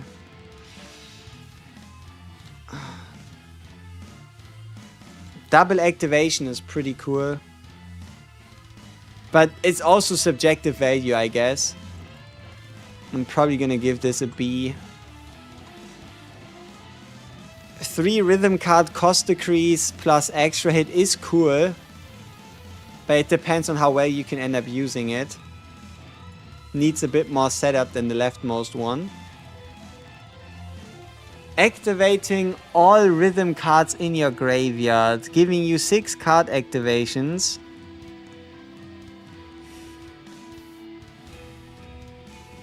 Is pretty expensive. So I'm just gonna give it a bit of a weird note in like AB. And then the final one, you draw 1. If that card was a rhythm card, you increase the damage amount until activated for 1 turn, and then you repeat it 1 more time, max 2 times.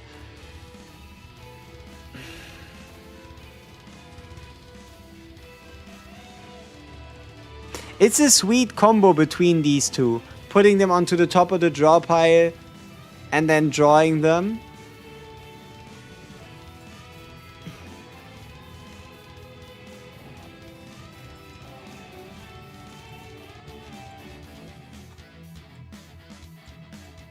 Okay.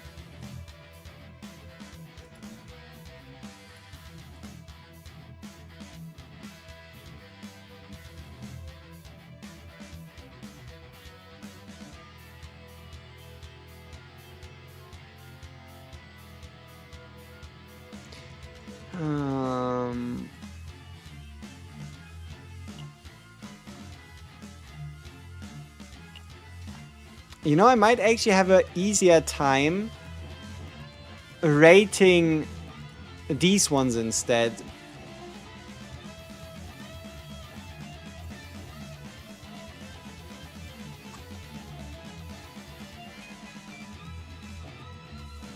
Might also make it visually more useful.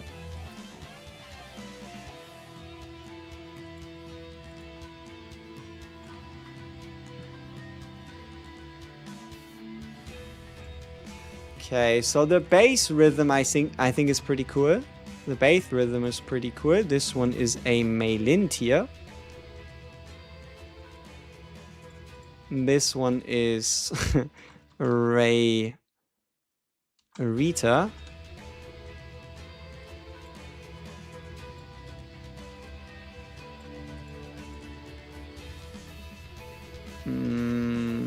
I think Fermata, for the fact that it draws you too, is pretty versatile. And this one's kind of like a B. And then this one's probably an A.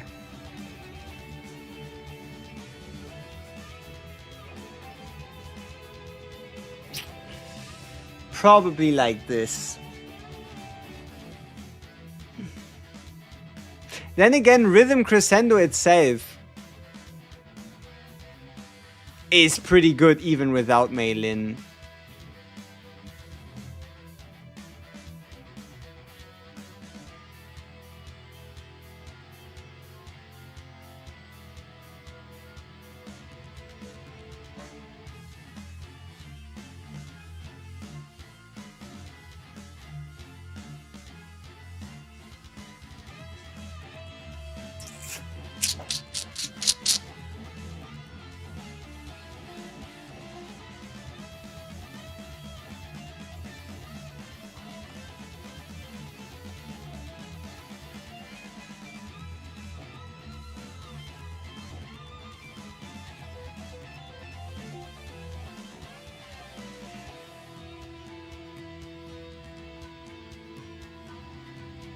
Nah, Rhythm Crescendo is fucking nasty.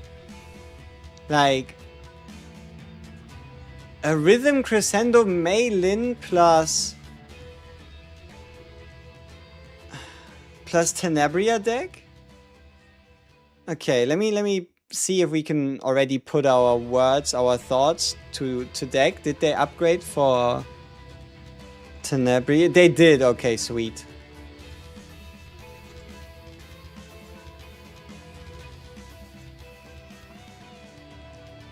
So far, she's a headache.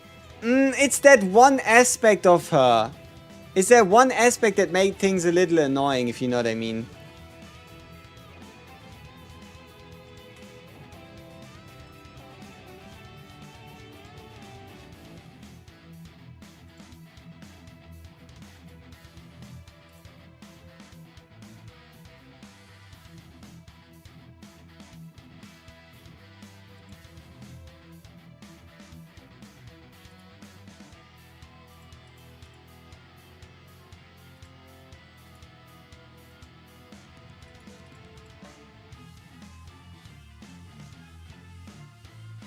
Also, passion weakness. That shit's nasty.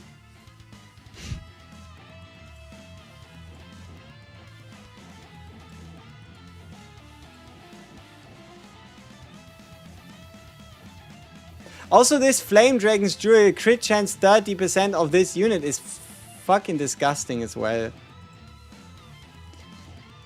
Meilin is disgusting. She truly is.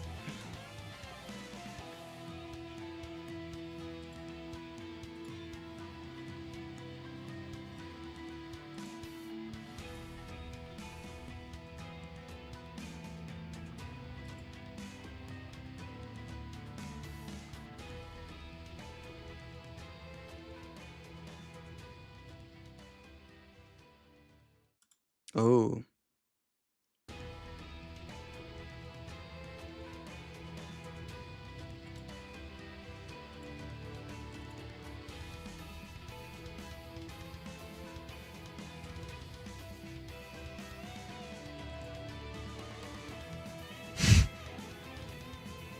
Yeah, I mean, I'm feeling a little sad for performance buzz, but I'm gonna be honest.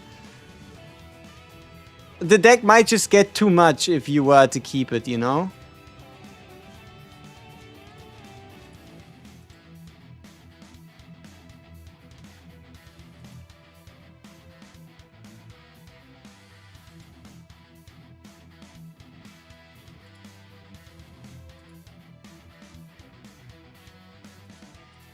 I'm not too sure about what to go with there. Here we probably want...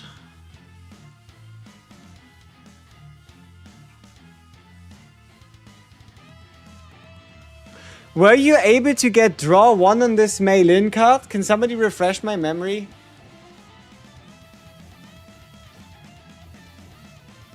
I don't think you were, but...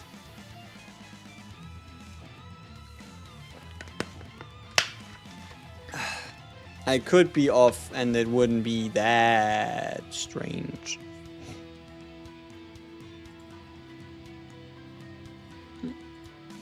Nope, alright. Yeah.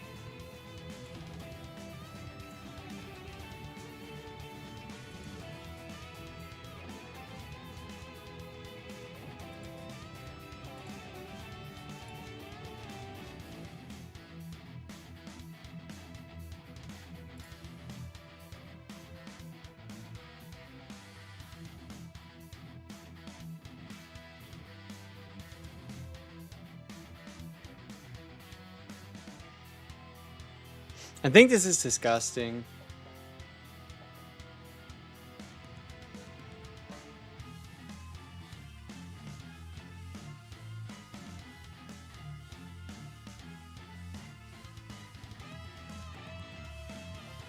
Obviously this one here you could also have as like reduced cost.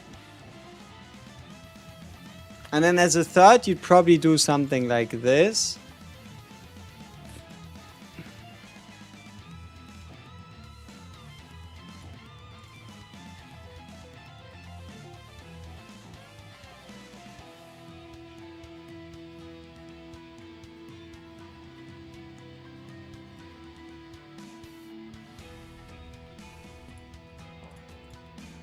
Oh, obviously you don't have to do the cost reduction. Yeah, obviously you don't have to do the cost reduction if you just use Naja. Duh! Like to work. But yeah, if you use Naja, obviously you don't have to do the cost reduction. I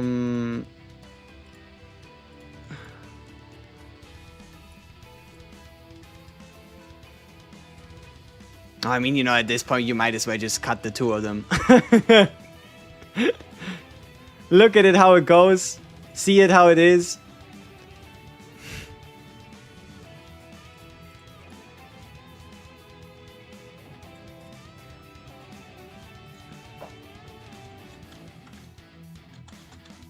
Terms of persona. Ooh, that is nasty. Yeah, Maylin is nasty.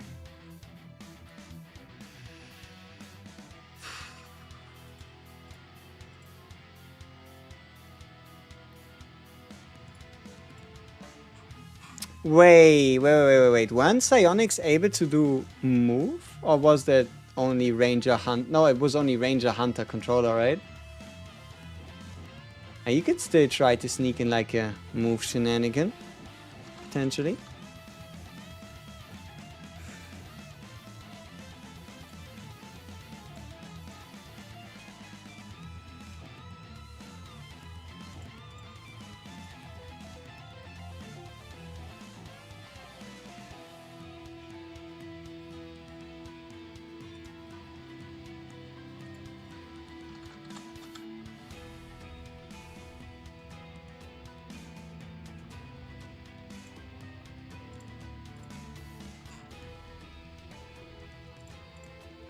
Look at how few perks.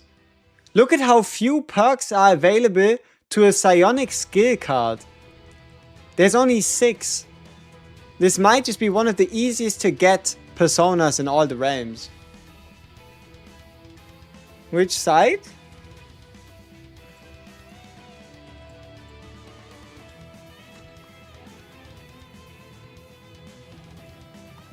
There you go.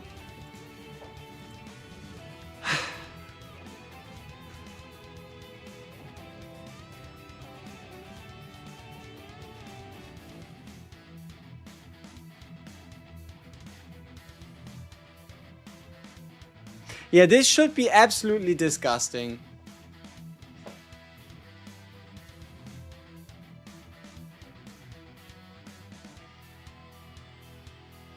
No, I think this is fucking disgusting. Are we shining yet? Time to shine?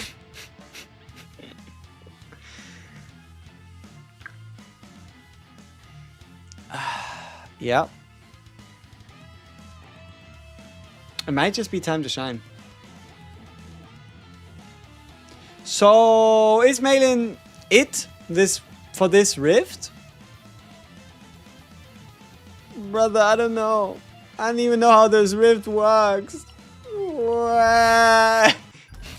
Everybody expects me to know everything instantly. Like, look at this shit. We don't even... I don't even have access to it. Because I can't just sit here and play the story on stream. Everybody's going to be like, oh, story, ew, I can do that myself. Brother, tell me, how do you build? And what about Haru?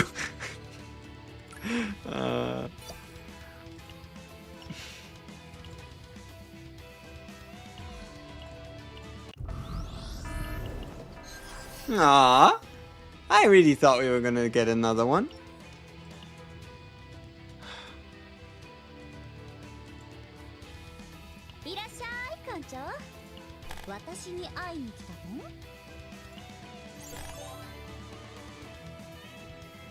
The only thing left to do is the time to shine, yeah.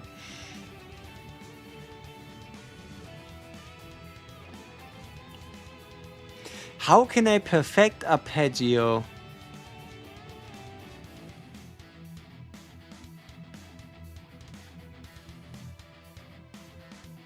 Is it really just a suit? I mean, how much AP is a normal rotation like this gonna cost? Best case scenario.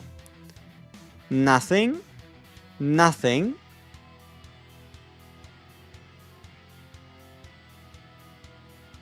One. Nothing. Nothing, nothing.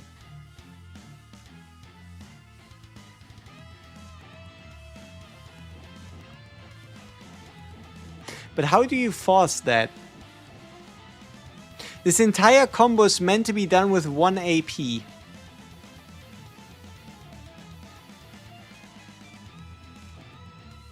But how do we reliably move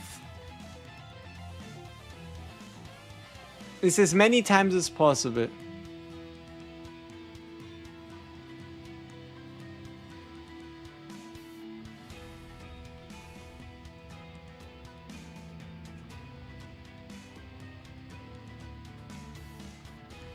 She's standard, yes.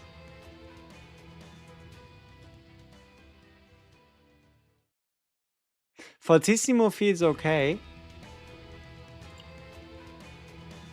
As it should. Like if you properly play it.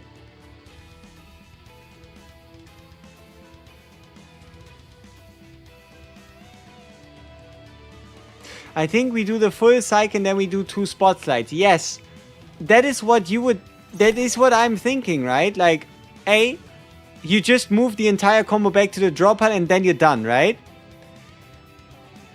The only problem would be, how do you guarantee then you then start with the 0 cost again? Right? How do you get it rolling? And what about the other ones? What about call and response? What's that's gonna be? Do you go with like the treat it as a rhythm card? Because rhythm card means you get more rhythm damage amount. Also, you know what the worst part is? I still don't understand what damage per rhythm means.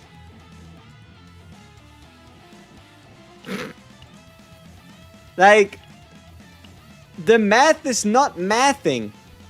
You know what I mean? Like at base, Tenebria's math doesn't make any sense.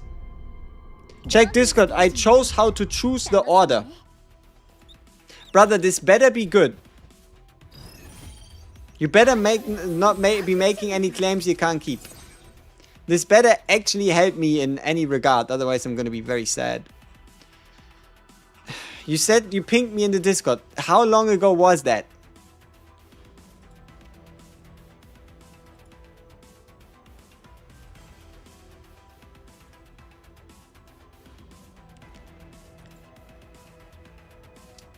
Now, what do you intend to show me with that? Look. I'm looking.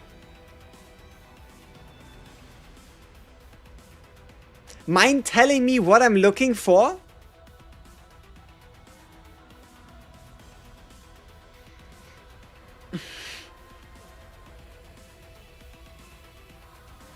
You didn't ping. Smart. So I can never find it.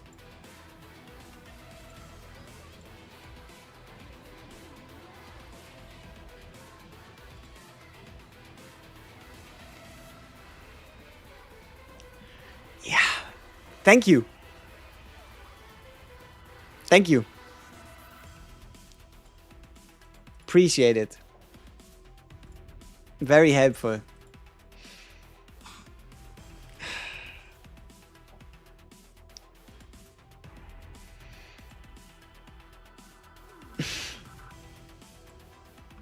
Or is that something different? Okay, yeah, let's see. Sure, let's see. Maybe this actually helps. 1, 2, 3. Okay. And then you draw the 0. Okay.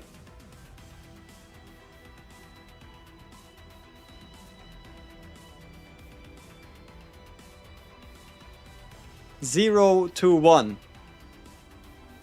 And you draw the 1 cost. Oh, because it's what you top deck?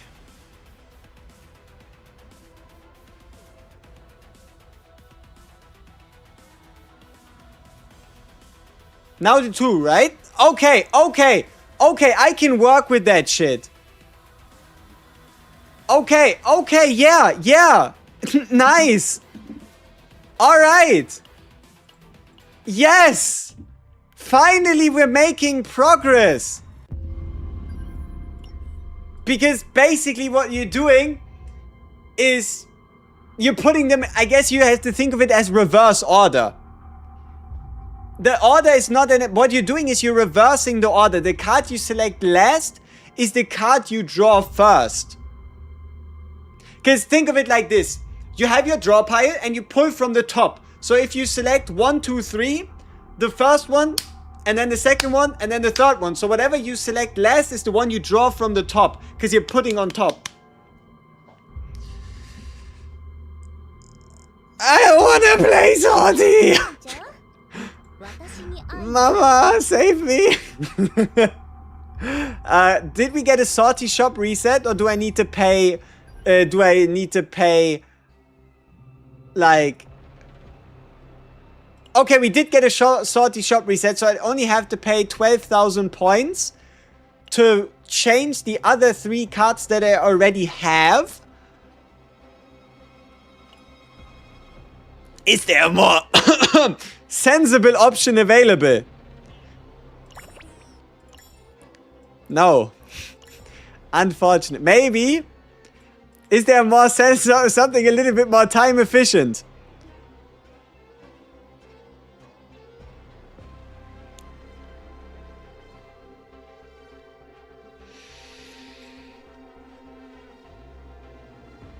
No, even I am not that desperate, am I?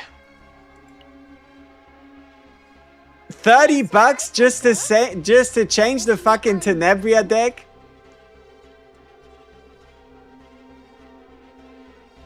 Nah. Nah. No, no, no.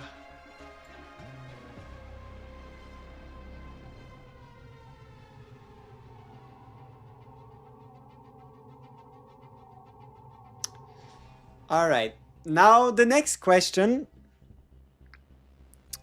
How do we start the first chain? Even with everything working perfectly, I like what we're doing. I like what we're seeing. I like where we're getting. It's just, how do we get the first chain rolling reliably?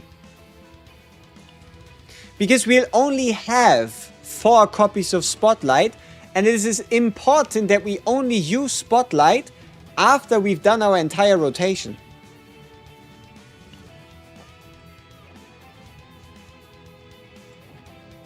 So what enables me to play the entire rotation first? Pay to shine. Smart.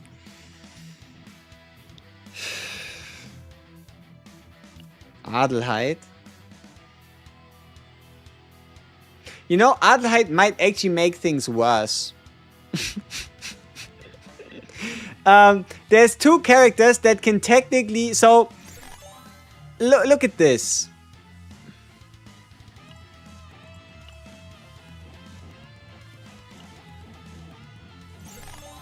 This is a very delicate order, and that is because it will always work in an intended way. Thing is, if you start messing with cost or draw order, this entire order falls apart. The best thing to truly get this going is by having everything in your deck, starting with the 0 cost, to draw the 1 cost, to then play the 1 cost, to reduce the 2 and 3 cost by 1, making you have to play Arpeggio. Wait, but something still doesn't add up. Where? Something still doesn't seem right.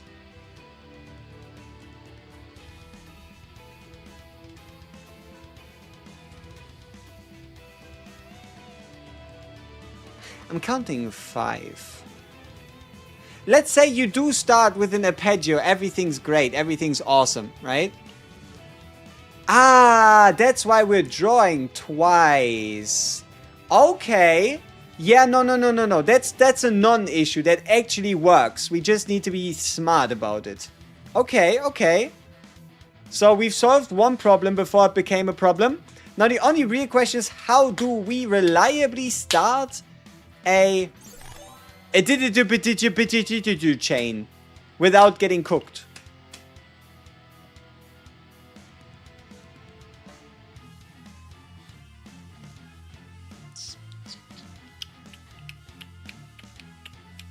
Would it be worth summoning her or wait for the next guy? I'll be honest, the next character is going to be a lot easier. in terms of like, okay, maybe not necessarily. Okay, the next character is going to be easier to understand. It's going to do even more selfish things, I guess. Discard. Time to cook. You'd be starting with drawing the deck by someone else, yeah.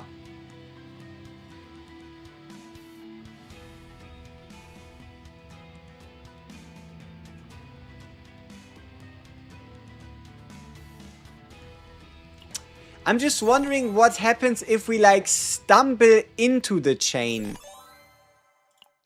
Like, what if we don't start it with the 0 cost? What if we, let's say, get the 1 cost? Then the 1 cost is going to make the 0 cost -1, and that obviously doesn't work. So if we draw Arpeggio, we're setting ourselves back 1 AP, like if we draw the 1 cost version. If we draw the 2 cost version, the entire combo is broken. If we draw the 3 cost version, that's the same thing. If we draw the 4 cost version, we also kinda cooked. And if we draw the 5 cost version, we also kinda cooked. Maybe there is no reliable way. Unless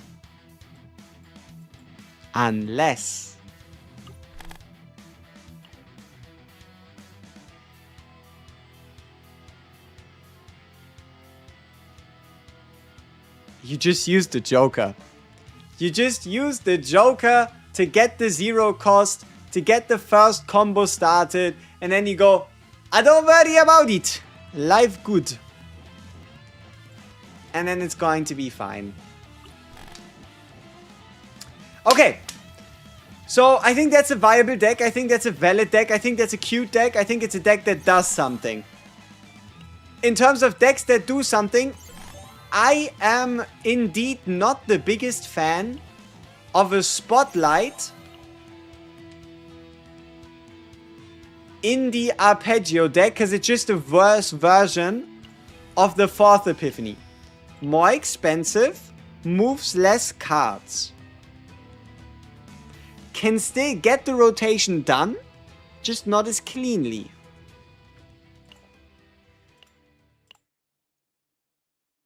But for any other deck, I think I'd probably recommend this one. Now, another consideration though is what if you play the entirety of Arpeggio and then just fucking use Spotlight to skip the queue?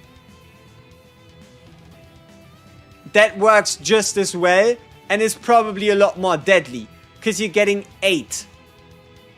You're getting 8 uses.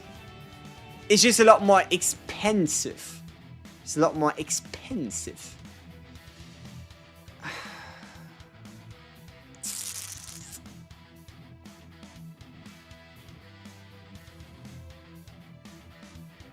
But yeah, I think those are the two ways. You either Spotlight 4 times 4, or you Spotlight 3 times 4, or Spotlight 4 times 4. It's hard to say which of those actually does the most, right? But I think in my mind, we've now almost checked off the Arpeggio deck, luckily.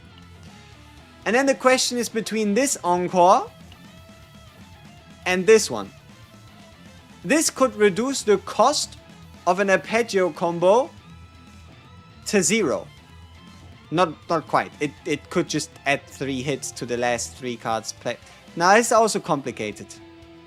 I think it's probably simpler to just do Encore. Yeah. That is probably the simplest thing. Just do the Encore 2-hit.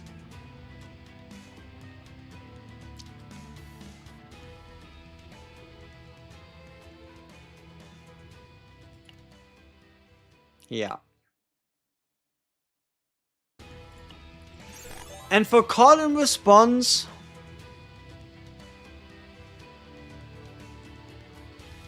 maybe you just cut that shit. Or you go with the damage.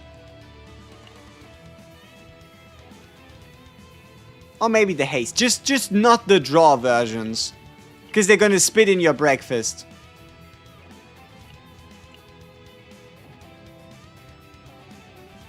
But yeah, let's not forget the fact that we also have 100 million divines at our fingertips. So this Spotlight could be either draw as a common card, which would probably be for the best, or it could be gain 1 AP, which I guess would be awesome as well. It could save you in some tough spots. Could we make it dinner instead of breakfast? Maybe. I am getting hungry, but I'm back in a sec.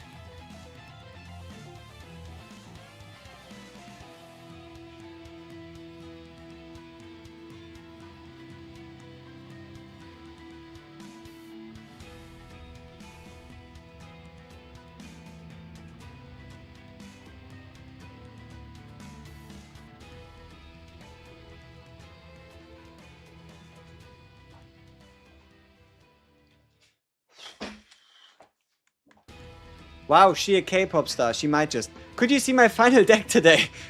The problem is, I don't have any that I'd consider finished.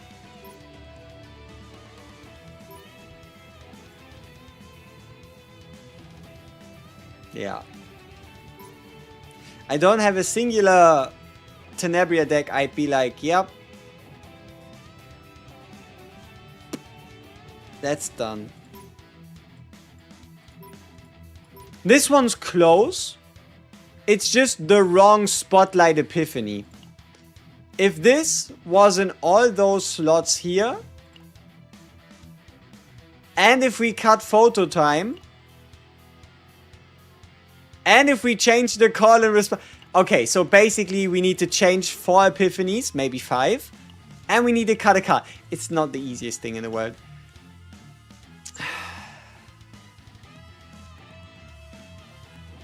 Fuck, we need to do more autos. Or we need to do more runs. Because otherwise I don't have anything to show. What attribute is Faye? Void. She's void.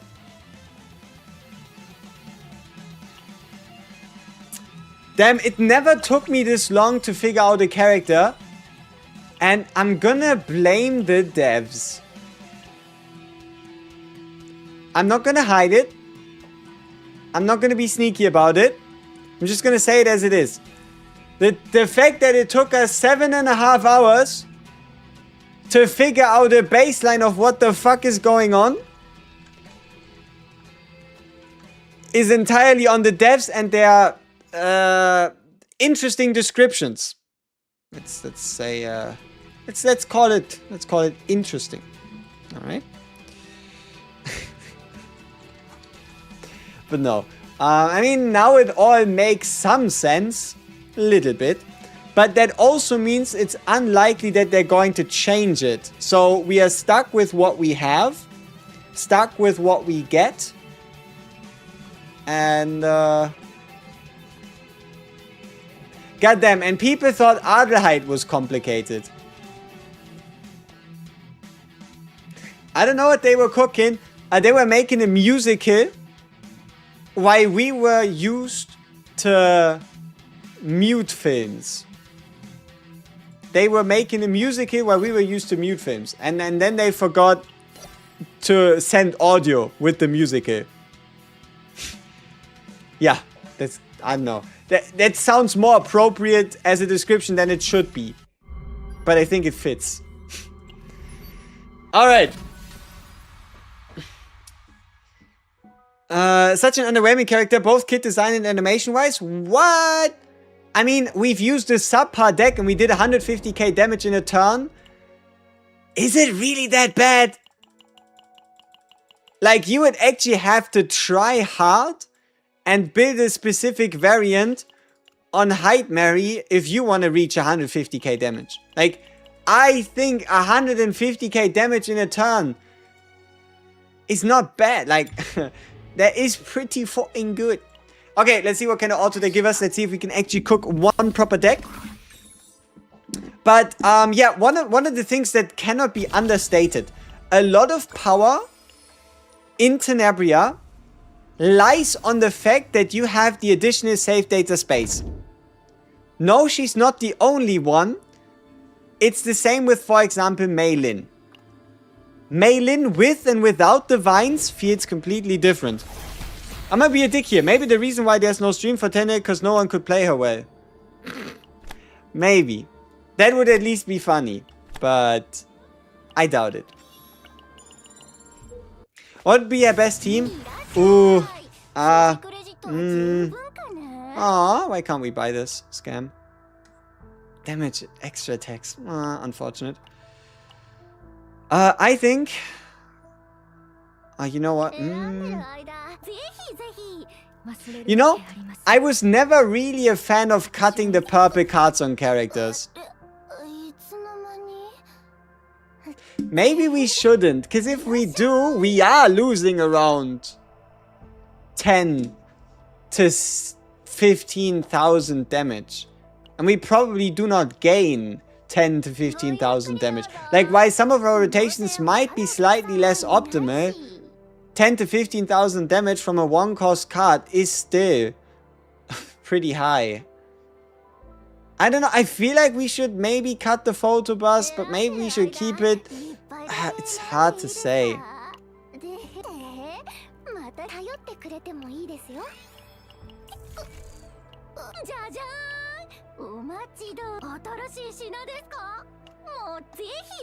Like, it feels like something I would want to cut, but it also doesn't. So here we copy Spotlight 2, cost that can auto-activate Rhythm.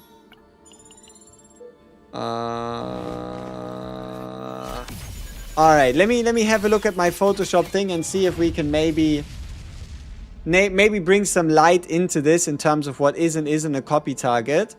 So let's take the word copy. And then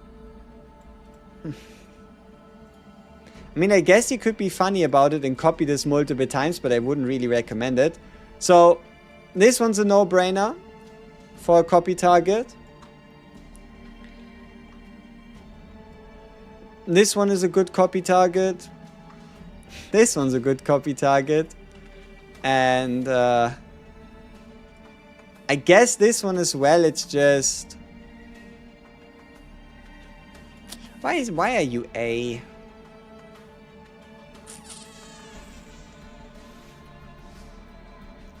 I mean, you could interact with your own Spotlight. It's just... let's give you A, B. I don't know. Okay, and then... Is there anything else that could potentially turn into a copy target? This might. Depending on how strong you can make your last Rhythm.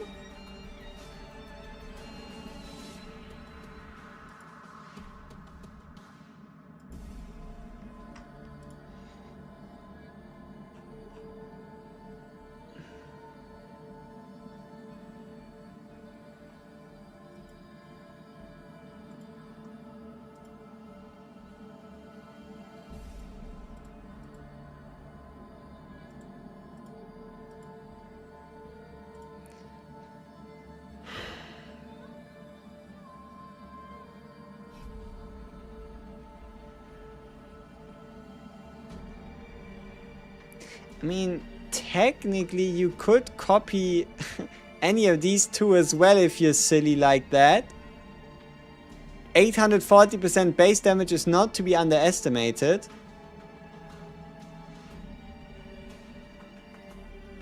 Or a 5-hitter.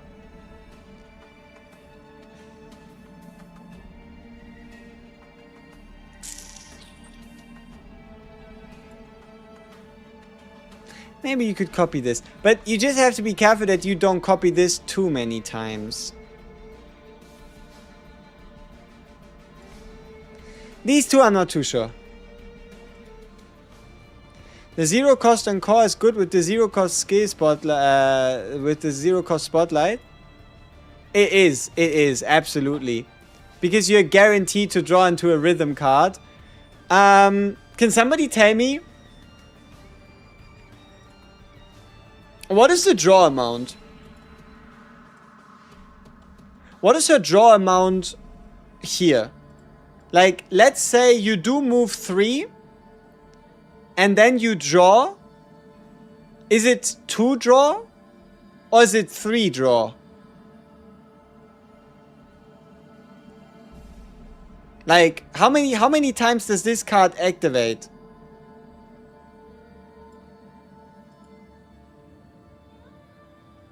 Do we run Prelude to a Hero with her? You can, but only if you run her with a discard persona or with a discard teammate. Right? No discard teammate, no persona. It don't make no sense.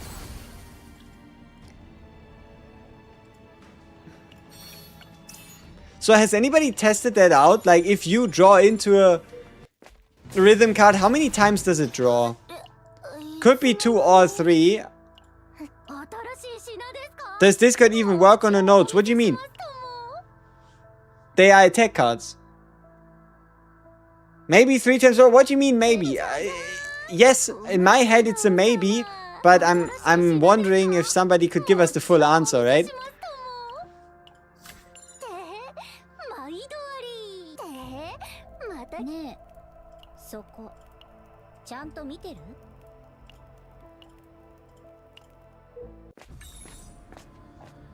Wait, does this guy... No, you just discarded... Ooh, okay.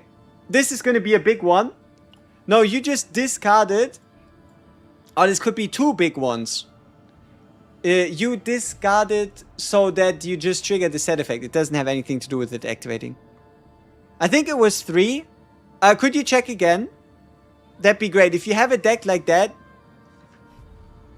that'd be great. How is she performing? You just woke up now. Look at this. That's how she's performing. She gives you the right epiphany on the wrong base. Treat it as a common card, draw one common card. I don't want... I mean, I know it's the best... I know what I should do. I know what I should do. And it is take this and then just play a bunch of sortie. But I don't wanna. I don't wanna do it. I refuse. Why can't it just be on the right base already?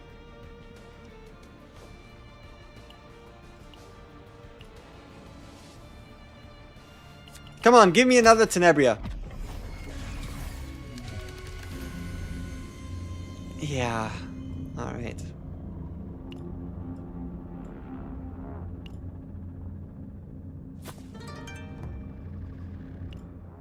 You can't get the Divine on sortie? Wait, why? No, you can get treated as a common card, draw a common card on sortie. What memory fragments? There's the on the screen. It depends on the kind of place that you end up going with her. It used to be gibberish, yeah, now his name is Caligo. That's because you've learned his name through the story. At least supposedly you have. Hey, could I do something with the persona that can get an attack card from the graveyard or something? Unfortunately, that one is a striker exclusive. Yeah. So you'd either have, yeah, you'd probably have to like run a striker with her and then maybe have that striker have nothing. I don't know. Yeah. Striker exclusive, so not available to her.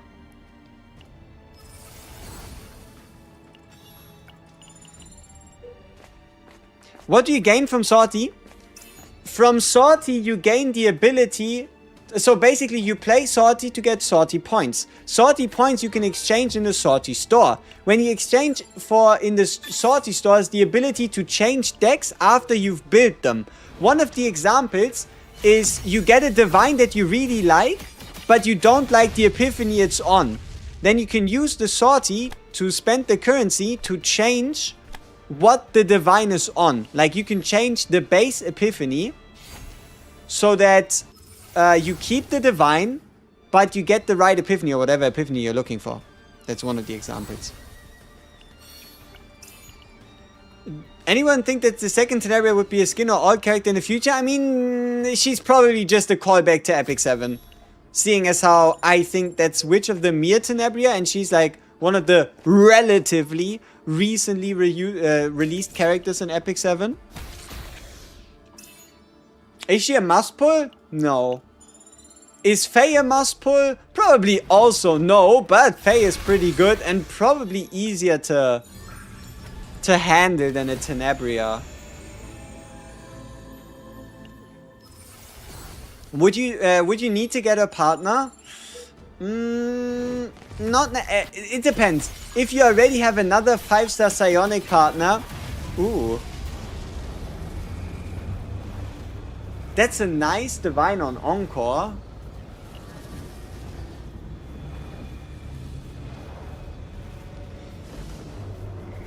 What could I do?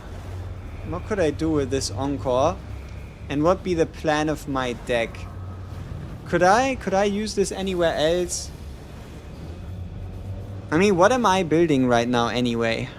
I think we're building the Mei Lin deck.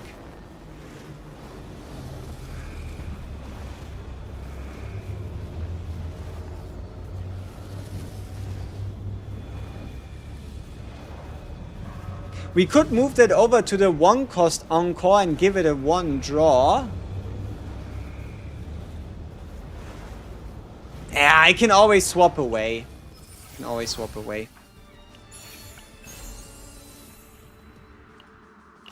The end of the season character would both be complicated. Diana / Tenebria. I mean, the Diana is the preseason character, right? Diana is preseason. Technically, the last character was Rita. Then again, Rita also wasn't the easiest. Yes, you could probably say that with a significant amount of confidence. You can confirm that the 0-cost Encore draws up to 3. Okay.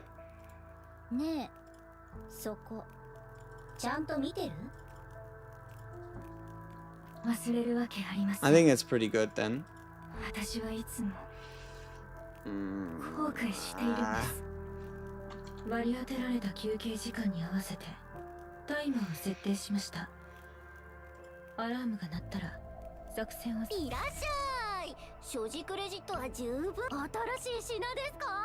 Now, do we get rid of photo time, yes or no?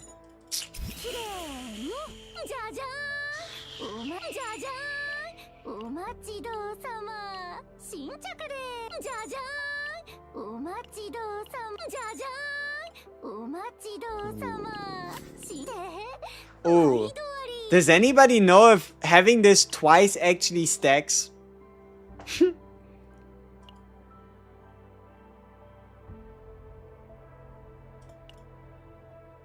Like, I know it says max 1 stack, but what if you have it twice? Is Yuki usable now? She got gifted around 150-ish% more damage on all her cards. And her... Yeah. Okay. Technically, on Iceberg Cleave, she got gifted around 240%. And on Flash Slash, if you go for the double hitter, it's 300%. But it's around 150 to 200%.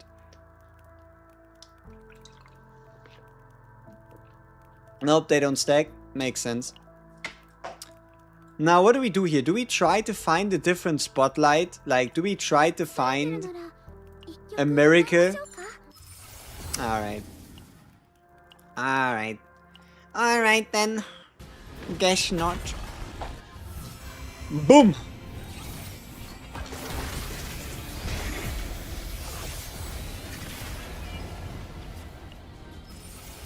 Will we have thoughts and build unit for Tenebria after testing? Yes. You get the same thing. I should be able to publish that later today.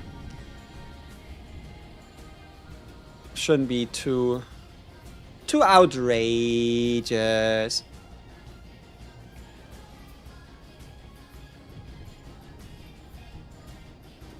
What kind of call and response did I think I was mainly gonna go with?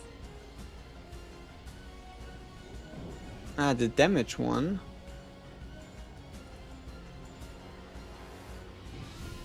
I think the skill one might just work, right? Season 3, best team without a height, Mary.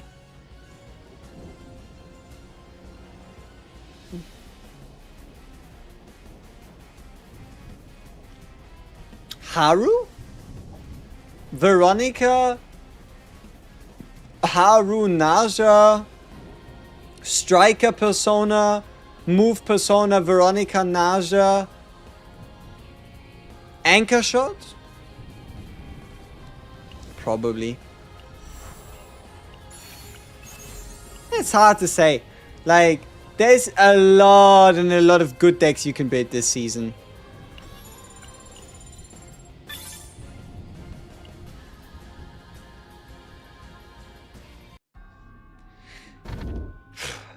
Is she any good? Tenebria is a lot better than she seems. In the sense that her cards work better than you would expect them based on what they say. But she doesn't even need them to be better than what they say. Because she's that good. But, I mean, I wanted to mention it anyway. How's Tenebria for me? Is she good? I am absolutely looking forward to building the decks. it's gonna take a lot. It's gonna take a bit longer, especially if you want to make the absolute most out of it. So I think one of the things you could maybe criticize with her is divines, right? I mean, okay, at the end of the day, every character needs their divines, otherwise decks are just a little slow, right? But that's just how it goes. But okay, maybe you actually have to give it a plus point rather than a negative, and that is because she offers you 40 more save data. You actively want to make sure you get that's nice, as many divines as possible, so that you can fully take advantage of what you're doing. Okay, come on. Something sweet. Action count decrease, increase ally.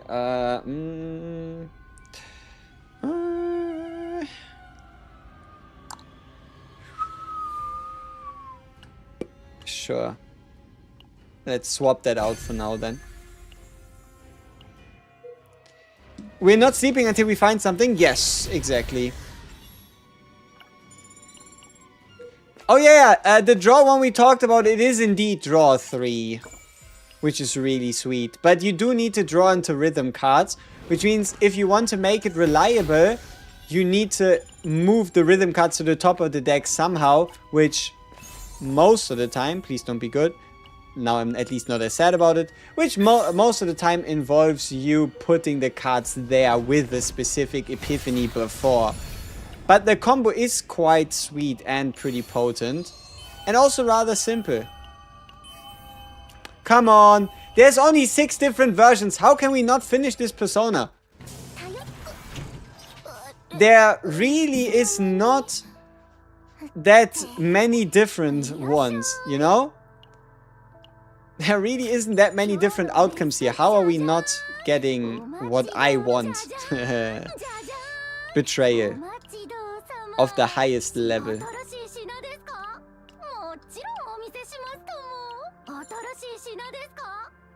Damage of exhaust card. I mean, it's better than nothing, but it doesn't work on her.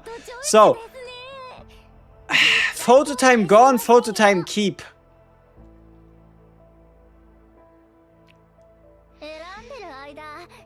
I can always cut it later. Or I could always add it back later. What is cheaper? It is cheaper to add it back later. Because for the other version I need a removal core. And here I'd only need 650 salty points to just get it back. So it is better to just get rid of it and then regret it than the other way around. Seems reasonable. Maybe we can get a different encore. No, I like the encore. I don't think we need anything else. I mean, you never know. Okay, yeah, this is probably not gonna stick. I can always change it as well. Copy event, great. Now we just need to finish the damn persona card in the next 3 fights. Half finished. Okay, awesome. And then we need a chess piece and maybe a ring.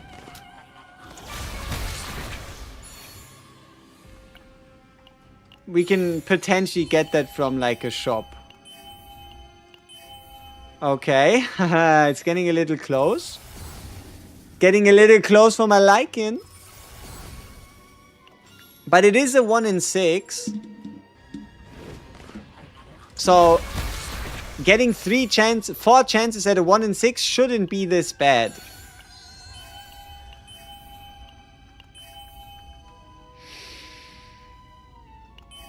Ah, shit. Counter attack? It's better than nothing.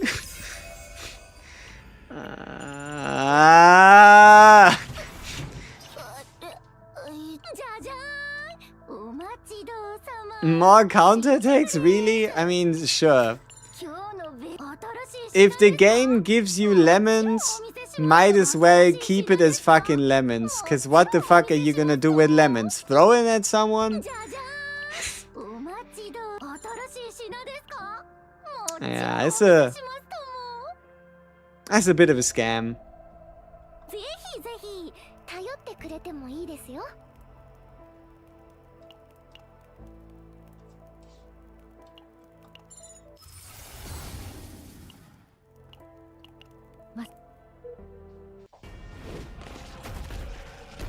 So when you play Tenebria with Malin, does Malin's move card move the rhythm cards? Yes.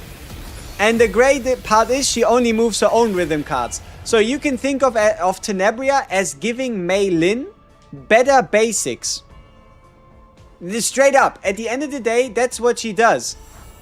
She just gives Malin better basics. And she herself can obviously play under like the same buffs, same instances, same help, same scenario as a Moilin.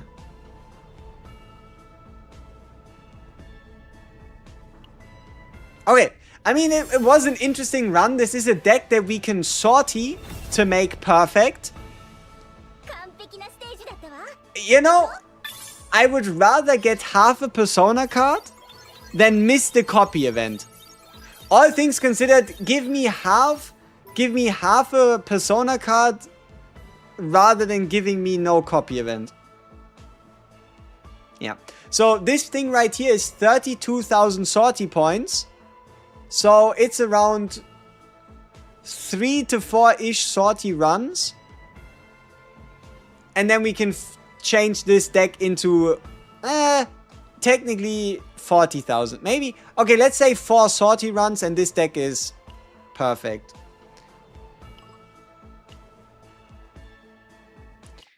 You... Alder... You have an E for Adelheid? Wait, what the fuck? Is it even her name? You're making me confused. Adelheid. Why is you saying Alde? How do you even have E4? But I mean that's good. Her E4 is nice, at least, I guess.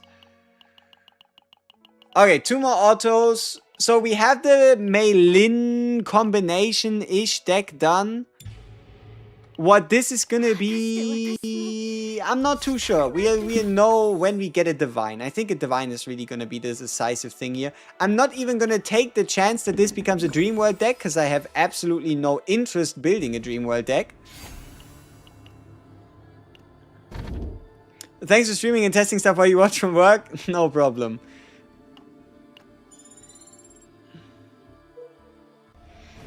Skip or no? You can skip.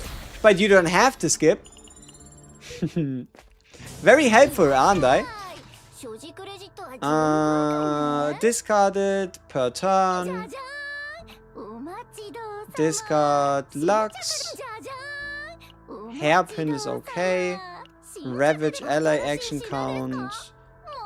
Crit damage is not shabby, not too bad. Alright, we don't have the purple card, so we can get rid of a fan service. Isn't it sad? How dare the devs introduce a way for us to have to get rid of fan service? What does this mean? What did the dev that made this decision want to tell us? Is it the end of fan service for the game now? Is this the end? Dude, 9 hours, are you okay? Now it's only 8. I don't count anything before the maintenance. Shh. We don't count anything before the maintenance.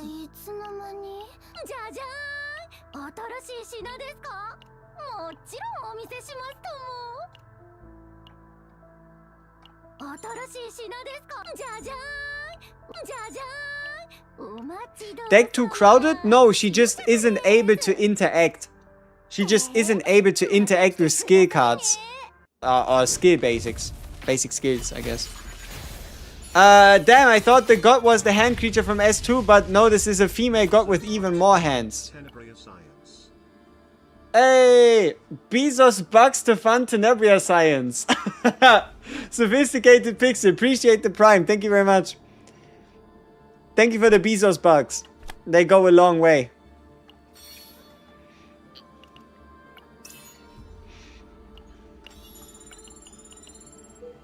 So far I've only got success with Crescendo and Mei Lin because Mei reduces the cost. Crescendo? Yeah. I think Crescendo is the best way to play a high... I think Crescendo is the best out of the rhythms to play Tenebria Mei Lin together with.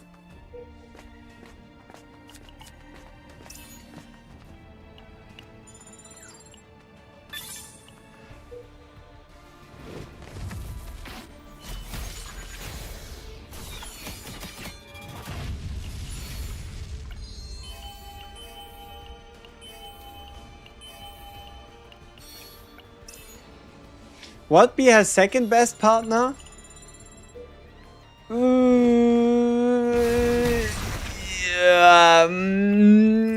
Maybe Itsuku, then Ivy, then Briar, and then Eloise? Maybe in that order? None of them are like truly perfect, but I think you can also just give her an Eloise and call it a day. What be the consensus with testing so far? I mean, the highest damage we've done was around 150 something thousand damage in a turn with a suboptimal deck approach. So,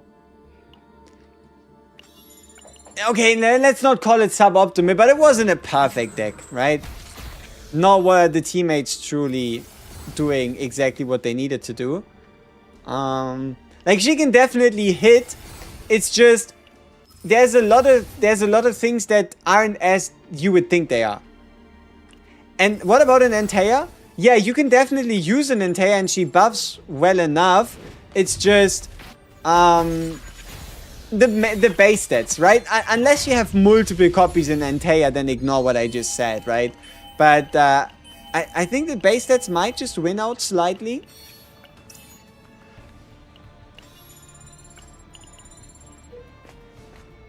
No selection event. No divine selection event this time around. Almost makes me wish I would have spent this attempt on building a Mei Lin instead. Then again, Mei Lin would have been kind of the same thing.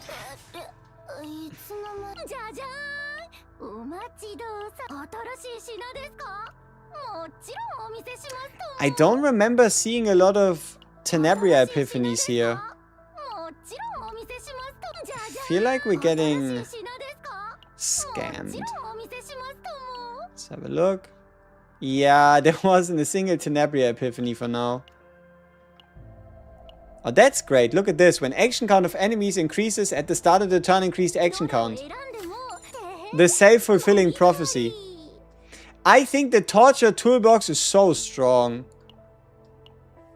Like, there's two things that I think are like really strong, right? First, torture toolbox, you don't have to do anything every single turn. Action count increase, bop, easy. That's awesome. But what I also think is pretty cool is the, you know, there's like this one engraving that says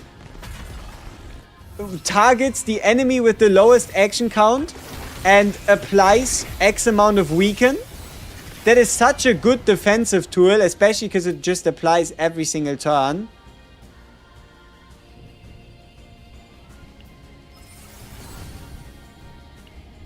What are we thinking of her so far?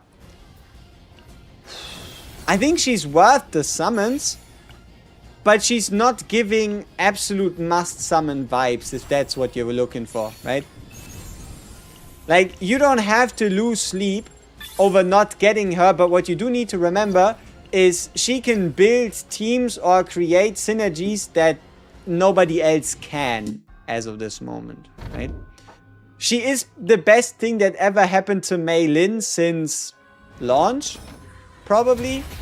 Like, for the first time, do you actually have somebody who can actively help Mei Lin by taking Mei Lin's best, like, by taking what Mei Lin does best, and that is using basic attacks, and making it so that the basic attacks she uses are stronger.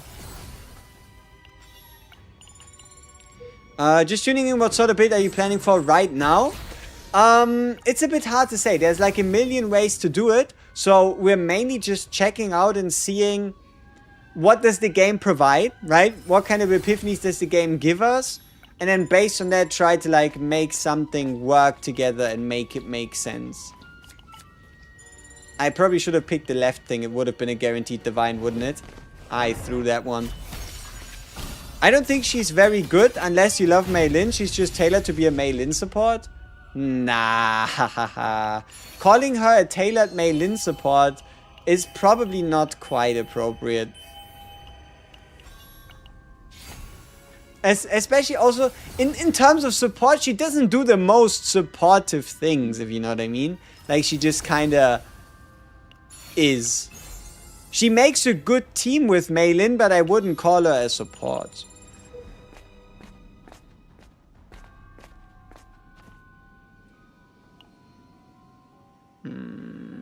Alright. Huh. I guess we're doing the move.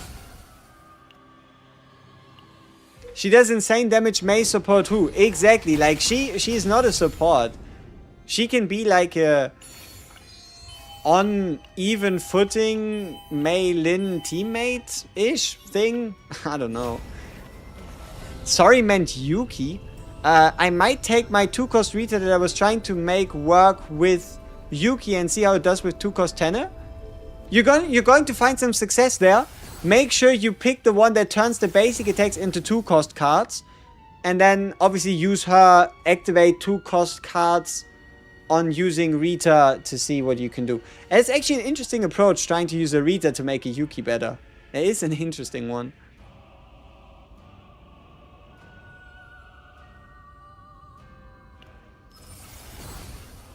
When would the review be released?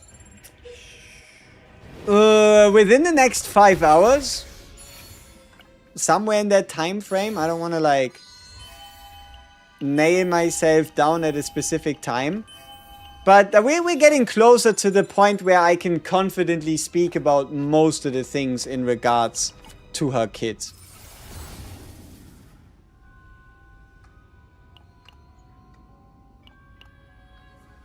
Still not too sure how to feel about Fermata though. I mean, what would be the pros, would be the cons of Fermata?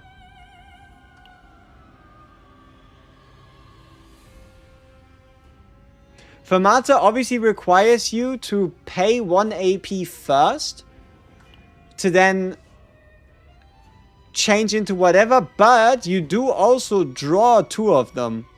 And if you can just play the Fermata from a support, that is still 2 free draw in exchange for 1 AP.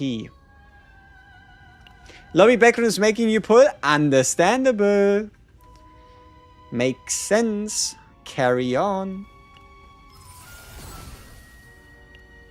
Any monster cards worth slotting in? I think if you run her together with a Ray, you can slot in a Dominion on Ray. And if you don't intend to do a Divine build, you can absolutely give her a Dominion as well. No, I didn't say you should dominate her. I said you could give her Dominion. That is different. That is different. That is not what I said.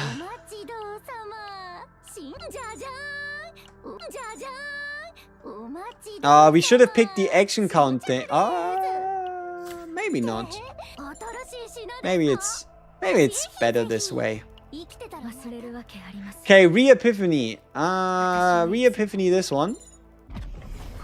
The fuck? Staccato, Crescendo. None of these. None of these. Makes sense. A Dominion is the card that gives a morale a turn, yeah.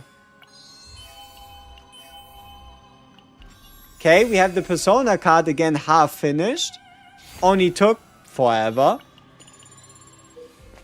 Why would anybody choose the Staccato Rhythm?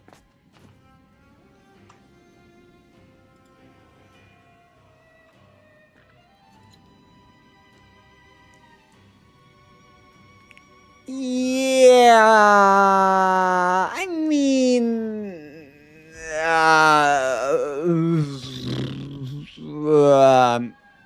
yeah. I don't know. I think the idea with staccato is if you can work with the staccato condition, you are getting a better damage boost. So there's two ways you think about this potentially. One of them is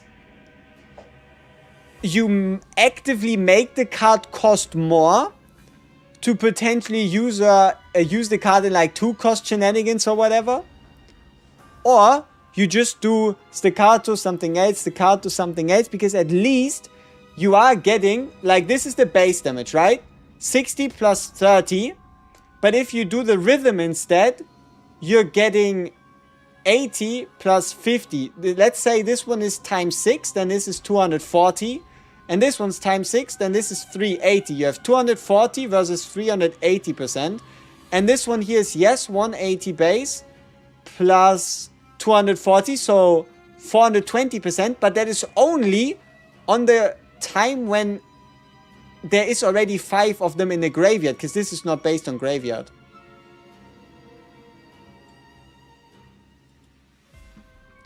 So it's kind of like asking you that if you want the highest, like, solid median damage, are you willing to play it, something else, it, something else, it, something else, it, something else? What's her damage increase roughly on partner if I were to put it into a percentage? Ooh. Maybe 15% plus?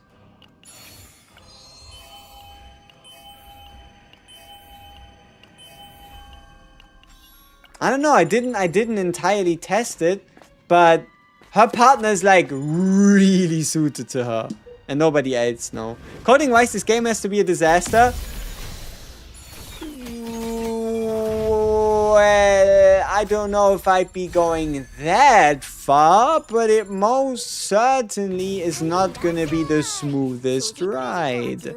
Once again, we have half a Persona card. Oh, how I love my life. But I think they did something with Dreamworld. It just seems to appear a lot more frequently than usual. Also, we missed the copy event, so I guess it don't matter much in the end.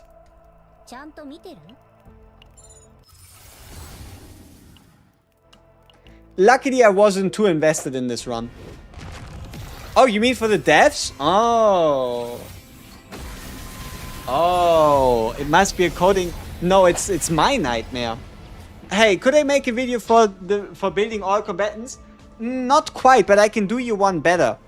If I get time over the next week, I will be able to do around 3 to 4 decks per combatant, plus divine versions and team combinations that you can then check on, yes, my own website whenever the fuck I get around to it. But we are a lot closer to it now than we've ever been before. So long as I manage to understand how I can integrate a website using an API. And then put in the work, put in the hours. But, yeah. One step at a time. Just lost my 50-50. Aww. Sad. But at least you're guaranteed for the next one, which might be Tenebria, might be Faye, might be whoever you want. Is Tenebria good, and would her partner be worth it? Tenebria is good and her partner would be really worth it for Tenebria, just not that useful on anybody else.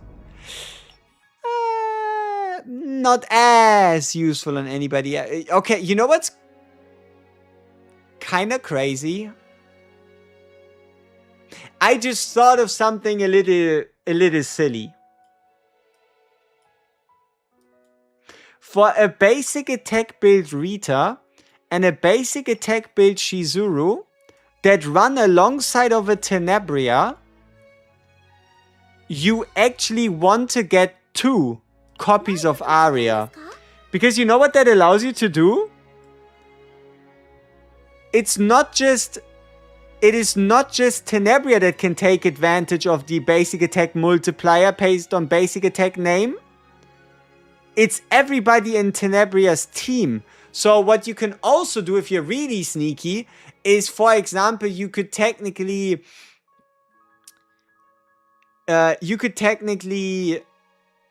give Tenebria Eloise and give Arya to a Rita. That is pretty interesting.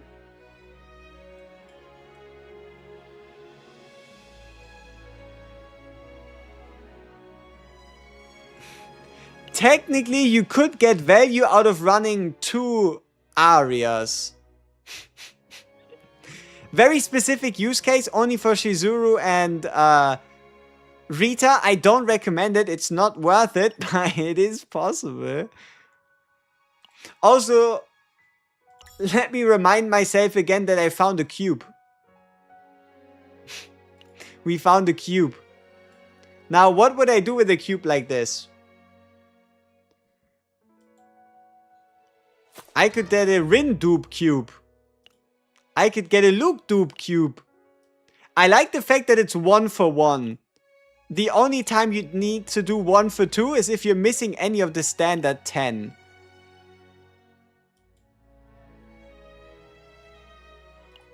Am I getting... Oh. Oh no. I'm thinking dangerous thoughts. What if I Luke-dupe? Like, what if I Luke-dupe? Luke-dupe? Yeah, what if I Luke-dupe Omega Code?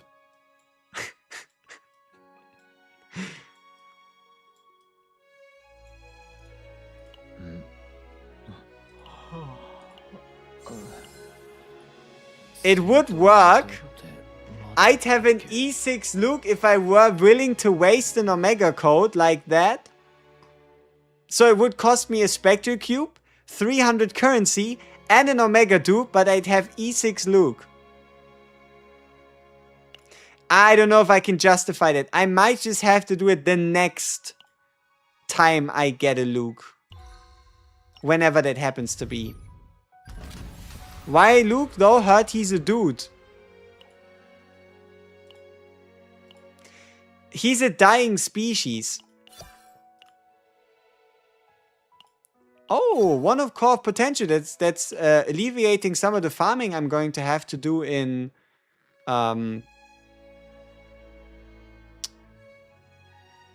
know what? That would alleviate some of the farming I'd have to do in Salty.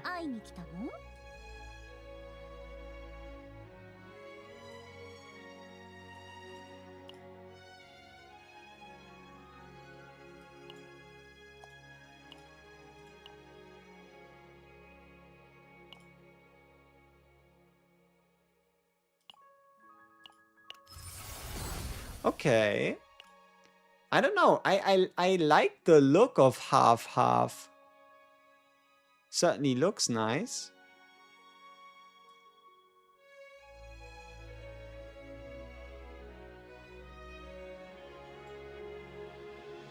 But it's not really my goal to do half-half. Okay. Where was I? Oh yeah, we wanted to do a 10 put. Show the persona, please. No problem. It's not a persona you haven't seen before. It's a very simple discard 2 plus 120 and buy 60.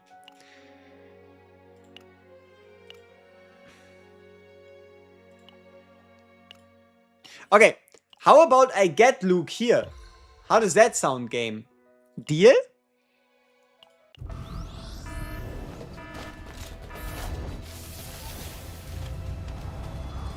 No? Well, it was nice talking to you, game. I guess we better get to farming. Alright, final run. Final run and then... Yeah, then what? Negative credits? Ah! Negative credits, how bad could it be? Watch me find something that I really want to buy and not really being able to afford it.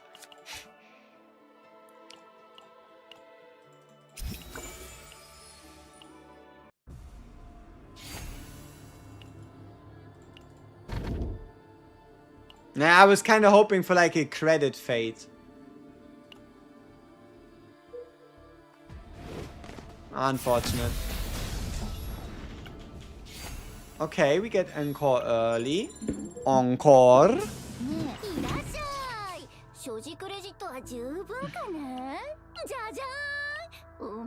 Okay, that's nice.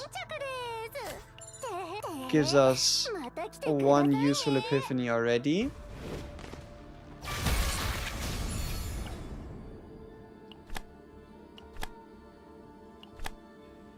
Yeah, I don't think leaving out the Persona card would be the way. I think the Persona card is just too potent. Were you saving credits by not having to lead the basics, so it'd be fine, surely? Yeah, sure. I mean, what is the worst that could happen, right?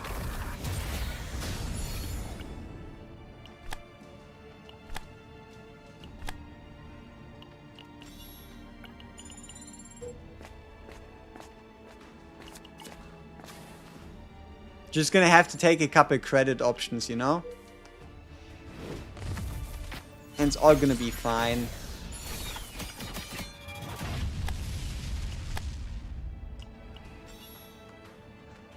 Like, at least the Persona is super easy to get in comparison to a lot of other ones.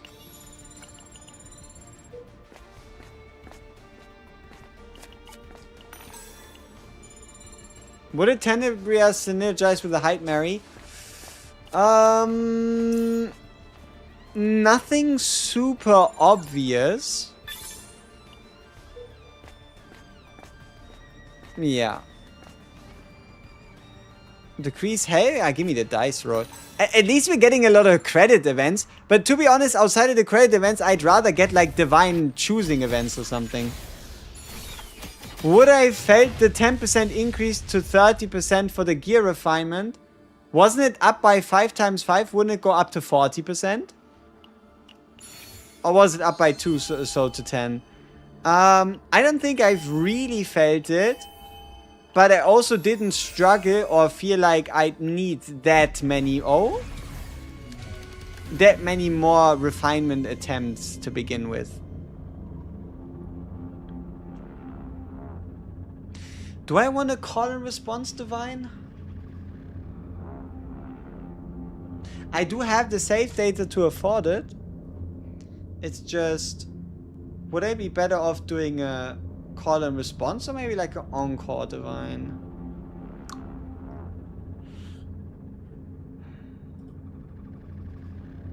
Let's stick with it for now. We can always swap it later if it's really that much of a problem.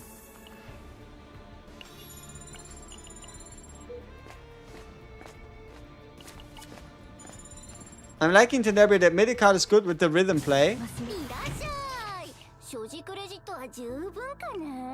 Yeah. Ooh, action count increase. Should be more reliable than the 15%.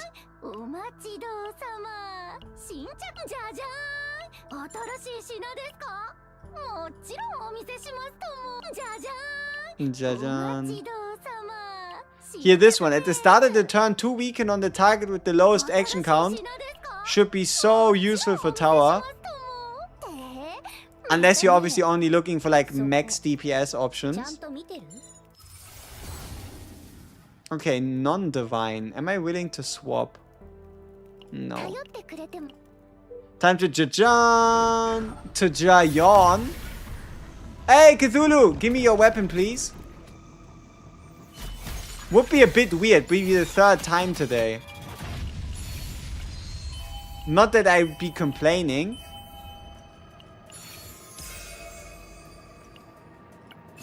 Ah. Okay, you're calling me deranged. Cthulhu's being mean to me again. Cthulhu's being mean again.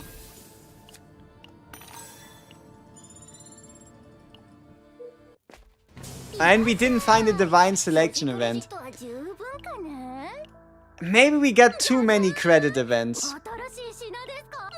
Yeah, I think it was just too many credit events. I didn't even ask for that many credit events, did I?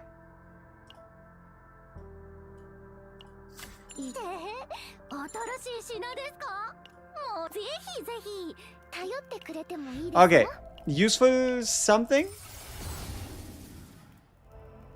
No. Maybe we can epiphany earlier. What be some of the teams? In terms of supports you should look for, I'd say it's going to be Ray or Naja would be some of the best supports to go with her. Wait, so we just got Spotlight? Still means we can copy it. But yeah, Ray, Naja would be one of the best supports. And then teammates, you could run Rita or Mei Lin when it comes to straight up synergy. But outside of that, you are pretty unlimited in what you could bring and what you could run alongside of her. It's just these four benefit a bit more. Oh. Staccato. Staccato rhythm. This is the staccato of the night. The night. Oh, you can always run a Veronica. I don't think I'd have to specifically talk about Veronica. You can always bring a Veronica. Like, there's always a space for another Veronica. There's never no space for her. You just got Tenebria. Who say ah? Hey, good shit. Enjoy. You should take her into Sortie. I think she probably takes that thing and slaps it back into last year with the amount of value she adds by just taking out the annoying basics. Okay, where do I get a divine epiphany? I think it's 1-3, right, for divine selection? Okay, this is gonna be a killer spotlight. Watch.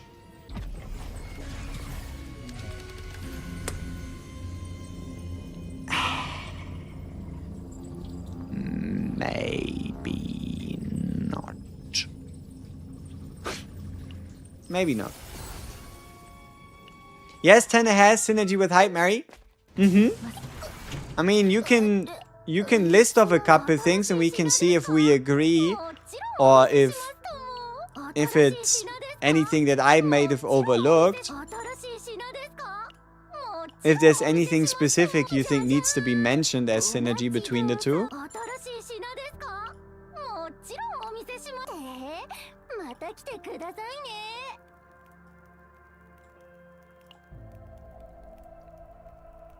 Come on! Oh, hoping for divine. Copy targets, spotlights. Spotlights be the best copy target. After that, maybe a bit of encore on specific ones. But it's mainly spotlight. Tenebria is good L2D and bad.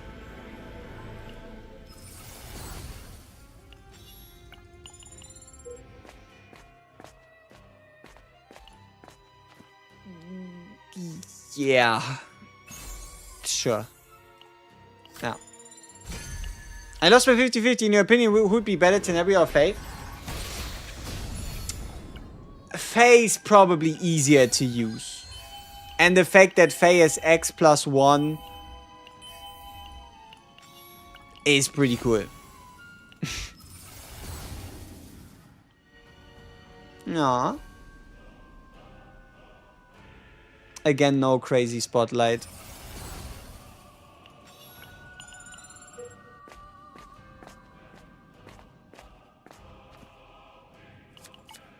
Encore. No. Tenebria is good, better than Faye because Faye is like Serenia multi-hit. I wouldn't necessarily compare the two like that. I'd more rely on the fact that Faye has X cost cards and kind of her own stacks that she can use to, I guess, call down the Executioner's X. Would she have synergy with Faye?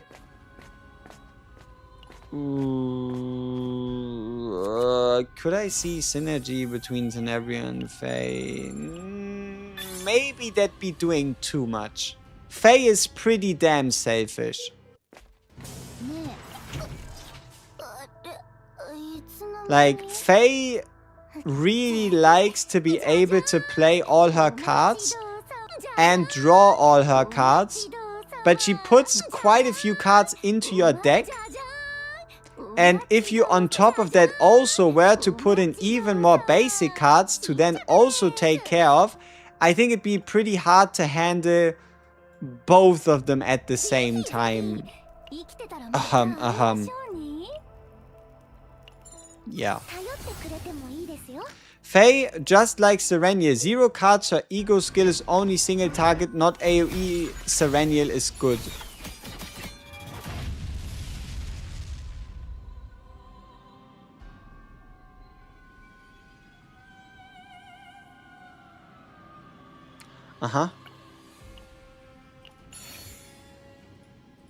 How many teams would I have tested Tenebria out so far? I've mainly been focused on building Tenebria, but just through like brainstorming, comments, the last like 9.5, how's it been 9.5 hours already? What the fuck? 9.5 hours of talk and so on and so forth. It's starting to become a little clearer what the lovely lady is going to do. We should have picked up the cube. That was a waste. I should have picked up the cube. Should you give Tenebria a gear bag? Honestly, if you don't want to fill the spot with divines, I don't see a reason why you wouldn't. I mean, it's not like I'm gonna go out of my way and be like, hey, you should absolutely put a gear bag. You can, it's just a temporary thing that doesn't really end up doing much, you know?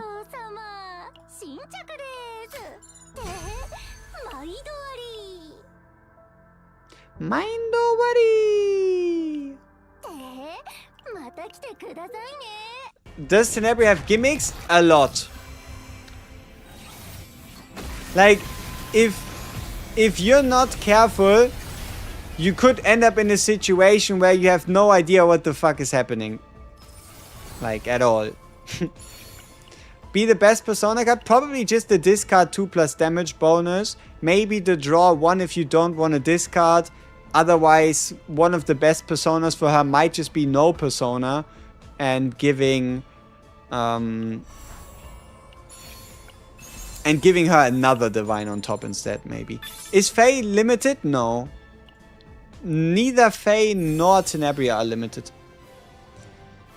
Would you be able... I mean, the only reason why we run her with Hyde Mary is because it's a team I know for sure is going to be able to beat Auto Chaos. Which allows me to build more decks quicker. Quick question. Since the rhythm cards are technically basic, should you max out the basic potential? Yes. But you don't have to worry about it because it's super fucking cheap. But indeed, you would be very well served. But what is even more important is this. You want to do basic card proficiency. Because her basic card proficiency actually gives a multiplier to rhythm cards and also other combatants' rhythm cards. You wonder who will be the character after Faye? That's a good one.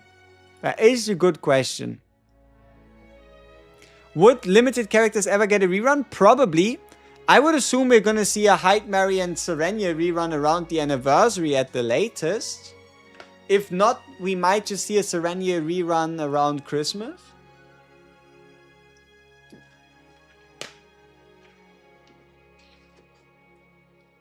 I meant to be entirely truthful. Is she a must pull? No.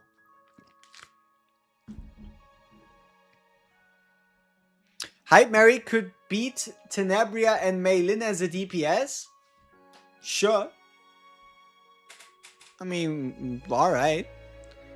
Like, sure, if you like invest the same amount of resources, same deck, same gear, so on and so forth, you can find yourself in a situation where Hyde Mary just outdamages them, but that's nothing bad, nor is it anything super surprising. Did they ever rerun them in Epic 7? I mean, yeah, I think it took like a year for them to rerun limited characters in Epic 7, or maybe like half a year. I don't know. But at least we have a precedent in rerun banner. How are we doing, and what be the 4-piece? It's on the screen. There is 4 different 4-pieces you can use, but it comes down to what kind of deck you end up building. Why am I some of my units level 61? That is because if you play enough Sortie, they get this special experience bar right here. Can I check it somewhere? Fuck. It says it's required. Ah, I can click on this. Here. There you go. So every time you play Sortie, you get a score. The earlier you pick a combatant, the more of the score they get. And when you finish the score, which is 100,000 to move from 60 to 61, and then 1.5 million to move from 61 to 62. Why is somebody saying the new level cap is 70, and why would the level cap be 72? No, the level cap is 62.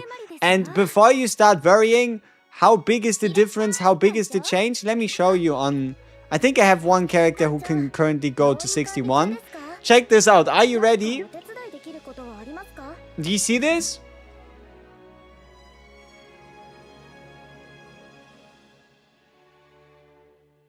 Yeah. We go up 6 attack, 4 defense, and 10 health. But the most important part here is that this is base stats, so it does get a bit more multiplied with gear, but at the end of the day, you don't notice it much. Is it another way you can limit break and push your characters? Absolutely. Is it something you should worry your head about and super focus and hyper focus and giga focus? No. Pretty substantial. Adelheid 30 and Tenebria and another 30. That's pretty sweet. You'd get more base stats from Friendship. Friendship's a bit different. Friendship isn't base stats. Friendship is additive stats.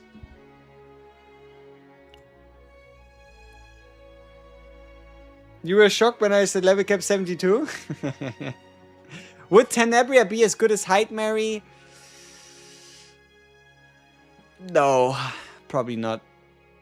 But while Hyde Mary is somebody you want to bring to E2 and beyond, Tenebria is already perfectly fine at E0. Like, unless you want to go E3 or higher, I really don't see a reason why you'd go for Tenebria dupes.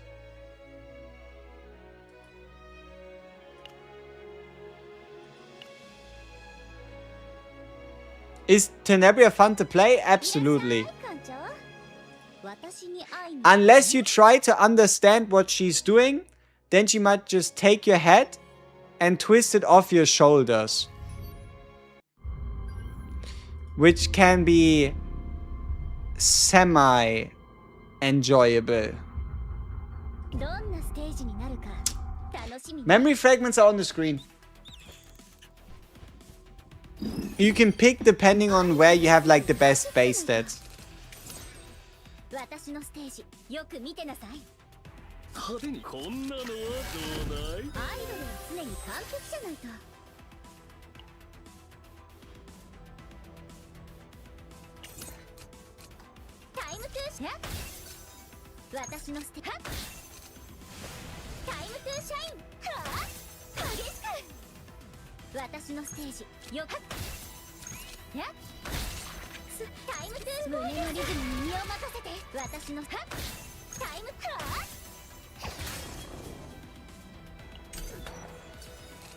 I wonder, how did we lose AP there?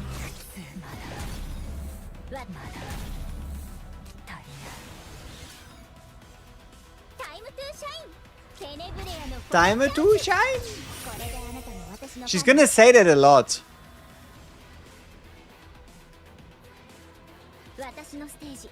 Yeah. She's gonna say time to shine a lot.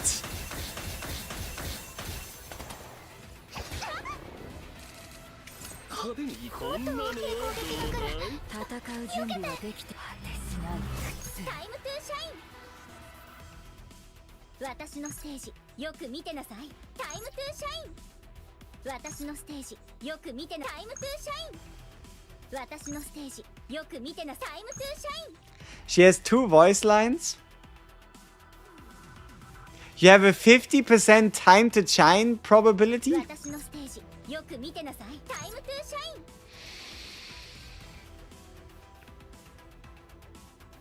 Ouch.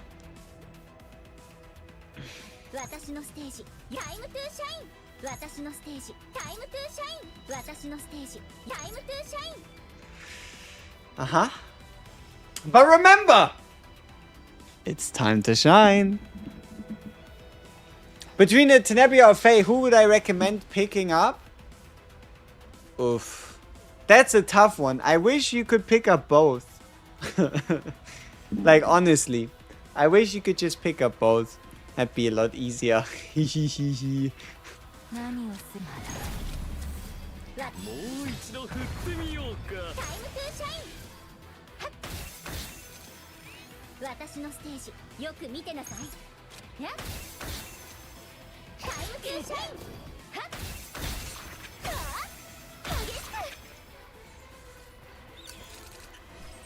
Yeah, that's enough. I don't want to hear it anymore.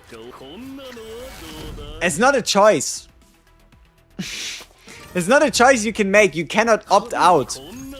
Because remember,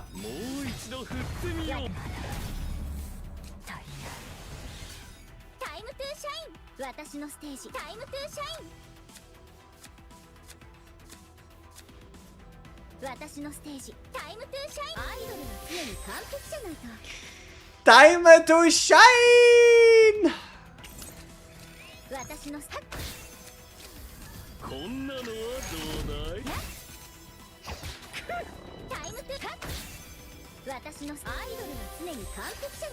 I mean, I guess you can play a little faster.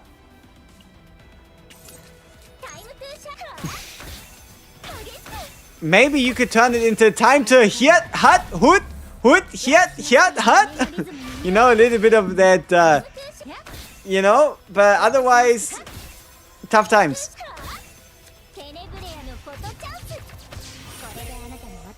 You regret pulling her already? Put the voices on mute if it's that bad. If it does bother you that much, just put the voices on mute. Right? Like, do what the people say that go into the mental asylum. Just mute the voices, you know? But remember, it's time to shine. I think the big problem is that she's speaking English, isn't it?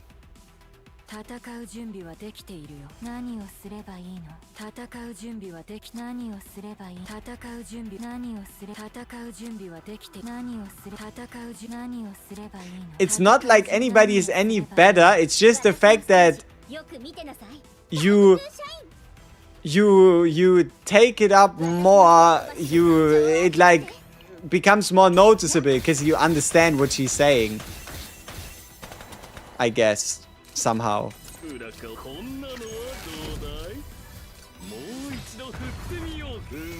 Yeah, I'm gonna pull for fan mode. I don't want another Jajan.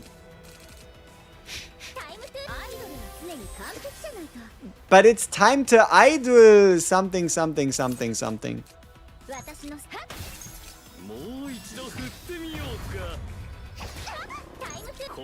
Let me be your idol. Biddy biddy boop. Biddy biddy bob. Biddy biddy bee biddy bee biddy boop.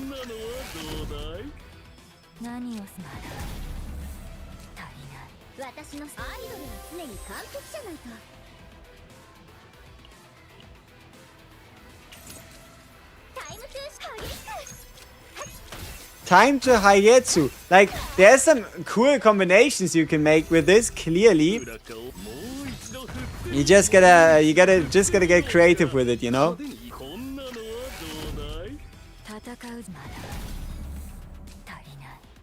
私の胸のリズムに身を任せて。タイムトゥーシャイン。激しく。私のタイムトゥーシャイン。 Time to shine. Always remember, what time is it? Time to shine. You better get that in your head.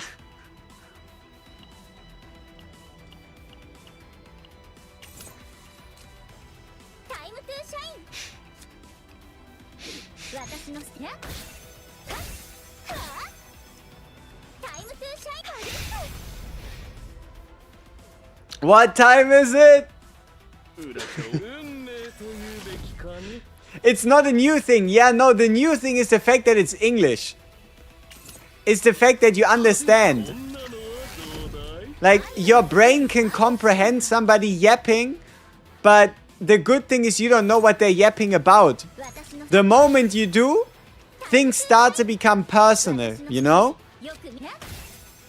The moment you get that degree in Yaponomics, all of a sudden it's not that funny anymore.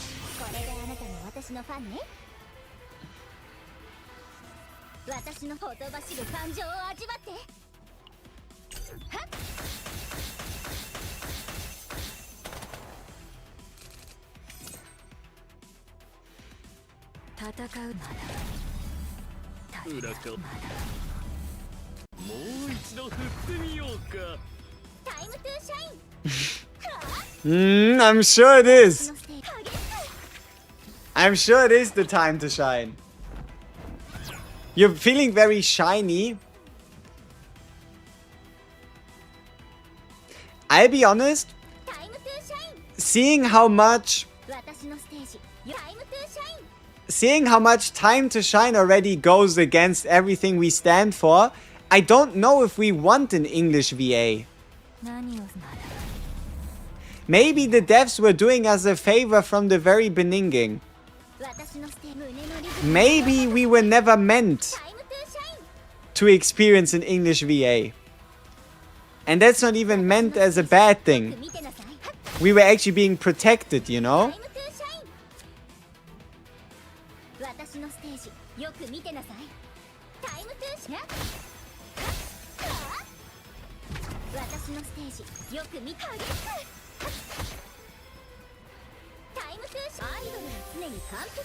Time to idolu!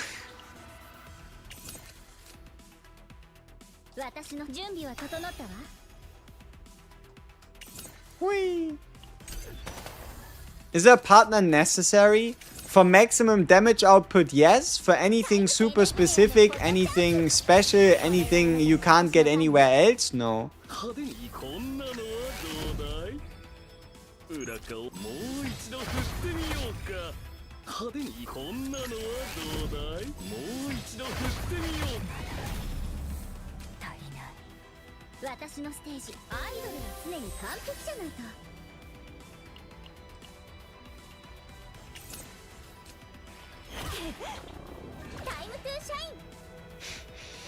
What time is it?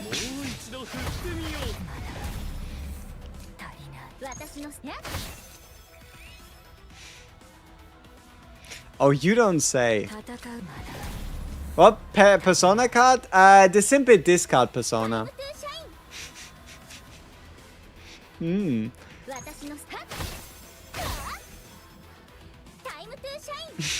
Ah, what time? What time again? Could you repeat that? Ah, time to shine. Yeah, I didn't get that the first 100 times around. Truly peak.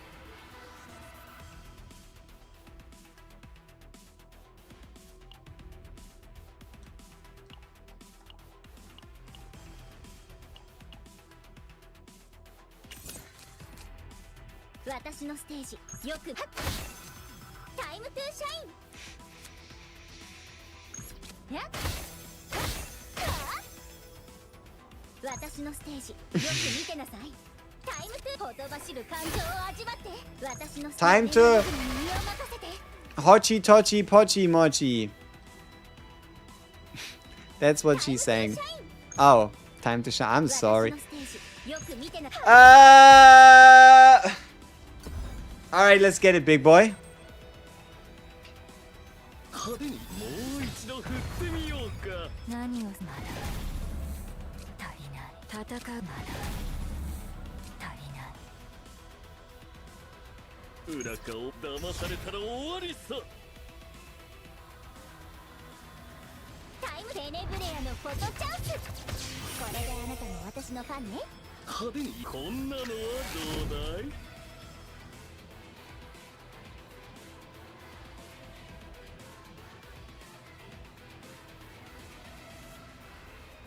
私の胸のリズムに身を任せて。タイムトゥーシャイン。はっ、私のステージよく見てな。タイムトゥー、力を貸してあげる。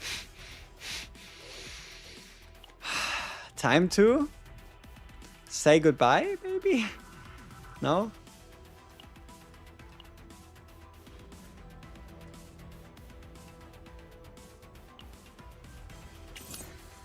私のステージよく。アイドルは常に完璧じゃないと。タイムトゥーシャイン。Ah. 私のはっ激しく。タイムトゥーシャイン。私のステージよく見てなさい。タイムトゥー、私のアイドルは常に完璧じゃないと。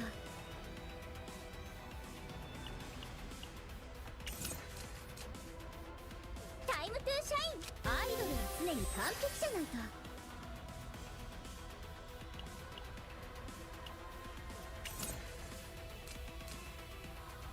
私のタイ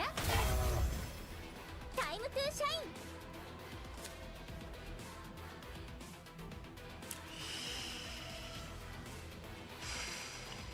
ン。エランテの力お見せしますわ。裏顔もう一度振ってみよう。もう一度振ってみよう。もう一度振ってみよう。まだ足りない。何をまだ。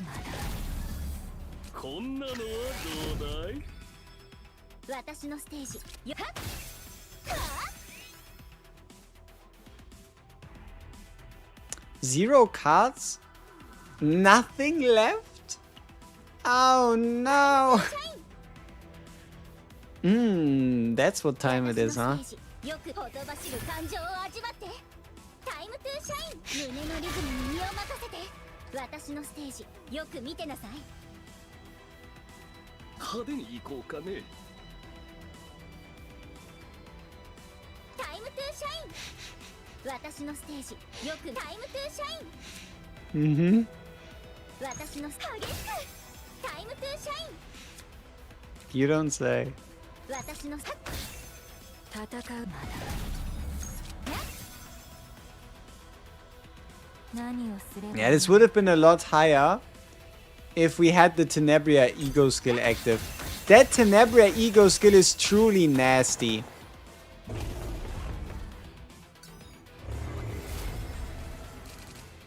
Isn't it crazy how this was a singular turn?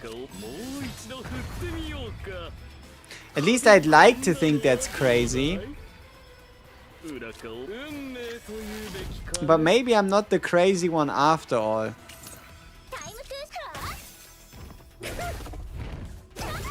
戦う準備はできまだ足りない。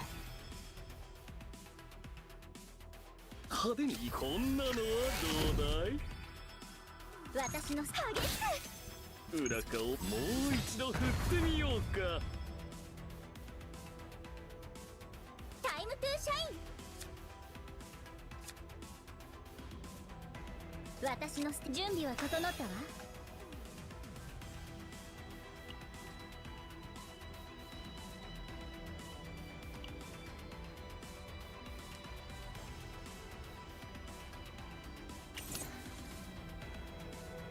タイムトゥーシャイン。はっやっはっ。私のタ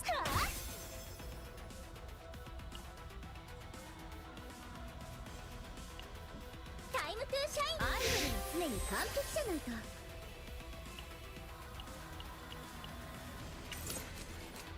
私の激しく。タイムトゥー。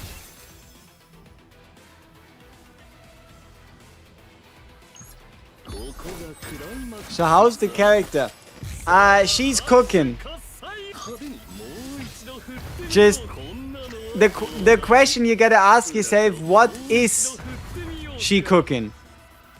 Is she cooking your brain? Is she cooking the enemy? Right? There's a few things she might be cooking. And that's kind of what you gotta ask yourself, right? What is it that she's actually cooking, you know? What might that be?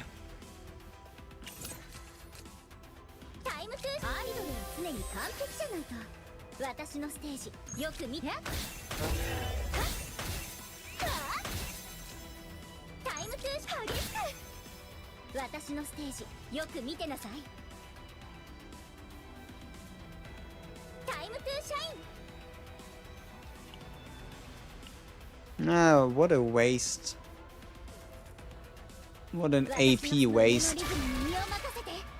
We got a bit scammed on the draw, but I also didn't play this turn perfectly. Could have done it a lot better.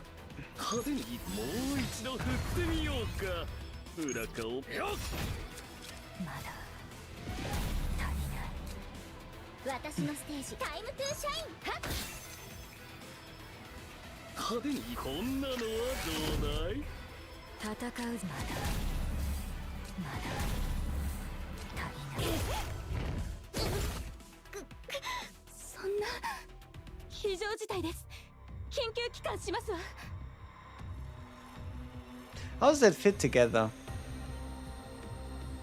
Did I have like weaken applied to him?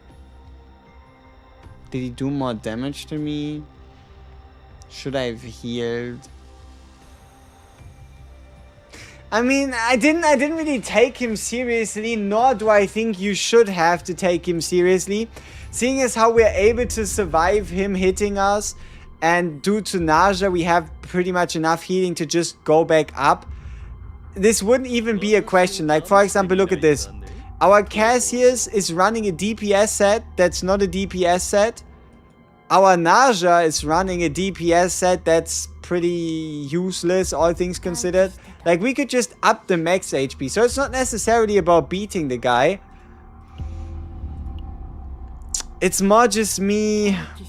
I don't know. I'm not too sure with the deck. Like, no, okay, I am pretty sure on what I'm doing. It's just, with it being split half-half, just doesn't do what it's meant to do, I guess. Maybe. I don't know. I mean, with the way I had it before, how did that work for me? Let's see. So, we do my 6 row, so that we make the final one cheap.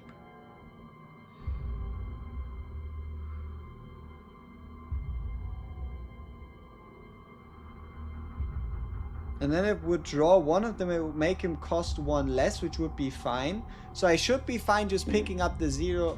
So, but because it's 6, I'd use 3 of them to get everything in hand, then play the 2 of them, and then use 1 of them to again get them back, which gives me the 2 final ones, which is technically less than an entire row, but that only matters when we actually can do the entire thing. She's better than the Hyde Mary? I wouldn't say that. How has it been 10 hours? What the fuck? What am I doing? Why does this take so long? Who thought of this kit? Who is at fault here? Maybe I'm at fault, you know? Maybe we're going too deep. Who would be her best teammates? I'd say supports be Naja, Ray. And generally, like, teammates that can play into her idea would be Rita and Mei Lin. Mei Lin especially.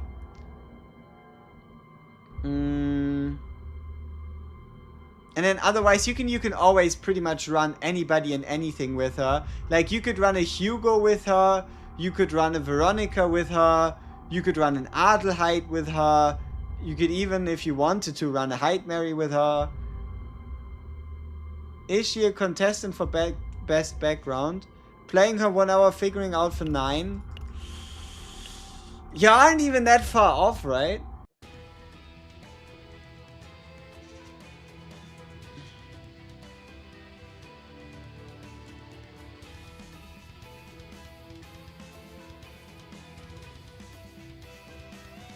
She's a girl, so that makes sense. Mm-hmm.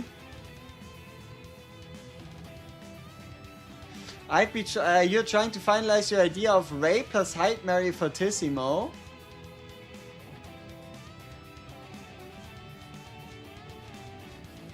You'd be mainly relying on the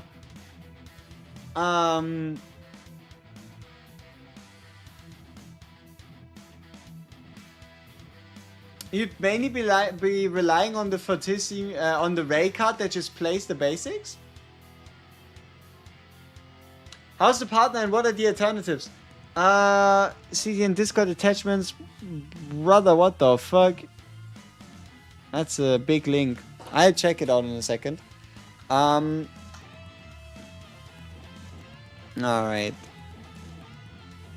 What is this? Oh, what are we looking at?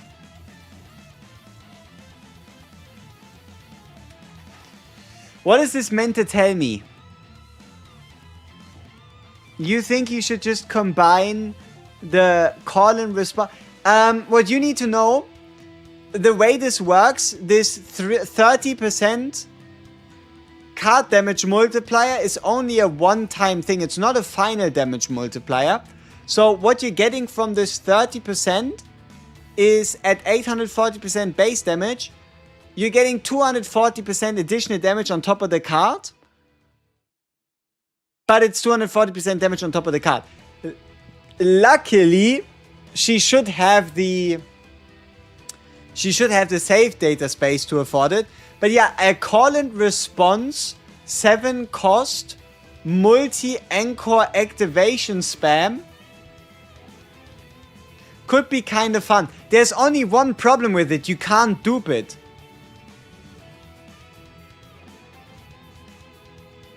You will only be able to do this thing one single time.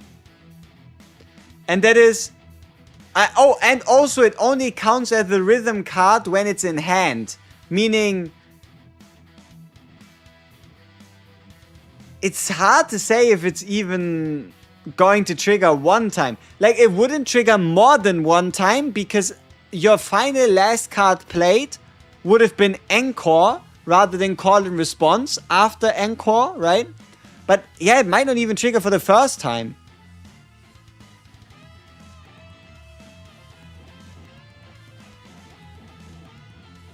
You might get one activation out of it.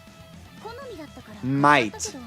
But at that point, what you could also just do is you could just double the hit count. Like, what definitely works is you could just take this Encore and add a hit count to the next rhythm card, which would double the damage of the rhythm card. Also, Encore doesn't proc cards that rhythm card in hand have tested it. It shouldn't, but it could have. But it's great that we now have confirmation for it at least, right? Could a Spirit Keyfox be useful with her somehow with the effect to apply Retrieve to one of the Aggregate cards maybe? The big problem with Retrieve is a one-time thing. That'd be the biggest issue with Retrieve. It's just Retrieve the moment you keep it in hand and you end your turn, or the moment you like get rid of it once, it only comes back once, right? Is she a skip? You can skip her, but like, she's not a must summon, but it doesn't mean she's bad, right? What would be her pull value compared to Diana? I guess both are very similar in pull value, just doing different things. Diana kind of is like a Quietus / bullet enabler, and Tenebria is just like a basic attack card enabler. Huh. You could skip, but she is Tenebria. That is very true.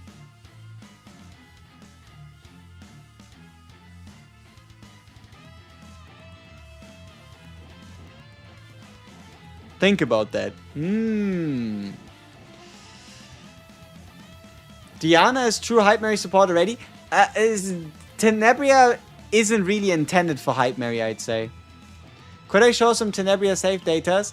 I put some good save datas, like some actual ones you can follow and try to copy in the video, in the guide and review. But I don't think I have any that I'm like super happy with. I know what kind of epiphanies I like, which ones I'd want to combine where. It's just none of the runs I've done, none of the 9 actually ended up in a way. But that's also on me due to not really, maybe you could say not really knowing what I was looking for to begin with. Wait, what the fuck am I even doing? Why am I going through all this trouble of swapping all of these spotlights if I could have just swapped the music start?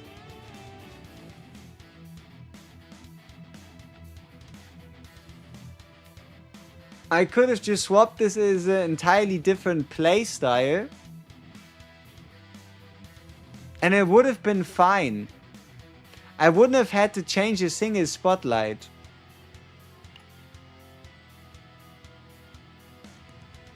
I mean, I guess I just wanted to make the arpeggio combo work.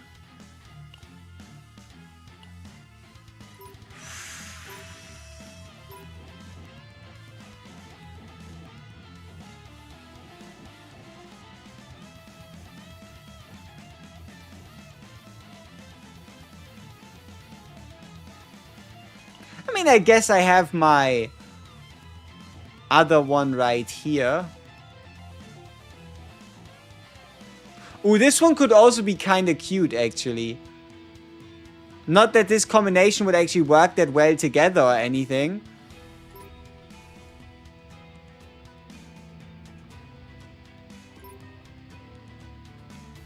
But it's not that bad. Like, it's not the worst thing ever.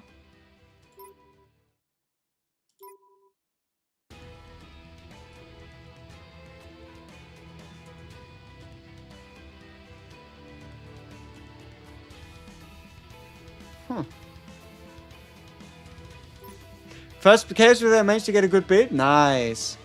How good is the Tenebria? Would she be Hype Mary level? No.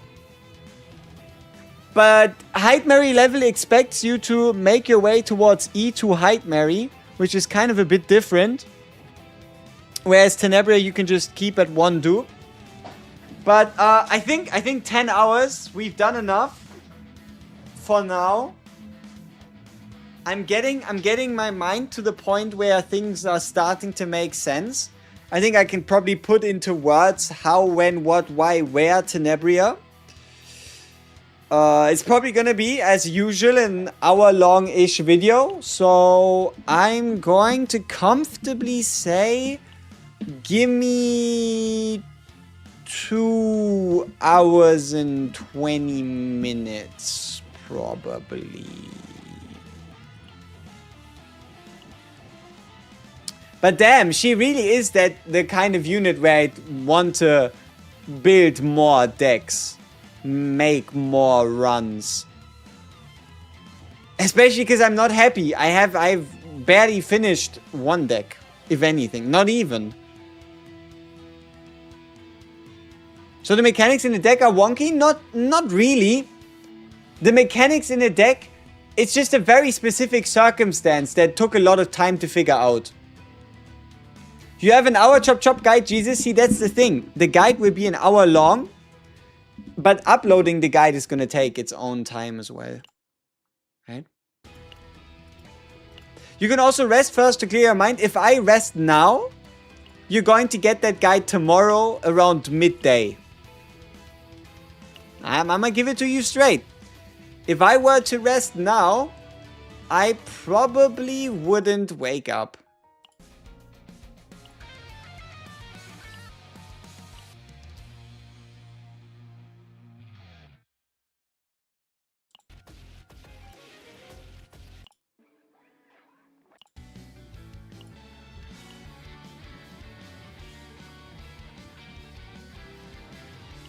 This playlist thing is so cool.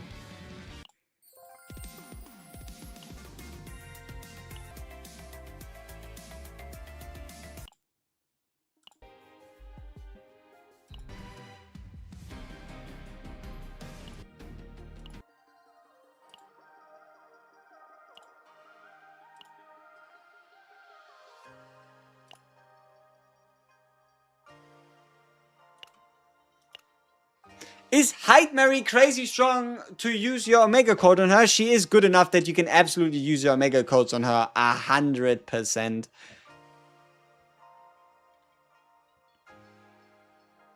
You should try to wake up at some point. No. Can't wait till they add more OSTs. They're basically missing the entirety of chapter 1 to 5 OSTs. Are they? I mean, we have these ones, we have these ones, we have these ones, we have these ones, we have these ones, we have these ones, we have these ones, we have these ones. Like, I think there's, I think they're probably in here somewhere. Maybe like in here, in Trail of Events or something.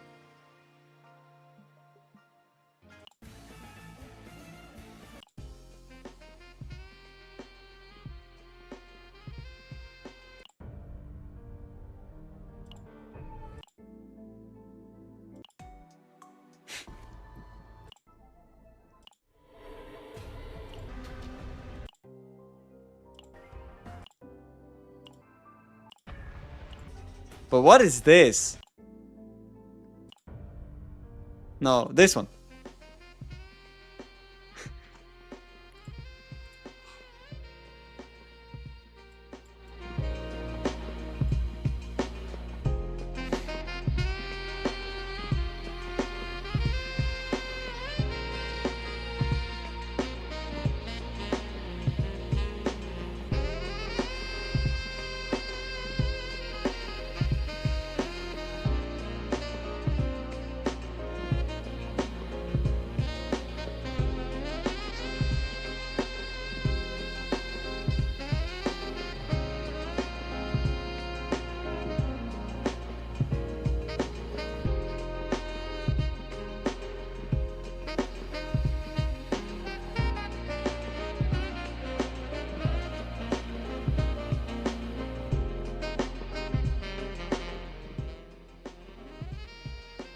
They are absolutely cooking. That's pretty good. We don't even have the Spirit Planet team yet. It would already be on my jukebox. Oh, I don't know. I don't have... There's too many good ones already. I'm at least... Like, sure, they can add more songs, but it's not like I'm starving for more.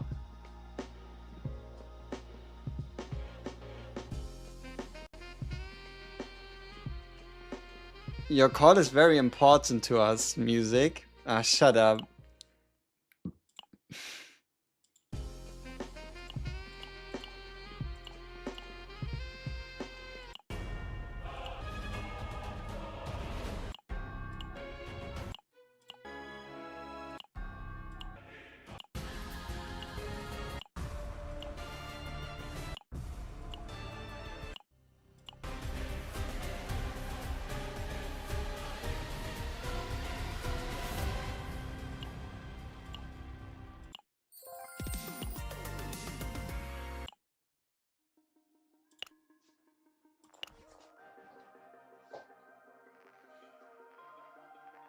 Best update today, the song is a banger. Indeed.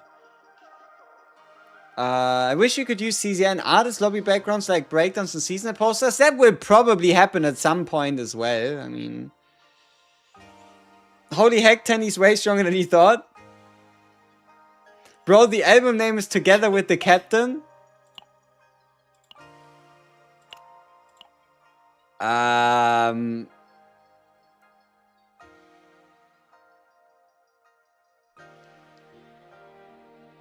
Well... it's alright.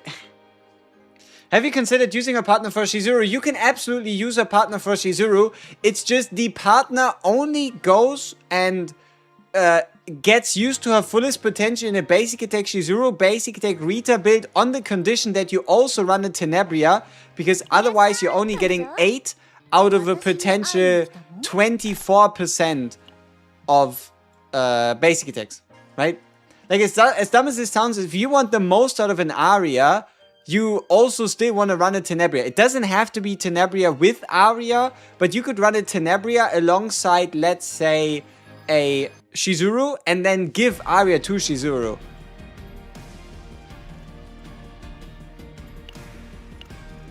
Is the jukebox gonna be a summoning ritual? It might just. Maybe there's some hidden good luck songs. So you just want to save for limiteds? I mean, you can save for limiteds, but honestly, you don't really need to. Like, think of it like this. Instead of getting a limited character to E6, you could also just get 7 different characters.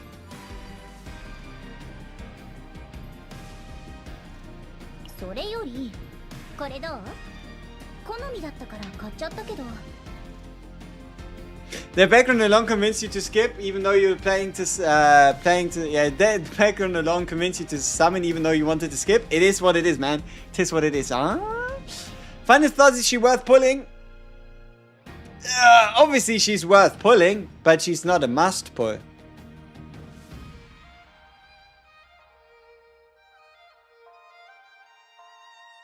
The different playsets are way too fun. You try to roll every character. Exactly. You haven't played since Ukuleles was gonna start up again. Do you have a video on dailies and more content to focus on?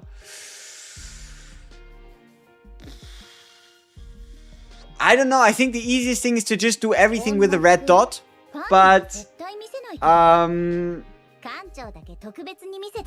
I think something you want to be focused on. Okay, there's 2 main goals you have.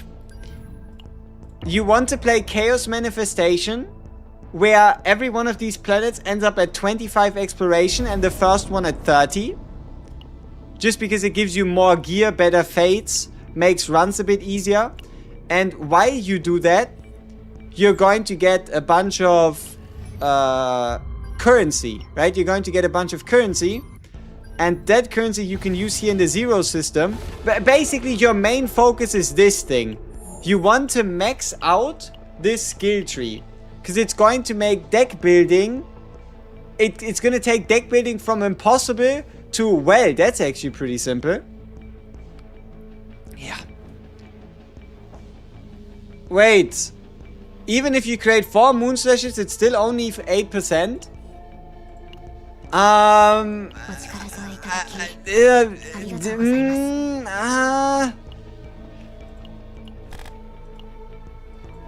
Honestly, it's hard to say. I guess it would be going up, and then the more moon slashes you play, the lower it would get. But from that perspective, like, you get the damage amount of the assigned combatant's basic attack cards based per basic that shares the same name. So if you end up creating 8 moon slashes, now you have 8 that share the name, so you're gonna cap out at 24. So the first 3 moon slashes you play are gonna get a 24, then a 20, 16, 12, 8, and then a 4% bonus. But that is still a lot better for sure. You know, they might have actually fucked up a bit with her in general. Like, they might have just made, at least for, especially for basic attack Shizuru, Arya is probably better than Itsuku.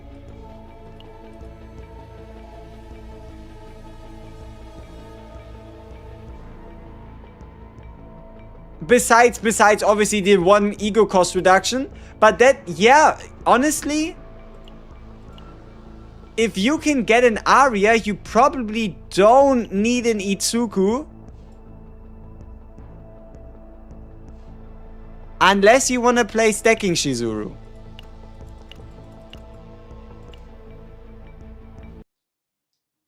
You got everybody by luck, except some I pulled. I'm thinking of passing on her here, but I kind of feel like I have to, but I don't like her so far. If you don't like it, then don't summon. It's that simple, right? Every unit has a theme. Haru, Big Boom, Damage 1 hit, Shizuru, Shadow of the Moon stacks, etc. Well, DPS usually, but I don't understand this unit. This unit is a team. Okay, there's two modes. Think of it like this. She has the I'm super selfish. I want to play this entire row as many times as possible. Or the other theme is going to be, hey, I'm a team player. I have 5 different versions on how I can help the team. Which one do we need? And then, for example, this one, this version right here is really good together with something like a Ray, because a Ray can allow you to cast this without discarding, or something like a Rita. And then this version is really good with Mei Lin, because Mei Lin can further reduce the cost of this crescendo down to 0. And yeah, that's kind of the vibe, right? But yeah, Haru's a demon. How strong is Haru's Ego 6? I don't know what they did to her. I don't know why they did to her what they did to her. But Haru's Ego 6... I mean, at least the damage bonus is only until used, so you'll only really find it out in sortie, but it does save you 1 draw. No, the most important thing is like the ability to spam anchor shots even when you don't have any cost. So, for example, this allows you to play as many anchor shots as you can through retain, retrieve, so on and so forth, and you're only going to lose 30% damage.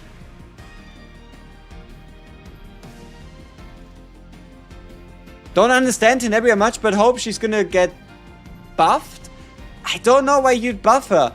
Like, it'd be pretty weird if they were to go out of their way to buff a unit that you can potentially get hundreds of thousands of damage in a turn. Like, this ego skill is crazy. And that is because it gives you a permanent 49% multiplier. For example.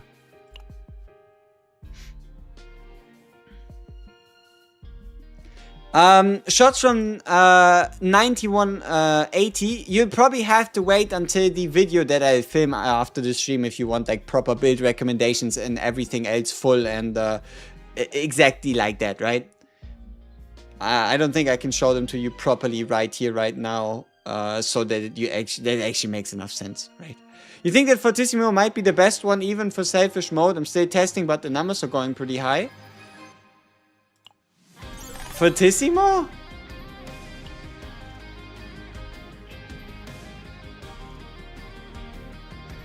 I mean, you can get into a 2-hitter, and you do have 100 base on 55 per linked rhythm, but you would only ever be able to link 6 rhythms, even tops.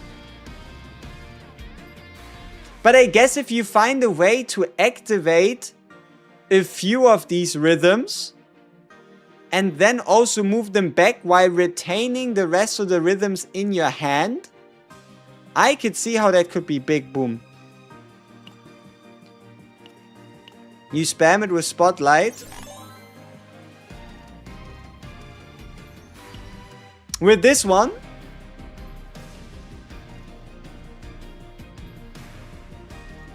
I could see that.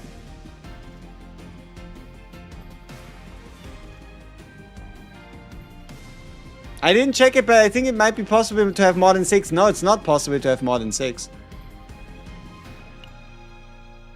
I look tired? Oh, so you think after around, if I'm lucky, maybe 5.5 hours of sleep, and then 10 hours 30 straight of Chaos Zero Nightmare, I might be getting a bit tired? Nah, never. The activate rhythm in the graveyard epiphany. This one? What about it? What about that? What about it? Huh? What about it? What about it? What about it? Activate your ego skill so you can stream longer. You could get 8 in sortie. Yeah, great. In sort, like, she is really good for sortie. Is she skippable considering you got other passion DPS? That's not the type of game this is. But if you want to play it where you only ever want to get 1 per element or like 2 to 3 and you already have enough, then sure. Skip her because you already have other passion characters and wait for an element where you don't have as many.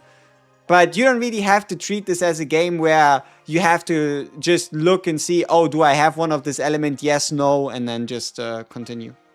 They don't count as linked in the graveyard? Yeah, they shouldn't.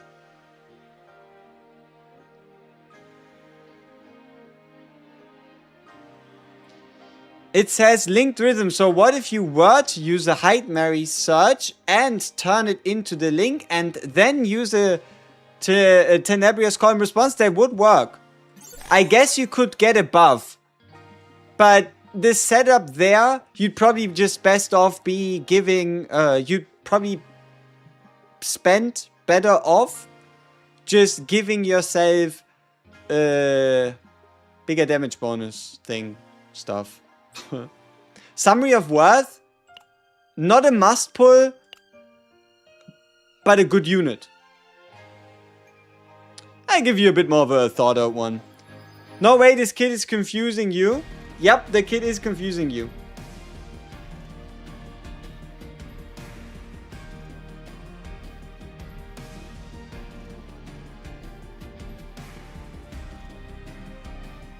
But yeah, support Hide Mary, you never know.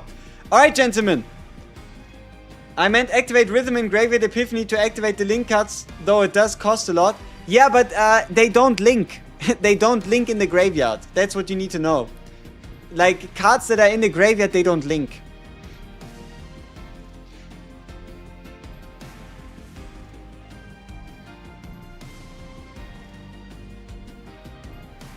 If I had to choose between her and Adelheid, why would that be a choice? Adelheid's banner is gone. Poof, pang, kaplow, bazooka, granny.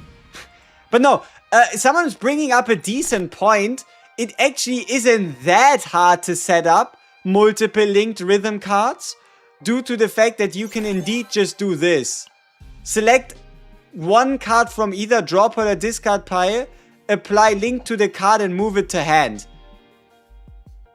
It really wouldn't be that difficult to set up to get in 7th rhythm card.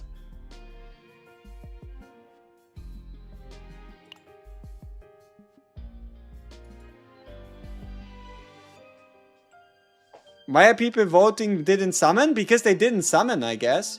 What is the voting looking like? 34 didn't summon, 23 went full pity, 20 went early, 22 went 50-50. I think one of the reasons why people might vote didn't summon is because they're saving for Faye. Yeah, but you are never running her with Hide Mary. You should do it with Inner Awakening, which is annoying. Why not? Why not just run her with Hide Mary for fun? Why not play Hide Mary support? As stupid as that sounds. Why not? Huh? Who is going to stop you from running Hide Mary support?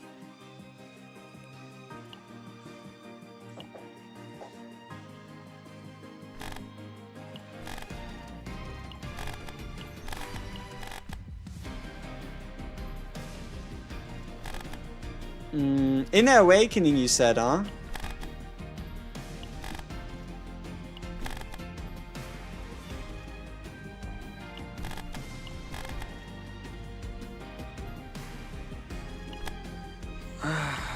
Discard one, draw a random attack card, apply link to those cards. Nah. I mean, I guess.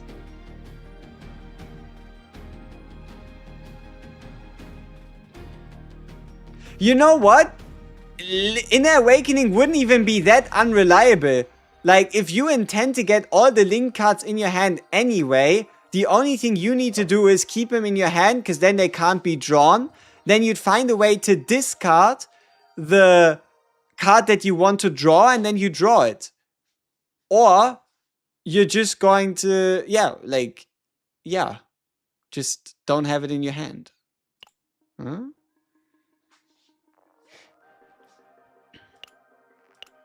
Cannot wait for the season 4 teaser and what the next story will be. Wonder if it will have ties with the main story update. Ooh, possible. Plausible even. What is the new icon on the combatant's card? Oh, you mean this one? This one's just dupes. This like fly thing.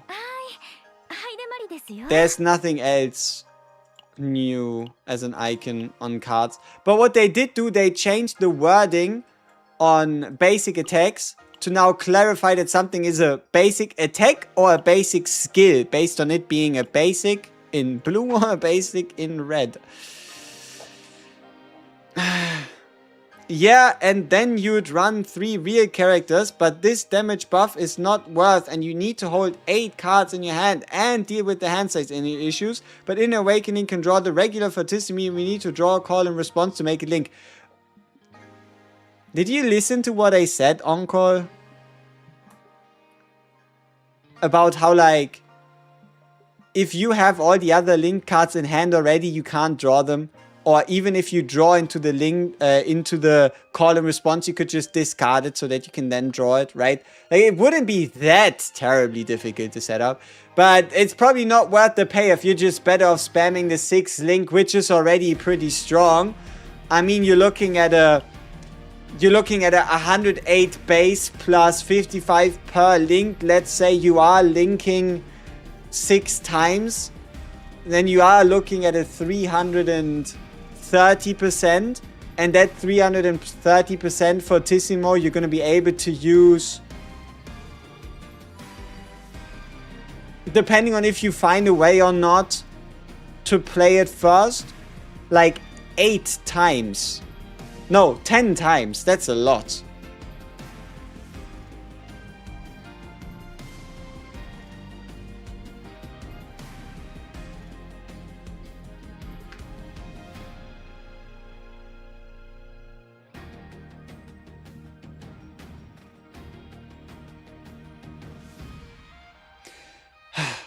Nothing special. The move 2. There's just a problem with the move 2 and the arpeggio. And that is the move 2 will always start you at the beginning of the arpeggio line. Meaning it's always going to draw you the 0 and the 1 cost. So what you need to pay attention to is like this move 2 is guaranteed to always draw you the 0 and the 1 cost on arpeggio. Unless it's in your hand. Right? I still don't understand these numbers. It doesn't end up being like 330. It ends up way higher after all the random multipliers. I mean, I guess that'd be the base, right? I mean, as I said, plus 330, right? So you'd be looking at a base of 108 plus 330. So you'd be looking at a base of 448. And that 448 then gets multiplied by the partner skill, by gear set, by fucking anything else, plus morale, all that stuff. What be the best area to farm a save data? I think you should just do the seasonal planet. I think you should just do the seasonal planet, and that is because you have the highest chance of getting the Caligo, which is now the name of the new divine, or which is the name of the hashtag Cash Money God. So it's just the highest chance of getting a Caligo divine, where this draw one of those cards, treat it as a common card, draw a common card, is pretty desirable. Alright, but now you're just stretching things out. I had my like goodbye-bye speech already prepared like 100 times. But no, I really do need to spend like what, an hour plus-ish breaking it down. No, but like breaking down Tenebria for all of you, how she works, so on and so forth, pull recommendation, summon recommendation, yada yada, yep. And yeah. We will do a lot more Tenebria stuff tomorrow. Okay, work done. It's your time to shine. Yes, I hope you get lucky. I hope you get an in-game, and then you shall get a guide on how you can make the most out of the lovely lady. Appreciate you tuning in. Been a pleasure as always. If you want to support, I don't know, become a channel member. I don't know, become a sub on Twitch. Have some fun. do whatever you want. Appreciate you.